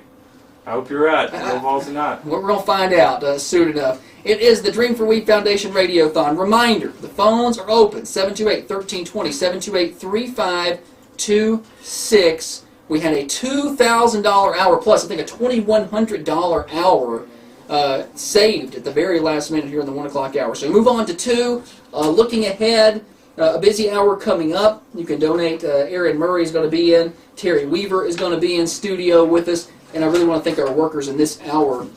It's taken a team of volunteers all throughout the day. I am Josh Peterson, your host. Ashley Parker and Terry Weaver have been on the phones.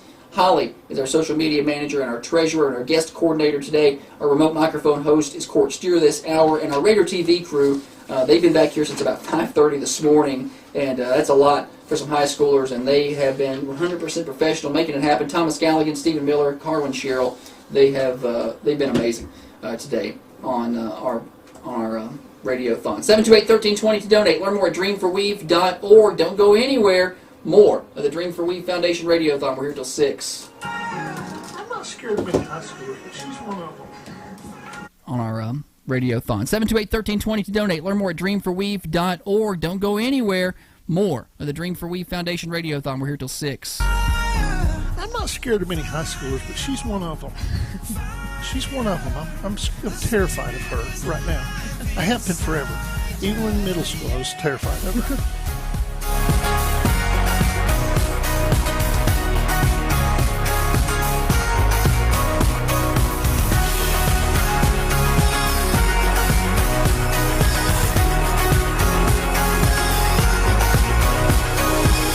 Stronger than you ever thought. I know you're stronger. Braver than you were before. I know you're braver. Oh, no, you don't have to be afraid. Together we'll face it. So don't ever stop, no matter what, 'cause you're gonna make it. There's no middle ground on clowns, is there? No. You either okay with clowns are cool, or you hate clowns. Yeah. There's no me. A lot of people say that about me. You are listening to the Dream for We Foundation Radiothon on Thunder Radio. Dial to donate now. Every dollar helps. 931-728-1320.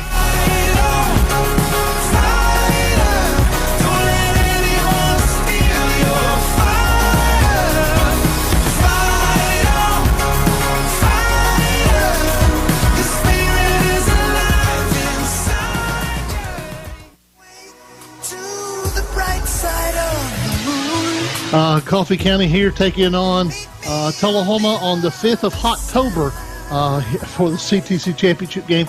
Tullahoma is the Indian word for car wash.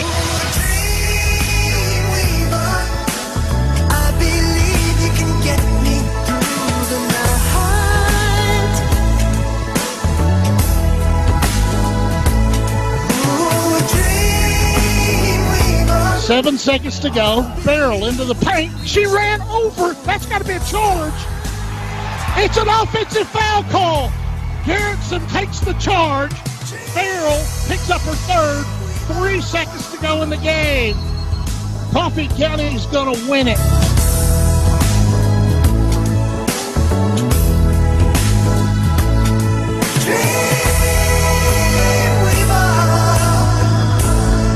It stays deep wherever I'm at. Protective footwear is recommended.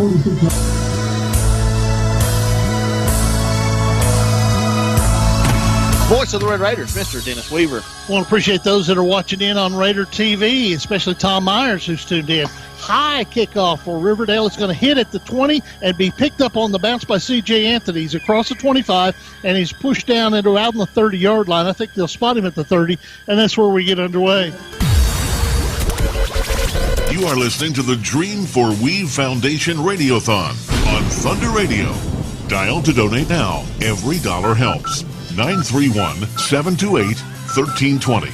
That's 931-728-1320. Broadcasting from the Unity Medical Center studios. We're your friends. We're your neighbors. Locally owned and operated. Thunder Radio. WMSR, Manchester. Now, another update from the WMSR Thunder Radio News Center. Spring Street Market in Manchester presents your daily news update on Thunder Radio. I'm Michael T. Today is the day. Join Thunder Radio and the Dream for We Foundation for our inaugural Radiothon all day long from 6 to 6. The Getting Kids in the Game Radiothon is an all-day event to support the foundation and its mission of providing Coffee County athletes with scholarships with necessary gear and registration fees so that anyone who wants to play sports in Coffee County has the opportunity. You can make a difference today from 6 to 6. Tune in to Thunder Radio all day long for the Dream for We Foundation's Getting Kids in the Game Radiothon, only on Thunder Radio. Manchester City Schools and the Family Resource Center are teaming up to help students in need. The Family Resource Center is calling for donations of school supplies or monetary contributions to help the families in the community who are struggling. The campaign, titled We Care Together, encourages members of the community to donate school supplies to ensure that every student has the necessary tools to succeed. A backpack filled with school supplies costs roughly $12, and the Family Resource Center is accepting monetary donations to purchase backpacks and school supplies. Additionally, individuals can purchase pre-filled backpacks that contain a range of school supplies. BJ Sylvia, the Family Resource Center coordinator, encourages anyone interested in donating or seeking more information to contact the center. America's largest annual tree planting event takes place this weekend across Tennessee. The day has been unanimously declared Tennessee Tree Day 2023 by the Tennessee General Assembly and Governor Bill Lee, and it takes place on March 18th. Over 8,000 Tennessee residents have signed up to plant more than 100,000 native trees during this event organized by the Tennessee Environmental Council, a nonprofit organization. You can get involved and find a location near you by clicking on the link in this article on our website, thunder1320.com. It's time to dust off your hunting gear and get ready for the turkey season in Tennessee. The season is starting a little later this year with young sportsmen on April 8th through 9th and shotgun and archery from April 15th through May 28th. Make sure to mark your calendar and plan accordingly. To help hunters prepare, the Tennessee Wildlife Resource Agency has released the latest schedule for turkey season, which can be found on their website. The website also offers important information on regulations, licenses, and permits. Moreover, the TWRA is offering hunter education classes across the state to ensure safe and responsible hunting practices.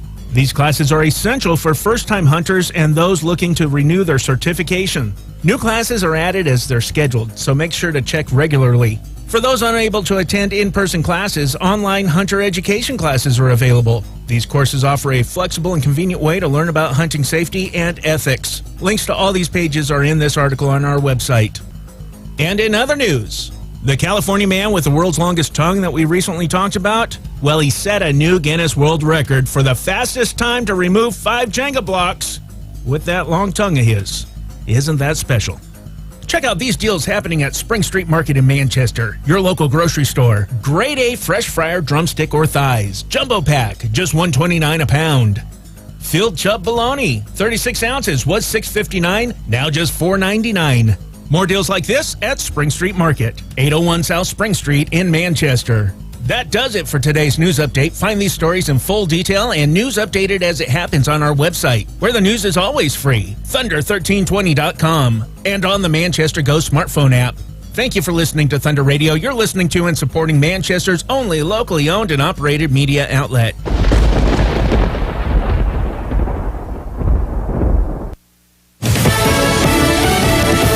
News. I'm Lillian Wu. The U.S. Secretary of Defense is calling out 2 Russian jet pilots in the downing of a U.S. drone. The U.S. has called this incident everything from dangerous to juvenile. It happened yesterday morning about 7 a.m. local time. 2 Russian fighter jets, Su-27 fighters, intercepted a U.S. MQ-9 Reaper drone doing what the Pentagon described as routine surveillance in international airspace over the Black Sea. The Pentagon says the fighter jets harassed the drone for about a half hour, buzzing dangerously close Fox's Mike Tobin. The U.S. agrees that the fighters landed back in Crimea, but says that one of the fighters was indeed damaged. And a change in the manslaughter case against Alec Baldwin, a special prosecutor who doubles as a New Mexico state legislator, stepping down from her role in the case involving the death on the set of the movie Rust. America's listening to Fox News.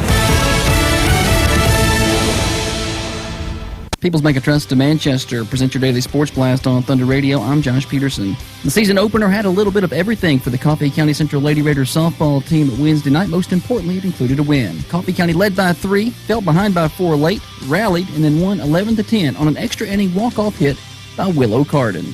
Carden ripped the hit with 2 outs in the bottom of the 8th to push across Paisley Campbell, who had doubled.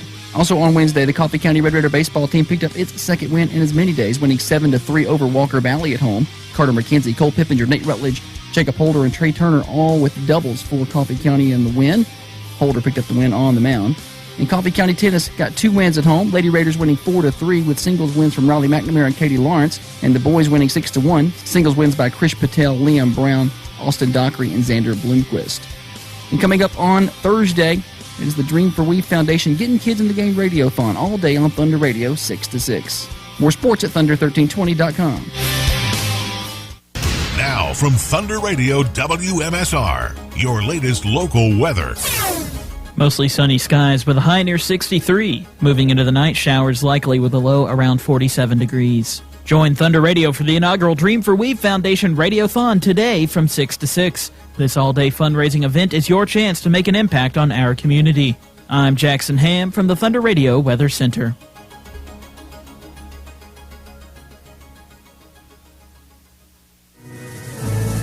Join Thunder Radio and the Dream for We Foundation for our inaugural Radiothon Thursday, March 16th, 6 a.m. to 6 p.m. 11.9 seconds to go.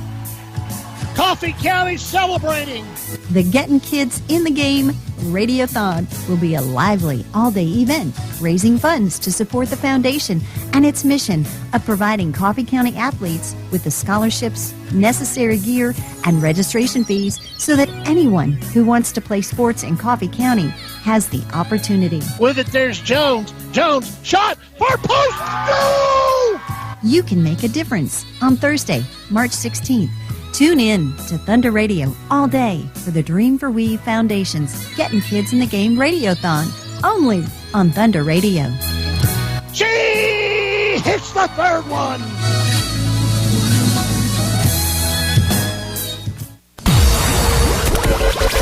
You are listening to the Dream for We Foundation Radiothon on Thunder Radio.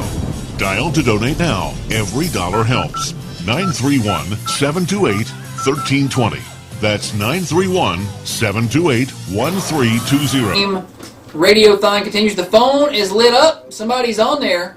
Somebody's on the hook on the telephones, or it was ringing. I don't know. Somebody answered or not. May have went away. Jackson's back there. 728-1320, 728-3526 to donate right now. Phone operators are standing by. We actually have a phone operator taking calls right now. As we kick off this hour, we have, I think we're just a few dollars away from hitting the $13,000 mark on the day. We've been here since 6 a.m. Operators standing by. Please take your contributions via credit card. We can walk you through that process easily on our end. You can also, if you're a cash or check guy, call in, or gal, call in and pledge your amount, and then you can bring that by anytime at 1030 Oakdale Street. All this money going to the Dream for We Foundation. We're here until 6 o'clock today, a 501c3. We're asking for a one-time donation of $50, if you can spare that. If you can't, we completely understand. Any amount is welcome. $5 a month. We can set you up on a monthly plan with your credit card. You can make a one-time contribution of $5 even. Every little bit helps as we inch near $13,000. We're getting closer and closer to that mark. Our goal was $10,000. We have busted through it. We've got big hours ahead as we're in the 2 o'clock hour here. Anticipated picking back up as we hit the 3, 4, and 5 o'clock hours, getting near the end of the day. So let's go back out. We've got let's get into the lobby.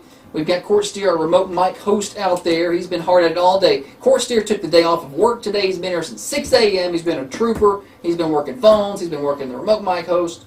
We really appreciate his hard work today.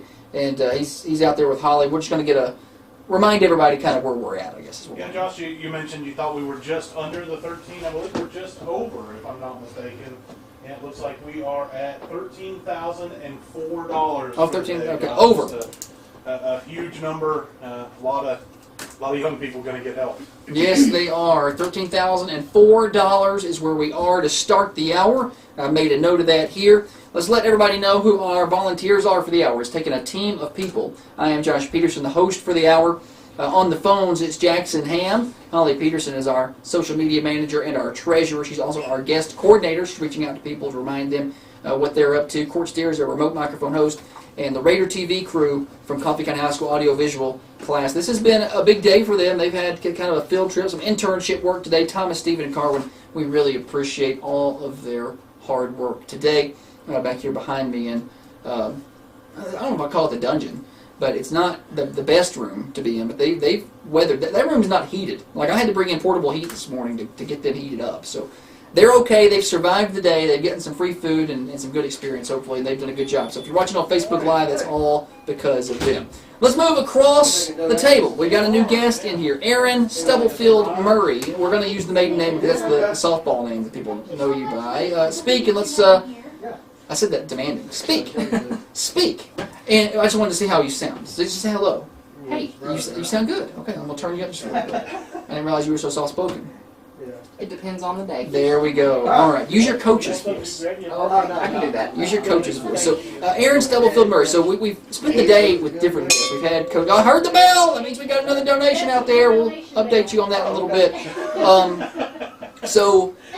We're going to kind of walk through your time here. We've had different guests. We've had people who just graduated high school last year, and we're talking to them about their scholarship money they received from the foundation, what they're up to. We've had people who played for Coach Weave. We have people that coached with Coach Weave, and people that just knew him. It's been a really eclectic mix of people today. Aaron here played for Coach Weave in the 90s, or was he coaching at that time? No, he was a big part of the program. Yeah, doing radio stuff. Yeah, but he wasn't a coach, but he was around quite a bit. I was there 98 through 2001. So you played for Coach Jeff Breeden. Yes, sir. And whoever else was around at that time, and of course Weaver was around and doing his radio thing, I would imagine. Yeah. At that time. Yeah, he was always a big part. Well, how do you remember how you met Dennis? Like, do you have us? Because for me earlier, I couldn't remember a specific one-time moment. It was just a generalization of being introduced to him over time. I can't say that I could nail down when I met Weave, but he was always. I met him at the ballpark, at the softball field. Shocker. Yeah, I know. But he was always around, always smiling, happy. One of those guys that once you meet him, you're not going to forget him. Yeah. Well, you kind of meet him the way I like to meet other people. I just start being around them, and then we're friends. Like, I don't like official introductions. I'm like, just by chance. I shy away. I start talking to you, and like, have we met? Yeah, we've been friends for a long time. That's kind of how you got to know him, or that's how I got to know him anyway. Let's talk a little bit about your time playing softball here. You got to play softball here, and then eventually later on coached. What position did you play? Take us, because I wasn't. I didn't go to a lot of games in '98. Shocker. I was 7th grade. I played some infield, but primarily played the outfield my high school years. We were actually pretty good back in the day. Not that we aren't now, because we still are. We've been blessed in the softball area for sure. Back in those days, they were special days. Heard the bell, so I got excited. You keep talking. If I do that, I heard the bell out there, so I get distracted. I'm like a squirrel, man. Different things are happening. Now, you coached outfielders. Yes, I have coached on and off, I guess, for the last 17 years. I started with Terry Floyd, and then I've also coached with the current coaching staff, Coach Brandon McWhorter. But the outfield, it has always held a special place in my heart. The grasshoppers were important. I had not heard the grasshoppers and the dirt toppers. Yeah. I've never heard that terminology until Jen Keel said that an hour or two ago when she was in. Talked about the grasshoppers. I had never heard that. Yeah, the grasshoppers, that was one of the nicknames for the outfielders back when I played, and still today, I guess, to a degree. But well, I'm going to start using it on the radio. Yeah. Mysterious, too. He's been instructed. The ones of us that played for Breeden were around Weave, and that we'll know what you're talking about. Well, did you use it when you coached? I did probably at the beginning of my coaching career, but towards the end, I didn't as much. I did try to follow some of their lead in the way that I did coach, trying to break it down to them in ways that they can understand. Yes. Yeah. Grasshoppers and dirt daubers. Dirt daubers. I never heard it. I've been around baseball a lot. That's not something we used, but apparently it was unique to softball. Do other softball programs use that, or is that a unique to Coffee County softball situation? I don't know. Honestly, I've not been around another program where I've heard those terms used. Sure. So we'll go with this Coffee County Classic. Now, you spent some time with the Wildcats, so you. I did. I spent a year coaching with Coach Gary Barfield. Yeah. And I will say that those terms were not used on the Tullahoma softball. They don't do it right over there. You know, It's Coffee County I've not gotten one donation from Tullahoma today. You know, we're over the $13,000 mark, and the car wash capital of the world has contributed not one penny. And so anybody listening over there in Tullahoma needs to get with the program. 728-1320. Dennis Weaver hated you with love. So you contribute, you know. You need to contribute. 728-1320, 728-3526. We have phone operators standing by to take your contributions, be a credit card. We've even had donations from Winchester today. WCDT Ricky Tips has kicked in some money with his AM station over there. You know, us small AM stations, us community stations, we stick together, and he's been a big part of that. And you know, we appreciate him coming over. And he stopped by the station, hung out with us for a little while. It's been a very busy day, a lot of fun. Those phone lines are open at 728-1320. One-time donations. We're asking for $50, but do what you can do. If you can do $10, that's great. $5, that's great. And if you know anybody that needs help with, you know, anything that we can help with, which the foundation is primarily here for sports-related needs. So if somebody needs money for volleyball camp, you know, it is a true need for it. You know, if someone needs money for basketball shoes. We had somebody last year come to us and say, look, I noticed this kid, he's got shoes, he's got cleats, they got holes in them, can we help him? Absolutely, let's get them. We had those shoes within 2 days, and he had a new pair of cleats. We can do that for you. If you know someone who needs that help, just call us at 728-1320. It's not a cheap thing to play sports. It's different now than it was when you came through. It is. In the 90s. It's expensive. It is. It really is. And you don't want anybody to be left out just because they can't afford it. No. And this program, this group of people that has done this in the honor of Dennis Weaver has done a phenomenal job. I know that it's been said throughout the day-to-day, Weave is not one that would like recognition or the spotlight on him for things he had done for the kids or within the community, but he would be very proud. Absolutely. He may not like the fact that it's named after him. He him, would hate it. But he would be proud. He would hate it for with what passion. it stands for sure. Yeah, he wouldn't like that at all. Now, later on in the hour, we're going to get some... Terry Weaver's going to come in. So I anticipate some really good childhood stories. Those are he has a few. Those are what I'm digging for later on. I would say in this half hour. Now, the phone rang after my Tullahoma challenge, so I'm curious to see if we got any donors from over there or not. If somebody went to one of the car washes and robbed it and sending some of that money our way. There's a lot of those over there. It's the car wash capital of the world. Now, you know Tullahoma is the Indian word for car wash. No, I didn't know It is. that. Tullahoma in Indian means car wash. That's what it means. Learn something new every day. You do. I've learned a lot today. Dirt daubers, grasshoppers, Tullahoma is the Indian word for car wash. There's a lot to be learned. And you can donate today at 728-1320. We've got a few minutes. I heard the bell. It's been a busy half hour. Aaron Stubblefield Murray is bringing in the donations. I do what I can, Peter. Yeah, we're gonna get an update on that in a minute. We'll go out to the remote guys here in a couple of minutes. We got Steer and Holly out there. Now you've since moved on from coaching and you're going to school for nursing. Yes, now. I'm currently in the LPN program trying to get my nursing degree. Team nurse. Yes, team nurse. Could you be a team nurse? I would probably rather be a coach. Okay. But maybe I could be a coach/nurse. Is it hard? Is it hard not coaching? Very hard. It's your first year not coaching in a while. It's very, very difficult. I will say that I miss it a lot more than I anticipated. But I expect them to have another fantastic year. If people are watching, I think they will too. They play again tonight, by the way. Coffee County Softball's at home if you want to buy at 6 o'clock. I said that way when he said that. What? We got a donation from Tullahoma. Tullahoma's bringing us a donation. That's it. Yes, there it is. Thank you. Tullahoma himself is here. But no, so The Coffee County softball placed tonight at 6. Sorry, I'm getting off track. At home against Marshall County. So it was a thriller last night. They won Willow Carden with a big hit in extra innings. They scored Paisley Campbell. And they end up winning. Read about it on our website at thunder1320.com. They're home tonight at 6. Stop on by. It's going to be probably the warmest night we've had in the spring. You don't miss that, though, do you? No. The cold weather. No, when I played in 98 through 01, we actually wore shorts. We didn't wear pants. They wore shorts up to, what, 07, 08? I remember. No, actually, we did. And when I was in high school, they wore shorts. Coach Breeden, they decided that we would buy pants in April of my senior season. Okay. I don't know that we necessarily wore those. At some point, they switched back. They had shorts when I was in high school. Yeah, so, when I was younger, the cold didn't bother me as bad, but I will be the first one to say that the coaching staff would make fun of me because I would be the only one in pants until probably May. Okay. Yeah. I'm older. I don't do the cold. The bell continues to ring out there. You can ring the bell, too. That means a donation has come in. 728-1320. You can make it ring. It's been a very busy half hour through this whatever hour we're in now. 2. We're in the 2 o'clock hour.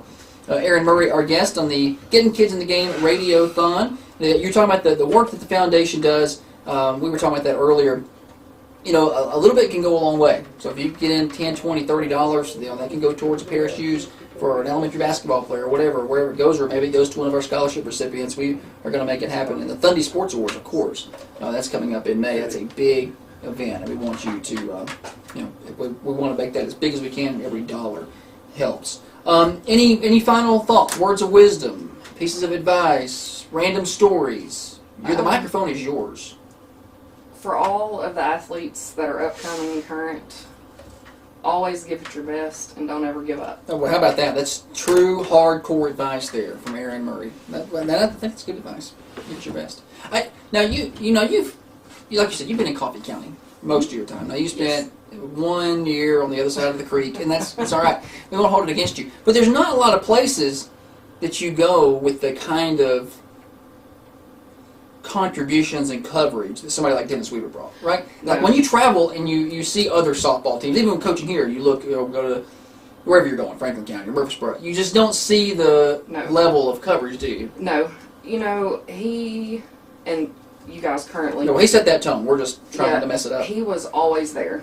Regardless if it was Lawrence County, which is, no offense to anyone that lives there, in my opinion, the armpit of the state. It's hard to get there. Like, there's not an easy way to get there. It isn't. Lincoln County, wherever it may be, he was always there. And this is where he's far better than I am. I ain't traveling to Lawrence County. Unless it's the district tournament, you're not going to get me out there. So the parents, grandparents, family members, friends that couldn't make it, they never had to worry. They could always keep up and could always follow, regardless of where we were at. On Thunder Radio, WMSR. I joke, but we're going to get there best we can. I mean, Aaron, I hate that we're going to do it, but we're going to go to Gulf Shores in a couple of weeks because we want people back home to be able to hear when the softball team is down there. We go so you don't have to. I know that you and Holly are truly upset We're dreading about that. We're dreading the trip. I've already had that conversation with McWhorter. Yes. About the trip. Yeah, you didn't get to go when you were coaching. I didn't. Man, let's go out to the remote host. Court Steer's out there, and I've heard the bell ring a bunch. He and Holly are out there. They've been working hard in the lobby. I've heard the phones have been ringing a couple of times. We saw some people come inside the studio. Let's get some updates. Yeah, with the contribution from Tullahoma, the contributions from the hometown folks, up to $13,274. All right, $13,274. So about $270 from Aaron's time. Go ahead, Holly. Yeah, so thank you to Jody Booth. He stopped in and gave us $50 cash. Christy and Scotty Peterson donated $100. Brian Sizemore called in, donated $100. And David Kelly was on his way to Tullahoma. I heard you on the radio call Tullahoma out. Stop, come back, pull in the yes. radio and donated. So thank you to David Kelly for that. Yeah, he must be Tullahoma's finest. He probably is. He's beat out Justin McIntosh for Tullahoma's finest, 100% for sure. So thanks to everybody, and congratulations to the foundations. Continues to move on. $270 so far this hour. We still got a whole another 35 minutes or so to go. So don't go anywhere. More The phone lines are open, 728-1320. Operator standing by. Remember, the Dream for We Foundation, 501c3 contributions will be returned to sports community in Manchester. In the past 2 years, we've done about $20,000 by way of college and tech school scholarships for graduating athletes. We've purchased running shoes, ball cleats, other sports supplies for athletes in need. We've paid to send kids to college, to tennis camp, to volleyball camps, to youth football registrations. Sports are expensive. I'm talking about it with Aaron.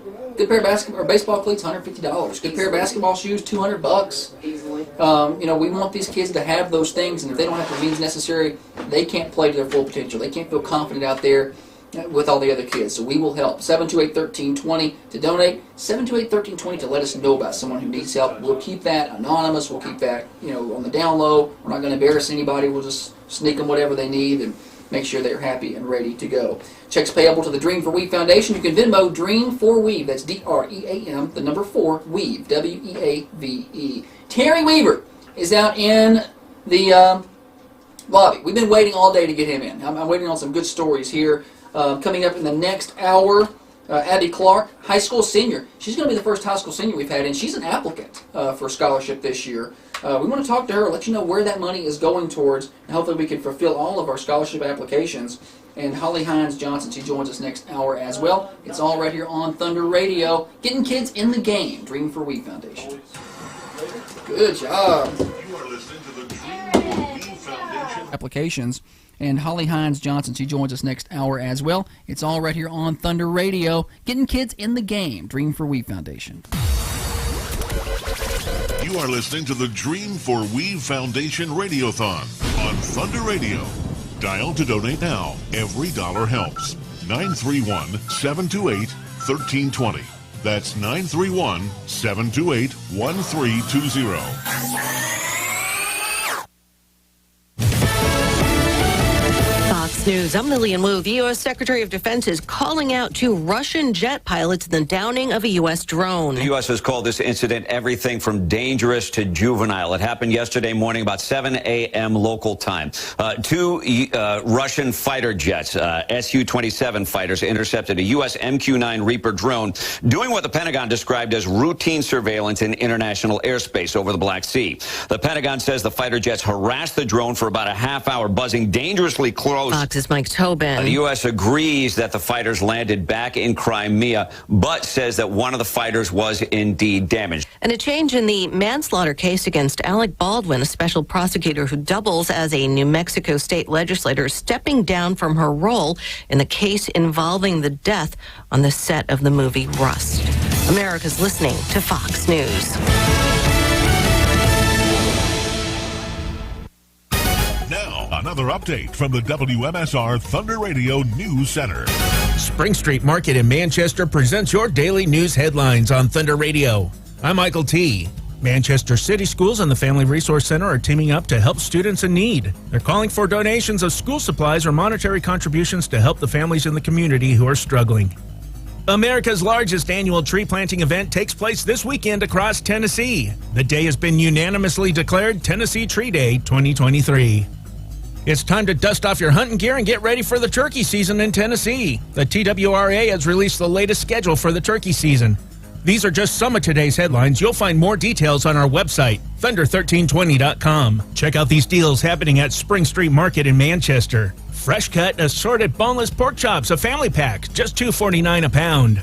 More deals like this at Spring Street Market. Thank you for listening to Thunder Radio, Manchester's only locally owned and operated media outlet. People's Bank of Trust to Manchester present your daily sports blast on Thunder Radio. I'm Josh Peterson. The season opener had a little bit of everything for the Coffee County Central Lady Raiders softball team Wednesday night. Most importantly, it included a win. Coffee County led by 3, fell behind by 4 late, rallied, and then won 11-10 on an extra inning walk-off hit by Willow Carden. Carden ripped the hit with 2 outs in the bottom of the 8th to push across Paisley Campbell, who had doubled. Also on Wednesday, the Coffee County Red Raider baseball team picked up its second win in as many days, winning 7-3 over Walker Valley at home. Carter McKenzie, Cole Pippinger, Nate Rutledge, Jacob Holder, and Trey Turner all with doubles for Coffee County in the win. Holder picked up the win on the mound.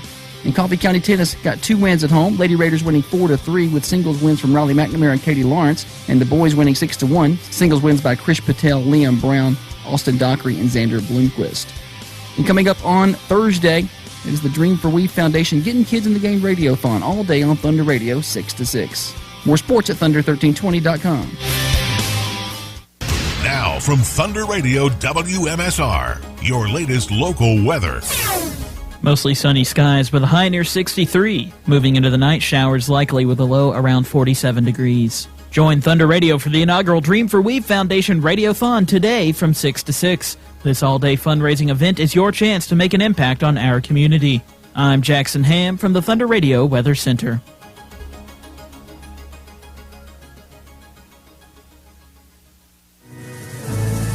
Join Thunder Radio and the Dream for We Foundation for our inaugural Radiothon Thursday, March 16th, 6 a.m. to 6 p.m. 11.9 seconds to go.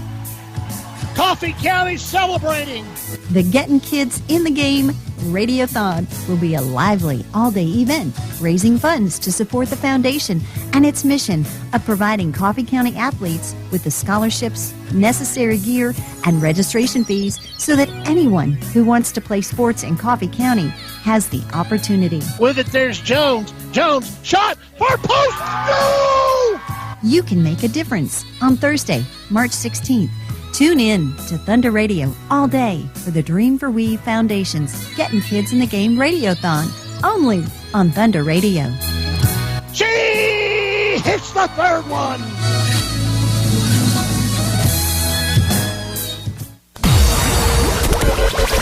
You are listening to the Dream for Weave Foundation Radiothon on Thunder Radio. Dial to donate now. Every dollar helps. 931-728-1320. That's 931-728-1320. And we ended the last interview, the first half hour here, $13,274. That's going to be more now. And we continue to climb and climb and climb. The goal was 10,000. We moved the goalpost. Let's get to 15. We're already at 13.2, 13.3 now. The Dream for We Foundation Radiothon continues. The first time we've done this has been, I can declare it, an overwhelming success today. We still have time to go. I am Josh Peterson, your host this hour, and I'm actually going to host the rest of the day. Big thanks to Tiffany and Rob, who stepped in and hosted for a few hours to give me some rest. I don't know if they mentioned it or not while they were on the air. Maybe they did. Maybe we mentioned it. But they got a grandbaby being born today, and they came in probably at the chagrin of their son to host some hours and to help out and answer phones, and now they're headed to grandbaby birth. So we really appreciate them and their help with the foundation, and Tiffany stepping in and doing a couple hours for us. Despite her being an emotional wreck, she was able to pull through. We've got a busy second half hour here, and then we're still continuing. 3 o'clock, we got guests coming in. Abby Clark, high school senior. I'm excited to talk to her. She's a little ray of sunshine. They call her Sunshine for a reason. Holly Hines Johnson, and then looking ahead to the 4 o'clock hour, Keely Hillis and Kaya Farrell, and then the final hour of the day, the 5 to 6 o'clock hour, Amanda Sullivan and Andrew Taylor. We should be able to get to $15,000. It's been a very great day, good day for the Dream for We Foundation. The phone lines are open, 728-1320, 728-1320, or 728-3526. We have operators standing by to take your contributions right now, or you can swing it by at 1030 Oakdale Street. We're asking, if you're not sure how to get involved, you're like, well, I don't know what to do, I want to help. We're asking for a one-time donation of $50 to the foundation. The Dream for We Foundation is a 501c3. If you can do that. If you can't, if you got $5 and you want to contribute that, that's great. We'll take that. You can do a $2 a month pledge. It doesn't matter. Anything helps. This is going to go to our athletes in our community as they graduate and go to college or to tech school, or our younger athletes who are in high school or even younger, if they need help with purchasing equipment or paying registration fees or any of that. Terry Weaver is in studio. It's been a long day, Terry. I'm starting to lose the words. You do this long enough, and by long enough I mean in one day. Right. You just, it's all one blob. I've still got a few more hours left. You may need to host. Yes. Terry Weaver. So, took off the second half of work today. Thanks. Oh, that was no problem. Yeah, you didn't have no problem taking off work. Okay, so now I've been getting some good Dennis Weaver stories all day from people, from the Jeff Breedens of the world, and the players, and the Wendy Pattons, and the people who played for him and coached with him, and some younger kids who knew him more as a broadcaster in the last few years. But I'm I've set the bar of expectations very high, my friend. Oh, For no your pressure, 30 minutes, I expect some stories. Wait, what, 30? Yeah, 30 minutes. Well, it's 15, but I ended the last segment a little early because I was like, well, we'll get a little extra time with Terry. Sorry. Yeah, so now I've got questions. Now we're going to go back to Now, you're little brother to Dennis. Oh, yes. Much younger, you say, but not much younger. 14 months. 14 months. Yeah. What do they call that? Irish twins? What is the word for that? There's a word for that. People are born that close together. I don't. Maybe I I don't think it know. has to be in the same year. Same. I was going to be the same year. Oh, 14 months is not that. Is that what Irish twins mean though? Same year. Same year. Yeah. Oh, I was close. Yeah. But you were close. So a little younger. I've heard this name a lot, and I want some explanation. I've heard some explanation, but I'm gonna let you explain it. Disco Dennis. That's a name that comes up often. Explain Disco Dennis to me. Now his friends that you'll talk to now, Yes. from high school, still refer to him as Disco. Yeah, Gerald Jewell does. Oh yeah. He still calls him him and Disco. Gerald were just best friends. Really? Pretty much through high school. Okay. Yeah. I was talking to Holly about that earlier. He got the name because I guess the rec department back then, or whoever it was, used to put on a dance one Saturday night a month down at the Ada Wright Center. It's called the Barn. The Barn. Yeah. And they'd bring in this guy from Tullahoma. I think his name was like the T-Town Iceman. And that guy was a trip. And he'd come in there and play disco music, and there'd be a dance or whatever. So in order to push that, they got Dennis to get on the intercom at high school and do a promo, a commercial or whatever. Uh-huh. And of course he was, he took it and he ran with it. Sure. And he did it up. Yeah, it wasn't just he didn't read this from a paper and then mail it in. Well, knowing Dennis, he probably wrote it down. But Yeah. he did the 70s disco voice. It's sort of like the records you could buy back then, Yeah. And I remember his signature line on that. It talked about the ticket prices. Now we're talking about the late 70s, so things were a lot cheaper. It's a better time. In a lot of ways. I miss the 70s, Terry, and I wasn't born then. Like I wish I grew up then. Yeah, well, other than the Ford Pinto and the Maverick and stuff Sure. like that, it's a pretty good decade. And Jimmy Carter. Yeah. But agreed. Ticket prices I remember was the bell's ringing out there. Keep it up. More cowbell. Yes. And ticket prices, single tickets were $3, and for a couple it was $4. Oh wow! So you needed to come as a couple. And so he would always do this thing. Tickets are. How'd you do it? 3 bones stag, 4 bones drag. And that was his classic line. Nice. So of course everybody just started calling him Disco. Disco. I've heard that from people in that time frame. Disco Dennis, and you ask about Disco Dennis, and they tell me some stories. So I wanted to hear it from you though. So I wish that was something. I wish they had that recorded somewhere. Wow. Now, Yeah. Did he? I had heard that he DJ'd some of that, but apparently not. That was his DJing, was promoting it in high school. Yeah, right. Now, he was a DJ even then. Yeah, when he was all about radio for a long time. Well, we kind of a cool story. We both of us grew up wanting to be in radio. Yes. And both of us worked here. Okay. At different times.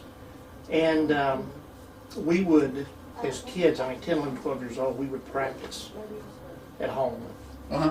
Put records on the record player and talk them up and that kind of stuff. Yes. But, and of course, sports was big for both of us, especially baseball. And we had some epic wiffle ball games out in the front yard. And we would actually, we actually came up with a league, just the two of us, ghost runners and all that stuff. Okay, yeah. But we had a little spiral notebook and we had like 30 teams or something. Okay. And we made up lineups. Nice. And while we were out there playing wiffle ball, we would take turns. The guy who was at bat would be the announcer that half inning. Okay. And of course he would always do it. I was just two dumb kids out in the middle of the yard at Hickerson Station growing up. Uh-huh. And he would get up there and now batting for the Falcons. Number 14, the first baseman, Diego Martinez or whoever. Yeah. And always did a big thing then. Like I said, just two dumb little redneck boys growing up. But he he was entertaining. It was entertaining to work with him. Yeah, well, and they carried it on, and of course doing it, for the radio for a long time. But and I knew that both of you had worked here at some point growing up. Now, what was your job here when you worked here before? Middays. Middays. I did in the studio right over there. Yeah, that's where it used to be. Yeah, back in the Russ Daniel days. Okay. Early mid '80s, and I was on air and in sold ads. Nice. And I was here full-time, part-time, about 4 years. Okay. See, I never knew you were full-time. Yeah. I knew you were just a part-time worker. I didn't know you were full-time here. Yeah. Started in high school and then up to my early 20s. So. Yeah. Well, you can still go sell some ads if you want to. We're always looking for some of those. I think I got 15%. Does that work for you? Yeah, 15%. I'll do better on new clients. How about that? All right. We're working out business deals in here. I've done hired Terry. He's going to go out and sell ads for us. If you're listening to the Dream for Weed Foundation, Getting Kids in the Game Radio-a-thon, 931-728-1320. A one-time donation of really any amount. We're asking for $50, but whatever you can do. We've had a good half hour. I think we're nearing the $500 mark for the hour. Anyway, we're moving right along, and the next hour is going to be big. We got a match coming up next hour too, so be ready for that. Call in at any time, 728-1320. Operators are standing by. You can pledge cash or check. You can make an instant donation with your credit card, or if you're a Venmo person, you can do it right now. You don't have to call in. But we'd like our phone operators to be busy. Ham needs something to do. Dream 4 Weave. That's Dream, the number 4, Weave. What did he do when he worked here before, growing up? See, I remember he did I don't think he worked here until he was in college. Okay. He did a internship. Okay. Through Marlowe. Okay. Here. And then I don't think he was ever here full time. Okay. And because he was like managing Burger Kings when he was like 20 years old. Sure. So, because he could probably had spreadsheets before they had spreadsheets. Like he probably had spreadsheets on paper. He had flow charts. Flow charts. Yeah, things like that. Was he always like that? Was he always kind of spreadsheet organizational kind of guy? I mean, you had a notebook for a fake wiffle ball league or whatever. So Yeah. I can imagine that was the case. Now, how close were y'all to? You may not be close at all to like Don Aaron and him. I know he worked here. Were y'all anywhere near his age? He's up at Metro Police. Yeah, he was here. Actually, I took his place for a while. Okay. Until he was in college at the time. Okay. And then when he got home from college, he took his place back over, and I kind of kicked you right on out. Yeah. Mm-hmm. But then I kind of went to part time or whatever. But yeah, we remember Don. Yeah, I was just curious. I was looking at some. I try to know or understand at least some of the history of the station. And of course I wasn't around when it started back in 1957. That's a little before my time. No, was I, just for the record. Yeah, no, for the record. For the record. Now, what year did you graduate? I graduated in 81. 81. Dennis graduated in 80. Yeah. Now, did you play sports in high school? Yeah, I played football. Football. Okay. So you were part of some good teams there. 80, 81. No. No, 81, 82 was the good year. Yeah. The year after I left. The year after you left. Yeah. Okay. That was the 8 and 2 year. Or whatever, 8 and 3. My senior year we were 1-9. Beat Oklahoma though, didn't you? Last game of the year. Beat it doesn't matter. Winning season. We were 1-0. We had 9 scrimmage games, and we beat Oklahoma. I will never forget that night. Yeah. My best friend, Steve Hammonds, defensive back, picked off 3 passes that night. Man. But the quarterback won't forget that either. Maybe that's why Oklahoma's not brought us any money today. Yeah, I remember the quarterback was a guy that I had played with in Babe Ruth. We played Babe Ruth in Tullahoma Little League and all that because we lived, halfway between. Okay. So he was Dennis, not to interrupt, you keep where you're at. He had the right to hate Tullahoma at the level that he did. Absolutely. Because he played over there. Absolutely. Okay, go ahead. But the guy that was their quarterback was a pitcher that we played against in Babe Ruth. Okay. And he was right-handed, but when he was quarterback, he was left-handed. Maybe he should have switched back to the right. Maybe he should have. We made it a long night for him, bless his heart.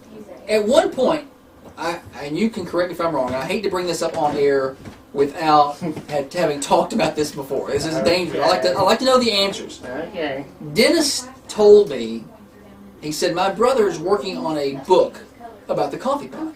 Mm-hmm. Did I remember that right? Yes, sir. Or were you working on a book? I still am. It's been a long process. Well, my main thing is can we help? I mean, I want to get that out. Yes. Yes. Because this was years ago. He told me that, and then later, it wasn't probably 5 years ago. I thought somebody needs to write a book about the coffee pot rivalry. We call it Hot Coffee, or I could come up with some cool names. Yeah. Because it's so creative. And then I thought, no, wait. Dennis said that Terry's working, and then I just haven't asked. It's been years. It's been a year-long process, and I've had some great interviews with people. Just this past fall with Steve Matthews. Yes. His quarterback. You tell him So you're actively working on this. This hasn't been put shelved. No, it's not been shelved. Okay. I've got a lot of material. I need to get a lot more historical material. And yeah, I would love to. We want to help publish that thing. Nah, you said the magic words. Let's you said the magic words. I will. Yeah, and this year we can sell that. Yeah, right. That can. I want it to be like a coffee table kind of book. Sure. If that's doable. Yeah. You know, price wise, and you don't want to make it where it's going to have to be something you charge $69.95 for. Perfect, because I was thinking $49.99. Yeah, well, that's kind of what I had in mind. Yeah. I want it to be a good hardcover. Yeah. Well, and I've had interviews with people like Rudy Kalis. Yes, he came down for. Yeah. Oh, he bragged, but he said that was his favorite place to go. A high school game was Tullahoma, Manchester. If I said, all right, we're ready to publish this book. We've got a printer and we're ready to go. How quick do you think you'd have it ready? Like just 2 years, 3 years, 5 years, next week? I mean, where are we at? You said more less than a year. Less than a year. Yeah. All right. 9 months maybe. I'm cutting business deals. We're putting out a book, Hot Coffee. Do you have? Where do I sign? Huh? Where do I sign? What do you have a title? Have batted around quite a bit. Now my son's helped me on this too. I was going to say black coffee as well. Yeah. We thought hate about blood. Just simply the pot. The pot. But I don't know if how that would work. Hot coffee would be great. It needs a good subhead to it. It does. Something I thought about that, like the history of one of the greatest high school football rivalries in America. Yeah. The subtitle, whatever. But it's been a lot of fun working on it. Can I write the forward? Yes, you can. No, I don't need to be writing anything. I just don't even. Depends on how much you want to contribute. I'll leave it dedicated to you. Yeah, book's dedicated to me. I've got a book dedicated. By the time we get done with this hour, a lot of good things have happened. I heard the bell ring, and we're going to get updates in a minute. Actually, let's get an update now, and then we'll come back and keep talking to Terry, because we still got a few minutes to chat with him. Let's break up the monotony here. Let's go out to the lobby. The remote radio mic host is Court Steer. I've heard the bell a few times. He's out there with Holly. What's going on? Yeah, it has stayed busy. You can tell the afternoon hours have set in. Folks are leaving work, stopping by, and we've had donations coming in. Holly? Yeah, so we've got donations from Tara Thompson. She donated $100. Tara, yes. Janice Talley, big Weave fan. Oh, yes. Big Coffee County sports fan. Thank you to the Tallies for their donation, and also the Van Winkles, who are big-time Coffee County athletic supporters. Yes. And supporters of Thunder Radio. They donated $250. So thank you to the Van Winkles and the folks over at Middle Tennessee Surgical Associates. Yeah, so we were at like $13,274, I think, to start. Did you have one come in? No, $13,004 to start this hour. Right? Is that where we were? Yes. And so now we're at $13,674. Does that seem right? Yes. Okay. I'm just trying to do some math. So $670 this hour. That's your job to do the math. Yeah. Did you have a text come in with a donation? No. Oh. No. Was I supposed to? No, I swear, I thought you said you did. No, it was the same one that you got. Yes, our Venmo alerts us. So I said, I ring that bell. We've got a donation. Okay. It was right at the top of the hour. So $670 so far this hour. Let's finish strong. Let's get to that $700 mark if we can. Terry, tell us a story that gets some money.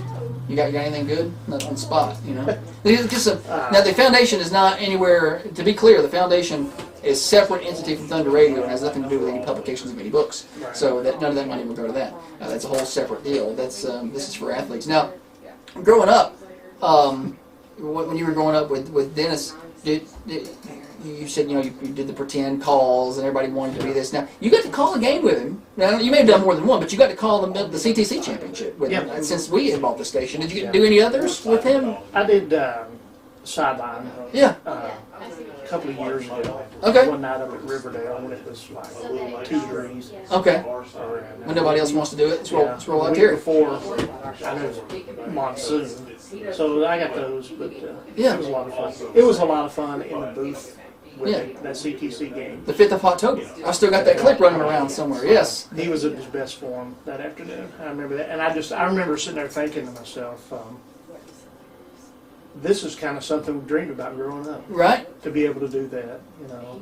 And people think, you know, it's a middle school championship game, and people think, well, you know, that's what you dreamed about. But you dreamed about doing sports on your community radio station, whether it's middle school championship with my brother. or high school football, or whether you're calling a Titans game. You're getting to do kind of what you grew up pretending to do, you know, on those ball fields and whatnot. So Well, the great thing about Dennis, it didn't matter, you know, and people have said this, it didn't matter if it was a middle school soccer game or volleyball game or whatever. Whatever he was at, he was in. Yes. And it was like the Super Bowl. Mm-hmm. And he wanted every middle school, every high school student, no matter what the sport, to feel like a champion. And he had that gift for it. He did, and that's yeah. I said earlier, I think when I was doing my interview with Tiffany, we try to kind of gauge what we do as, you know, is that Dennis Weaver standard? We can't hit it in that because I can't do it. I try. We try and we cover a lot, and we want to make everybody feel special. But when it gets, you know, when we get us to that, can I make it feel like the Super Bowl? I try, but I can't do it the way he did it. But don't say yourself short. we're just trying to fill his shoes best we can, and that's where we're at. Now you, of course, you get to call some games with him. That's awesome. 14 months apart, so obviously they had a good relationship, and the community's done a great job with the foundation since his passing, and we appreciate your help with it. You've been a big help. You're a monthly contributor, and help make it happen. You're the vice president of the group, so we really appreciate what you and your family have done. Well, y'all are the driving force behind this. I've done nothing compared to what y'all have done, and just, you know, today itself is testament to that. It's been great. It's been a lot of fun. It's been great. It's fun to be. It's kind of one of those things you walk in and you just kind of feel I'm going to channel my 70s here, but it's been a good vibe. A good vibe. Is that still we still using No, that? I can use a vibe. Okay. I don't know if vibe died out 50 years ago or not. The bell has rung. There's been another donation come in. We'll talk about that in just a second. So the vibe is a word I can use. Kids today, they do use weird words, though. That is something they do. Now, Dennis was around softball a lot coming up through the 90s. Now, did you know, is that something, because I was talking to Jeff Breeden about that earlier, Coach Breeden, and he was, you know, they both really didn't know much about that going into it. Right. Now, did you have any conversations with him about his ascent through softball? Because that's something they kind of learned. You know, it wasn't, of course, everything you learned, but it wasn't something like, I've been doing this my whole life, now I'm going to coach softball. Yeah. They didn't really know it at all. Oh, they just kind of fell into it. Yeah. He knew baseball. Yeah. Oh, yeah. And even though he was a Dodger fan, I know, right? Go Red Sox. But I don't know where that came from. Chop on. Yeah. But he knew sports. Yes. He knew it, and that's the key. You know, when you know sports, it's easy to, and you got the gift of gab as he did. You just kind of naturally, but coaching, you know, like I said, we grew up playing Little League and Babe Ruth and all through Tullahoma. Sure. And he played, I think, a year of high school baseball. Yeah. But and then high school football and junior high and all that. But when he was 16, the year after he'd finished Babe Ruth, he was an assistant coach for our team. Oh, nice. At 16. At 16. And, you know, you look in the dugout, and 2/3 of the guys you played with the year before, now you're helping coach them. He didn't care. No, he was great. They loved him. Even back then, you know.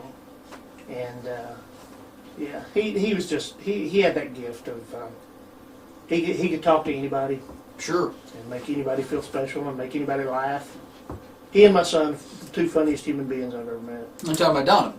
Yeah. Donovan, he played football here as well. He did. All district, all conference. All that stuff. Well, not brain. He played during the Bill Price era. Was that Yes, right? he did. Okay, that's what I thought.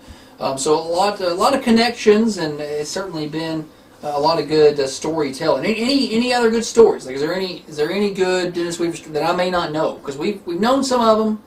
I've been asking everybody how they met, but I figured we met when we were very young. Yeah, I thought so. So I thought it was a young age. Some of my first memories actually involved. Some of your first life memories. Yeah. I've been asking people that, not you, because you know, but I mean, I've heard a lot of stories. Maybe I'm thinking maybe Terry's got one he can sneak out there that. Well, I tried to think about that this week. Okay, yeah. And this is a stupid story, but for some reason it kept popping up in my mind. And this just shows you Dennis, even as a kid, how funny he was, and he was the instigator. I believe that. I was the innocent lamb. I believe that as well. You know, and he was. But I remember the story, and I'll try to keep it fairly brief here. We've got time. We back then everybody had supper together. We didn't go out much. Sure. You know, I mean these families didn't. But if, like a lot of families, you sat at the same place at the table every meal. Yeah, that's your seat. Yeah, that's your seat. That's what we still do. And so, if you look at the picture of this is our table. Okay. Okay. People on the radio can't see. They can't, but we'll draw them a picture. Okay, We'll paint them a picture. All right. This is We got videos. So. Oh, okay, yeah. Yeah. Dennis would always sit at the end of the table. All right, he's the head of the table. Head of the table. Okay. Right. I was to his left. Which Okay. would be right here.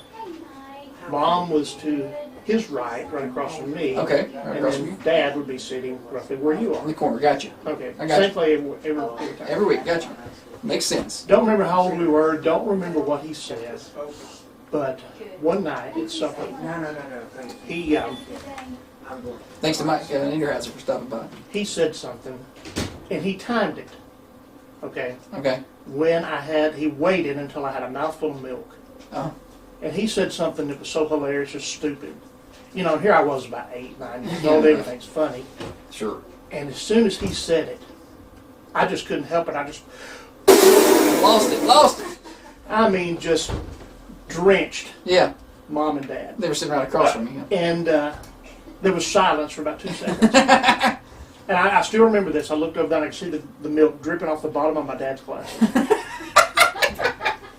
And Dennis didn't get a drop on him. Yeah. Somehow I missed him. Yeah. But Mom and Dad were ground zero. He probably shielded himself. He saw it coming. And then in that silence, after about 2 seconds, all of a sudden Dennis just popped up. Nah, you missed me. Nice. And that's about when Mount Clarence exploded. Exploded, yeah. He I understand. erupted, yeah. So. I understand. And I that. got beat, and he got off scot-free. Of course. Didn't get any milk on him.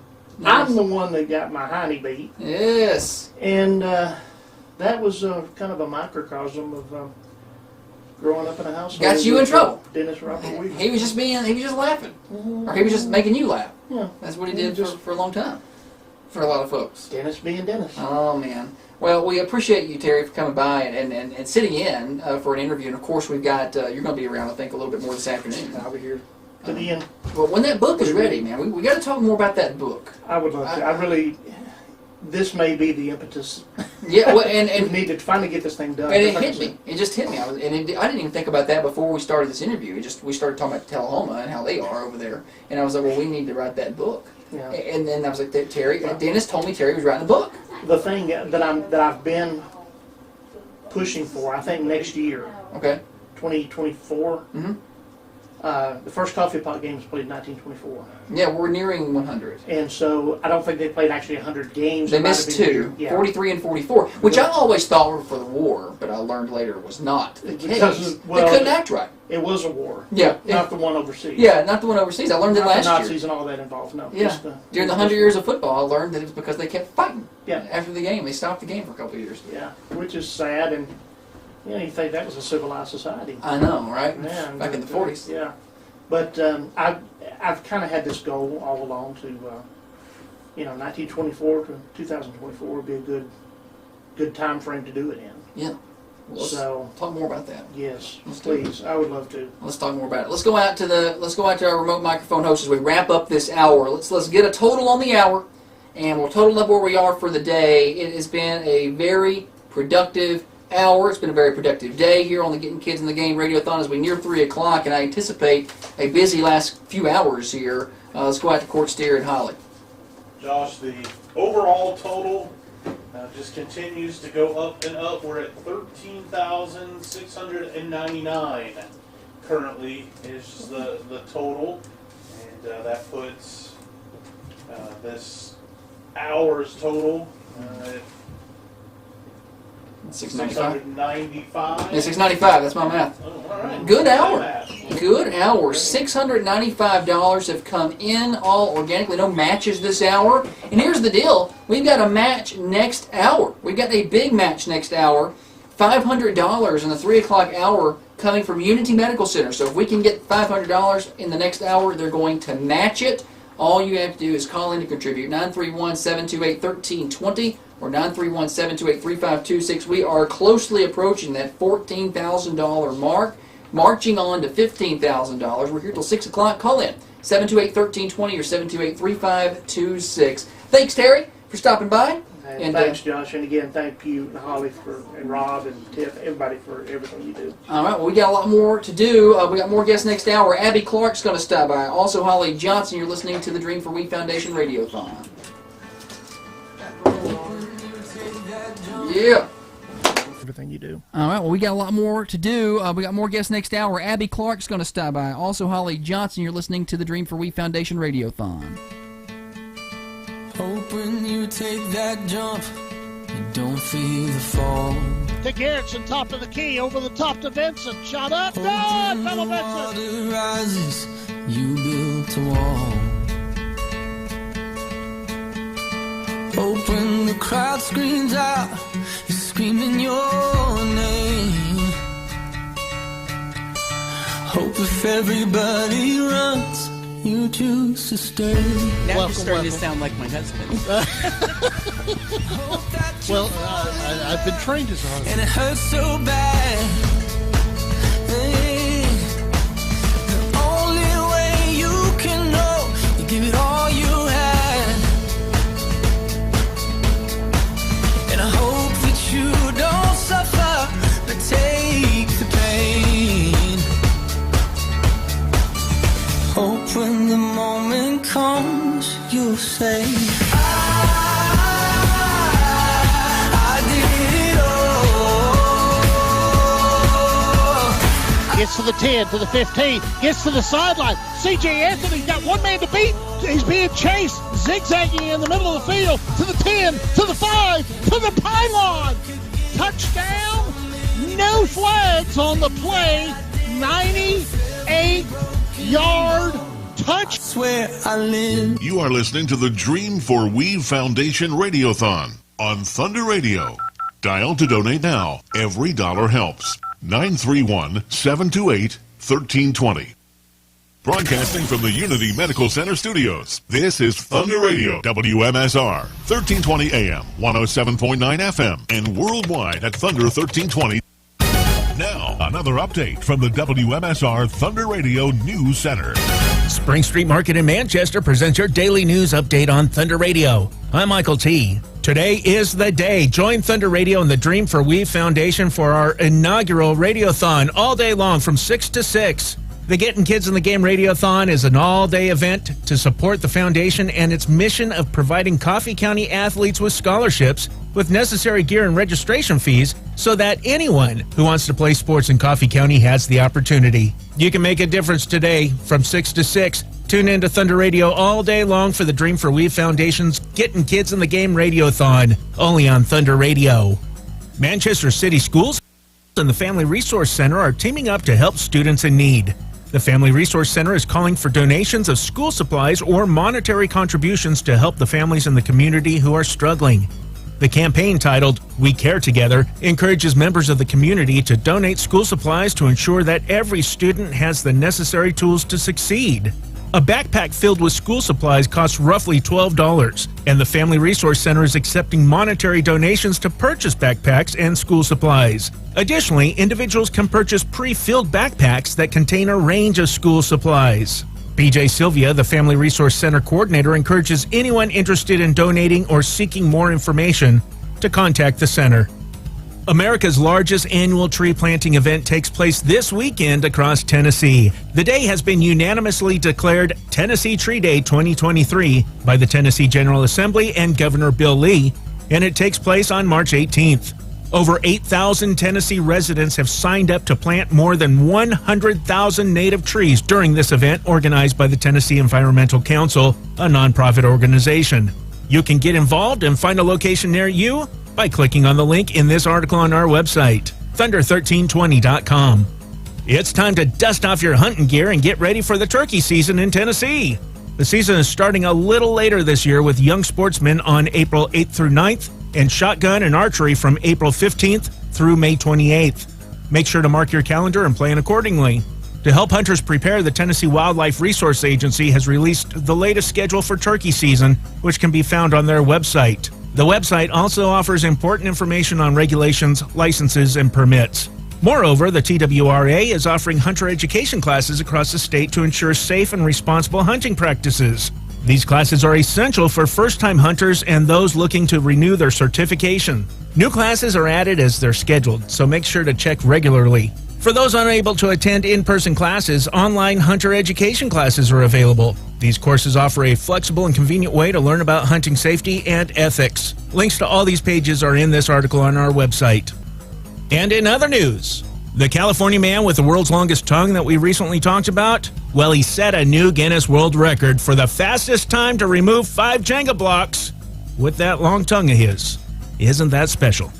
Check out these deals happening at Spring Street Market in Manchester, your local grocery store. Grade A fresh fryer drumstick or thighs, jumbo pack, just $1.29 a pound.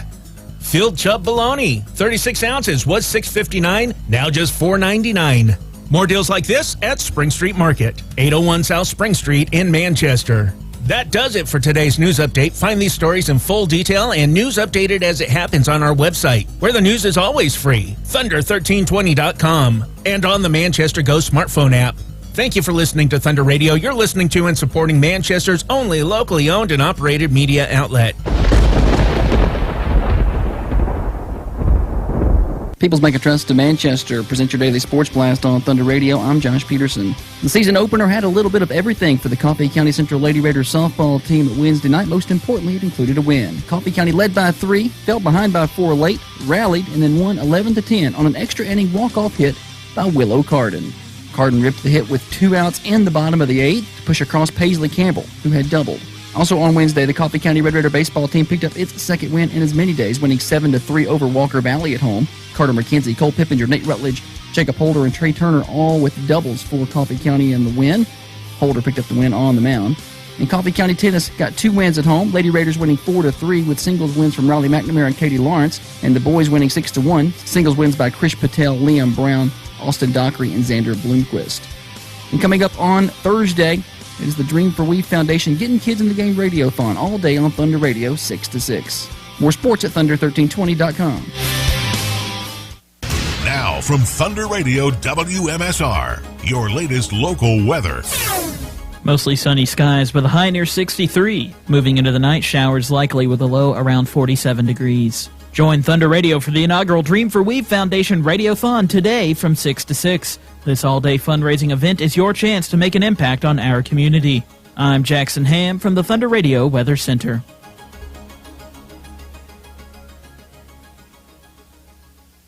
When you miss the Coffee Coaches Show, Saturday mornings from 10 till 11 from Al White Ford Lincoln, you miss out on some learning, like what the Westwood Lady Rocket basketball team keeps in their gym bags. Paisley Dyer. I have like a few rocks. Rocks? Yeah. What are those for? I don't know. I just kept them in there because I thought it was good look. Audrey Patton. A spoon collection. A spoon collection. I'm not surprised. The Coffee Coaches Show every Saturday from 10 to 11 live on Thunder Radio from Al White Ford Lincoln. Join Thunder Radio and the Dream for We Foundation for our inaugural Radiothon Thursday, March 16th, 6 a.m. to 6 p.m. 11.9 seconds to go. Coffee County celebrating. The Getting Kids in the Game Radiothon will be a lively all-day event, raising funds to support the foundation and its mission of providing Coffee County athletes with the scholarships, necessary gear, and registration fees so that anyone who wants to play sports in Coffee County has the opportunity. With it, there's Jones. Jones, shot, far post, no! You can make a difference on Thursday, March 16th. Tune in to Thunder Radio all day for the Dream for We Foundation's Getting Kids in the Game Radiothon, only on Thunder Radio. She hits the third one!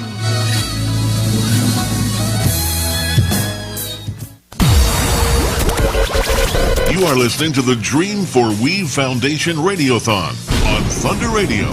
Dial to donate now. Every dollar helps. 931-728-1320. That's 931-728-1320. Radiothon. Been here since 6 o'clock this morning. We closed the last hour at, let's see, where were we last hour? $13,699 raised today. It's been super busy. As we had a goal of about $10,000. We've plowed right through that as we head to hopefully maybe $15,000. And here is it's a big hour, the 3 o'clock hour. Unity Medical Center in Manchester is matching donations up to $500 total. So if you call in and contribute $10, that's going to become $20 because they're going to match you, and all the way up to $500. So if we get $500 in organic called in donations, they're going to match it. That means that we're going to be $1,000, and if we can make that happen this hour, folks, we are going to be up in the that's going to put us near the $15,000 mark, which is incredible considering we're here until 6 o'clock. You can call in right now at 931-728-1320 or 931-728-3526 to donate right now. We have operators standing by to take your contributions via credit card, or you can make cash or check pledges, and then you can bring that by later. You can also do it via Venmo at Dream4Weave. That's Dream, the number 4, Weave. We're asking for one-time donations of $50. You can do that, but any amount is welcome. You can pledge $5 a month if you would like. Call in. We can help you do it. 728-1320. You can make a one-time contribution of $5. We had somebody bring in $5 earlier. That's fine. Whatever you can contribute, we'll be glad to add it to the total of what we're doing here at the Dream for Weave Foundation. We usually start off with an interview out top, but we're going to hold off on that. I don't think we've got. We're all kind of discombobulated out there. Let's go ahead and get on our volunteers for the hour in. I am Josh Peterson, back on the mic for, I don't know what hour this is, 9 or 10. It's been a lot of them. Andrew Taylor's here. He's a phone operator, although he's just walking in the door, thanks to him. Erin Murray, she's also helping on the phones. Holly Peterson is our social media manager, and our treasurer for this hour. Court Steer is our remote microphone host. And our Raider TV people are back in the back. They're making the TV side of it happen. Thomas, Stephen, and Carwin, thank you so much. We have a guest in studio. Abby Clark has made her way over from Coffee County High School. She just got out of class and rushed over here. Abby, good morning. Or afternoon. Golly. Good afternoon. Put that headset on. I'm not even giving instructions to you. She just walked in. I'm not told her what to do. I want her to be able to hear herself. Now, can you hear me? This is crazy. Yeah. And you've been on the radio before. I have, but I've never gotten to wear these. You never get the headsets. Yeah. So now you're official. Yes. You're important. Well, I'm on the radio. You are officially on it. Yes. You've done the coaches show and all that, but you've never actually got to wear the headphones. All right. Well, now you can be important. Senior at Coffee County High School, the valedictorian. I'm intimidated a little bit. Like I'm afraid that you're smarter than I am, and I'm not going to argue that. You are, and I'm a little nervous that you're going to make me look dumb. Because here's the deal: you wouldn't do it on purpose because you're too sweet for that. But you've been. I've been on the radio since 6 o'clock this morning. It's been a long day, and you're far smarter than I am. So valedictorian. That's awesome. That's crazy. Was that a goal that you had? It was. I've been shooting for that for a really long time, and then after I hit that at the in February-ish, school has started to feel a little bit optional. Oh, senioritis has come now. Yes, since I've already hit my goal, I'm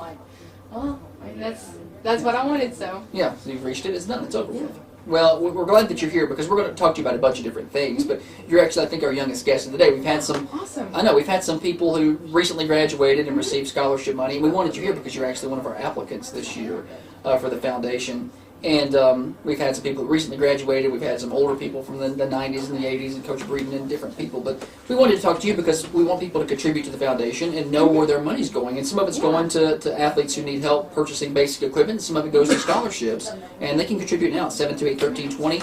Because I feel, it makes me feel important. Because last year we gave money to the valedictorian, Luke Beachboard. He received money. And this year, if the valedictorian, in my mind, comes along and applies for your scholarship, I feel like that you're like top of the line scholarship worthy, because I mean you can get all kinds of scholarships with your grades. So. I hope so. Hope so where are you going to school? I'm going to Lipscomb University. Because I think on your application you weren't decided yet. I can't remember. Or maybe I can't remember.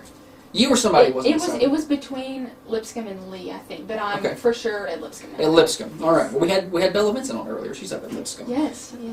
You're going into the sports world, like marketing. Yes. Sports marketing. That's your thing. Yes, I'm really interested in accounting, but with the pro sports team. That's my goal. Well, when you get there, you remember. Oh yeah. Thunder Radio. I'll give you I'm going to get some passes or something this, right?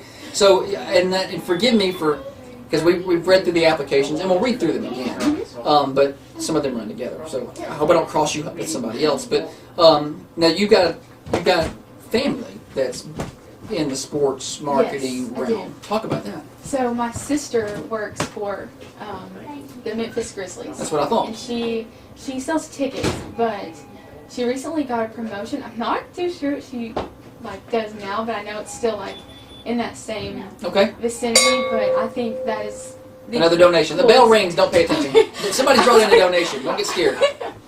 But I think that is the coolest thing, and I love she gives us tickets sometimes, and so I want to kind of give back if I get to get tickets. Right. So hopefully I can give tickets to maybe Riley, my little sister. Yes. So just pass it down. Yeah. Well, that's awesome that you want to go into that, and because of course the foundation's all about sports, and I'm pretty sure I read in your application you did mention Dennis Weaver by name in your application. You remember him.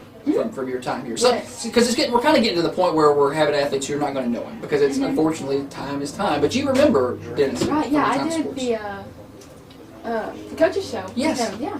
So he obviously left an impression. Yes. Good. Well, we're glad that you're going into the sports world and going to be a part of that, and you're going to get us some tickets. You're going to get us. Oh yeah, for sure. You're going to send us some autographs and stuff to auction off for the foundation. Obviously. Yes. I'm just making sure we got that established. He did. Chad did call yesterday. Oh, I got distracted. So valedictorian. Let's go back to that. That was a goal of yours. You've hit it. Do you? How hard do you have to work? I mean, to do something like that. To me, it's just unfathomable because I wasn't that kind of student. I didn't work that hard, nor was I that smart. There has to be a little bit of both, right? Well, I've always just had really high expectations for myself. So this sounds like I'm but well, no, you get to do that here. But it's just how I've always been. Mm-hmm. If I get anything less than a 95, I failed pretty much, which is hard sometimes, but it kind of gives purpose to my work. Sure. So. Well, having high expectations of yourself is not necessarily the most common thing today for kids. I sound so old when I say that. I cringe when I say kids these days. It's like I've crossed a threshold I'm never going to return from. But there aren't those expectations oftentimes. So I have kids that are in high school, so I kind of see that. And unfortunately, that's not the case. But you do have expectations in the classroom, and you also play sports. That's what I think is so cool about that too. You're able to manage coursework and sports. What kind of, especially during the fall when you're doing volleyball. What's that? How busy are you? Some people can do it without studying that hard, and then that's the people I don't like. They're like, "Oh, well, I didn't even study. I made 110." So what's that process? What's that like? Well, it's a lot, especially during this season. It is a lot just having multiple games every week and practice every day, and then knowing I'm going home to so much homework. But I think just something that's helped me is just setting priorities, knowing what I have to get done, and I've been really bad the second part of the year because it's almost over of procrastinating a lot, but earlier, like you said, you hit your mark. Yeah, so I'm almost done, which I'm so sad. I don't want to graduate, but but yeah, I think setting priorities was a big thing, especially during the season, getting my stuff done. Yeah, and we're gonna do the whole thing where you get to be your senior. And so we're going to do the whole thing where you can pass along advice to a bunch of kids coming up who aren't listening. But you're going to do it anyway. Where if you had to see, as a kid, that bell, it just keeps on ringing. It's beautiful. If you were talking to maybe 8th graders, 7th graders, 6th graders who haven't really started that valedictorian path or that grade path, if you gave them, besides setting priorities, if you gave them some advice, you can play sports, you can do well with your grades. Oftentimes it's overlooked that can be done. It just, what do they need to do? Oh gosh, I think creating relationships is a big part. That's a great answer. Is a really big part of not necessarily being successful, but going far. I think just creating relationships, and my senior quote was treat everybody like a somebody. Yes. So I think a lot of the way that you treat others says a lot about you, and I think that can get you very far. But in general, I'd say advice to younger kids just coming into high school is get involved, because I really got like serious about like clubs and like volunteering and stuff my senior year, and I wish that I would have done like student government and DECA and Skills USA. I wish I would have done it all 4 years, because those, like, looking back on my senior year, I mean, it's not over yet, but looking back, those are like my favorite memories, is like stuff I'm doing with a club or a team or something. Yeah, well, and you just went to DECA. Right, yeah. I think we were trying to get this lined up. We were texting while you were on a bus or something, trying to get this. You were on your way down to DECA, and you performed well down there. Yes. You had to brag on yourself. What did you accomplish down there? Me and Emily Spramer competed in the buying and merchandising team decision-making event. So this was tied directly to what you want to do. Yes. So we got first in the role play, and then the next day we went back for like the grand awards, and we got first overall too. So congratulations. That was crazy. Well, we're going to have a story on that. I think we're waiting on some more information to come from the school, but we got some pictures, I think, from a big supporter of yours.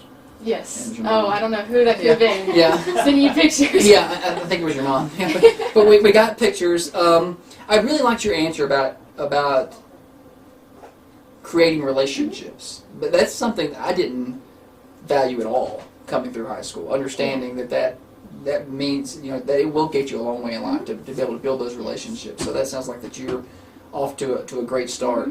What are you going to miss? You said you didn't want to graduate. Oh, I don't. You really got, don't. like a top bucket list thing you're going to miss, or just Coach Taylor.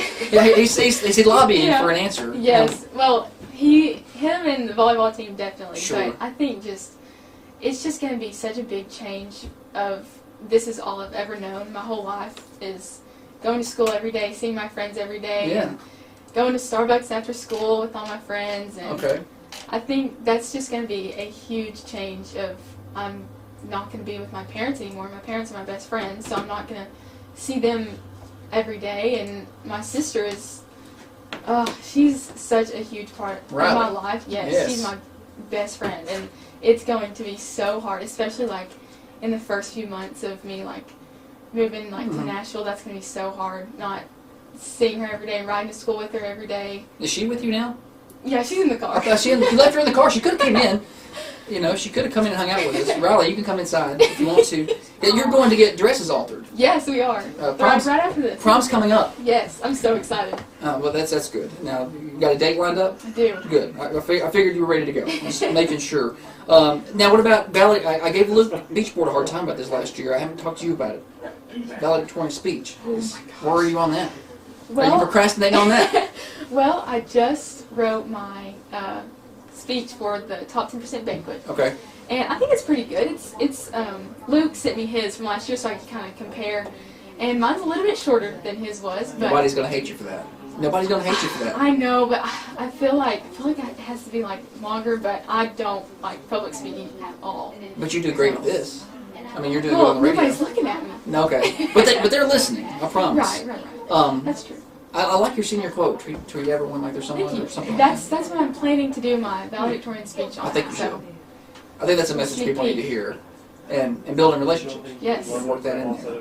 Good. Sneak peek is going to be a part of that. Abby Clark is our guest in the 3 o'clock hour. The Dennis Weaver Getting Kids in the Game radio-a-thon. We've been here since 6 o'clock today. We're going to get updates in a minute. And kind of get, actually we'll get one now, and then we'll come back and we'll finish up with Abby. Let's go out to Court Steer. He is in the lobby. He's a remote microphone host, our wireless host today. He and Holly are out there. They've been collecting. I've heard the bell ringing and ringing and ringing. And there it is again. It'll scare you. Now, are you taking Snapchats? Yes, I am. Okay. I'm hyping this up. No, hype it up. I'll repost it on Facebook. Yes. I'm not a Facebook person. I had to ask somebody how to share it. Yeah, well, but you have an account. Yes. But you don't know how it works. No. Okay, that's fine. That's typical for high school kids. Yeah. They have accounts, but they don't even know. Do you know your password at least?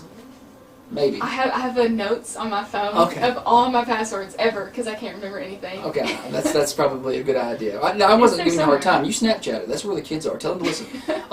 Let's go out to the lobby. Court Steer's out there. Let's get an update on money because I got people texting me wanting to know where we're at. Well, Josh, things just keep rolling in. You kind of called it this 3 o'clock hour. Got things going. Total number 14,269 is what we're up to. Hey, Colley's got some of those individual donors.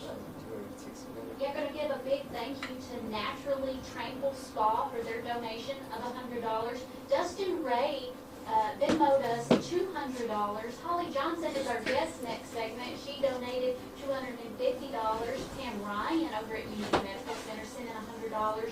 Chad Turner brought in a donation, as well as Christina Dotson. So we want to thank everybody for donating this past hour. And the phone's ringing right now, so that could be somebody right there. You can call in at 728-1320. Erin Murray is manning the phones. If she knows how to answer them, she's going to get it, and she's going to take care of those donations for you. We'll come back to Abby real quick before we get out of here. She's an applicant for our scholarship. I'm sure she's applied for others, and hopefully she's going to get the schooling paid for, mostly paid for with her grades and her scholarships. College is not cheap, so get that money, and we want to be able to fulfill. We had 24 applicants this year, 24. That's a good number compared to 17 last year. We want to be able to get everybody something. That's kind of our goal this year. So thank you for applying for the scholarship and kind of keeping that the Weave name going strong, because that's something that it's important to us here. And we're going to miss you on the volleyball court. I'm going to miss myself on the volleyball court. I'm going to play tonight. I'm going to scrimmage one of our local club teams tonight, and it's the first time I've played in 4 months, and I'm so excited. Are you excited? Are you nervous? Are you going to be rusty, you think? I think I definitely will be, but it'll be fun. Now, Sunshine's kind of the nickname that I've heard from you, and it's clear why. I don't think I've seen her teeth for 20 straight minutes. No, it's not a bad thing. She just smiles the whole time. If you're listening on radio, the bell's rung again, by the way. But you keep that attitude and that mentality. I can't wait to hear your speech at graduation. I'm going to listen closely, and we look forward to it. And maybe we'll get you on. Sometimes we'll get our valedictorian on the morning show at some point. Perfect. I don't know if we have to get you in early before school. Yes, occasionally. You got what's your 8 o'clock class? What do you got? Ooh, calculus. No. Oh, so you can't miss that. Okay. So because sometimes we'll work it out with the school where you can come in a little late. I don't want you missing calculus. Well. It'll be fun. I can it's okay. Well, we're going to work it out where we get you on the morning show, because usually we like to bring the valedictorian in for a little test and to see how smart they are. We play what we call the Dirty 30, where we ask questions, and you see how many you can answer in 30 seconds. They're super tough. Can you pick up on my sarcasm? I hope it's thick. Good luck at college. We're going to see you, I think, more than likely at the Fundies. We'll send out invitations in April, okay? Perfect. Thank you so much. Abby Clark for stopping by. She's got to go get dresses altered, so we're going to let her get out of here. You can go ahead and go. Thank you so much. Tell Riley we said hello. Holly might want your picture before you leave. Okay, so you may have to wait a minute for a picture. Okay.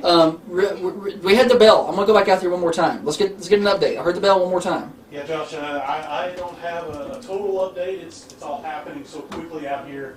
I think Holly's working on it. Yeah, so we are now up to $14,769. And I'm going to give you an update on who put that over the mark there. That's the Barneses. So thank you to the Barnes family and Medical Revenue Service. And Greta Dejani? Sounds good to me. Yeah. She donated $200, as did the Barneses. And that added $400 since the last time, just a short time ago, that I talked to you. Yeah, and then we're matching $500 this hour thanks to Unity Medical Center, and that means we're going to hit that match because we still got 30 minutes left in this hour. We still have guests left in this hour. Holly Johnson is already here. We're going to talk to her next. This is the Dennis Weaver Dream for We Foundation, getting kids in the game radio-a-thon. Don't go anywhere. We're here until 6 o'clock. You can donate 728-1320. You are listening to the Dream for We Foundation Radiothon on Thunder Radio. Dial to donate now. Perfect. Thank you so much. Thank you guys so much. Have fun trying to get. That's 931-728-1320. Yeah, I'm real proud of you. You taking it right and strong. What? People to watch. She has people to watch. 320.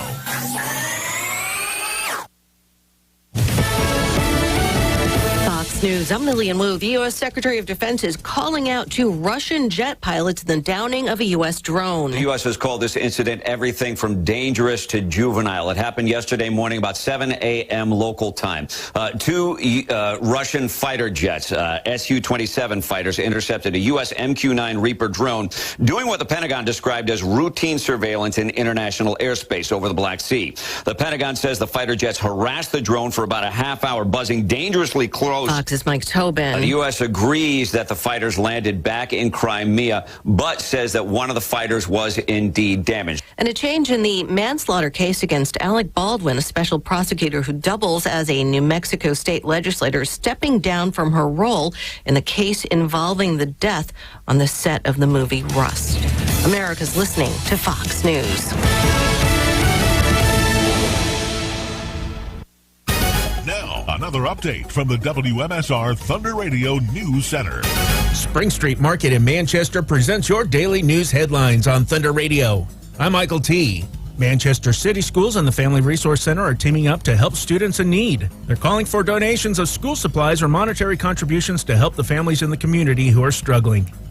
America's largest annual tree planting event takes place this weekend across Tennessee. The day has been unanimously declared Tennessee Tree Day 2023. It's time to dust off your hunting gear and get ready for the turkey season in Tennessee. The TWRA has released the latest schedule for the turkey season. These are just some of today's headlines. You'll find more details on our website, thunder1320.com. Check out these deals happening at Spring Street Market in Manchester. Fresh cut and assorted boneless pork chops, a family pack, just $2.49 a pound. More deals like this at Spring Street Market. Thank you for listening to Thunder Radio, Manchester's only locally owned and operated media outlet. People's Bank of Trust to Manchester present your daily sports blast on Thunder Radio. I'm Josh Peterson. The season opener had a little bit of everything for the Coffee County Central Lady Raiders softball team Wednesday night. Most importantly, it included a win. Coffee County led by 3, fell behind by 4 late, rallied, and then won 11-10 on an extra inning walk-off hit by Willow Carden. Carden ripped the hit with 2 outs in the bottom of the 8th to push across Paisley Campbell, who had doubled. Also on Wednesday, the Coffee County Red Raider baseball team picked up its second win in as many days, winning 7-3 over Walker Valley at home. Carter McKenzie, Cole Pippinger, Nate Rutledge, Jacob Holder, and Trey Turner all with doubles for Coffee County in the win. Holder picked up the win on the mound. And Coffee County Tennis got 2 wins at home. Lady Raiders winning 4-3 with singles wins from Riley McNamara and Katie Lawrence, and the boys winning 6-1. Singles wins by Krish Patel, Liam Brown, Austin Dockery, and Xander Bloomquist. And coming up on Thursday, it is the Dream for We Foundation Getting Kids in the Game Radio-thon all day on Thunder Radio 6 to 6. More sports at thunder1320.com. Now from Thunder Radio WMSR, your latest local weather. Mostly sunny skies with a high near 63. Moving into the night, showers likely with a low around 47 degrees. Join Thunder Radio for the inaugural Dream for We Foundation Radio-thon today from 6 to 6. This all-day fundraising event is your chance to make an impact on our community. I'm Jackson Ham from the Thunder Radio Weather Center.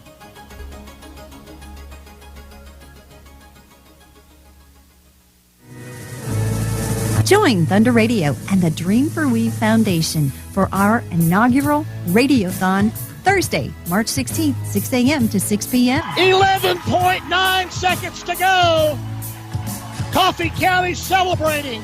The Getting Kids in the Game Radiothon will be a lively all-day event, raising funds to support the foundation and its mission of providing Coffee County athletes with the scholarships, necessary gear, and registration fees so that anyone who wants to play sports in Coffee County has the opportunity. With it, there's Jones. Jones, shot, far post, go! You can make a difference on Thursday, March 16th. Tune in to Thunder Radio all day for the Dream for We Foundation's Getting Kids in the Game Radiothon, only on Thunder Radio. She hits the third one.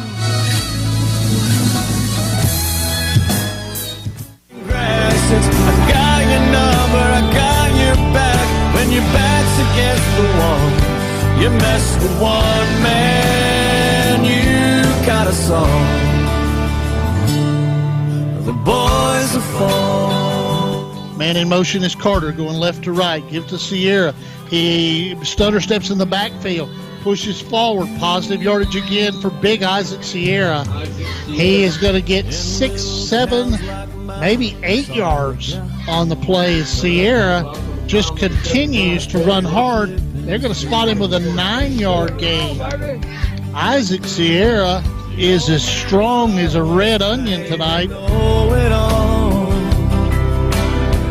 Young girls will dream about the boys will fall. Well, it's turning face to stars. The wings in motion. They fake it to him on the waggle.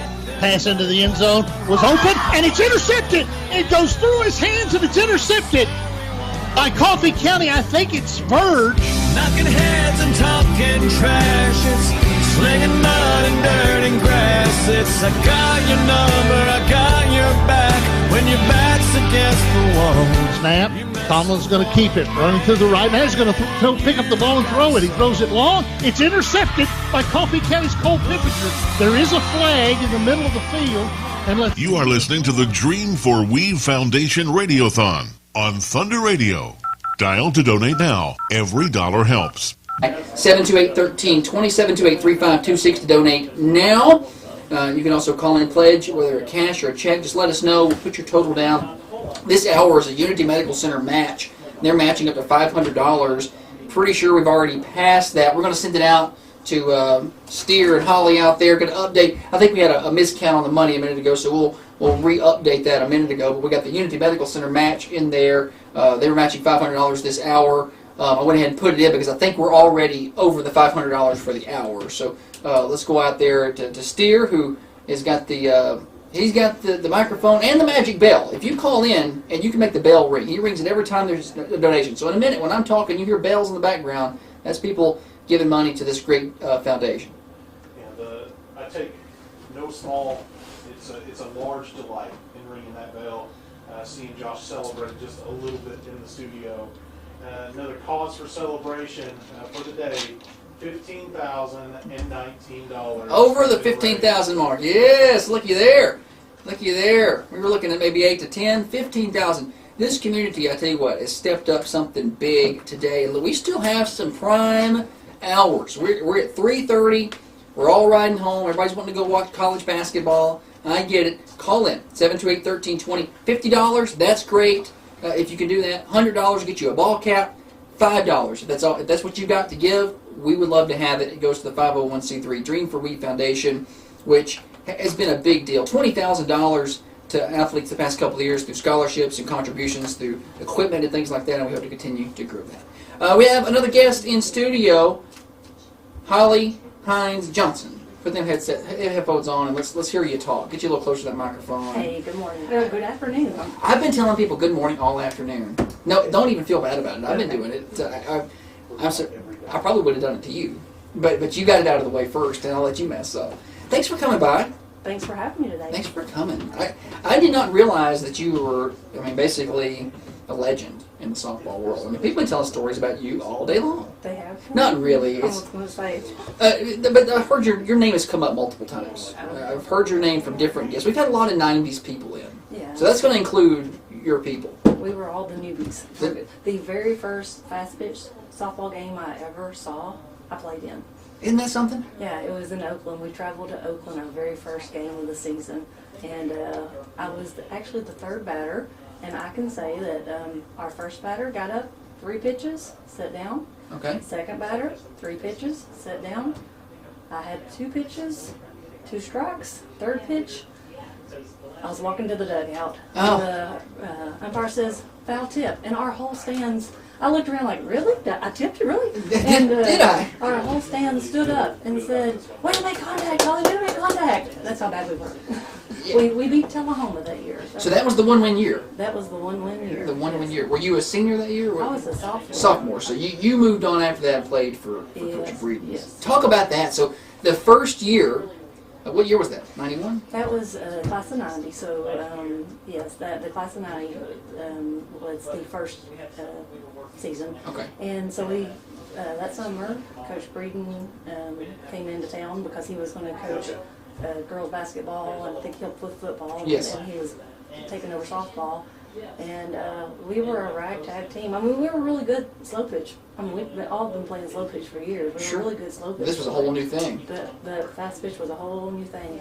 And he came in and turned the program around so well that we went from one win my sophomore year to my junior year. We came in second in the district against Lincoln County was the only one ahead of us. That's a heck of a turnaround. It was a huge turnaround. We did the same thing my senior year as well. What was that process like, going from, like you said, a ragtag team to a second place team? That didn't just happen because we showed up and and practiced a little more. There was a lot that went into that. It was a lot. I mean, it was intense. It was intense, and I mean, if you made mistakes, you practiced after games. Sure. It was you know.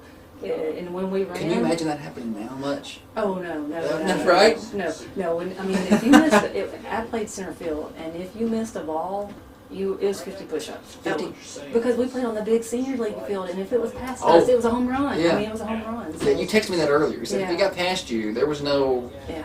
There's no getting it. So you fling any body part you have to stop that ball because you knew it was going to be a home run for the other team. So yeah. You played for, of course, Breeden, and Coach Weaver was around then. Talk to me about the first time you kind of met Dennis, or maybe your first memories. You may not remember the first time that you met him. He was just so much fun. Since I played outfield, he was our softball coach for the outfield, and you know, I used the good cop, bad cop because Breeden was all business. Yes. And when Breeden would kind of, I don't want to say tear us down because he was a great coach, but when he was the discipline of it, sure.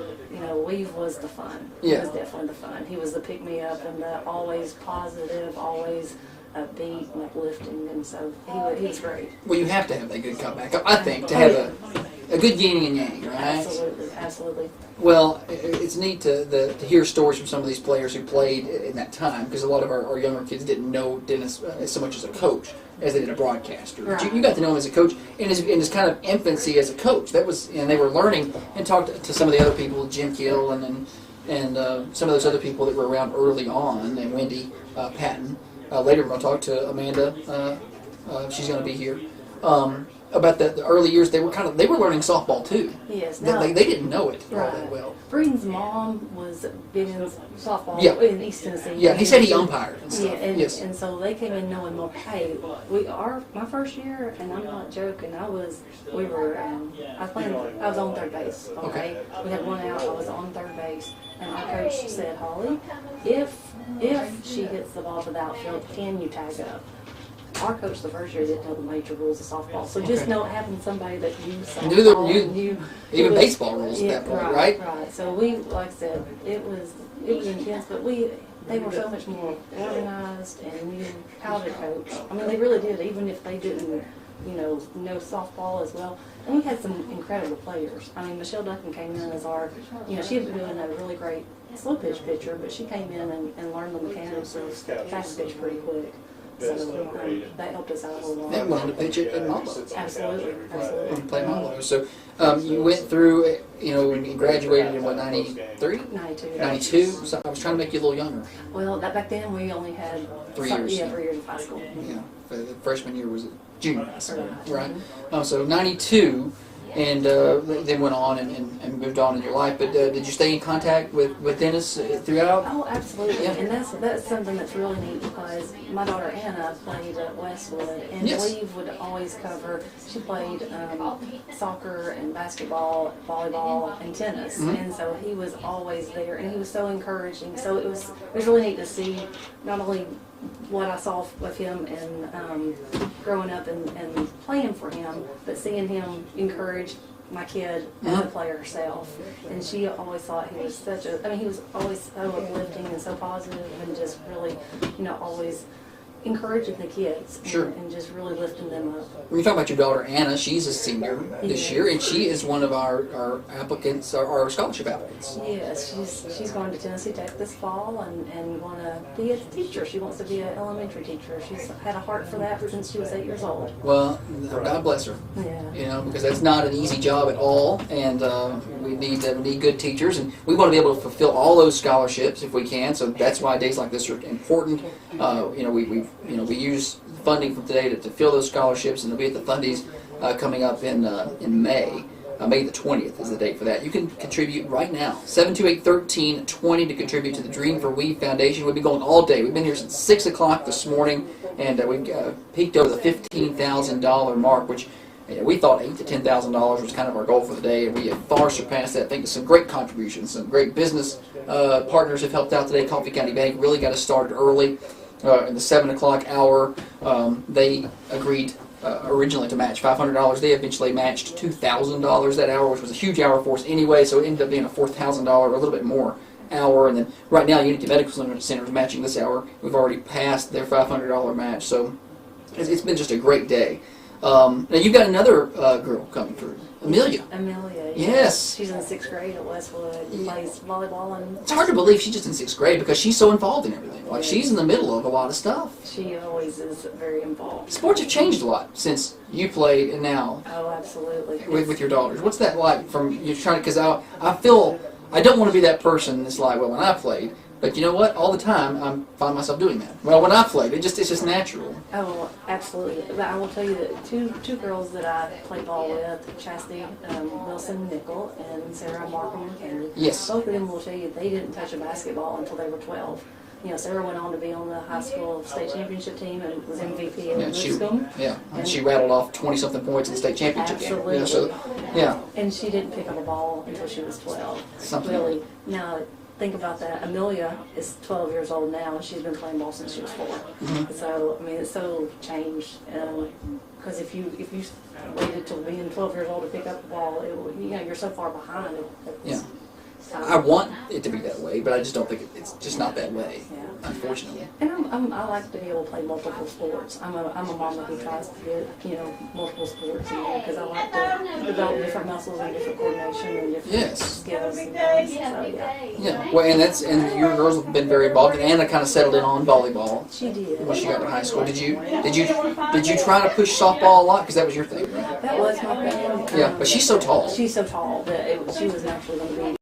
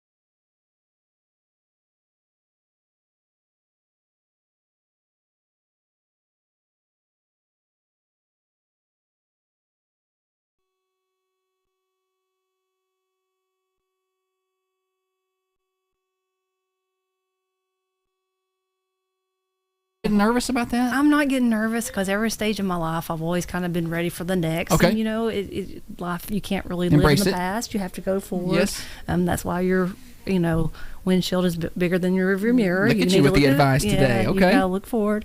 But Amelia has really talked about, Mom, it's going to be different when Nana's gone. It's really going to be different when Nana's gone. Yeah. And Anna's, she's got such a good heart. She's a calm. She's a very sweet girl. So I liked her quote on the coaches show earlier this year. I don't know if you got to hear it, but she told us she enjoyed being tall in volleyball, but she does not enjoy being tall in, quote, real life. Yeah, that's kind of hard to separate that. It is, but I understand what she means. Right.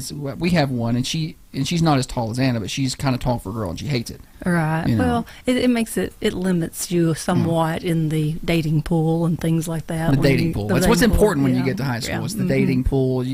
All these boys are shorter than me, and that's right. I understand. Well, we're going to miss her when she goes on. Is she excited? She is. Okay. She's already met her roommate from Cleveland, and she's getting really excited about college. And like I said, she's doing the Westwood Elementary Journeys program after school, so she's already getting involved in that. Yes, she is. So she got time to change her mind now. She's feeling out what this is going to be like. She is. And she's not changed her mind yet. So she has such a love for little children, though. She really does. Well, she's going to do excellent. Oh, well, thank you. We have no doubt about that. We're talking to Holly Hines Johnson, one of the OGs, the terms that we've heard today, of Coffee County softball. Is it neat now to see, we talked about this earlier, and I meant to talk to Coach McWhorter about this when he was here earlier, but then I forgot. It's been a long day. We thought it'd be a good idea to make the softball team go down to the T-ball field and practice one time a year just to see what they have now? Is it because you never got to play in that facility? I talked to Jen Keel. She got to do both. She played t-ball and then she got to move over. But to see what they have now, to see what softball is built into, it's got to be a point of pride for you. Oh, absolutely. And I mean, honestly, I never made it to the t-ball team. I spent my whole career on the field, the softball, the big field, the big field. Yeah, so you never even played on the t-ball field. I never played on not one game on the t-ball field. Okay, no. So that, but yeah, to see what the facility they have now compared to what we have, I mean, I'm so proud for the girls. I'm proud for the program, and I'm so proud for Coach Breeden too for the success he's had. Yes, at on MTSU, yeah. Absolutely. And like I said, every time I'd see Weave, he was just such a positive person.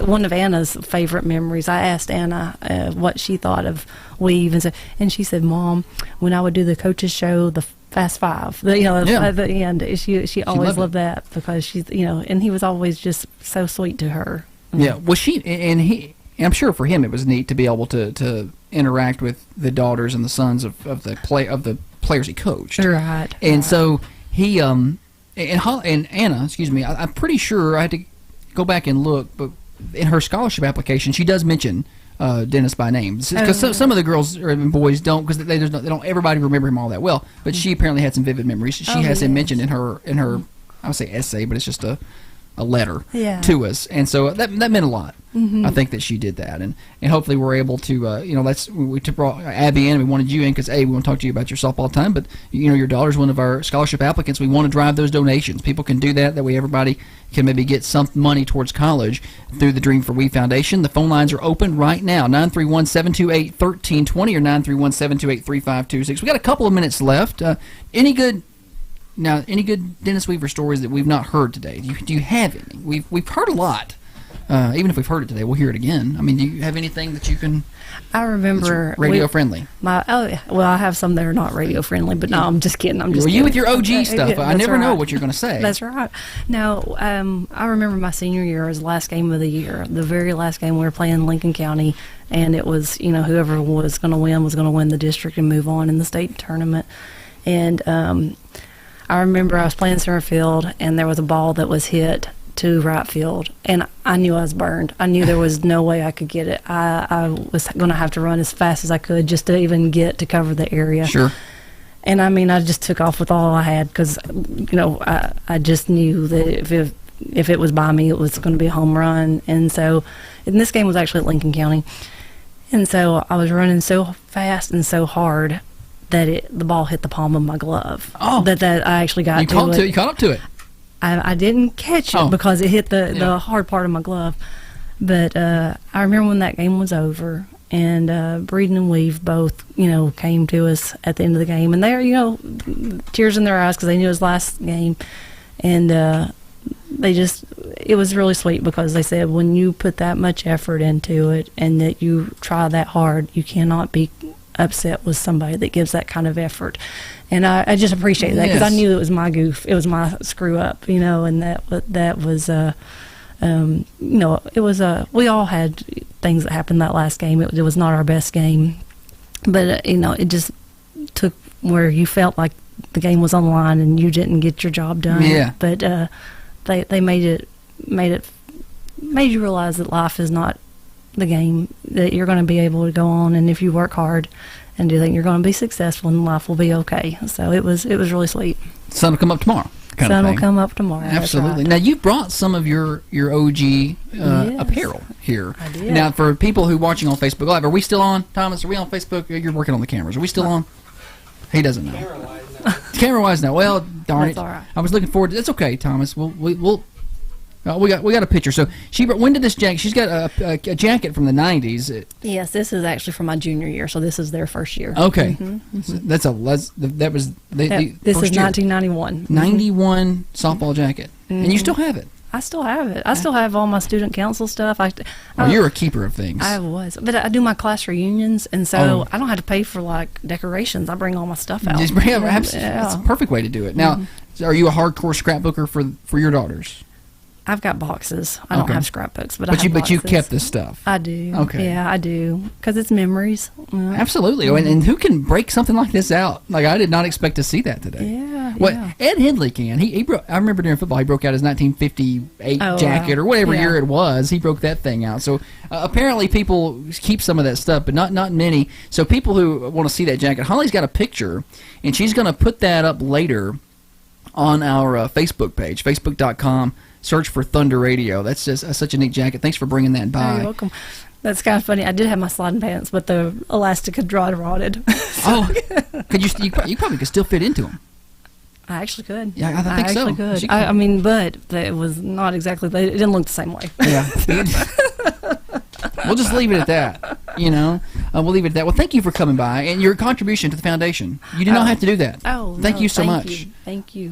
We really appreciate that, and we hope to see you at the Fundies. That's coming up May 20th. I need to make my reservations for that. Yeah, well, the tickets aren't on sale yet, but I think in April they're going to go on sale. Okay. We see we're back on Facebook Live, so you can hold that. Hold that. There's a camera over here. Oh. Yeah. Hold that thing up. Yeah. Look at that thing. Original OG 1991 Lady Raider softball jacket, Holly Hines. We could probably auction that off, make a little money. That's right. That's right. I'm just kidding. You keep that. Let's go back out. We've got Steer is out in the lobby, our remote roaming host. He's out there with Holly. Let's get some updates on where we are this hour as we're getting close to wrapping up the 3 o'clock hour. And we are at the $15,019 for the day. The second half of that half hour slowed down just a little bit, but it was a really good 3 o'clock hour to over $1,000 total up and over 15 for the day. Over 15,000 for the day, which is huge. Now let's truck towards 16. We got 2 hours left. She's up next half hour. We'll talk to her in a little while. Also coming up later, we've got Kaya Farrell. She'll be in next hour as well, and then in the final hour of the day, Andrew Taylor and Amanda Stout Sullivan. So still some really good guests to come up over the next little bit. You got any good dirt on like Amanda or anything that I can ask? I can bring up? She couldn't catch a fly ball, I was told that. Yeah, Amanda was younger than me. She was 4 years younger than me, Yeah, so I did not get to play with her. I don't know if you saw her play. I just know her nickname's Bug, so there's got to be a story behind that. Right? Bug, was it? It's Bug. Bug, I'm going to call her that. Let's go with that. She may not have wanted me to know. Uh-oh. I didn't know that. You didn't know that? Well, let's take detailed notes. Yeah. Now, Wendy was she's younger than me, so. Okay. So you knew Wendy well. Right. Okay. So, but yeah, we had some great players. Tanya Hillis, Lisa Berry, Shannon Shawn Simmons. I always said Allison Sam, Michelle Duncan, and phenomenal athletes. We had some really good athletes. And speaking of Allison Saint, she donated some money earlier today. She's on our donation list. It's been a busy day. We're going to read those off later on as we kind of wind down the 3 o'clock hour. The Dream for We Foundation, getting kids in the game radio-a-thon. The first time we've ever done this. We've been on the air since 6 o'clock this morning. We've topped $15,000 in contributions from the community. That's amazing. Yeah. Did anybody tell you about how Sarah McCaney, Sarah Markham, and Kim Reed had front teeth knocked out? No. See, that was. Well, we've got like 2 minutes. So can you tell that story in 2 minutes? We've got 2 different times. It was actually during warm-ups, and Breeden would have us do a couple of warm-ups. Like you would have to watch the ball in your hands and do it barehanded. Okay. And in the side field, the patch of grass beside the senior field was a little bumpy. And Kim Reed knocked a tooth out on, I think it was Saturday. And then Sarah Markham had a tooth knocked out. Okay. The same kind of warm-up drill. So I did not know that. Yeah. I wonder if he's still using that drill. I don't know, but I'm telling you, when you lose body parts for softball, it's intense. It does. It's another level when you're willing to lose body parts. Yeah, that's right. That is for sure. Well, thank you for coming by. You did excellent. Oh, well, thank you. How many times have you been on the radio before? I don't think really ever. I know, and that's I had Wendy on earlier, and she said she's never been on the radio, despite her daughters doing it. And you've never been on. The phone's ringing, by the way, for our phone operators. So they look at them quick to get on it. It's probably somebody wanting to know what time Swap and Shop comes on, but they can make a donation too. But I'm surprised. I guess I shouldn't be surprised, but I guess I just didn't realize, despite your daughters doing it, I guess you've never done radio. You're a natural. Oh, well, thank you. I feel like I need a speed bump because I need to catch my words before they come out. I'm always afraid that I'm going to say something that I shouldn't. Yeah, the FCC doesn't like that. But, and I've said things before where I'm like, you probably shouldn't have said that. Not even FCC problems, just like I probably embarrassed somebody. My kids hate it. They do not like us being on the radio. We spill the dirt on them. Yeah. Well, the kids call it spill the tea. Oh, yeah. You can't spill the tea. We spill the tea on them pretty rough. We're not.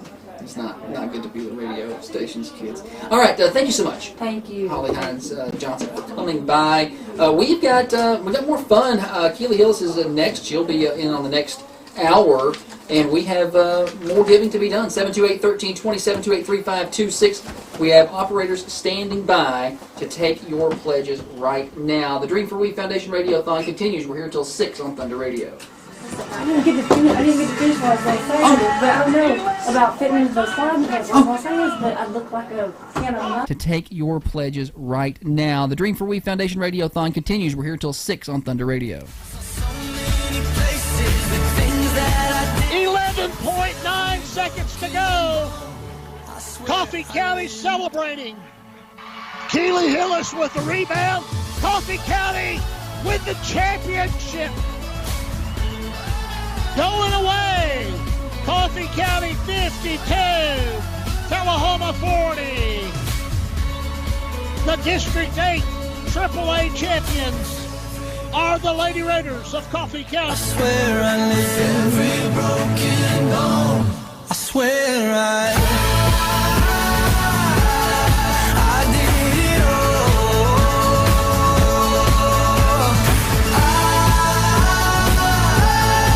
I did it all. I owned every second that this world could give. I saw so many places, the things that I did. There was every broken. You are listening to the Dream for We Foundation Radiothon on Thunder Radio. Dial to donate now. Every dollar helps. 931-728-1320.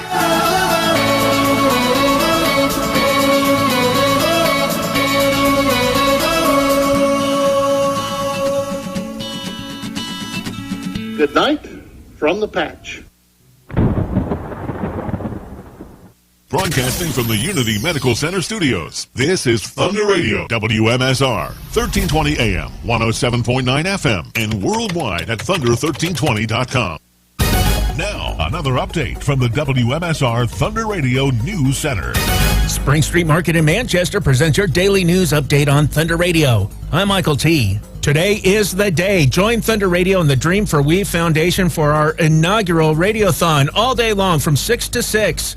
The Getting Kids in the Game Radiothon is an all-day event to support the foundation and its mission of providing Coffee County athletes with scholarships with necessary gear and registration fees so that anyone who wants to play sports in Coffee County has the opportunity. You can make a difference today from 6 to 6. Tune in to Thunder Radio all day long for the Dream for We Foundation's Getting Kids in the Game Radiothon, only on Thunder Radio. Manchester City Schools and the Family Resource Center are teaming up to help students in need.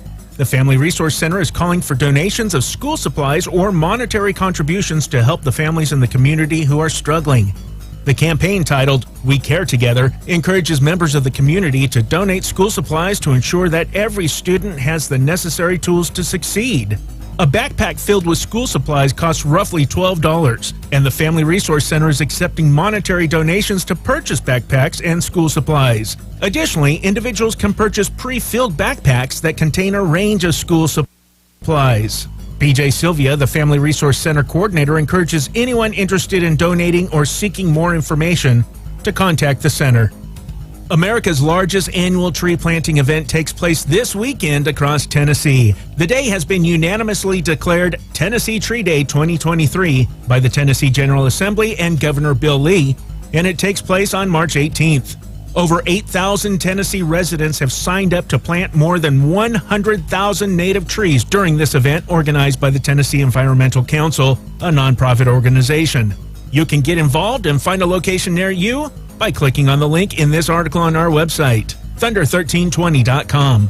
It's time to dust off your hunting gear and get ready for the turkey season in Tennessee. The season is starting a little later this year with young sportsmen on April 8th through 9th and shotgun and archery from April 15th through May 28th. Make sure to mark your calendar and plan accordingly. To help hunters prepare, the Tennessee Wildlife Resource Agency has released the latest schedule for turkey season, which can be found on their website. The website also offers important information on regulations, licenses, and permits. Moreover, the TWRA is offering hunter education classes across the state to ensure safe and responsible hunting practices. These classes are essential for first-time hunters and those looking to renew their certification. New classes are added as they're scheduled, so make sure to check regularly. For those unable to attend in-person classes, online hunter education classes are available. These courses offer a flexible and convenient way to learn about hunting safety and ethics. Links to all these pages are in this article on our website. And in other news, the California man with the world's longest tongue that we recently talked about, well, he set a new Guinness World Record for the fastest time to remove 5 Jenga blocks with that long tongue of his. Isn't that special? Check out these deals happening at Spring Street Market in Manchester, your local grocery store. Grade A fresh fryer drumstick or thighs, jumbo pack, just $1.29 a pound. Filled chub bologna, 36 ounces, was $6.59, now just $4.99. More deals like this at Spring Street Market, 801 South Spring Street in Manchester. That does it for today's news update. Find these stories in full detail and news updated as it happens on our website, where the news is always free, thunder1320.com, and on the Manchester Go smartphone app. Thank you for listening to Thunder Radio. You're listening to and supporting Manchester's only locally owned and operated media outlet. People's Bank of Trust to Manchester present your daily sports blast on Thunder Radio. I'm Josh Peterson. The season opener had a little bit of everything for the Coffee County Central Lady Raiders softball team Wednesday night. Most importantly, it included a win. Coffee County led by 3, fell behind by 4 late, rallied, and then won 11-10 on an extra inning walk-off hit by Willow Carden. Carden ripped the hit with 2 outs in the bottom of the 8th to push across Paisley Campbell, who had doubled. Also on Wednesday, the Coffee County Red Raider baseball team picked up its second win in as many days, winning 7-3 over Walker Valley at home. Carter McKenzie, Cole Pippinger, Nate Rutledge, Jacob Holder, and Trey Turner all with doubles for Coffee County in the win. Holder picked up the win on the mound. And Coffee County Tennis got 2 wins at home. Lady Raiders winning 4-3 with singles wins from Riley McNamara and Katie Lawrence, and the boys winning 6-1. Singles wins by Krish Patel, Liam Brown, Austin Dockery, and Xander Bloomquist. And coming up on Thursday, it is the Dream for We Foundation Getting Kids in the Game Radio-thon all day on Thunder Radio 6 to 6. More sports at thunder1320.com. Now from Thunder Radio WMSR, your latest local weather. Mostly sunny skies with a high near 63. Moving into the night, showers likely with a low around 47 degrees. Join Thunder Radio for the inaugural Dream for We Foundation Radiothon today from 6 to 6. This all-day fundraising event is your chance to make an impact on our community. I'm Jackson Ham from the Thunder Radio Weather Center.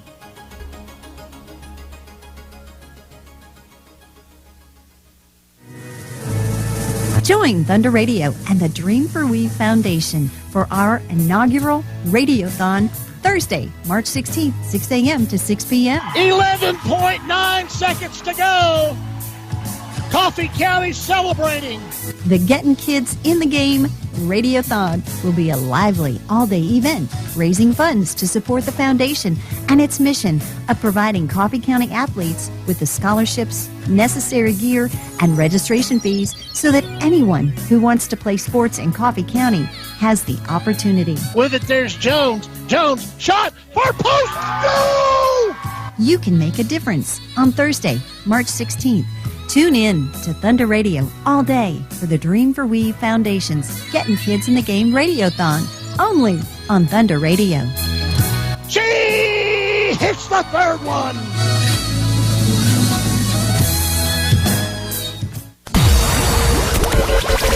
You are listening to the Dream for We Foundation Radiothon on Thunder Radio.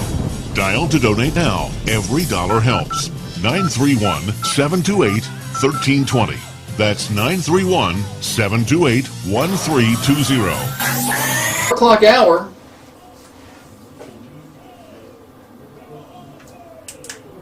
That was a good one. Yeah. I don't remember that. You don't remember? No. That was the district championship. Oh. Yeah, I guess your senior year, maybe. Yeah, I guess. Yeah. Maybe. Beat Tullahoma. Yeah.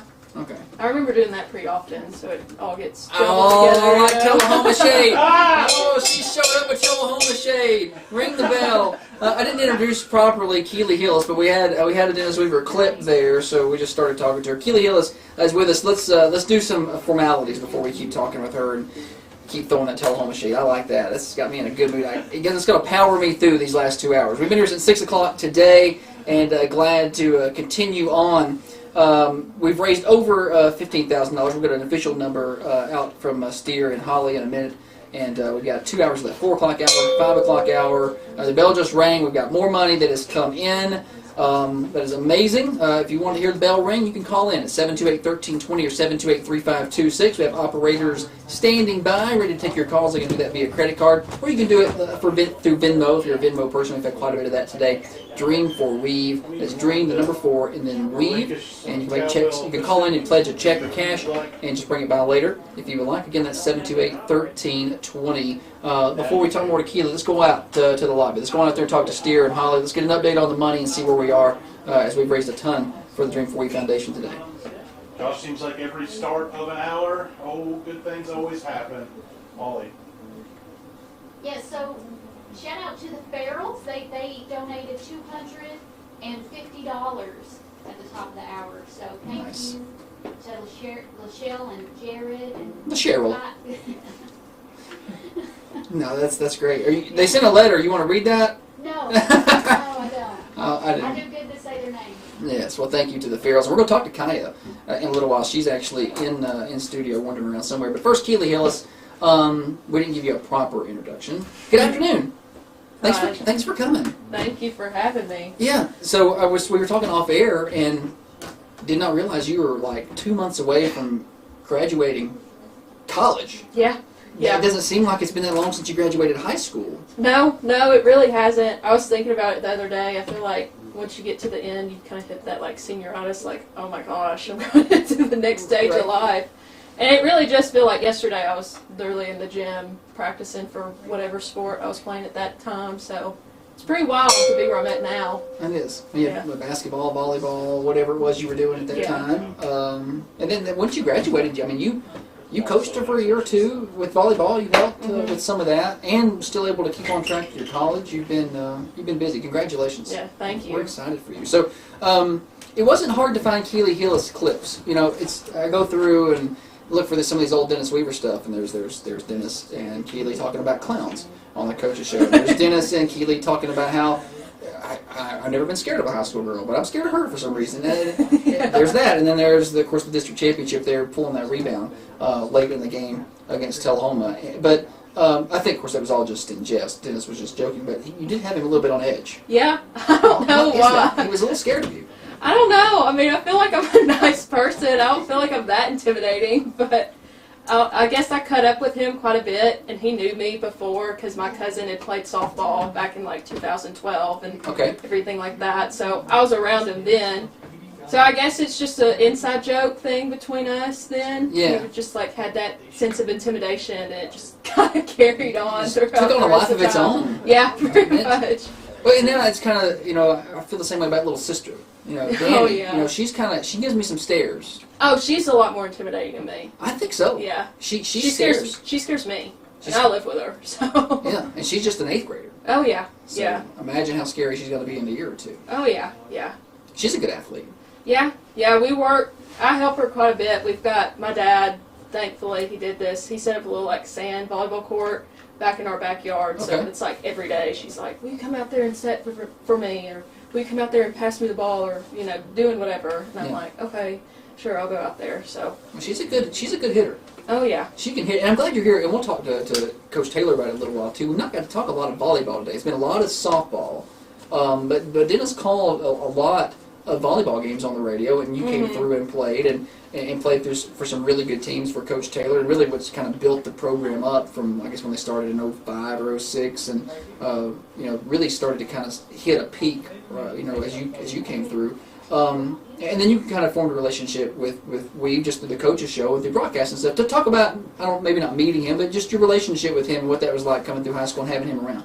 Oh, I mean, Weave was great, and it's really funny because I talk about it with people in college now that played sports and stuff, and here it's just kind of the set standard of having the radio and having the pictures and the sports being super involved in the community. And it's like I've talked to other people that come from other areas, and they're like, wait, y'all have a radio station? Like, y'all get interviewed? Y'all get pictures taken?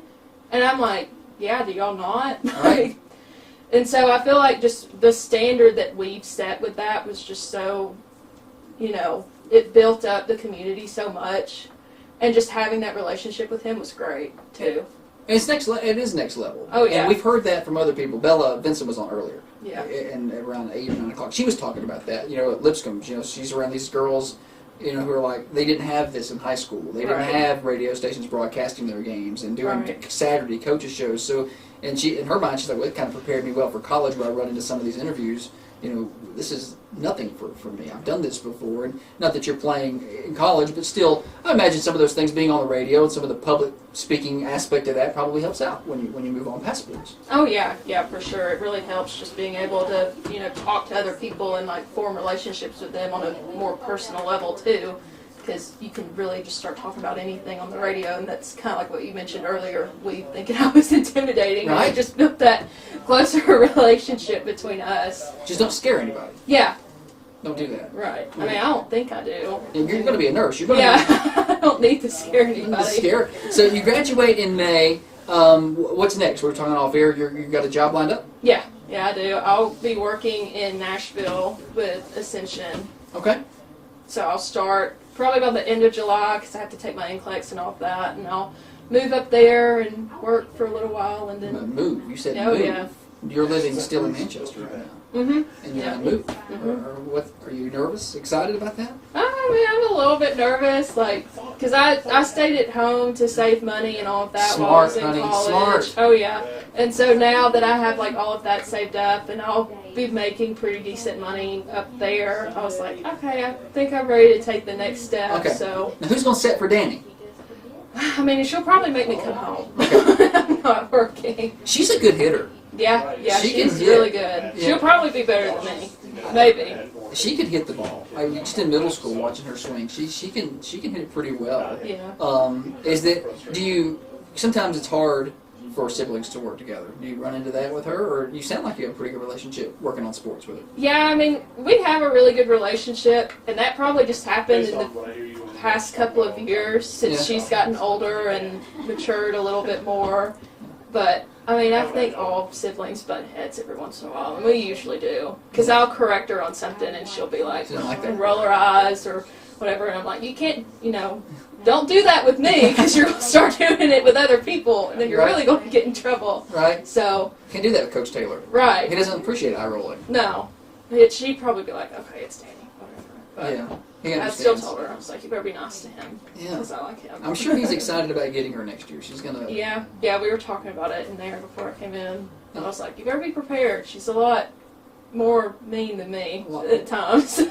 Get your shots in while you can. She's not here to defend herself. I don't know if she's listening, but, just get your shots in. We love Danny, though. She's been great. She does well on the coach's show. Now, you made several appearances on the coach's show. Yeah, I made quite a few. A lot with volleyball, and then quite a few. I remember doing a lot with Weave when I was in middle school. Okay. And I remember I feel like it was such a big deal back then, like, oh my gosh, you get to be on the radio, it's so cool, and go to talk to the people. So I remember I always looked forward to going then and talking to Weave and everything. It makes me, and I don't know if the kids still feel this way, they may not like coming to talk to me anywhere near as much as they like going to talk to him. I'm not as fun, but it makes me feel good to hear you say that, because all the time I'm like, oh, I bet these kids are dreading coming in here. But I'm glad to hear that they seem to, at least in your mind, like it. Well, I mean, I really enjoyed it. It made me feel like I was pretty special at times. So. Your contributions to sports here were great, and of course, hopefully your sister continues to do well. You miss volleyball? Yeah, I probably do. I don't miss high school in general. No, nobody does. But volleyball itself, I miss it. Yeah. But you still get out and play with sister. And you coached for a year or two after. What was that experience like? Oh, it was fun. It was a lot different, because I feel like when you get into the sense of the coaching mind, because like when you're a player, you just go out and do whatever, and it's the expectation. But when you're a coach, it's really hard to get people to like really see things the way you do and go out and have that same drive as you do. So it really changed my perspective in a lot of it, but it taught me a lot too. Yeah, well, I'm sure Coach Taylor loved having you around, and of course he's continued on. He's been doing it for a while now. Oh yeah. You still stay in touch with old teammates from? A couple. Yeah, I'm actually, when I move to go work, I'm moving in with one of them. So, right. Yeah. I guess you do stay in touch with someone. That's awesome. Keely Hillis, our guest on the 4 o'clock hour, the Getting Kids in the Game Radio-a-thon. We are over $15,000 today. We've been here since 6 o'clock. We're going to be here until 6 o'clock. It's a 12-hour day and well over our goals throughout the day. You can call in and donate now. Phone lines are open. Operators are waiting. 728-1320. We're asking you for one-time donations of $50 if you can do that. If not, any amount is welcome. You could do $5 a month if you'd like. We can set you up with that. You can do one-time contribution of $5. It doesn't matter. Everything's going into that same pot, the Dream for Weave Foundation fund, whether it's for scholarships or purchasing athletic gear. And Keely probably knows. She played recently. Sport's expensive. Yeah. It is so expensive to play with travel volleyball and club volleyball and you know, basketball too, AAU and stuff. It's not cheap. So, you know, we've helped with some of that. We bought the baseball cleats and we bought running shoes for cross-country runners and whatever. Sometimes people can't afford that. It's you don't want, and you may have, I don't know if you saw it coming through, you don't want anybody to feel like they can't participate because they can't have the monetary means, you know, and you hope that doesn't happen. Right. Yeah. That's part of what we're up to here at the foundation. Any Dennis Weaver stories that we don't know about? I'm trying to think. I just remember, I guess one of my really first encounters with Weave was really when I was a lot younger. I mean, I was in middle school, and like my idol throughout my whole life has been my cousin Nikki. And Nikki Campbell, Chester now. Yep, and she played softball when they went to state. Yes. They placed third, I think. Yeah. And I just remember like going to all of her softball games like throughout her senior year and then years prior to that. And I remember Weave sitting in that little dugout that was like behind the softball field. Sure. And I would always like sneak back there to try and like listen to him sometimes. Uh-huh. And so like I just thought it was so cool that like they were all on the radio and everything. Yeah. Like I was talking about earlier when I like got to middle school and he started doing the interviews with people on Saturdays. And me getting asked to come, I was like, oh my gosh, I get to talk to Lee. I get to be on the radio. It's on the radio. Yeah. Yeah. And it was always like so cool to me. And then as time went on, you just kind of get used to it because Sure. you go on there more and more often. But I remember like vividly like running back to the back of the softball field and like sitting under the little dugout thing they had built back there and listening to Lee. Listening to him call those games. Yeah. And you know, and it's neat, and sometimes you don't know what kids are paying attention to. You know, in the broadcast room, you don't know if they're watching or hearing or even see those things. Like they're there, they watching the game, are they paying attention to these, you know, some of these smaller details. But apparently they are. Oh yeah. Keely Hillis was anyway. That's I mean I was.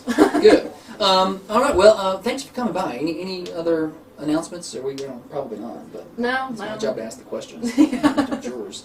Well, thank you for coming by and cutting time because I know you're busy. Yeah. Thank you for having me. Graduate in May and all grown up on us now. Yeah. College degree and moving out in May. Yeah. What's Mom think about that?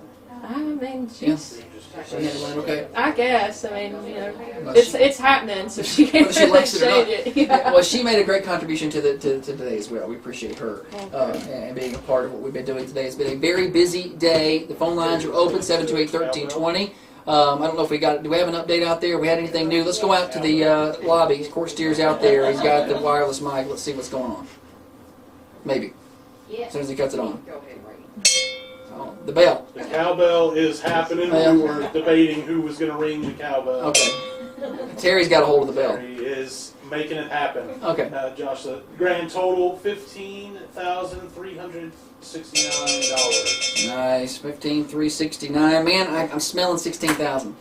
We're getting close. Yeah, we got an hour and a half left. Shout out to Jacob Prater for his donation of $100. All right, thanks, Jacob, and we continue to truck along. And I don't know, we'll read off the whole list towards the back end of the next hour. It's been a very busy day. Keely, thank you so much. Yeah, thank you for having me. Thank you for coming by. We've got remember ways to donate. 728-1320. The Dream for We Foundation, a 501c3. Contributions returned to the sports community of Manchester. In the past 2 years, we've contributed $20,000 by way of college and tech school scholarships for graduating high school athletes. We've purchased running shoes, ball, cleats, and other sports supplies for students as well. We'll continue that this year. We have 24 applicants for our scholarship pool, and hopefully we want to fill all those plus some. They'll be distributed at the Fundies Sports Awards May the 20th. That's coming up in just a couple of months. Speaking of those, tickets go on sale in April. More details coming soon on that. Phones ringing. Operators get busy. They got more donations coming in at 728-1320. Kaya Farrell is in the house. We're going to talk to her next. This is the coffee. I'm about to say this coffee coaches show, kid. It's just natural. This is the Dream for We Foundation Radiothon on Thunder Radio. Thank you. Oh, yeah. I about to say this coffee coaches show, Keely. That's just natural. This is the Dream for We Foundation Radiothon on Thunder Radio. You are listening to the Dream for We Foundation Radiothon on Thunder Radio. Dial to donate now. Every dollar helps. 931-728-1320.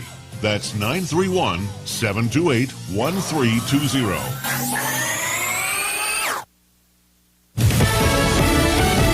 Fox News, I'm Lillian Wu. The U.S. Secretary of Defense is calling out two Russian jet pilots in the downing of a U.S. drone. The U.S. has called this incident everything from dangerous to juvenile. It happened yesterday morning about 7 a.m. local time.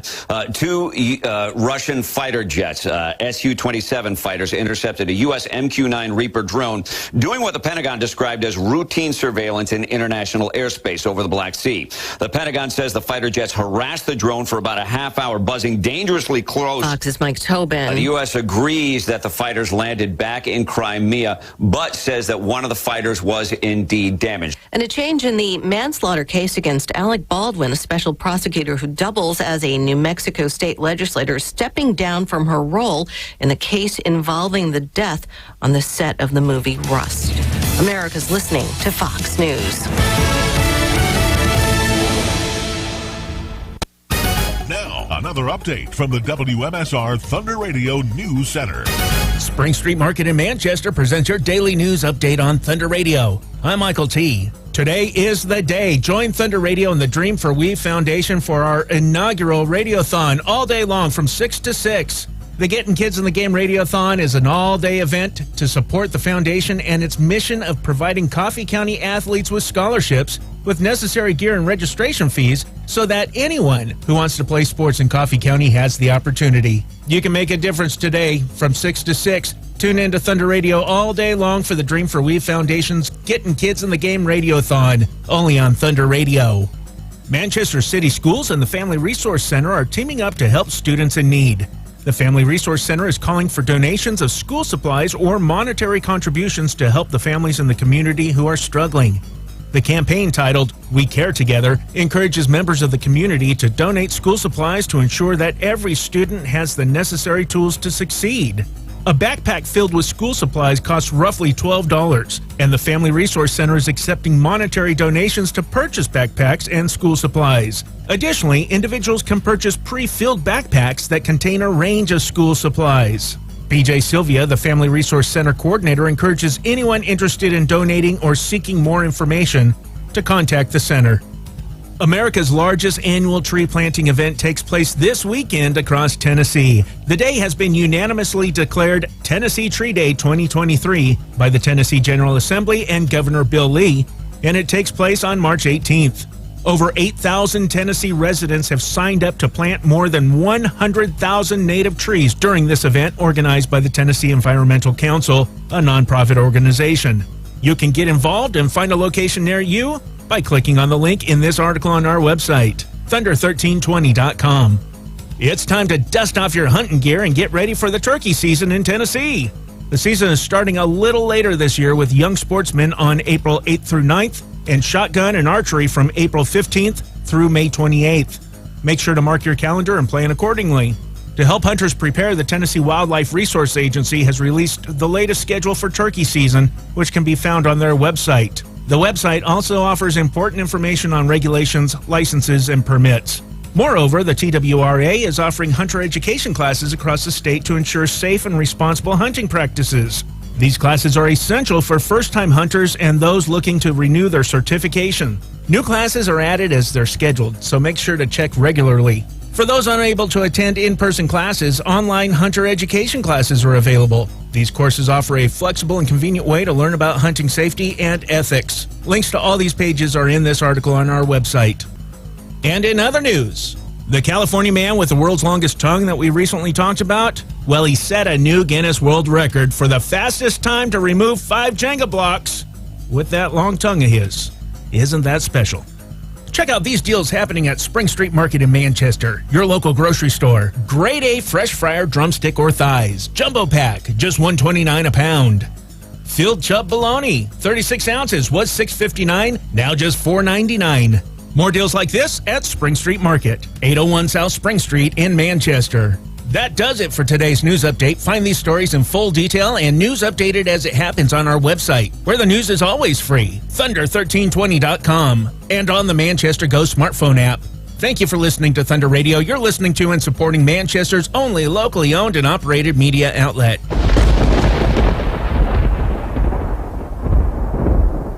People's Bank of Trust to Manchester present your daily sports blast on Thunder Radio. I'm Josh Peterson. The season opener had a little bit of everything for the Coffee County Central Lady Raiders softball team Wednesday night. Most importantly, it included a win. Coffee County led by 3, fell behind by 4 late, rallied, and then won 11-10 on an extra inning walk-off hit by Willow Carden. Carden ripped the hit with 2 outs in the bottom of the 8th to push across Paisley Campbell, who had doubled. Also on Wednesday, the Coffee County Red Raider baseball team picked up its second win in as many days, winning 7-3 over Walker Valley at home. Carter McKenzie, Cole Pippinger, Nate Rutledge, Jacob Holder, and Trey Turner all with doubles for Coffee County in the win. Holder picked up the win on the mound.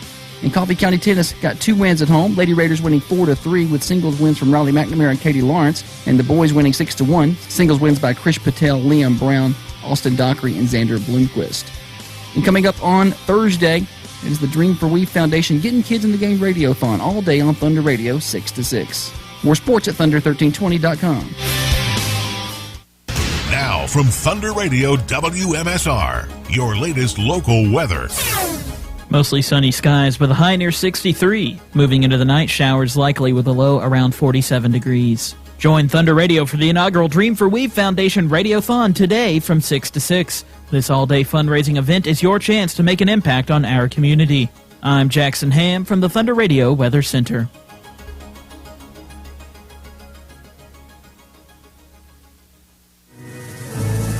Join Thunder Radio and the Dream for We Foundation for our inaugural Radiothon Thursday, March 16th, 6 a.m. to 6 p.m. 11.9 seconds to go.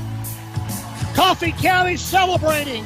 The Getting Kids in the Game Radiothon will be a lively all-day event, raising funds to support the foundation and its mission of providing Coffee County athletes with the scholarships, necessary gear, and registration fees so that anyone who wants to play sports in Coffee County has the opportunity. With it, there's Jones. Jones, shot, far post, no!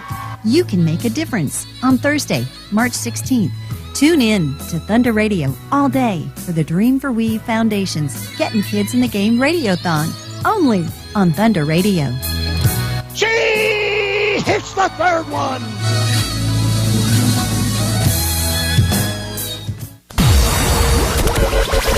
You are listening to the Dream for We Foundation Radiothon on Thunder Radio.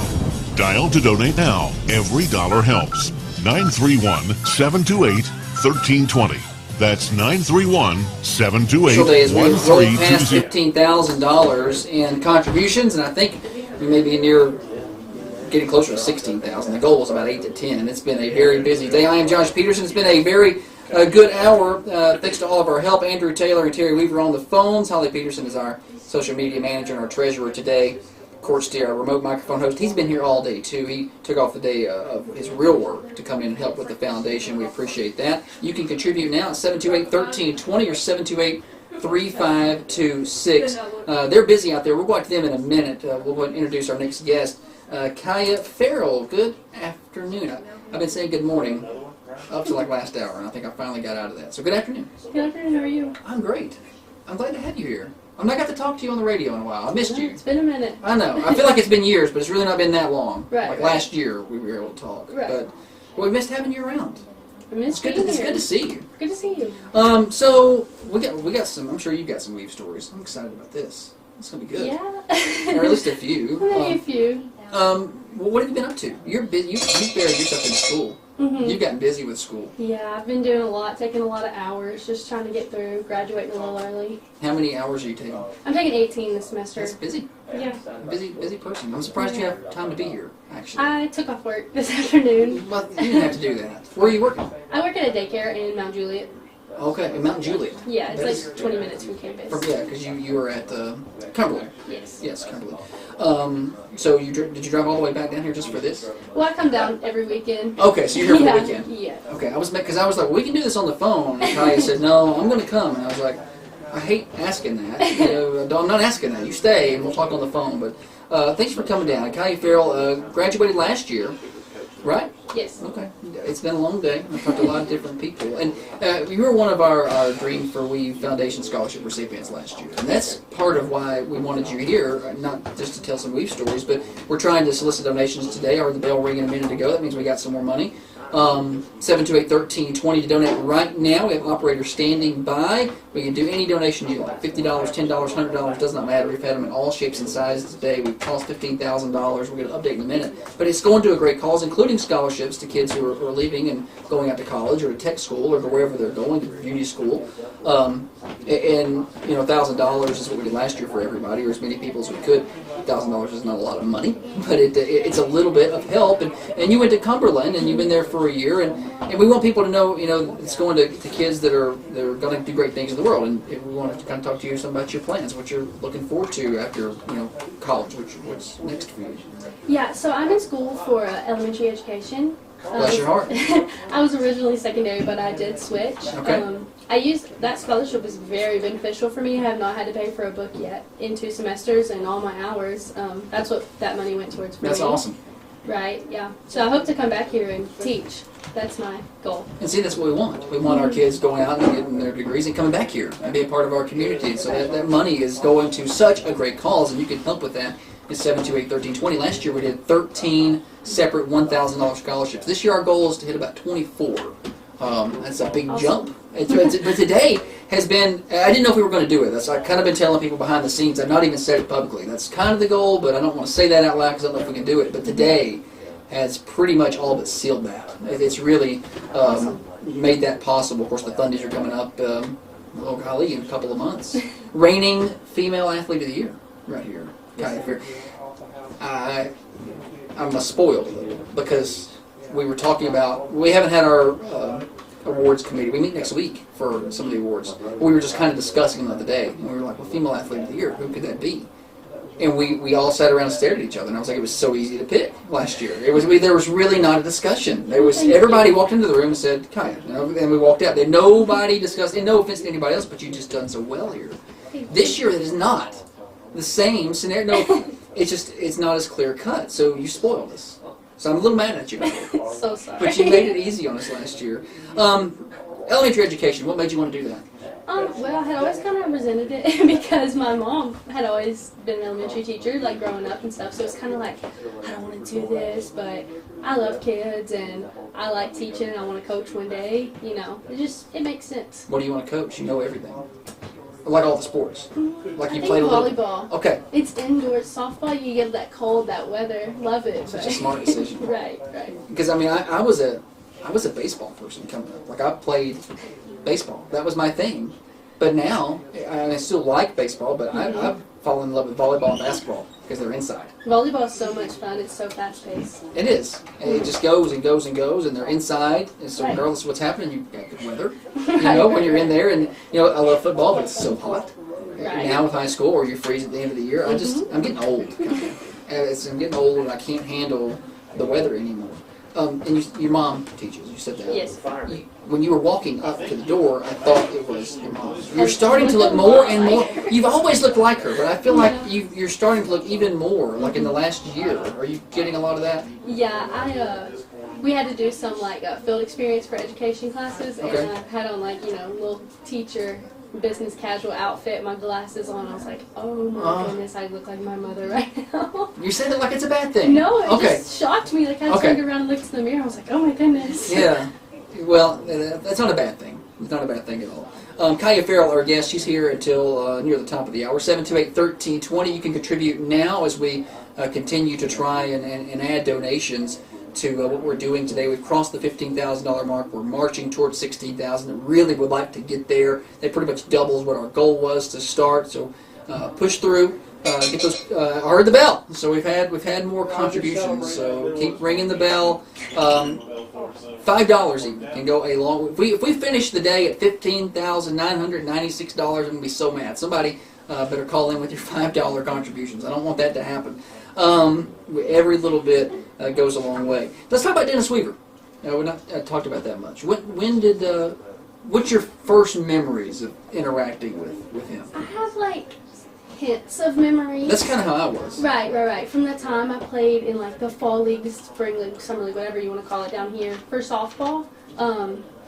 Coach Terry Floyd was around. I remember I have like some real specific memories of him, and I just remember like we being there and always just kind of like believing in me and like trying to, not necessarily be harsh and push me, but he was always supporting me, and just felt like I bet I can.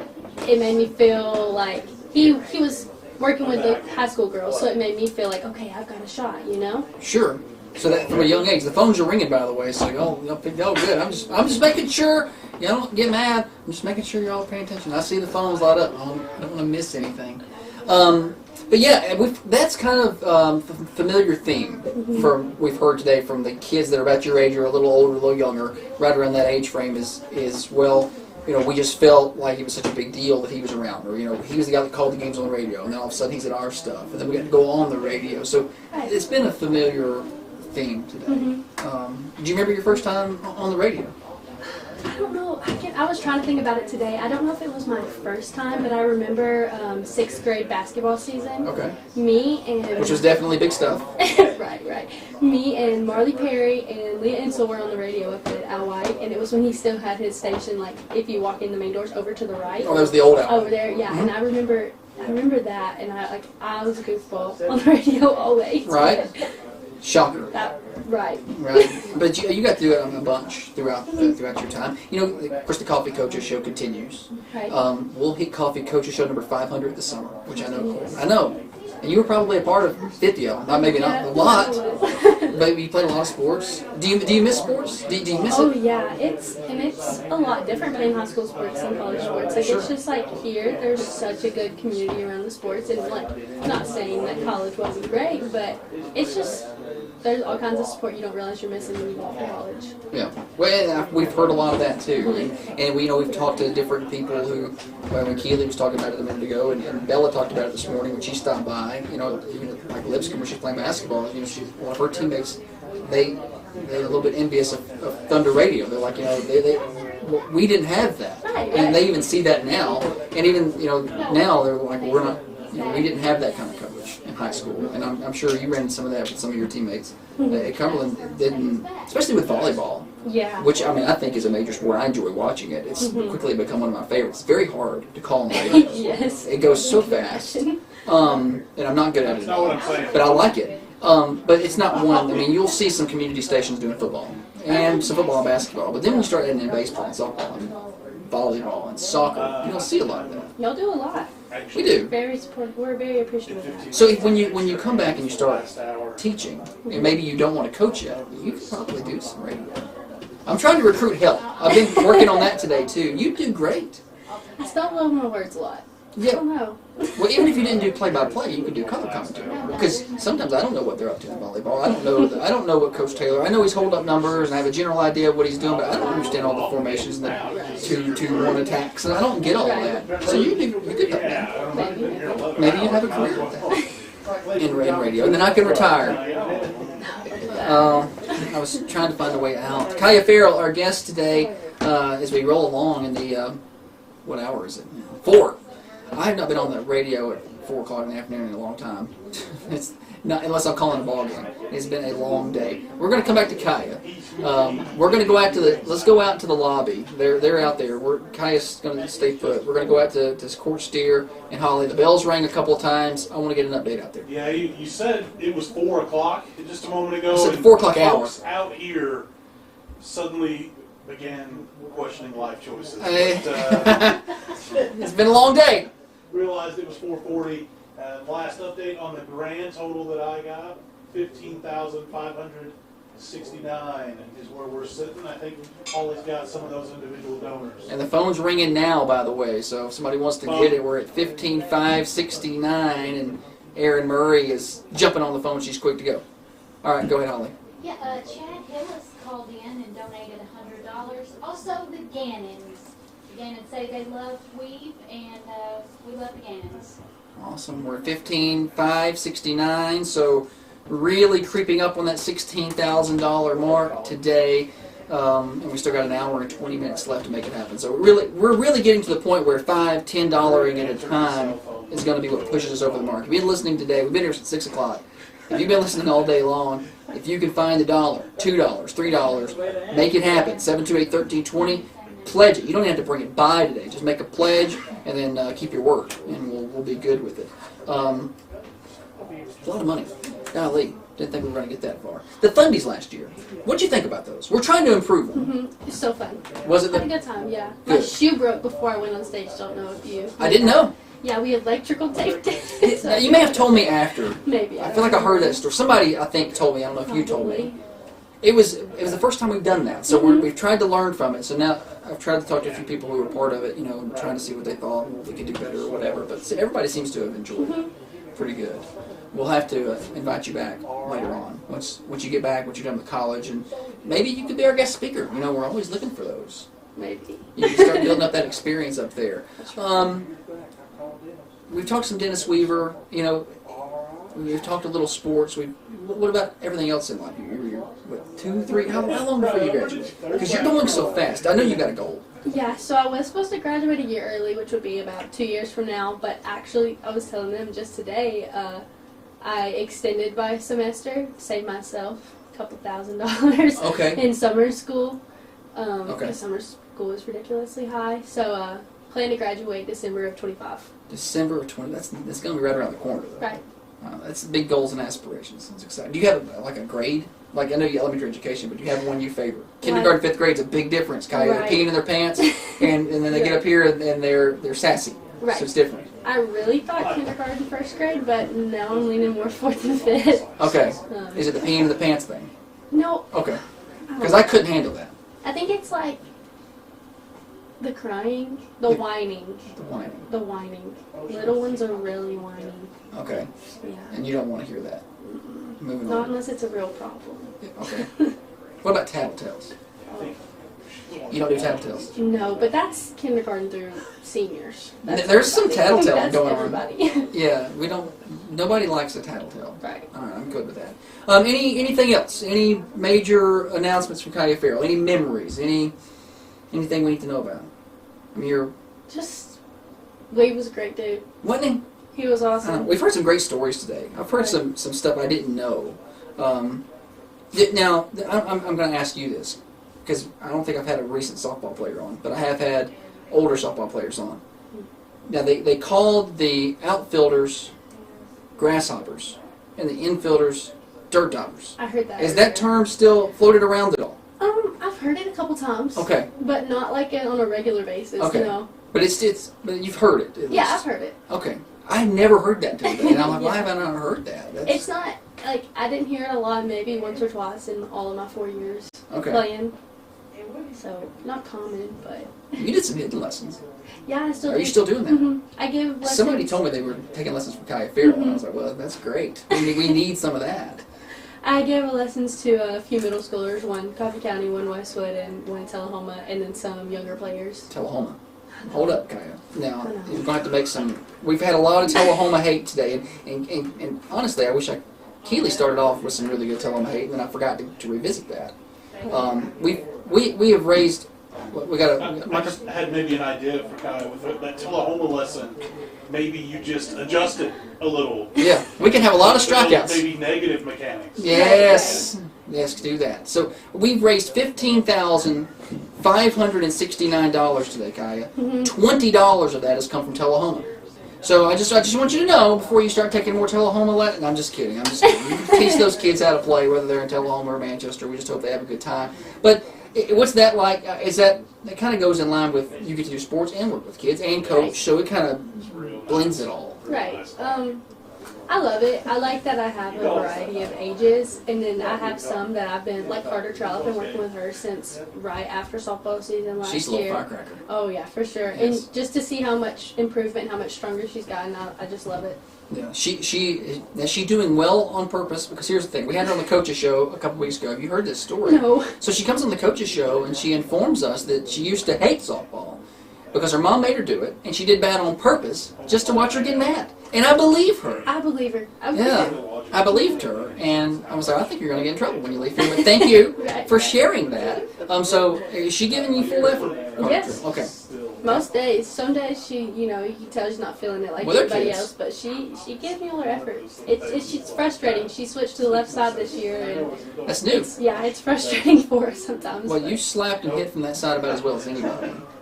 Were you naturally a lefty at the plate? But I wasn't a slapper most of my life. I kind of would just do that here and there, and then really my junior year I hurt my left shoulder. You did? Yeah, and couldn't really fully swing. How is your shoulder? Is it healed up now, or still? It's here. I'm still not feeling good. I mean, it's all right. I haven't really done much other than some slow pitch, but yeah. Well, usually when those shoulders start hurting, they don't get better. Right. Until you have some surgery on it. So try to avoid that. Right. If we can. Well, you did an excellent job here. If you had any advice, I kind of had some of the kids do that. Because we've hit after school now, so we've got some after school special. We've got some kids listening. For kids who play multiple sports, you're a multi-sport person. You did 3 and 2 and 3, and just coming through high school and to get to the collegiate level, what would you give them if they're in 6th, 7th, 8th grade? Did they need to do to get through that process? I would probably say that you get caught up going from day to day, just trying to get things done, get through it, get to the next event, next practice, next game, next assignment, and to enjoy it because it comes and it goes faster. I rushed it. I know I did in high school, trying to get through it, but take it all in. Yeah. Be in the moment, Right. is what you're saying. Right. Because, I think we're all guilty of that. Like, I'm in a hurry. Like, we like this event, but I'm at this point, I'm like, all right, I got a whole another hour left. We do it, I want to hurry up and get this done so I can do the next task. And all of a sudden, it's 2 years have gone by. Time Right. flies on you. Right. So, well, thanks for sharing that with us. We appreciate it. Good luck in the next few years in college. You're going to be graduating soon. I can't wait till you get back down here and start doing some games on the radio. I'm just going to talk it into existence. I'm going to just keep saying it until you come over and do it. And you're going to do a great job. Kaya Farrell, thank you for stopping by. Let's go back out to the lobby. I think we're up to date, but I can't remember, guys. It's getting to the point. I heard the bell. It's getting to the point where I don't remember when I last checked in. My brain is fried. Time is a flat circle, John. It is. At this point, it's all the same hour. It's Groundhog Day out here, but the total has increased since we came out here last. 15,589. All right. Number has grown to.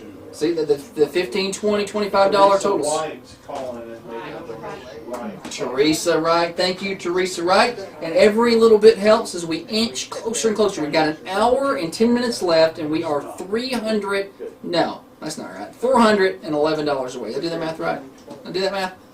Kaya's smart.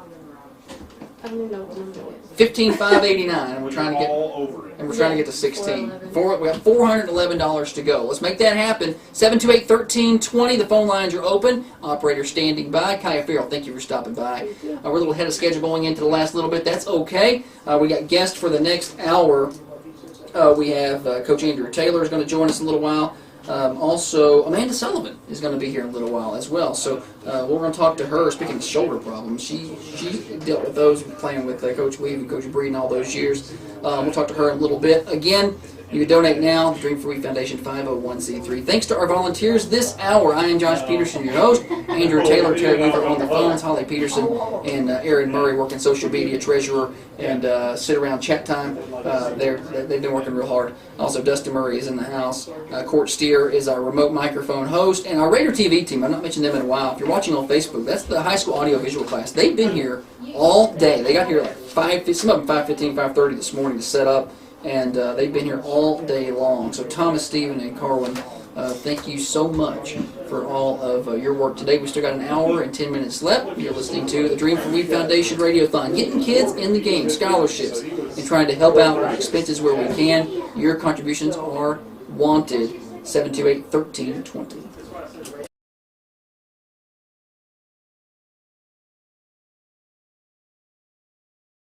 out with expenses where we can. Your contributions are wanted. 728-1320. Coffee County in the 95th minute makes it 2-1. Now you gotta run to get even. Make it a place I never know. Yesterday, hey, come on, turn this thing around right now, hey. So tomorrow, Coffee County going against Tullahoma. The winner will be district champion. And these two teams, there is no love lost whatsoever. take some magic moment, do it right here and now. It means everything. Coffee County in the corner. Garrettson, she drives, splits a double team, gets fouled going to the rim. She'll have free throws upcoming. Jenna Garrettson, tough as anything you can think of. It's really tough. Set the little on your face. Bella Vincent brings it across the timeline into a double team, kicks it off, ruling for three, catching!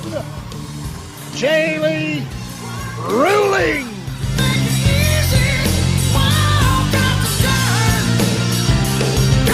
3, 2, 1, Lady Raiders win it! It takes 100 minutes, but the Lady Raiders win it 2-1. Coffee County advances in the District 8 AAA tournament. What a great matchup tonight. You are listening to the Dream for Weave Foundation Radiothon on Thunder Radio. Dial to donate now. Every dollar helps. 931-728-1320. You're listening to the Getting Kids in the Game Radiothon to benefit the Dream for Weave Foundation. Over the past couple of years, the foundation has slowly built its way up and continues to. And one of the areas that the foundation's really focused on is trying to help athletes who need that help. And we've been able to do that in a few different sports. One of those has been some sports that Matt Rossman is involved in. And we've got him with us on the phone. And we'll let him just talk just a little bit about some of the impact that the foundation has had with athletes that he knows. Yeah, it's a great opportunity for kids. I mean, as you know, sports are just expensive, and with everything just getting more expensive by the day, it's a lot for kids and parents, and especially parents that have multiple kids, and so yeah, it's been a good opportunity. Coaching in cross country and track, shoes are really expensive to run in, and just the Dream for We Foundation has given our kids some shoes when they've needed it, and it's just been a really good opportunity to help out in the community, and it's a great resource. Yeah, and we try to continue to do that, continue to grow, and if there's coaches out there who know of those needs, we definitely want to know about them. Reach out to us at Thunder Radio and let us know. It's 728-1320. Coach Rossman has done that a few different times. We've been able to contribute, and so far we've been able to contribute to pretty much anybody who asks. But hopefully we get to a point where we have so many requests we can't necessarily take them all. But right now, pretty much we're helping anybody that we can. So, Coach Rossman, we appreciate you just spending a couple minutes with us, letting us know about ways the foundation has helped out some of your athletes. Yeah, we appreciate all you all. I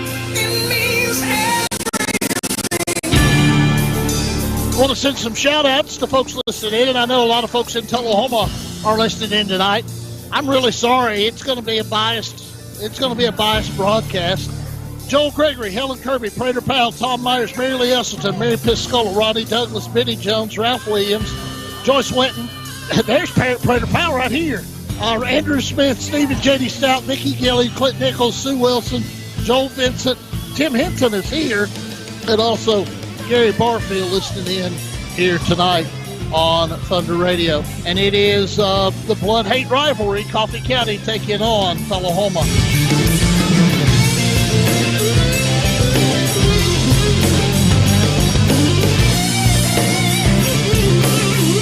You are listening to the Dream for Weave Foundation Radiothon on Thunder Radio. Dial to donate now. Every dollar helps. 931-728-1320.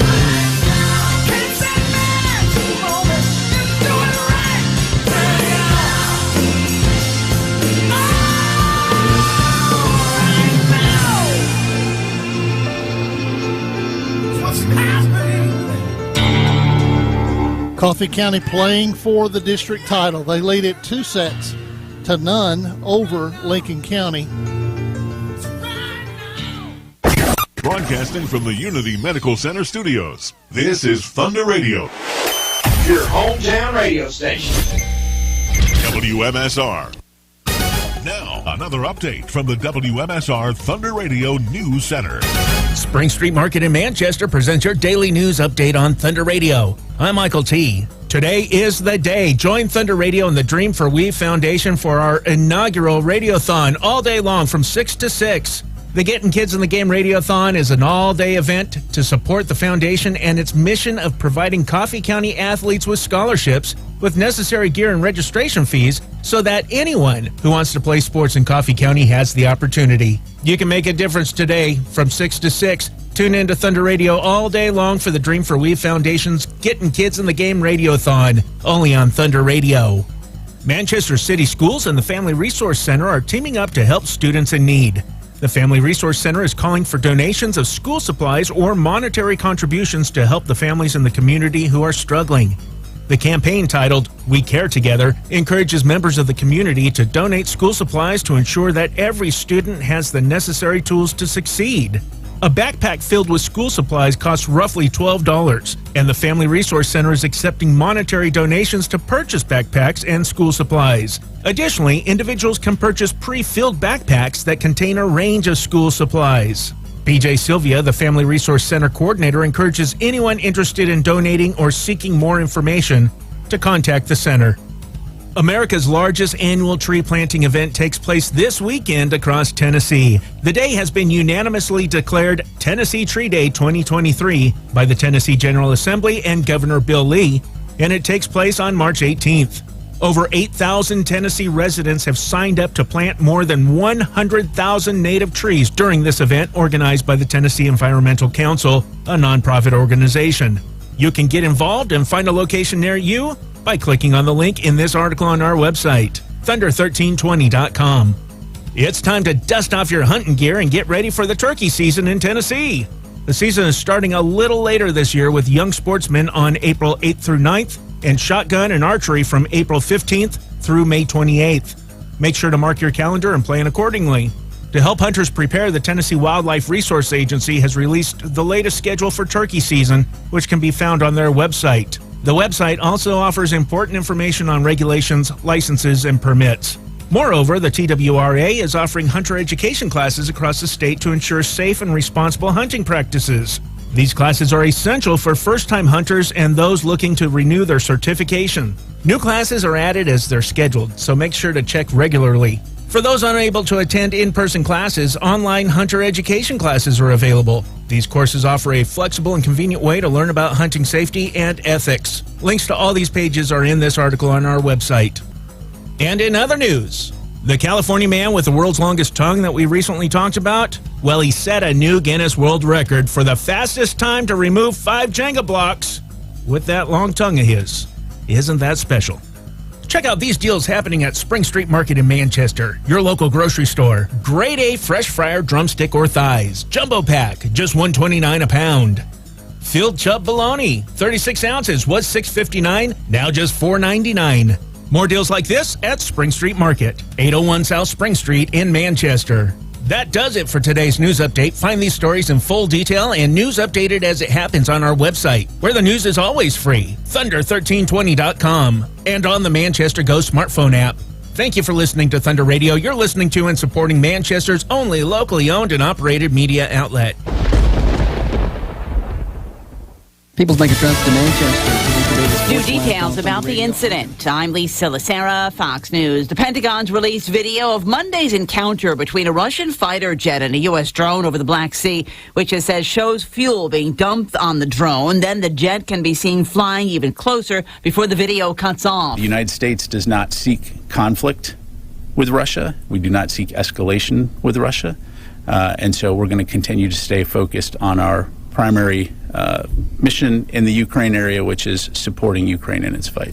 Pentagon spokesman General Pat Ryder, a U.S. official, tells Fox Russia has made attempts to try to recover the drone, though Pentagon leaders say That'll be difficult with the drone likely sinking into thousands of feet of water.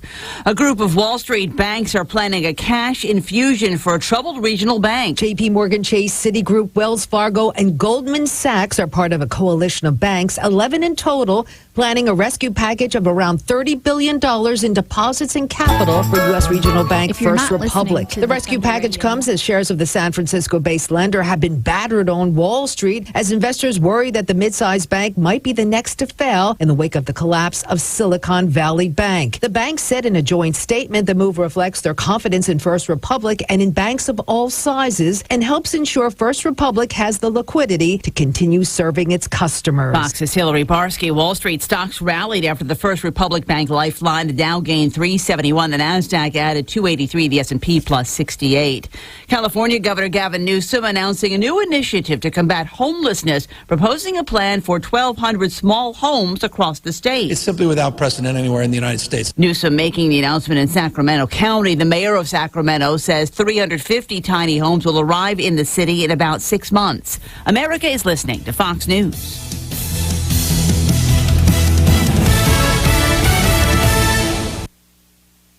Now from Thunder Radio WMSR, your latest local weather.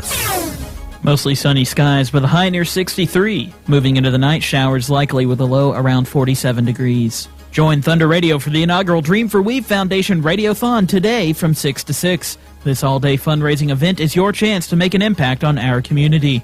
I'm Jackson Ham from the Thunder Radio Weather Center. It's time for spring sports in Coffee County, and as always, your hometown radio station, Thunder Radio, will be on site for over 30 Coffee County Central High School baseball, softball, and soccer games on your hometown station. Join myself, Josh Peterson, along with Court Steer and other guest commentators throughout the spring as we bring you Coffee County action.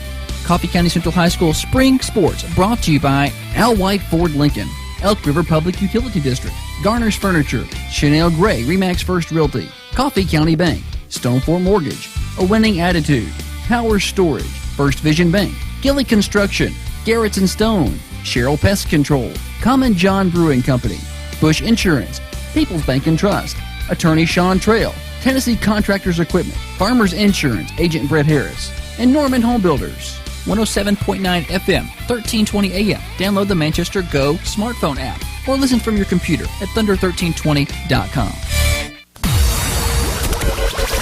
You are listening to the Dream for Weave Foundation Radiothon on Thunder Radio.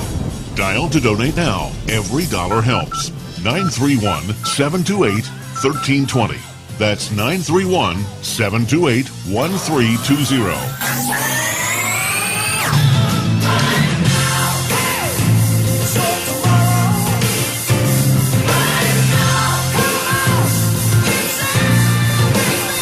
The final hour of what has been a marathon, 12 hours straight. We have been on the air on Thunder Radio with our occasional commercial breaks at the top of the hour and the bottom of the hour. 12 hours straight. Big way as we approach closely $16,000. And this is it. This is the final countdown, if you will. We've only got 55 minutes left, and then we're out of time. So if you want to contribute during this radiothon, 728-1320, 728-3526, we have operators standing by to take your contributions via credit card. It's the final countdown. We got to go out to the lobby. Steer's out there. I'm losing my mind. So we're gonna lose professionalism for the last hour probably. Steer, we got an update from during the break. I don't know. Yeah, it's kind of like you get a case of the Fridays, but it's just the case of the 5 o'clocks, I think.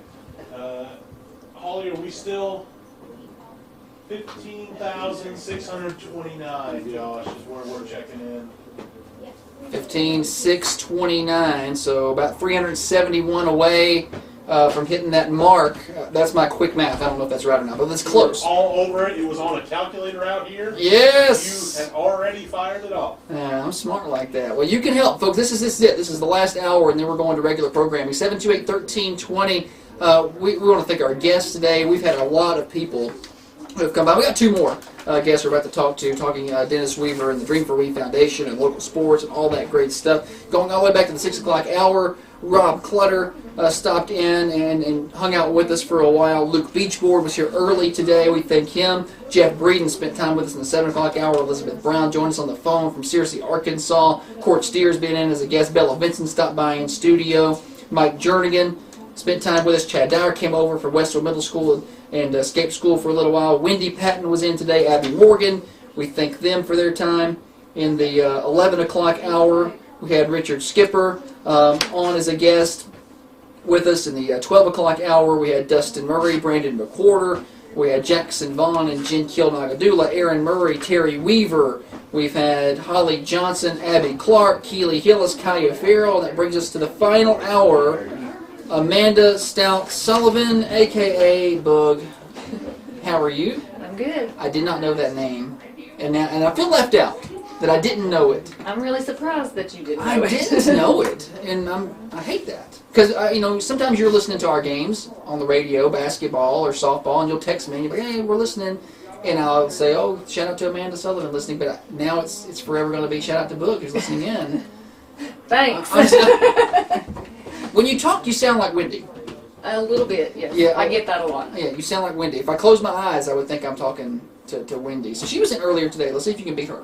I probably can't. She's hard to beat. Well, somebody go back and find out how much money we raised during Wendy's time. Yeah, it was give or take $9,000. No pressure. Let's see if we can beat it. So you were around.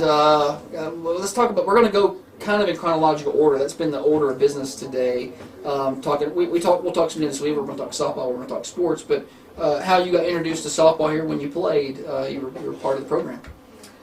So I started, Coach Breeden actually was, he started the high school program, and then shortly after that there was like they called it a little league back then. Okay. It was a little league for fast pitch softball. Sure. And I was one of the first groups that kind of got started in that. So with that being said, there wasn't a whole lot of pitchers because everybody had always played slow pitch. I grew up playing slow pitch because fast pitch was not here. Yes. So there was a job opening. Yeah, so I thought, well, I'll give it a shot. Why not? Yes. And so that's kind of just where it started, and I just never stopped after that. I started working on it, and my dad, of course, was my biggest fan and hero, and he spent all the time with me, taking me to lessons and all the things, and the rest is history. And your shoulder still remembers it well. It does. Bless your heart. You've been through some shoulder 5 ailments. 5. Earlier we joked and I said 15. And then I was like, I was being sarcastic, but I don't know. I might be close. It's been a lot of shoulder surgeries. It was 5. Yeah. Okay. Well, so. But I wouldn't trade it for anything. That was my thing. That's what I did. What were the years that you played? So in high school, I graduated in '96. Okay, 96. So yeah. So I've had a little bit of everybody. I've had the early '90s and the mid '90s and that. So our group was the group that picked up all the rocks on the ground that nice, beautiful field is on that we never got to play. You didn't get to play on it, but you got to pick up the rocks. We were kind of literally were laying the foundation though. We literally were out there picking up rocks when it was just grass and dirt and rocks. That's what we did. We've talked a lot today to some of the older players. I don't want to say older. I'm gonna get myself in trouble. But former players from the '90s and from your time frame when it was you played on the t-ball field. Yes. And before that, on the old men's slow pitch field or whatever it was. And we've kind of joked that maybe Coach McWhorter needs to take the girls over and have a practice on the t-ball field just to show them this is where the program started. Or really it's on the slow pitch field, but let's skip that one and go the t-ball field and look at the facility they have now. Right. And I'm not saying that they're not grateful. I'm sure they are, but it's hard to realize exactly what you got. Where you start from. Yes, it's come such a long way. It's got to be cool for you to have been part of that, picked up those rocks, and now your niece plays, and see KB out there and being part of the program. It's got to be kind of a full circle thing for you, doesn't it? It is. It's nice to see, and even like my coaching days, I got to coach Carabeth, yes. Also in middle school at Westwood, and also her sister Audrey, which she did not love it. You've talked to her, Audrey didn't. No. But it was nice to be able to experience that time with them too. So absolutely. Well, I saw Audrey today, and it looked like she's grown 3 inches since the end of basketball season. Golly. I gave her a hug, and she was up to my head, I felt like. You did coach, and we're going to talk some about that too. But talk about your first impressions, Dennis Weaver. Because some people can remember when they met him. Some people, for me, it's kind of like it wasn't. I don't know the exact moment. He was just there. What about you? So for me, like every time, if you say Coach Weaver, all I think of is catch the ball. That sounds right. I'm sure you've probably heard that I've before, heard that before, about yes. 10 times today. That was his favorite phrase. Yeah. He would scream it just like that. But I mean, when you play ball and you spend the hours that you spend on the ball field, it's not just your coach. It's almost like another father figure in your life. So, you just get really close with him. He was more of the joker, so he was more of the one that we would go to like hug on and love on, because Coach Breeden was not that guy. He was the good cop. Yeah, he was. He was the good cop. And I didn't really spend as much time with him because he was the outfield coach, and I was, the pitcher, so I didn't do a lot of training necessarily with him. But you spend a lot of time with him, and he was just an all-around great, fantastic person, and I felt like he was, part of my family. And from what I've heard today, you could have used some training in the outfield. I was told you couldn't catch a fly ball. Oh, I could not catch a fly ball. Yeah, I was told that was what I was told to talk to you about. Was your inability. It's the truth. It was to push you out of the way, actually. It was the truth. I had one job, and it was to throw strikes. That was it. Outside of that, if the ball got hit, I just got out of the way and let somebody else catch it. So, 728-1320, the phone lines are open. We're pushing the final minutes. I think we've got 48 minutes left to get those donations in. We're approaching $16,000. We're getting closer and closer. I heard the bell ring. We've got more donations come in. We're going to check in out there in a minute. We're talking to Amanda Stout Sullivan, now who spent time playing for Coach Weave, and that was the foundation's all about. You moved on, and after you played, and got to coach some at Westwood. Obviously not all that long ago, but how long did you coach? This is your first year not doing it. 5 or 6 years, I think. 6 years, maybe 5 years. Yeah. And did you find yourself using any Weave terminology, Weave things moving through? I saw you on the coaches show with him a few times. Oh, yeah. Did you carry some of those things over from the 90s? I think you just automatically do. I don't necessarily know that you think about it don't like realize that. you're doing You're just like, this is what I did. This is how we did. Yes, and we won games, so you do it that way too. Right. But times have changed. We couldn't do some of the things that we had to do. I've heard.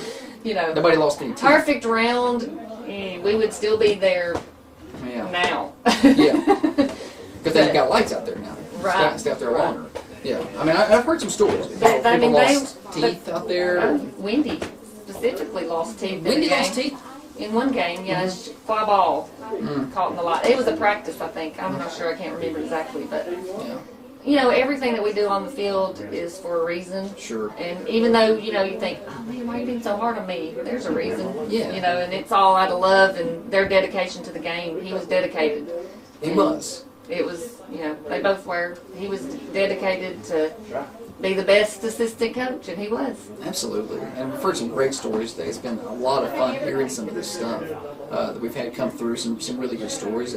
Some of the building the field stories, when Weave was trying to drive back with sod on top of his car to go build things, and apparently he was very involved in the building process over here. I guess he'd been a math guy, he knew how to build stuff, and apparently he was very involved in that. And of course, then he went on and was part of the coaches show, and built that up in our radio coverage here, and he really took that to the next level too. It's something a lot of communities don't have. That's true. How many schools, when you're coaching Westwood, I'm going to do a quiz, I know the answer. When you're coaching at Westwood, when you went to other schools, how many times did you see a radio station broadcasting games? Never. That was what I was looking for. I knew the answer before I asked. You don't see it. You don't see it. And I'm not saying that's a shame. I mean, it'd be great if everybody did it, but I think it's just another level of importance here. And he started that. We didn't do that at WMSR. Now, we've done high school football for 60-something years or whatever, and high school basketball and all that since 1957. And baseball and softball got really relevant in the 90s. And he was the guy who said middle school sports. We got to do middle school sports. Well, I actually remember he came to me at a practice one day, and he had just started coming every now and then and taking some pictures. And nobody had even really ever done that from whatever reason, I don't know, but would come to practices and come to games and take some pictures. And one day he was like, hey, I've got this idea.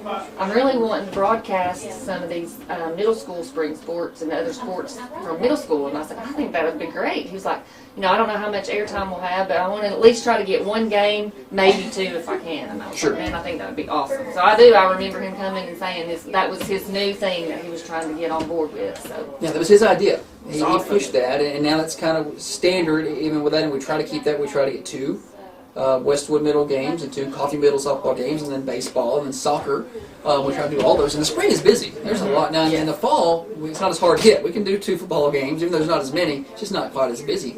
It's tough in the spring. This is what we've run into, and is we'll schedule them. I can schedule them, but then the weather just wrecks it. It wrecks everything. Are you missing it this year, not being out there? Or are you enjoying the time off? I mean, be honest. I love the game of softball. Sure. I do, and I love the girls, having the relationships that I have with the girls. But it is nice to be able to go home at 3:15. And of course, I have grown children. You do. So I coached them throughout, and then again with this, and so 20-something years I've been coaching. So it's been kind of nice to have some me time. Yeah, you'll get back in it eventually. Maybe. Let that shoulder heal up. Yeah. It probably feels good to not be in pain. Yes. So you get to go home and not be in pain. This is true. Any top of the mind weave memories besides the few that you've shared? Any top of the mind we've heard some good ones today? Oh gosh. You've probably heard all the ones that I would probably tell. I don't know. The ones that we can tell on the radio. Right. Yes. Yes. Just a great guy, like I said, and his love for the sport and the girls. When he didn't really have girls in it. A lot of times people start coaching because they have children or he just chose to do that for himself, and that says a lot about what kind of person he was. And that's not a point that's been made today. And I'm glad you brought that up because I knew that, but I hadn't thought about that. He got into it because he likes sports. He's a sports guy. And we talked to Terry earlier about his involvement, from being a kid growing up, wanting to do radio and being involved in sports. But it was just an opportunity for him to coach a sport, and he took it, and of course went a long way with it. And of course we miss him today, and glad that we're able to raise a lot of money. We're going to go out here and get a check in just a minute, and we'll come back in here. We'll do it now actually, and then we'll come back in here and finish up with Amanda. So let's go out to court. We've heard the bell ringing a couple of times, and I need to check in because we are inching closer to that $16,000 mark. Steer, what's the update out there? Yeah, I would very nearly say we're dangerously close. 15,829 is the new total, Josh. 15,829. That is extremely close. What was that? I don't know what the sign language is out there. Just talk. I don't know. Yeah, we're going to thank Jackson Ham for his second donation. So thanks Ham for that. Teresa Wright. Sue Wilson came in and donated. Aaron and Dustin Murray donated $100, and Community Sod donated $100. So thank you for all of that. Thank you so much for the update out there. Holly's our treasurer. She's been at it all day today. She's not only been our treasurer, she's been our graphics girl. So if you see our Facebook graphics, that's been her. So we are $171 away from hitting the $16,000 mark. I feel good about it, but we're running out of time. We got 40 minutes left. So if you've been listening throughout the day, we've been here for 12 hours. So if you've got $5, $2, $10, they all add up at this point. We're going to hit that mark, and these are going to go. We've got 24 scholarship applicants this year from the high school. We want to be able to fulfill all those. Last year, we weren't able to do them all. We wanted to. We had 17 applicants. We fulfilled 13 of those. This year, we hope to be able to get everybody.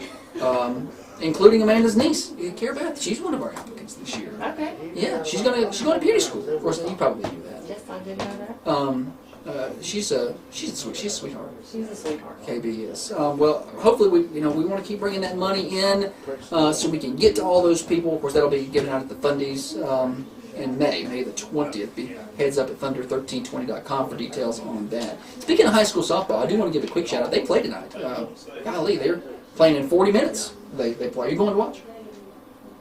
I hadn't thought about it. I just put I you on the said, spot. actually, no, it's fine. I think I did have, I'm going to tell you this is one of my reasons. I'm a very cold-natured person. Oh, it's not a good And time so of that year. was another reason why I was enjoying not having to go to these ball games. I understand. I had to take tickets the other day at the middle school game, and I was like, I don't miss this at all. But I will when it gets warmer. I'm going to try to make some games. Absolutely. Well, they play tonight at 6. They're at home against Marshall County, so people want to go by. It'd be good after. It's not miserably cold today. It's still windy. Nice. It's windy. It's windy. It's windy, but at this time of year, you just take what you can get. You know, it's not. It's not raining and the sun is shining, so that's good. It's going to rain tomorrow, so get out there and enjoy it today. Amanda Stout Sullivan, our guest here at the 5 o'clock hour. We've been here since 6 a.m. this morning. It's been a long day. I'm getting very hungry. And I'm teetering on the line of going to Common John when I leave here, or going home and just going to sleep. And it's really, it's a balancing act. I'm going to let you pick. Where do I need to go? That's how crazy things are getting right now. That's the conversation. I'm going to talk about anything. I mean, Common John's is a great place to go. Isn't it? It's hard to beat. I'm planning on going tomorrow night. Tomorrow, okay. We'll go. It's a good place to There's a wind band down. playing, I think, tomorrow night. There is? So, Okay. Well, but I'm also, I really like to go home, too, at the end of the day. Right. Relax. You and me, we may be connected a little bit. I think we're a lot alike. I want to go home and just I love covering sports. We love broadcasting the games. We love being there, but I also love sitting on my back and not talking to anybody. And it's a conflict. It's an internal conflict that I've got. So you've battled I this. understand. It's not going to get any easier for me, is it? Like, it's getting worse as I get older. I guess you're just going to have to make a split decision when you walk to the car. Probably on my way past the brewery on the way home. It's like, what are we going to do? Amanda Stout Sullivan, any final things while we got you in here? We'll get you out of here and let you go home, because that's what you want to do. Just knowing that, we was loved by so many people. I know it. He was easy to love. Right? He was just an easy person to love. So I've not ran into a lot of Dennis Weaver enemies. The few that I ran into, I immediately questioned their character. I would be surprised if there was one. I met a couple, and I figured out why. And he was one. You said something about a memory. I thought about the first time he asked me to come on the Coffee Coaches show. I was Yes. like, I really want to do that. He's like, oh, come on, it won't be a big deal. Yeah. It really won't be a big deal. I was like, I don't know. And he made it, of course, just as easy as could be, just because he is that way. He's just easy to be around, and so my first experience on the radio with him was wonderful. Well, thank you so much for coming on the Coaches Show all those years. Thank you for you sacrificing your body for softball. Your shoulder and all those things. And it's been. I hate that I didn't. Your last couple of years is kind of when I started covering more, so I didn't get to see you do as much. I hate that we didn't get to work together as much, but it was fun doing it, and I'm glad you came by today. Well, thanks for having me. Yes, ma'am. Thank you. Let's go. Let's get an update. I don't know. Where's Steer? He's running around. Did he leave? Holly's out there. Holly's got Holly is our remote mic host for the last few minutes anyway. She's out there. Let's go out to the lobby and let's get an update. Yep, we're still at $15,829. So, nope. No. Oh, never mind. Ring the bell. Ring the bell. Ring the bell. There it is. Okay. Ring the bell. We've added some money to that. It's on there. I see it now. Okay, well, I see it. It looks like add 51 to that. I think we're $120 away from $16,000. Here's where we're at. And the phone lines are open, folks. We've been here all day long. Push us over the top. We're trying to get to that $16,000 number. This goes to a great cause. It's simple to donate. Just call us at 728-1320. And there's the phones. They're lit up. We got somebody on line 1. A chance to donate and be part of the program. Get us over the top, please. If you're the person that gets us over the top, I'm going to get you a hat. Line 2's lit up. Somebody go to the other room and pick that up. We're gonna make it happen. We got $120 left. We got 30 minutes left. Coach Andrew Taylor joins me next. It is the Getting Kids in the Game radio-thon on Thunder Radio. Yes. Who's lit up? Somebody go to the other room, pick that up. We're gonna make it happen. We got $120 left. We got 30 minutes left. Coach Andrew Taylor joins me next. It is the Getting Kids in the Game radiothon on Thunder Radio. You are listening to the Dream for Weave Foundation Radiothon on Thunder Radio. Dial to donate now. Every dollar helps. 931-728-1320. That's 931-728-1320.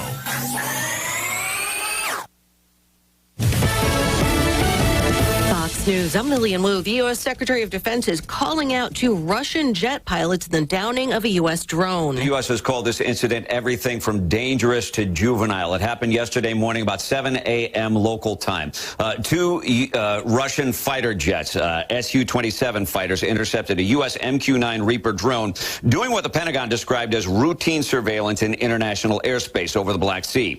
The Pentagon says the fighter jets harassed the drone for about a half hour, buzzing dangerously close. Fox's Mike Tobin. The U.S. agrees that the fighters landed back in Crimea, but says that one of the fighters was indeed damaged. And a change in the manslaughter case against Alec Baldwin, a special prosecutor who doubles as a New Mexico state legislator, stepping down from her role in the case involving the death on the set of the movie Rust. America's listening to Fox News.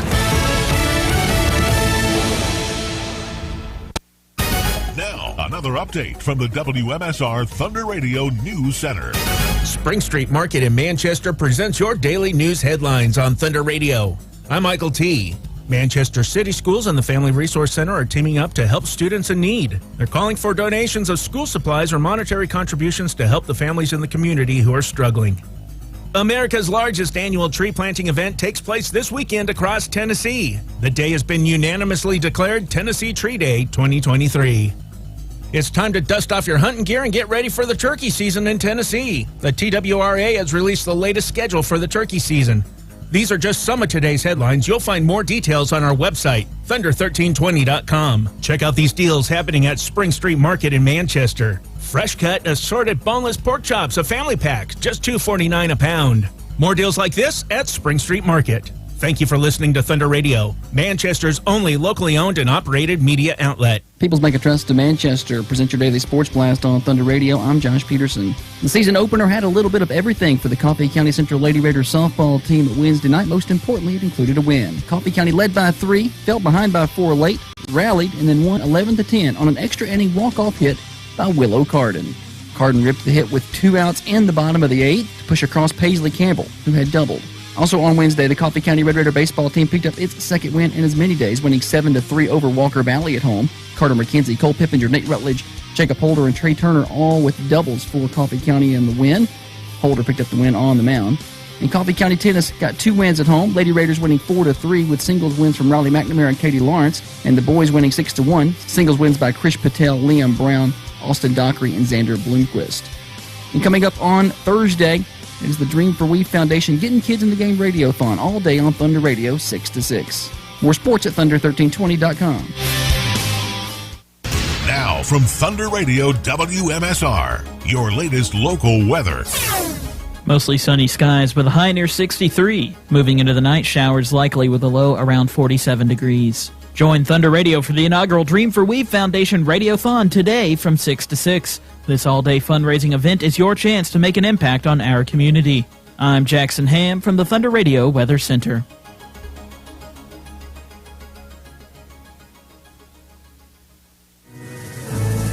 Join Thunder Radio and the Dream for We Foundation for our inaugural Radiothon Thursday, March 16th, 6 a.m. to 6 p.m. 11.9 seconds to go. Coffee County celebrating. The Getting Kids in the Game Radiothon will be a lively all-day event, raising funds to support the foundation and its mission of providing Coffee County athletes with the scholarships, necessary gear, and registration fees so that anyone who wants to play sports in Coffee County has the opportunity. With it, there's Jones. Jones, shot for post. No! You can make a difference on Thursday, March 16th. Tune in to Thunder Radio all day for the Dream for We Foundation's Getting Kids in the Game Radiothon, only on Thunder Radio. She hits the third one.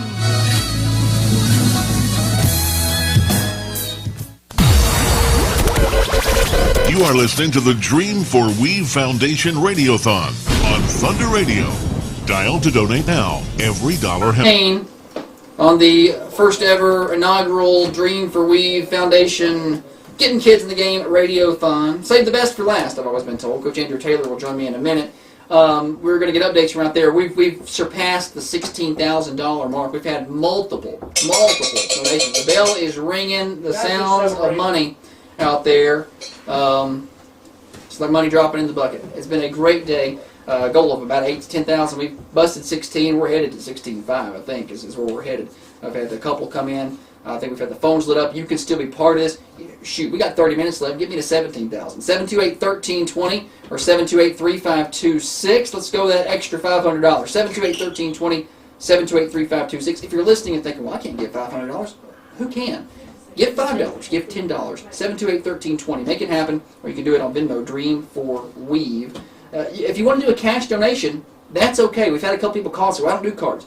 Call in and just pledge it to us. Hey, we're going to do $10, and then you can just bring it by later. Or we'll come pick it up. Tell us your address. We'll drive. We're not too good to come pick up your money for the foundation. I am Josh Peterson. We've got 30 minutes left. We'll get money updates in a minute. But Coach Andrew Taylor joins us. Let's talk to Coach Taylor. Good afternoon. Good afternoon, Josh. How are you? I'm good. It's been a long day. I'm feeling some. It's double joy right now. The day's winding down, and we've done a good job. So it's like it's double whammy for me here. Yeah, it's been a tremendous day. I was able to catch you early this morning with Coach Breeden. Tremendous interview. Got us off to a great start, and caught some other interviews throughout the day. And it's just been a really good day. A lot of good conversation, a lot of good memories, and for a great cause. Yeah, and this got to bring back a lot of memories for you because we heard Michelle's name, your wife. We heard her early in the day. She's not been on, which shame on me for not getting her on. We're going to do this again. We'll get her on next time. But we've heard her name early in the day, and then of course a lot of her old teammates have been here, and so I'm sure it's been pretty nostalgic. Yeah, right in the school this morning. I remember the T-ball days. Michelle and I were dating, and she was a senior and playing for Coach Breeden and Coach Weave, and the T-ball days, and then coming back and starting to work here at the high school with Coach Breeden, and then just seeing the field being built and going to the state tournament in Chattanooga when Lady Raider softball made to the state tournament for the first time, and I remember being around the field with Weave. Of course, I knew Weave just a little bit because he went to school with my uncle John Mark, so I knew him a little bit, and then knowing him in the coaching world as coaching, and it's been a good day. A lot of people, Wendy Patton was a teammate of Michelle's, and Allison Chunley, a lot of good people that came through. Yeah, it's been a good day. Now you were talking about the first trip to the state tournament. I guess I should have asked Coach Breeden about it. I didn't. Forgive me on forgetting some questions. What is Erin? She's throwing her hands up in there. I don't know. I don't know what's going on. I just give me some comparison to that versus the basketball team a year ago. Like it's a different sport, different following, but I imagine the community had to be pretty pumped about that. Oh, very much the so. Following and such. It was a tremendous accomplishment. It's something that Coach Breeden and we came in and took over the softball program and just went to work and like he said this morning, learned and outworked everybody, and it was something that they'd been working towards, and then finally for one of our teams to get to the state tournament, it's kind of like we've arrived as a fast pitch team. Yes. Because here we are, and then of course they've been back to the state several times since then. But just watching the work they put in, like we say, from T-ball field to obviously the softball complex that we have now in the building, it's just been phenomenal to watch the growth of the sport. It's interesting about, and we've almost brought this up with everybody today, what the softball program has now versus what it had then. You're talking about playing T-ball field. Before that, when Holly Hines was here, she was talking about when they played at the old man's, slow pitch field or whatever they played at. Now it's a beautiful facility they have. They got a hitting facility back there. They've got, we've been to a lot of softball facilities in the state. I don't know one that matches Coffee County's. It's top 5. Oh, without a doubt. It's a top 5 facility in the state of Tennessee when it comes to fast pitch, and it just shows the community, just like we've experienced today with outpouring of support from the community. They get behind their young people, and you get somebody running the program and putting the product out there that we and Coach Breeden were putting out there. The excitement just kept growing and growing and growing. And they had the vision of where they wanted to go, and the community got behind it, and just made it happen. Your first memories of doing this, because a lot of people today, some people have been very vivid, and some people are like, I just remember it, all of a sudden I was around him all the time. Well, first when he was coaching Michelle. Yeah. And it was truly good cop, bad cop, and Coach Breeden and Michelle pitched and played short, and Coach Breeden coached the infield, so there was some rough days. But then it was we always come along, hey, Dunk, it's going to be all right, we're going to get it done. So I remember we being around as a coach first, and then obviously when I got the coaching job, and then he was involved with radio, so then it's kind of the media side and talking to him, and then we really, when we started volleyball, I really tried to pay attention to how Coach Weed and Coach Breeden built softball, because volleyball is a similar situation. You're bringing a new sport into communities that don't know a lot about volleyball, so I kind of watched and tried to borrow things that I'd seen done by those guys in the past to grow the volleyball program like they did softball. And of course, Weed was a big part of that because he was doing our volleyball games on the Air Force, which was huge. Yeah, well, that's something I think I may have asked Keely about it. I can't remember now. All the interviews are running together, unfortunately. But you don't see, you'll travel and you'll see some radio stations doing high school football, and you'll see them doing some high school basketball. You don't see a lot of baseball and softball. You see some, but you don't see any doing volleyball. I've not seen another one. No, when we go into a place and it's... And he started that. He did. He got a hold of us and he said, hey, we're looking at putting some volleyball matches on the air this year, and man, we were so excited and worked and like I heard somebody mention earlier today, and it might have been Terry, when we was going to do something, he was all in, and it didn't matter if it was the Little League Championship down at the park or a high school football game or starting out doing volleyball matches. He was all in. He had questions. He wanted to know. We printed out a cheat sheet of volleyball terms because I got that same cheat sheet. Yeah, he wanted to do it right, and he was serious about it, and he made our volleyball kids feel just like the football guy on Friday night. I mean, everybody was the same, and he was there supporting everybody the same, and it was a big deal. Yeah, well, he was able to do that, and we've talked to middle school coaches. He brought that, middle school sports on the radio. We don't see that occasionally. We'll see some middle school football from people like WCDT over in Winchester. Ricky Tips, he donated today. It's kind of almost a fraternity. Some of these smaller radio stations and what we do together. But he got a lot of that from Weaver. He's kind of spread some of that to some other stations who are like, and we see that now. We've had other stations contact us. What are y'all doing middle school this? And they're asking questions, and we kind of tell them up front, if you're getting into this for a monetary reason, you're doing it don't do it. It's not a moneymaker for us. It's just something that that we wanted to get involved in because it was great for the community, and it's been good for our radio station. Yeah, we go down to Lincoln County for the district tournament volleyball, and we're like, hey, we need a place for a radio setup. And they kind of look, we go to Franklin County for the district tournament, we're like, hey, we need a place for a radio setup. And other places just aren't doing that, and we've got that going, and you guys are doing a phenomenal job, picking it up and carrying the torch with that, and, you just don't see a lot of sports being covered, once you get out of the basketball, football area, and Coach Breeden mentioned it last year at the Thundies. It's special. The community's special, how the radio covers everything from volleyball to middle school sports and things of that nature is special, and and that's how we've set it up, and I'm sure that's the vision he had in his mind when he came to the radio station about putting some of the stuff together. Absolutely. One thing, we did briefly talk about this earlier today with some guests, but I don't know if I don't think they forgot it. It's just, and to me, I think it's a forgotten thing because people think about his radio, and then more recently the coach's show and all that. He was one heck of a basketball PA announcer. Yes. Yes, I remember that very well. Let's get loud, let's get proud, let's get busy. Let's get busy. Yes. Yeah, I remember that very well. Yes. We've been around the basketball games for a long time, both as a player and obviously now as a coach. He was a tremendous PA guy. He gets you fired up. He could get the crowd going. And he did a great job of that. And when he went on and started doing radio and let PA, we kind of missed him. Well, we did miss him because it's a shame he can't do both. Yeah, that's the thing. You could kind of put him doing both, let him do the starting lineups and the game introductions, and then slide him over to the other. But yeah, he did a tremendous job with the PA. Yeah, he did a good job with that. We're talking to Coach Andrew Taylor. You're listening to the final 20 minutes of the Dream for We Foundation's Getting Kids in the Game radio-thon, and we're over $16,000 for the day. It's been just one heck of a day. We've never done this before. We didn't know what was going to happen.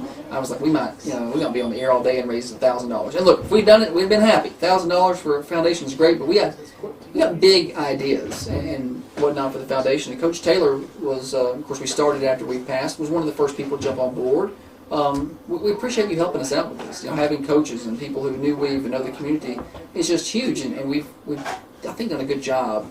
I've never been a part of the foundation before. I've watched the Elam Foundation and some of what they've done and the sportsmen, how they've grown. We've never done it. I feel like it's growing in a good way.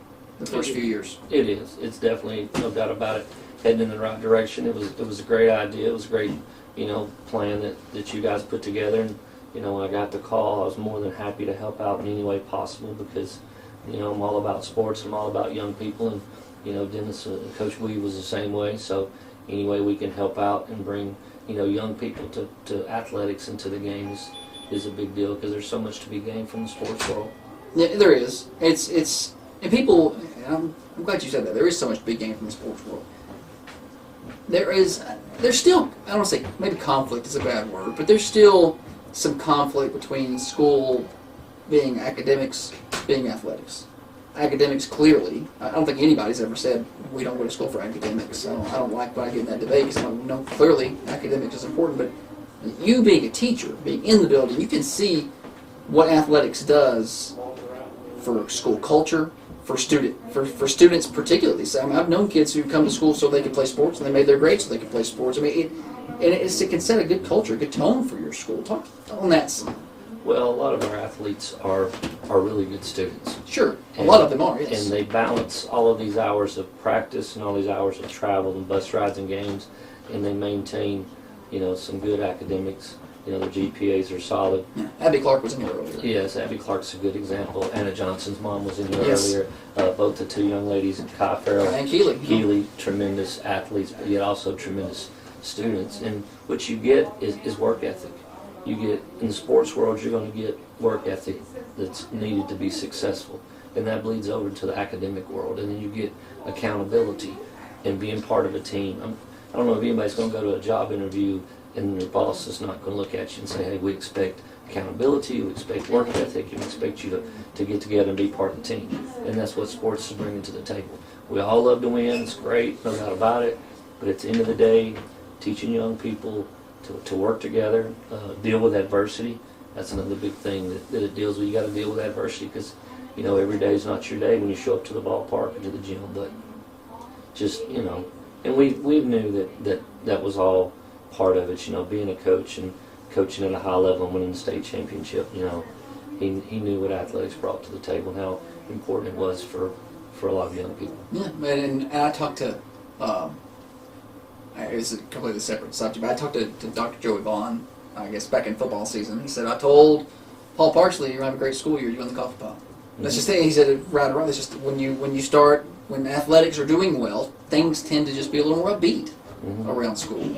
It's just part of it. Yeah, it is. The school culture, the high school is just a mini community. It's just a small portion of our community, and it acts like a little community into itself. And when your athletics are going well, and there's a buzz at school, and there's something to talk about, and everybody that attends that high school, you're out somewhere and somebody sees you with a Coffee County shirt on, and your sports have been successful, gives you something to talk about, especially if you're in some of these other towns close by. You always want to get the upper hand on your neighbor. Sure, especially if it's Warren County. Yes. I wasn't naming names, but Warren County. And Tullahoma. We've had some pretty good Tullahoma shade today, which has been good. Keeley come in strong earlier with some Tullahoma shade. If we got to the car wash part, we've talked some car wash. That was my favorite, one of my favorites. Tullahoma's the Indian word for car wash. Yeah, I used to love that. The car wash capital of the world. We guilted them pretty hard, and I think it was around the 1 o'clock hour, 12 o'clock hour. We guilted Tullahoma pretty hard because at that time we hadn't received one donation from Tullahoma, and somebody on his way to Tullahoma was listening, turned around, came back, brought in $20 cash, and said this is from Tullahoma. And so we've raised over $16,000. 20 of it is from Tullahoma. Just so they can claim they have a partner of success. I have no doubt about it. Exactly. I'm just giving them a hard time. One coffee. They need some success somewhere, I guess. No, he's not. He's not. No, we got 15 minutes left. Coach Taylor, I like when I get him to throw some shade. He's a pretty even keel guy. We get him to start throwing shade at people. It's a good day. It's been a long day. We've been at it for a long time. Holly's busy. I'm going to update in a minute when she gets done because we're winding down. We got 15 minutes left. Jump in on the phones. 728-1320. I got an operator or two waiting on your calls. You can do it via Venmo. I know we just had a Venmo donation come in.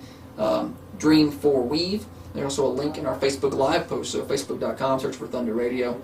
See the video. There's links in those video posts throughout the day. Big thanks to Raider TV, too. It's another thing that this has done, too. Raider TV, CTE program, they've been able to have a little field trip today. We've had a group back here in the back and been able to get them involved, so another thing the foundation's been able to do, so we're excited about that. Being part of that. Any good Weave stories that we don't know about? I know you got one or two hidden away somewhere. Well, one that stands out is Michelle's senior year. Weave's coaching first base, and we're at Columbia, and this back in the day where they're playing on the men's field, and there's no temporary fence. And Michelle has had some health issues, so she's wearing a heart monitor, but she's still playing. She just can't run. Okay. So she smokes one out in the left center field gap, and she speed walks to first base, and outfield's still chasing the ball. And we looked at her and kind of looked at Coach Breeden over at third, and he's kind of like, okay, go to second. She speed walks to second, and speed walks a triple basically, and because the fields are so big back then. But just Weave's face once she got to first, like, what I do with this girl with the little heart monitor on was just, I'll never forget it. And then only in the voice like Weave has is like, all right, go, Yeah. and it was great. But there's tons of Weave memories. As he not only coached my wife, helped coach my daughter a little bit in travel ball, which was fantastic. He, got her hooked up with the Firebirds organization, which led her to Montlow and led her to her husband Chris and now Andy Cade. So we've known Weave for a long time. Man, that's a deep connection right there. Yeah, it's and Abby Clark, I thought earlier, I don't know if you got to hear her, did an excellent job. I thought for high school senior talking about, she thought the most important thing is making connections and building relationships. Yeah. And you don't hear that from high school kids a lot, right? But those are the kind of things you're talking about. Your friendship with Dennis Weaver that led you to the Firebirds, and you just never know. And if you don't know that guy or have a good connection with him, that doesn't happen. Yeah, you just kind of, because the motto, getting kids in the game, and here was this 15-year-old freshman at Coffee County High School looking for a place to play softball. He's like, hey, I'll call some people. And we got hooked up with that organization, and him and Coach Breeden were kind of helping run it, and that led, like you don't ever know where life takes you. Just have some faith and run into good people like Weave who have good intentions and good hearts, and things will take care of themselves. They will absolutely take care of themselves. We've had a very busy day. My remote host, I think, took a phone call. He's come back. My treasurer, I don't know what she's doing. They're having difficulties in there. We're the final minutes to right now. I don't know. Stuff may have broken down. We may have broke the system today. Might have overloaded it with all this. Coach Taylor got on here and started bringing in all the donations. I don't know about that. Is what happened. It's been a great day. I know that to see all the people involved and you guys working so hard from way early this morning putting all this together. Well, here's what we're going to do. We got just a minute. We're going to wrap things up in just a minute with Coach Taylor, and we're going to run through our donation list. These are the people who have contributed today. We're going to take a look at them on our spreadsheet here. We've had some anonymous. We won't read those off, but everyone else, we do thank you so much. Connie Moore, Steve Jernigan with Coffee County Realty and Auction, Allison Beachboard, Coach Jeff Breeden made a contribution this morning, Randy Kesling, Eli Kidder, Denton and Mindy Jones, Tiffany Clutter, the Nettles family, Michelle Taylor, we know her. Did you know she spent some money this morning? Yeah, okay. I told her you just got called out on the air about Coach Breeden. Yeah, so. She did that this morning. Also, after Michelle, we had Bud Riddle, Trey Adcock, Jay Nagadula, Jackson Ham, Holly Hines Johnson, the Verge family, Justin McIntosh, John Sane, Helen Clutter, Josh Galligan, the Whitsits, Imhoff Landscape Support and Supply Yard, Brandon Imhoff, Bethany Arnold, Kevin Rowe, Jack Owens, Matt Vinson, Dwayne Brassfield, Armando Torano, Lori Perry, Coffee County Bank had a big contribution of $2,000, the Prater family, Melody Graham, Jeannie Giles, Renee Asher, Al White Ford Lincoln, Lee Rogers, Leslie Hennessy, Ben Shimwell, Billy Cassidy, Wendy Patton, Bobby Gilly, Emily Norman, 232 Storage, Southern Patriot Firearms, Joy and Jerry Ham, Carrie Byram, Wyatt Byram, Interstate Liquors, Abby Morgan, Richard Skipper, Jim and Melissa Cartwright, Allison Chumley, Jeff Reidner, Jerry Stevens, Jessica Fletcher, Ricky Tips with WCDT in Winchester, Stacy and Brandon McWhorter, Callie Milloway, Chad and Camille Hatfield, Yorozu, Jen Keel Nagadula, Mike, Steve Stout, Jody Booth, Christy and Scotty Peterson, Brian Sizemore, David Kelly, he's our Tullahoma donor, Tara Thompson, Janice Talley, Mid-Tennessee Surgical Associates, the Van Winkle family, Christina Dotson, Chad Turner, Pam Ryan, Dustin Ray, Naturally Tranquil Spa, Greta DeJohnny, the Barnes family, Unity Medical Center, the Farrell family, Jacob Prater, Chad Hillis, the Gannons, Teresa Wright, Sue Wilson, Aaron and Dustin Murray, Community Sod, Court Steer, Marcy Johnson with Puppy Paws, Alan and Kyle Kirby, Maria Deonda, Brittany Keel, Lee Cunningham, and Kathy Freeze. Goodness gracious, that took a lot longer than I thought it was going to take. Listen to that. Wow, that is impressive. All day long they've been at it. Holly is still treasuring it up in there. She's running around with a little laptop. Steer, I'm going to come out and talk to you. What's going on out there? There's been all kind of running around and doings. It's making me nervous. Yeah, I think the internet. The internet broke. Has had enough. Okay. The numbers were just going up too quickly. I think Josh just broke it. Okay. Best I can tell, a total. Here comes Holly. Day, her number matches mine. 16,540. 16,540. Yes. My goodness. And we still got 8 minutes. Somebody give me the 17,000. 728-1320. Somebody's got $500 laying around. 728-1320. Even if you got $10, that's fine. The link to donate will also be on our website. We'll have it later. Thunder1320.com. 16,540. Coach Taylor, I think that's a win. I'm gonna call it a win. Hey, definitely a win. That's a big time win. Holly's made her way in here. I'm looking at a blank screen. Okay, now it's got something up there now. Here, hand it over there. I was just showing you. Oh, are we adding that in there? Yes. Carrie Cope, I'm adding $50 in there. Thank you so much. The Cope family, Coach Joe Pat Cope and Carrie, for contributing. So that's going to put us to almost 16,600. That's too many sixes. Somebody add some more money to it. We got to keep running it. Got to keep running it up. I can find reasons. I got like 6 minutes to kill here. We can just keep adding to it, Coach Taylor. Hey, play to the final buzzer goes off, right? Sports not cheap. No, you know, we've talked about that some today, and you know that well. And we've contributed. The Weave Foundation is here, and this is something I think that I want to do more. I know I want to do more, but I think foundation members want to do more of as well. You know, we do a lot in scholarships, and that's great. But we want to be able to give back to more. You know, this kid needs cleats. This kid needs running shoes. We've done that. This kid needs help with volleyball camp. We did that last year. You know what the expenses are. You do volleyball and basketball. It's, you know, just the ballpark. High school kid, what's it take to play? You know, we don't want, and there's fundraising opportunities and stuff like that. We don't want money to be a barrier for kids to want to be and compete with our teams. Yeah, it's expensive, and you're talking about necessities. You know, you're talking about softball, then you're going to get into bats are expensive. And Coach Breen was saying they're $400 a piece or sometimes. Yeah, my goodness. Bats are expensive. You know, cleats are expensive. Good gloves are expensive.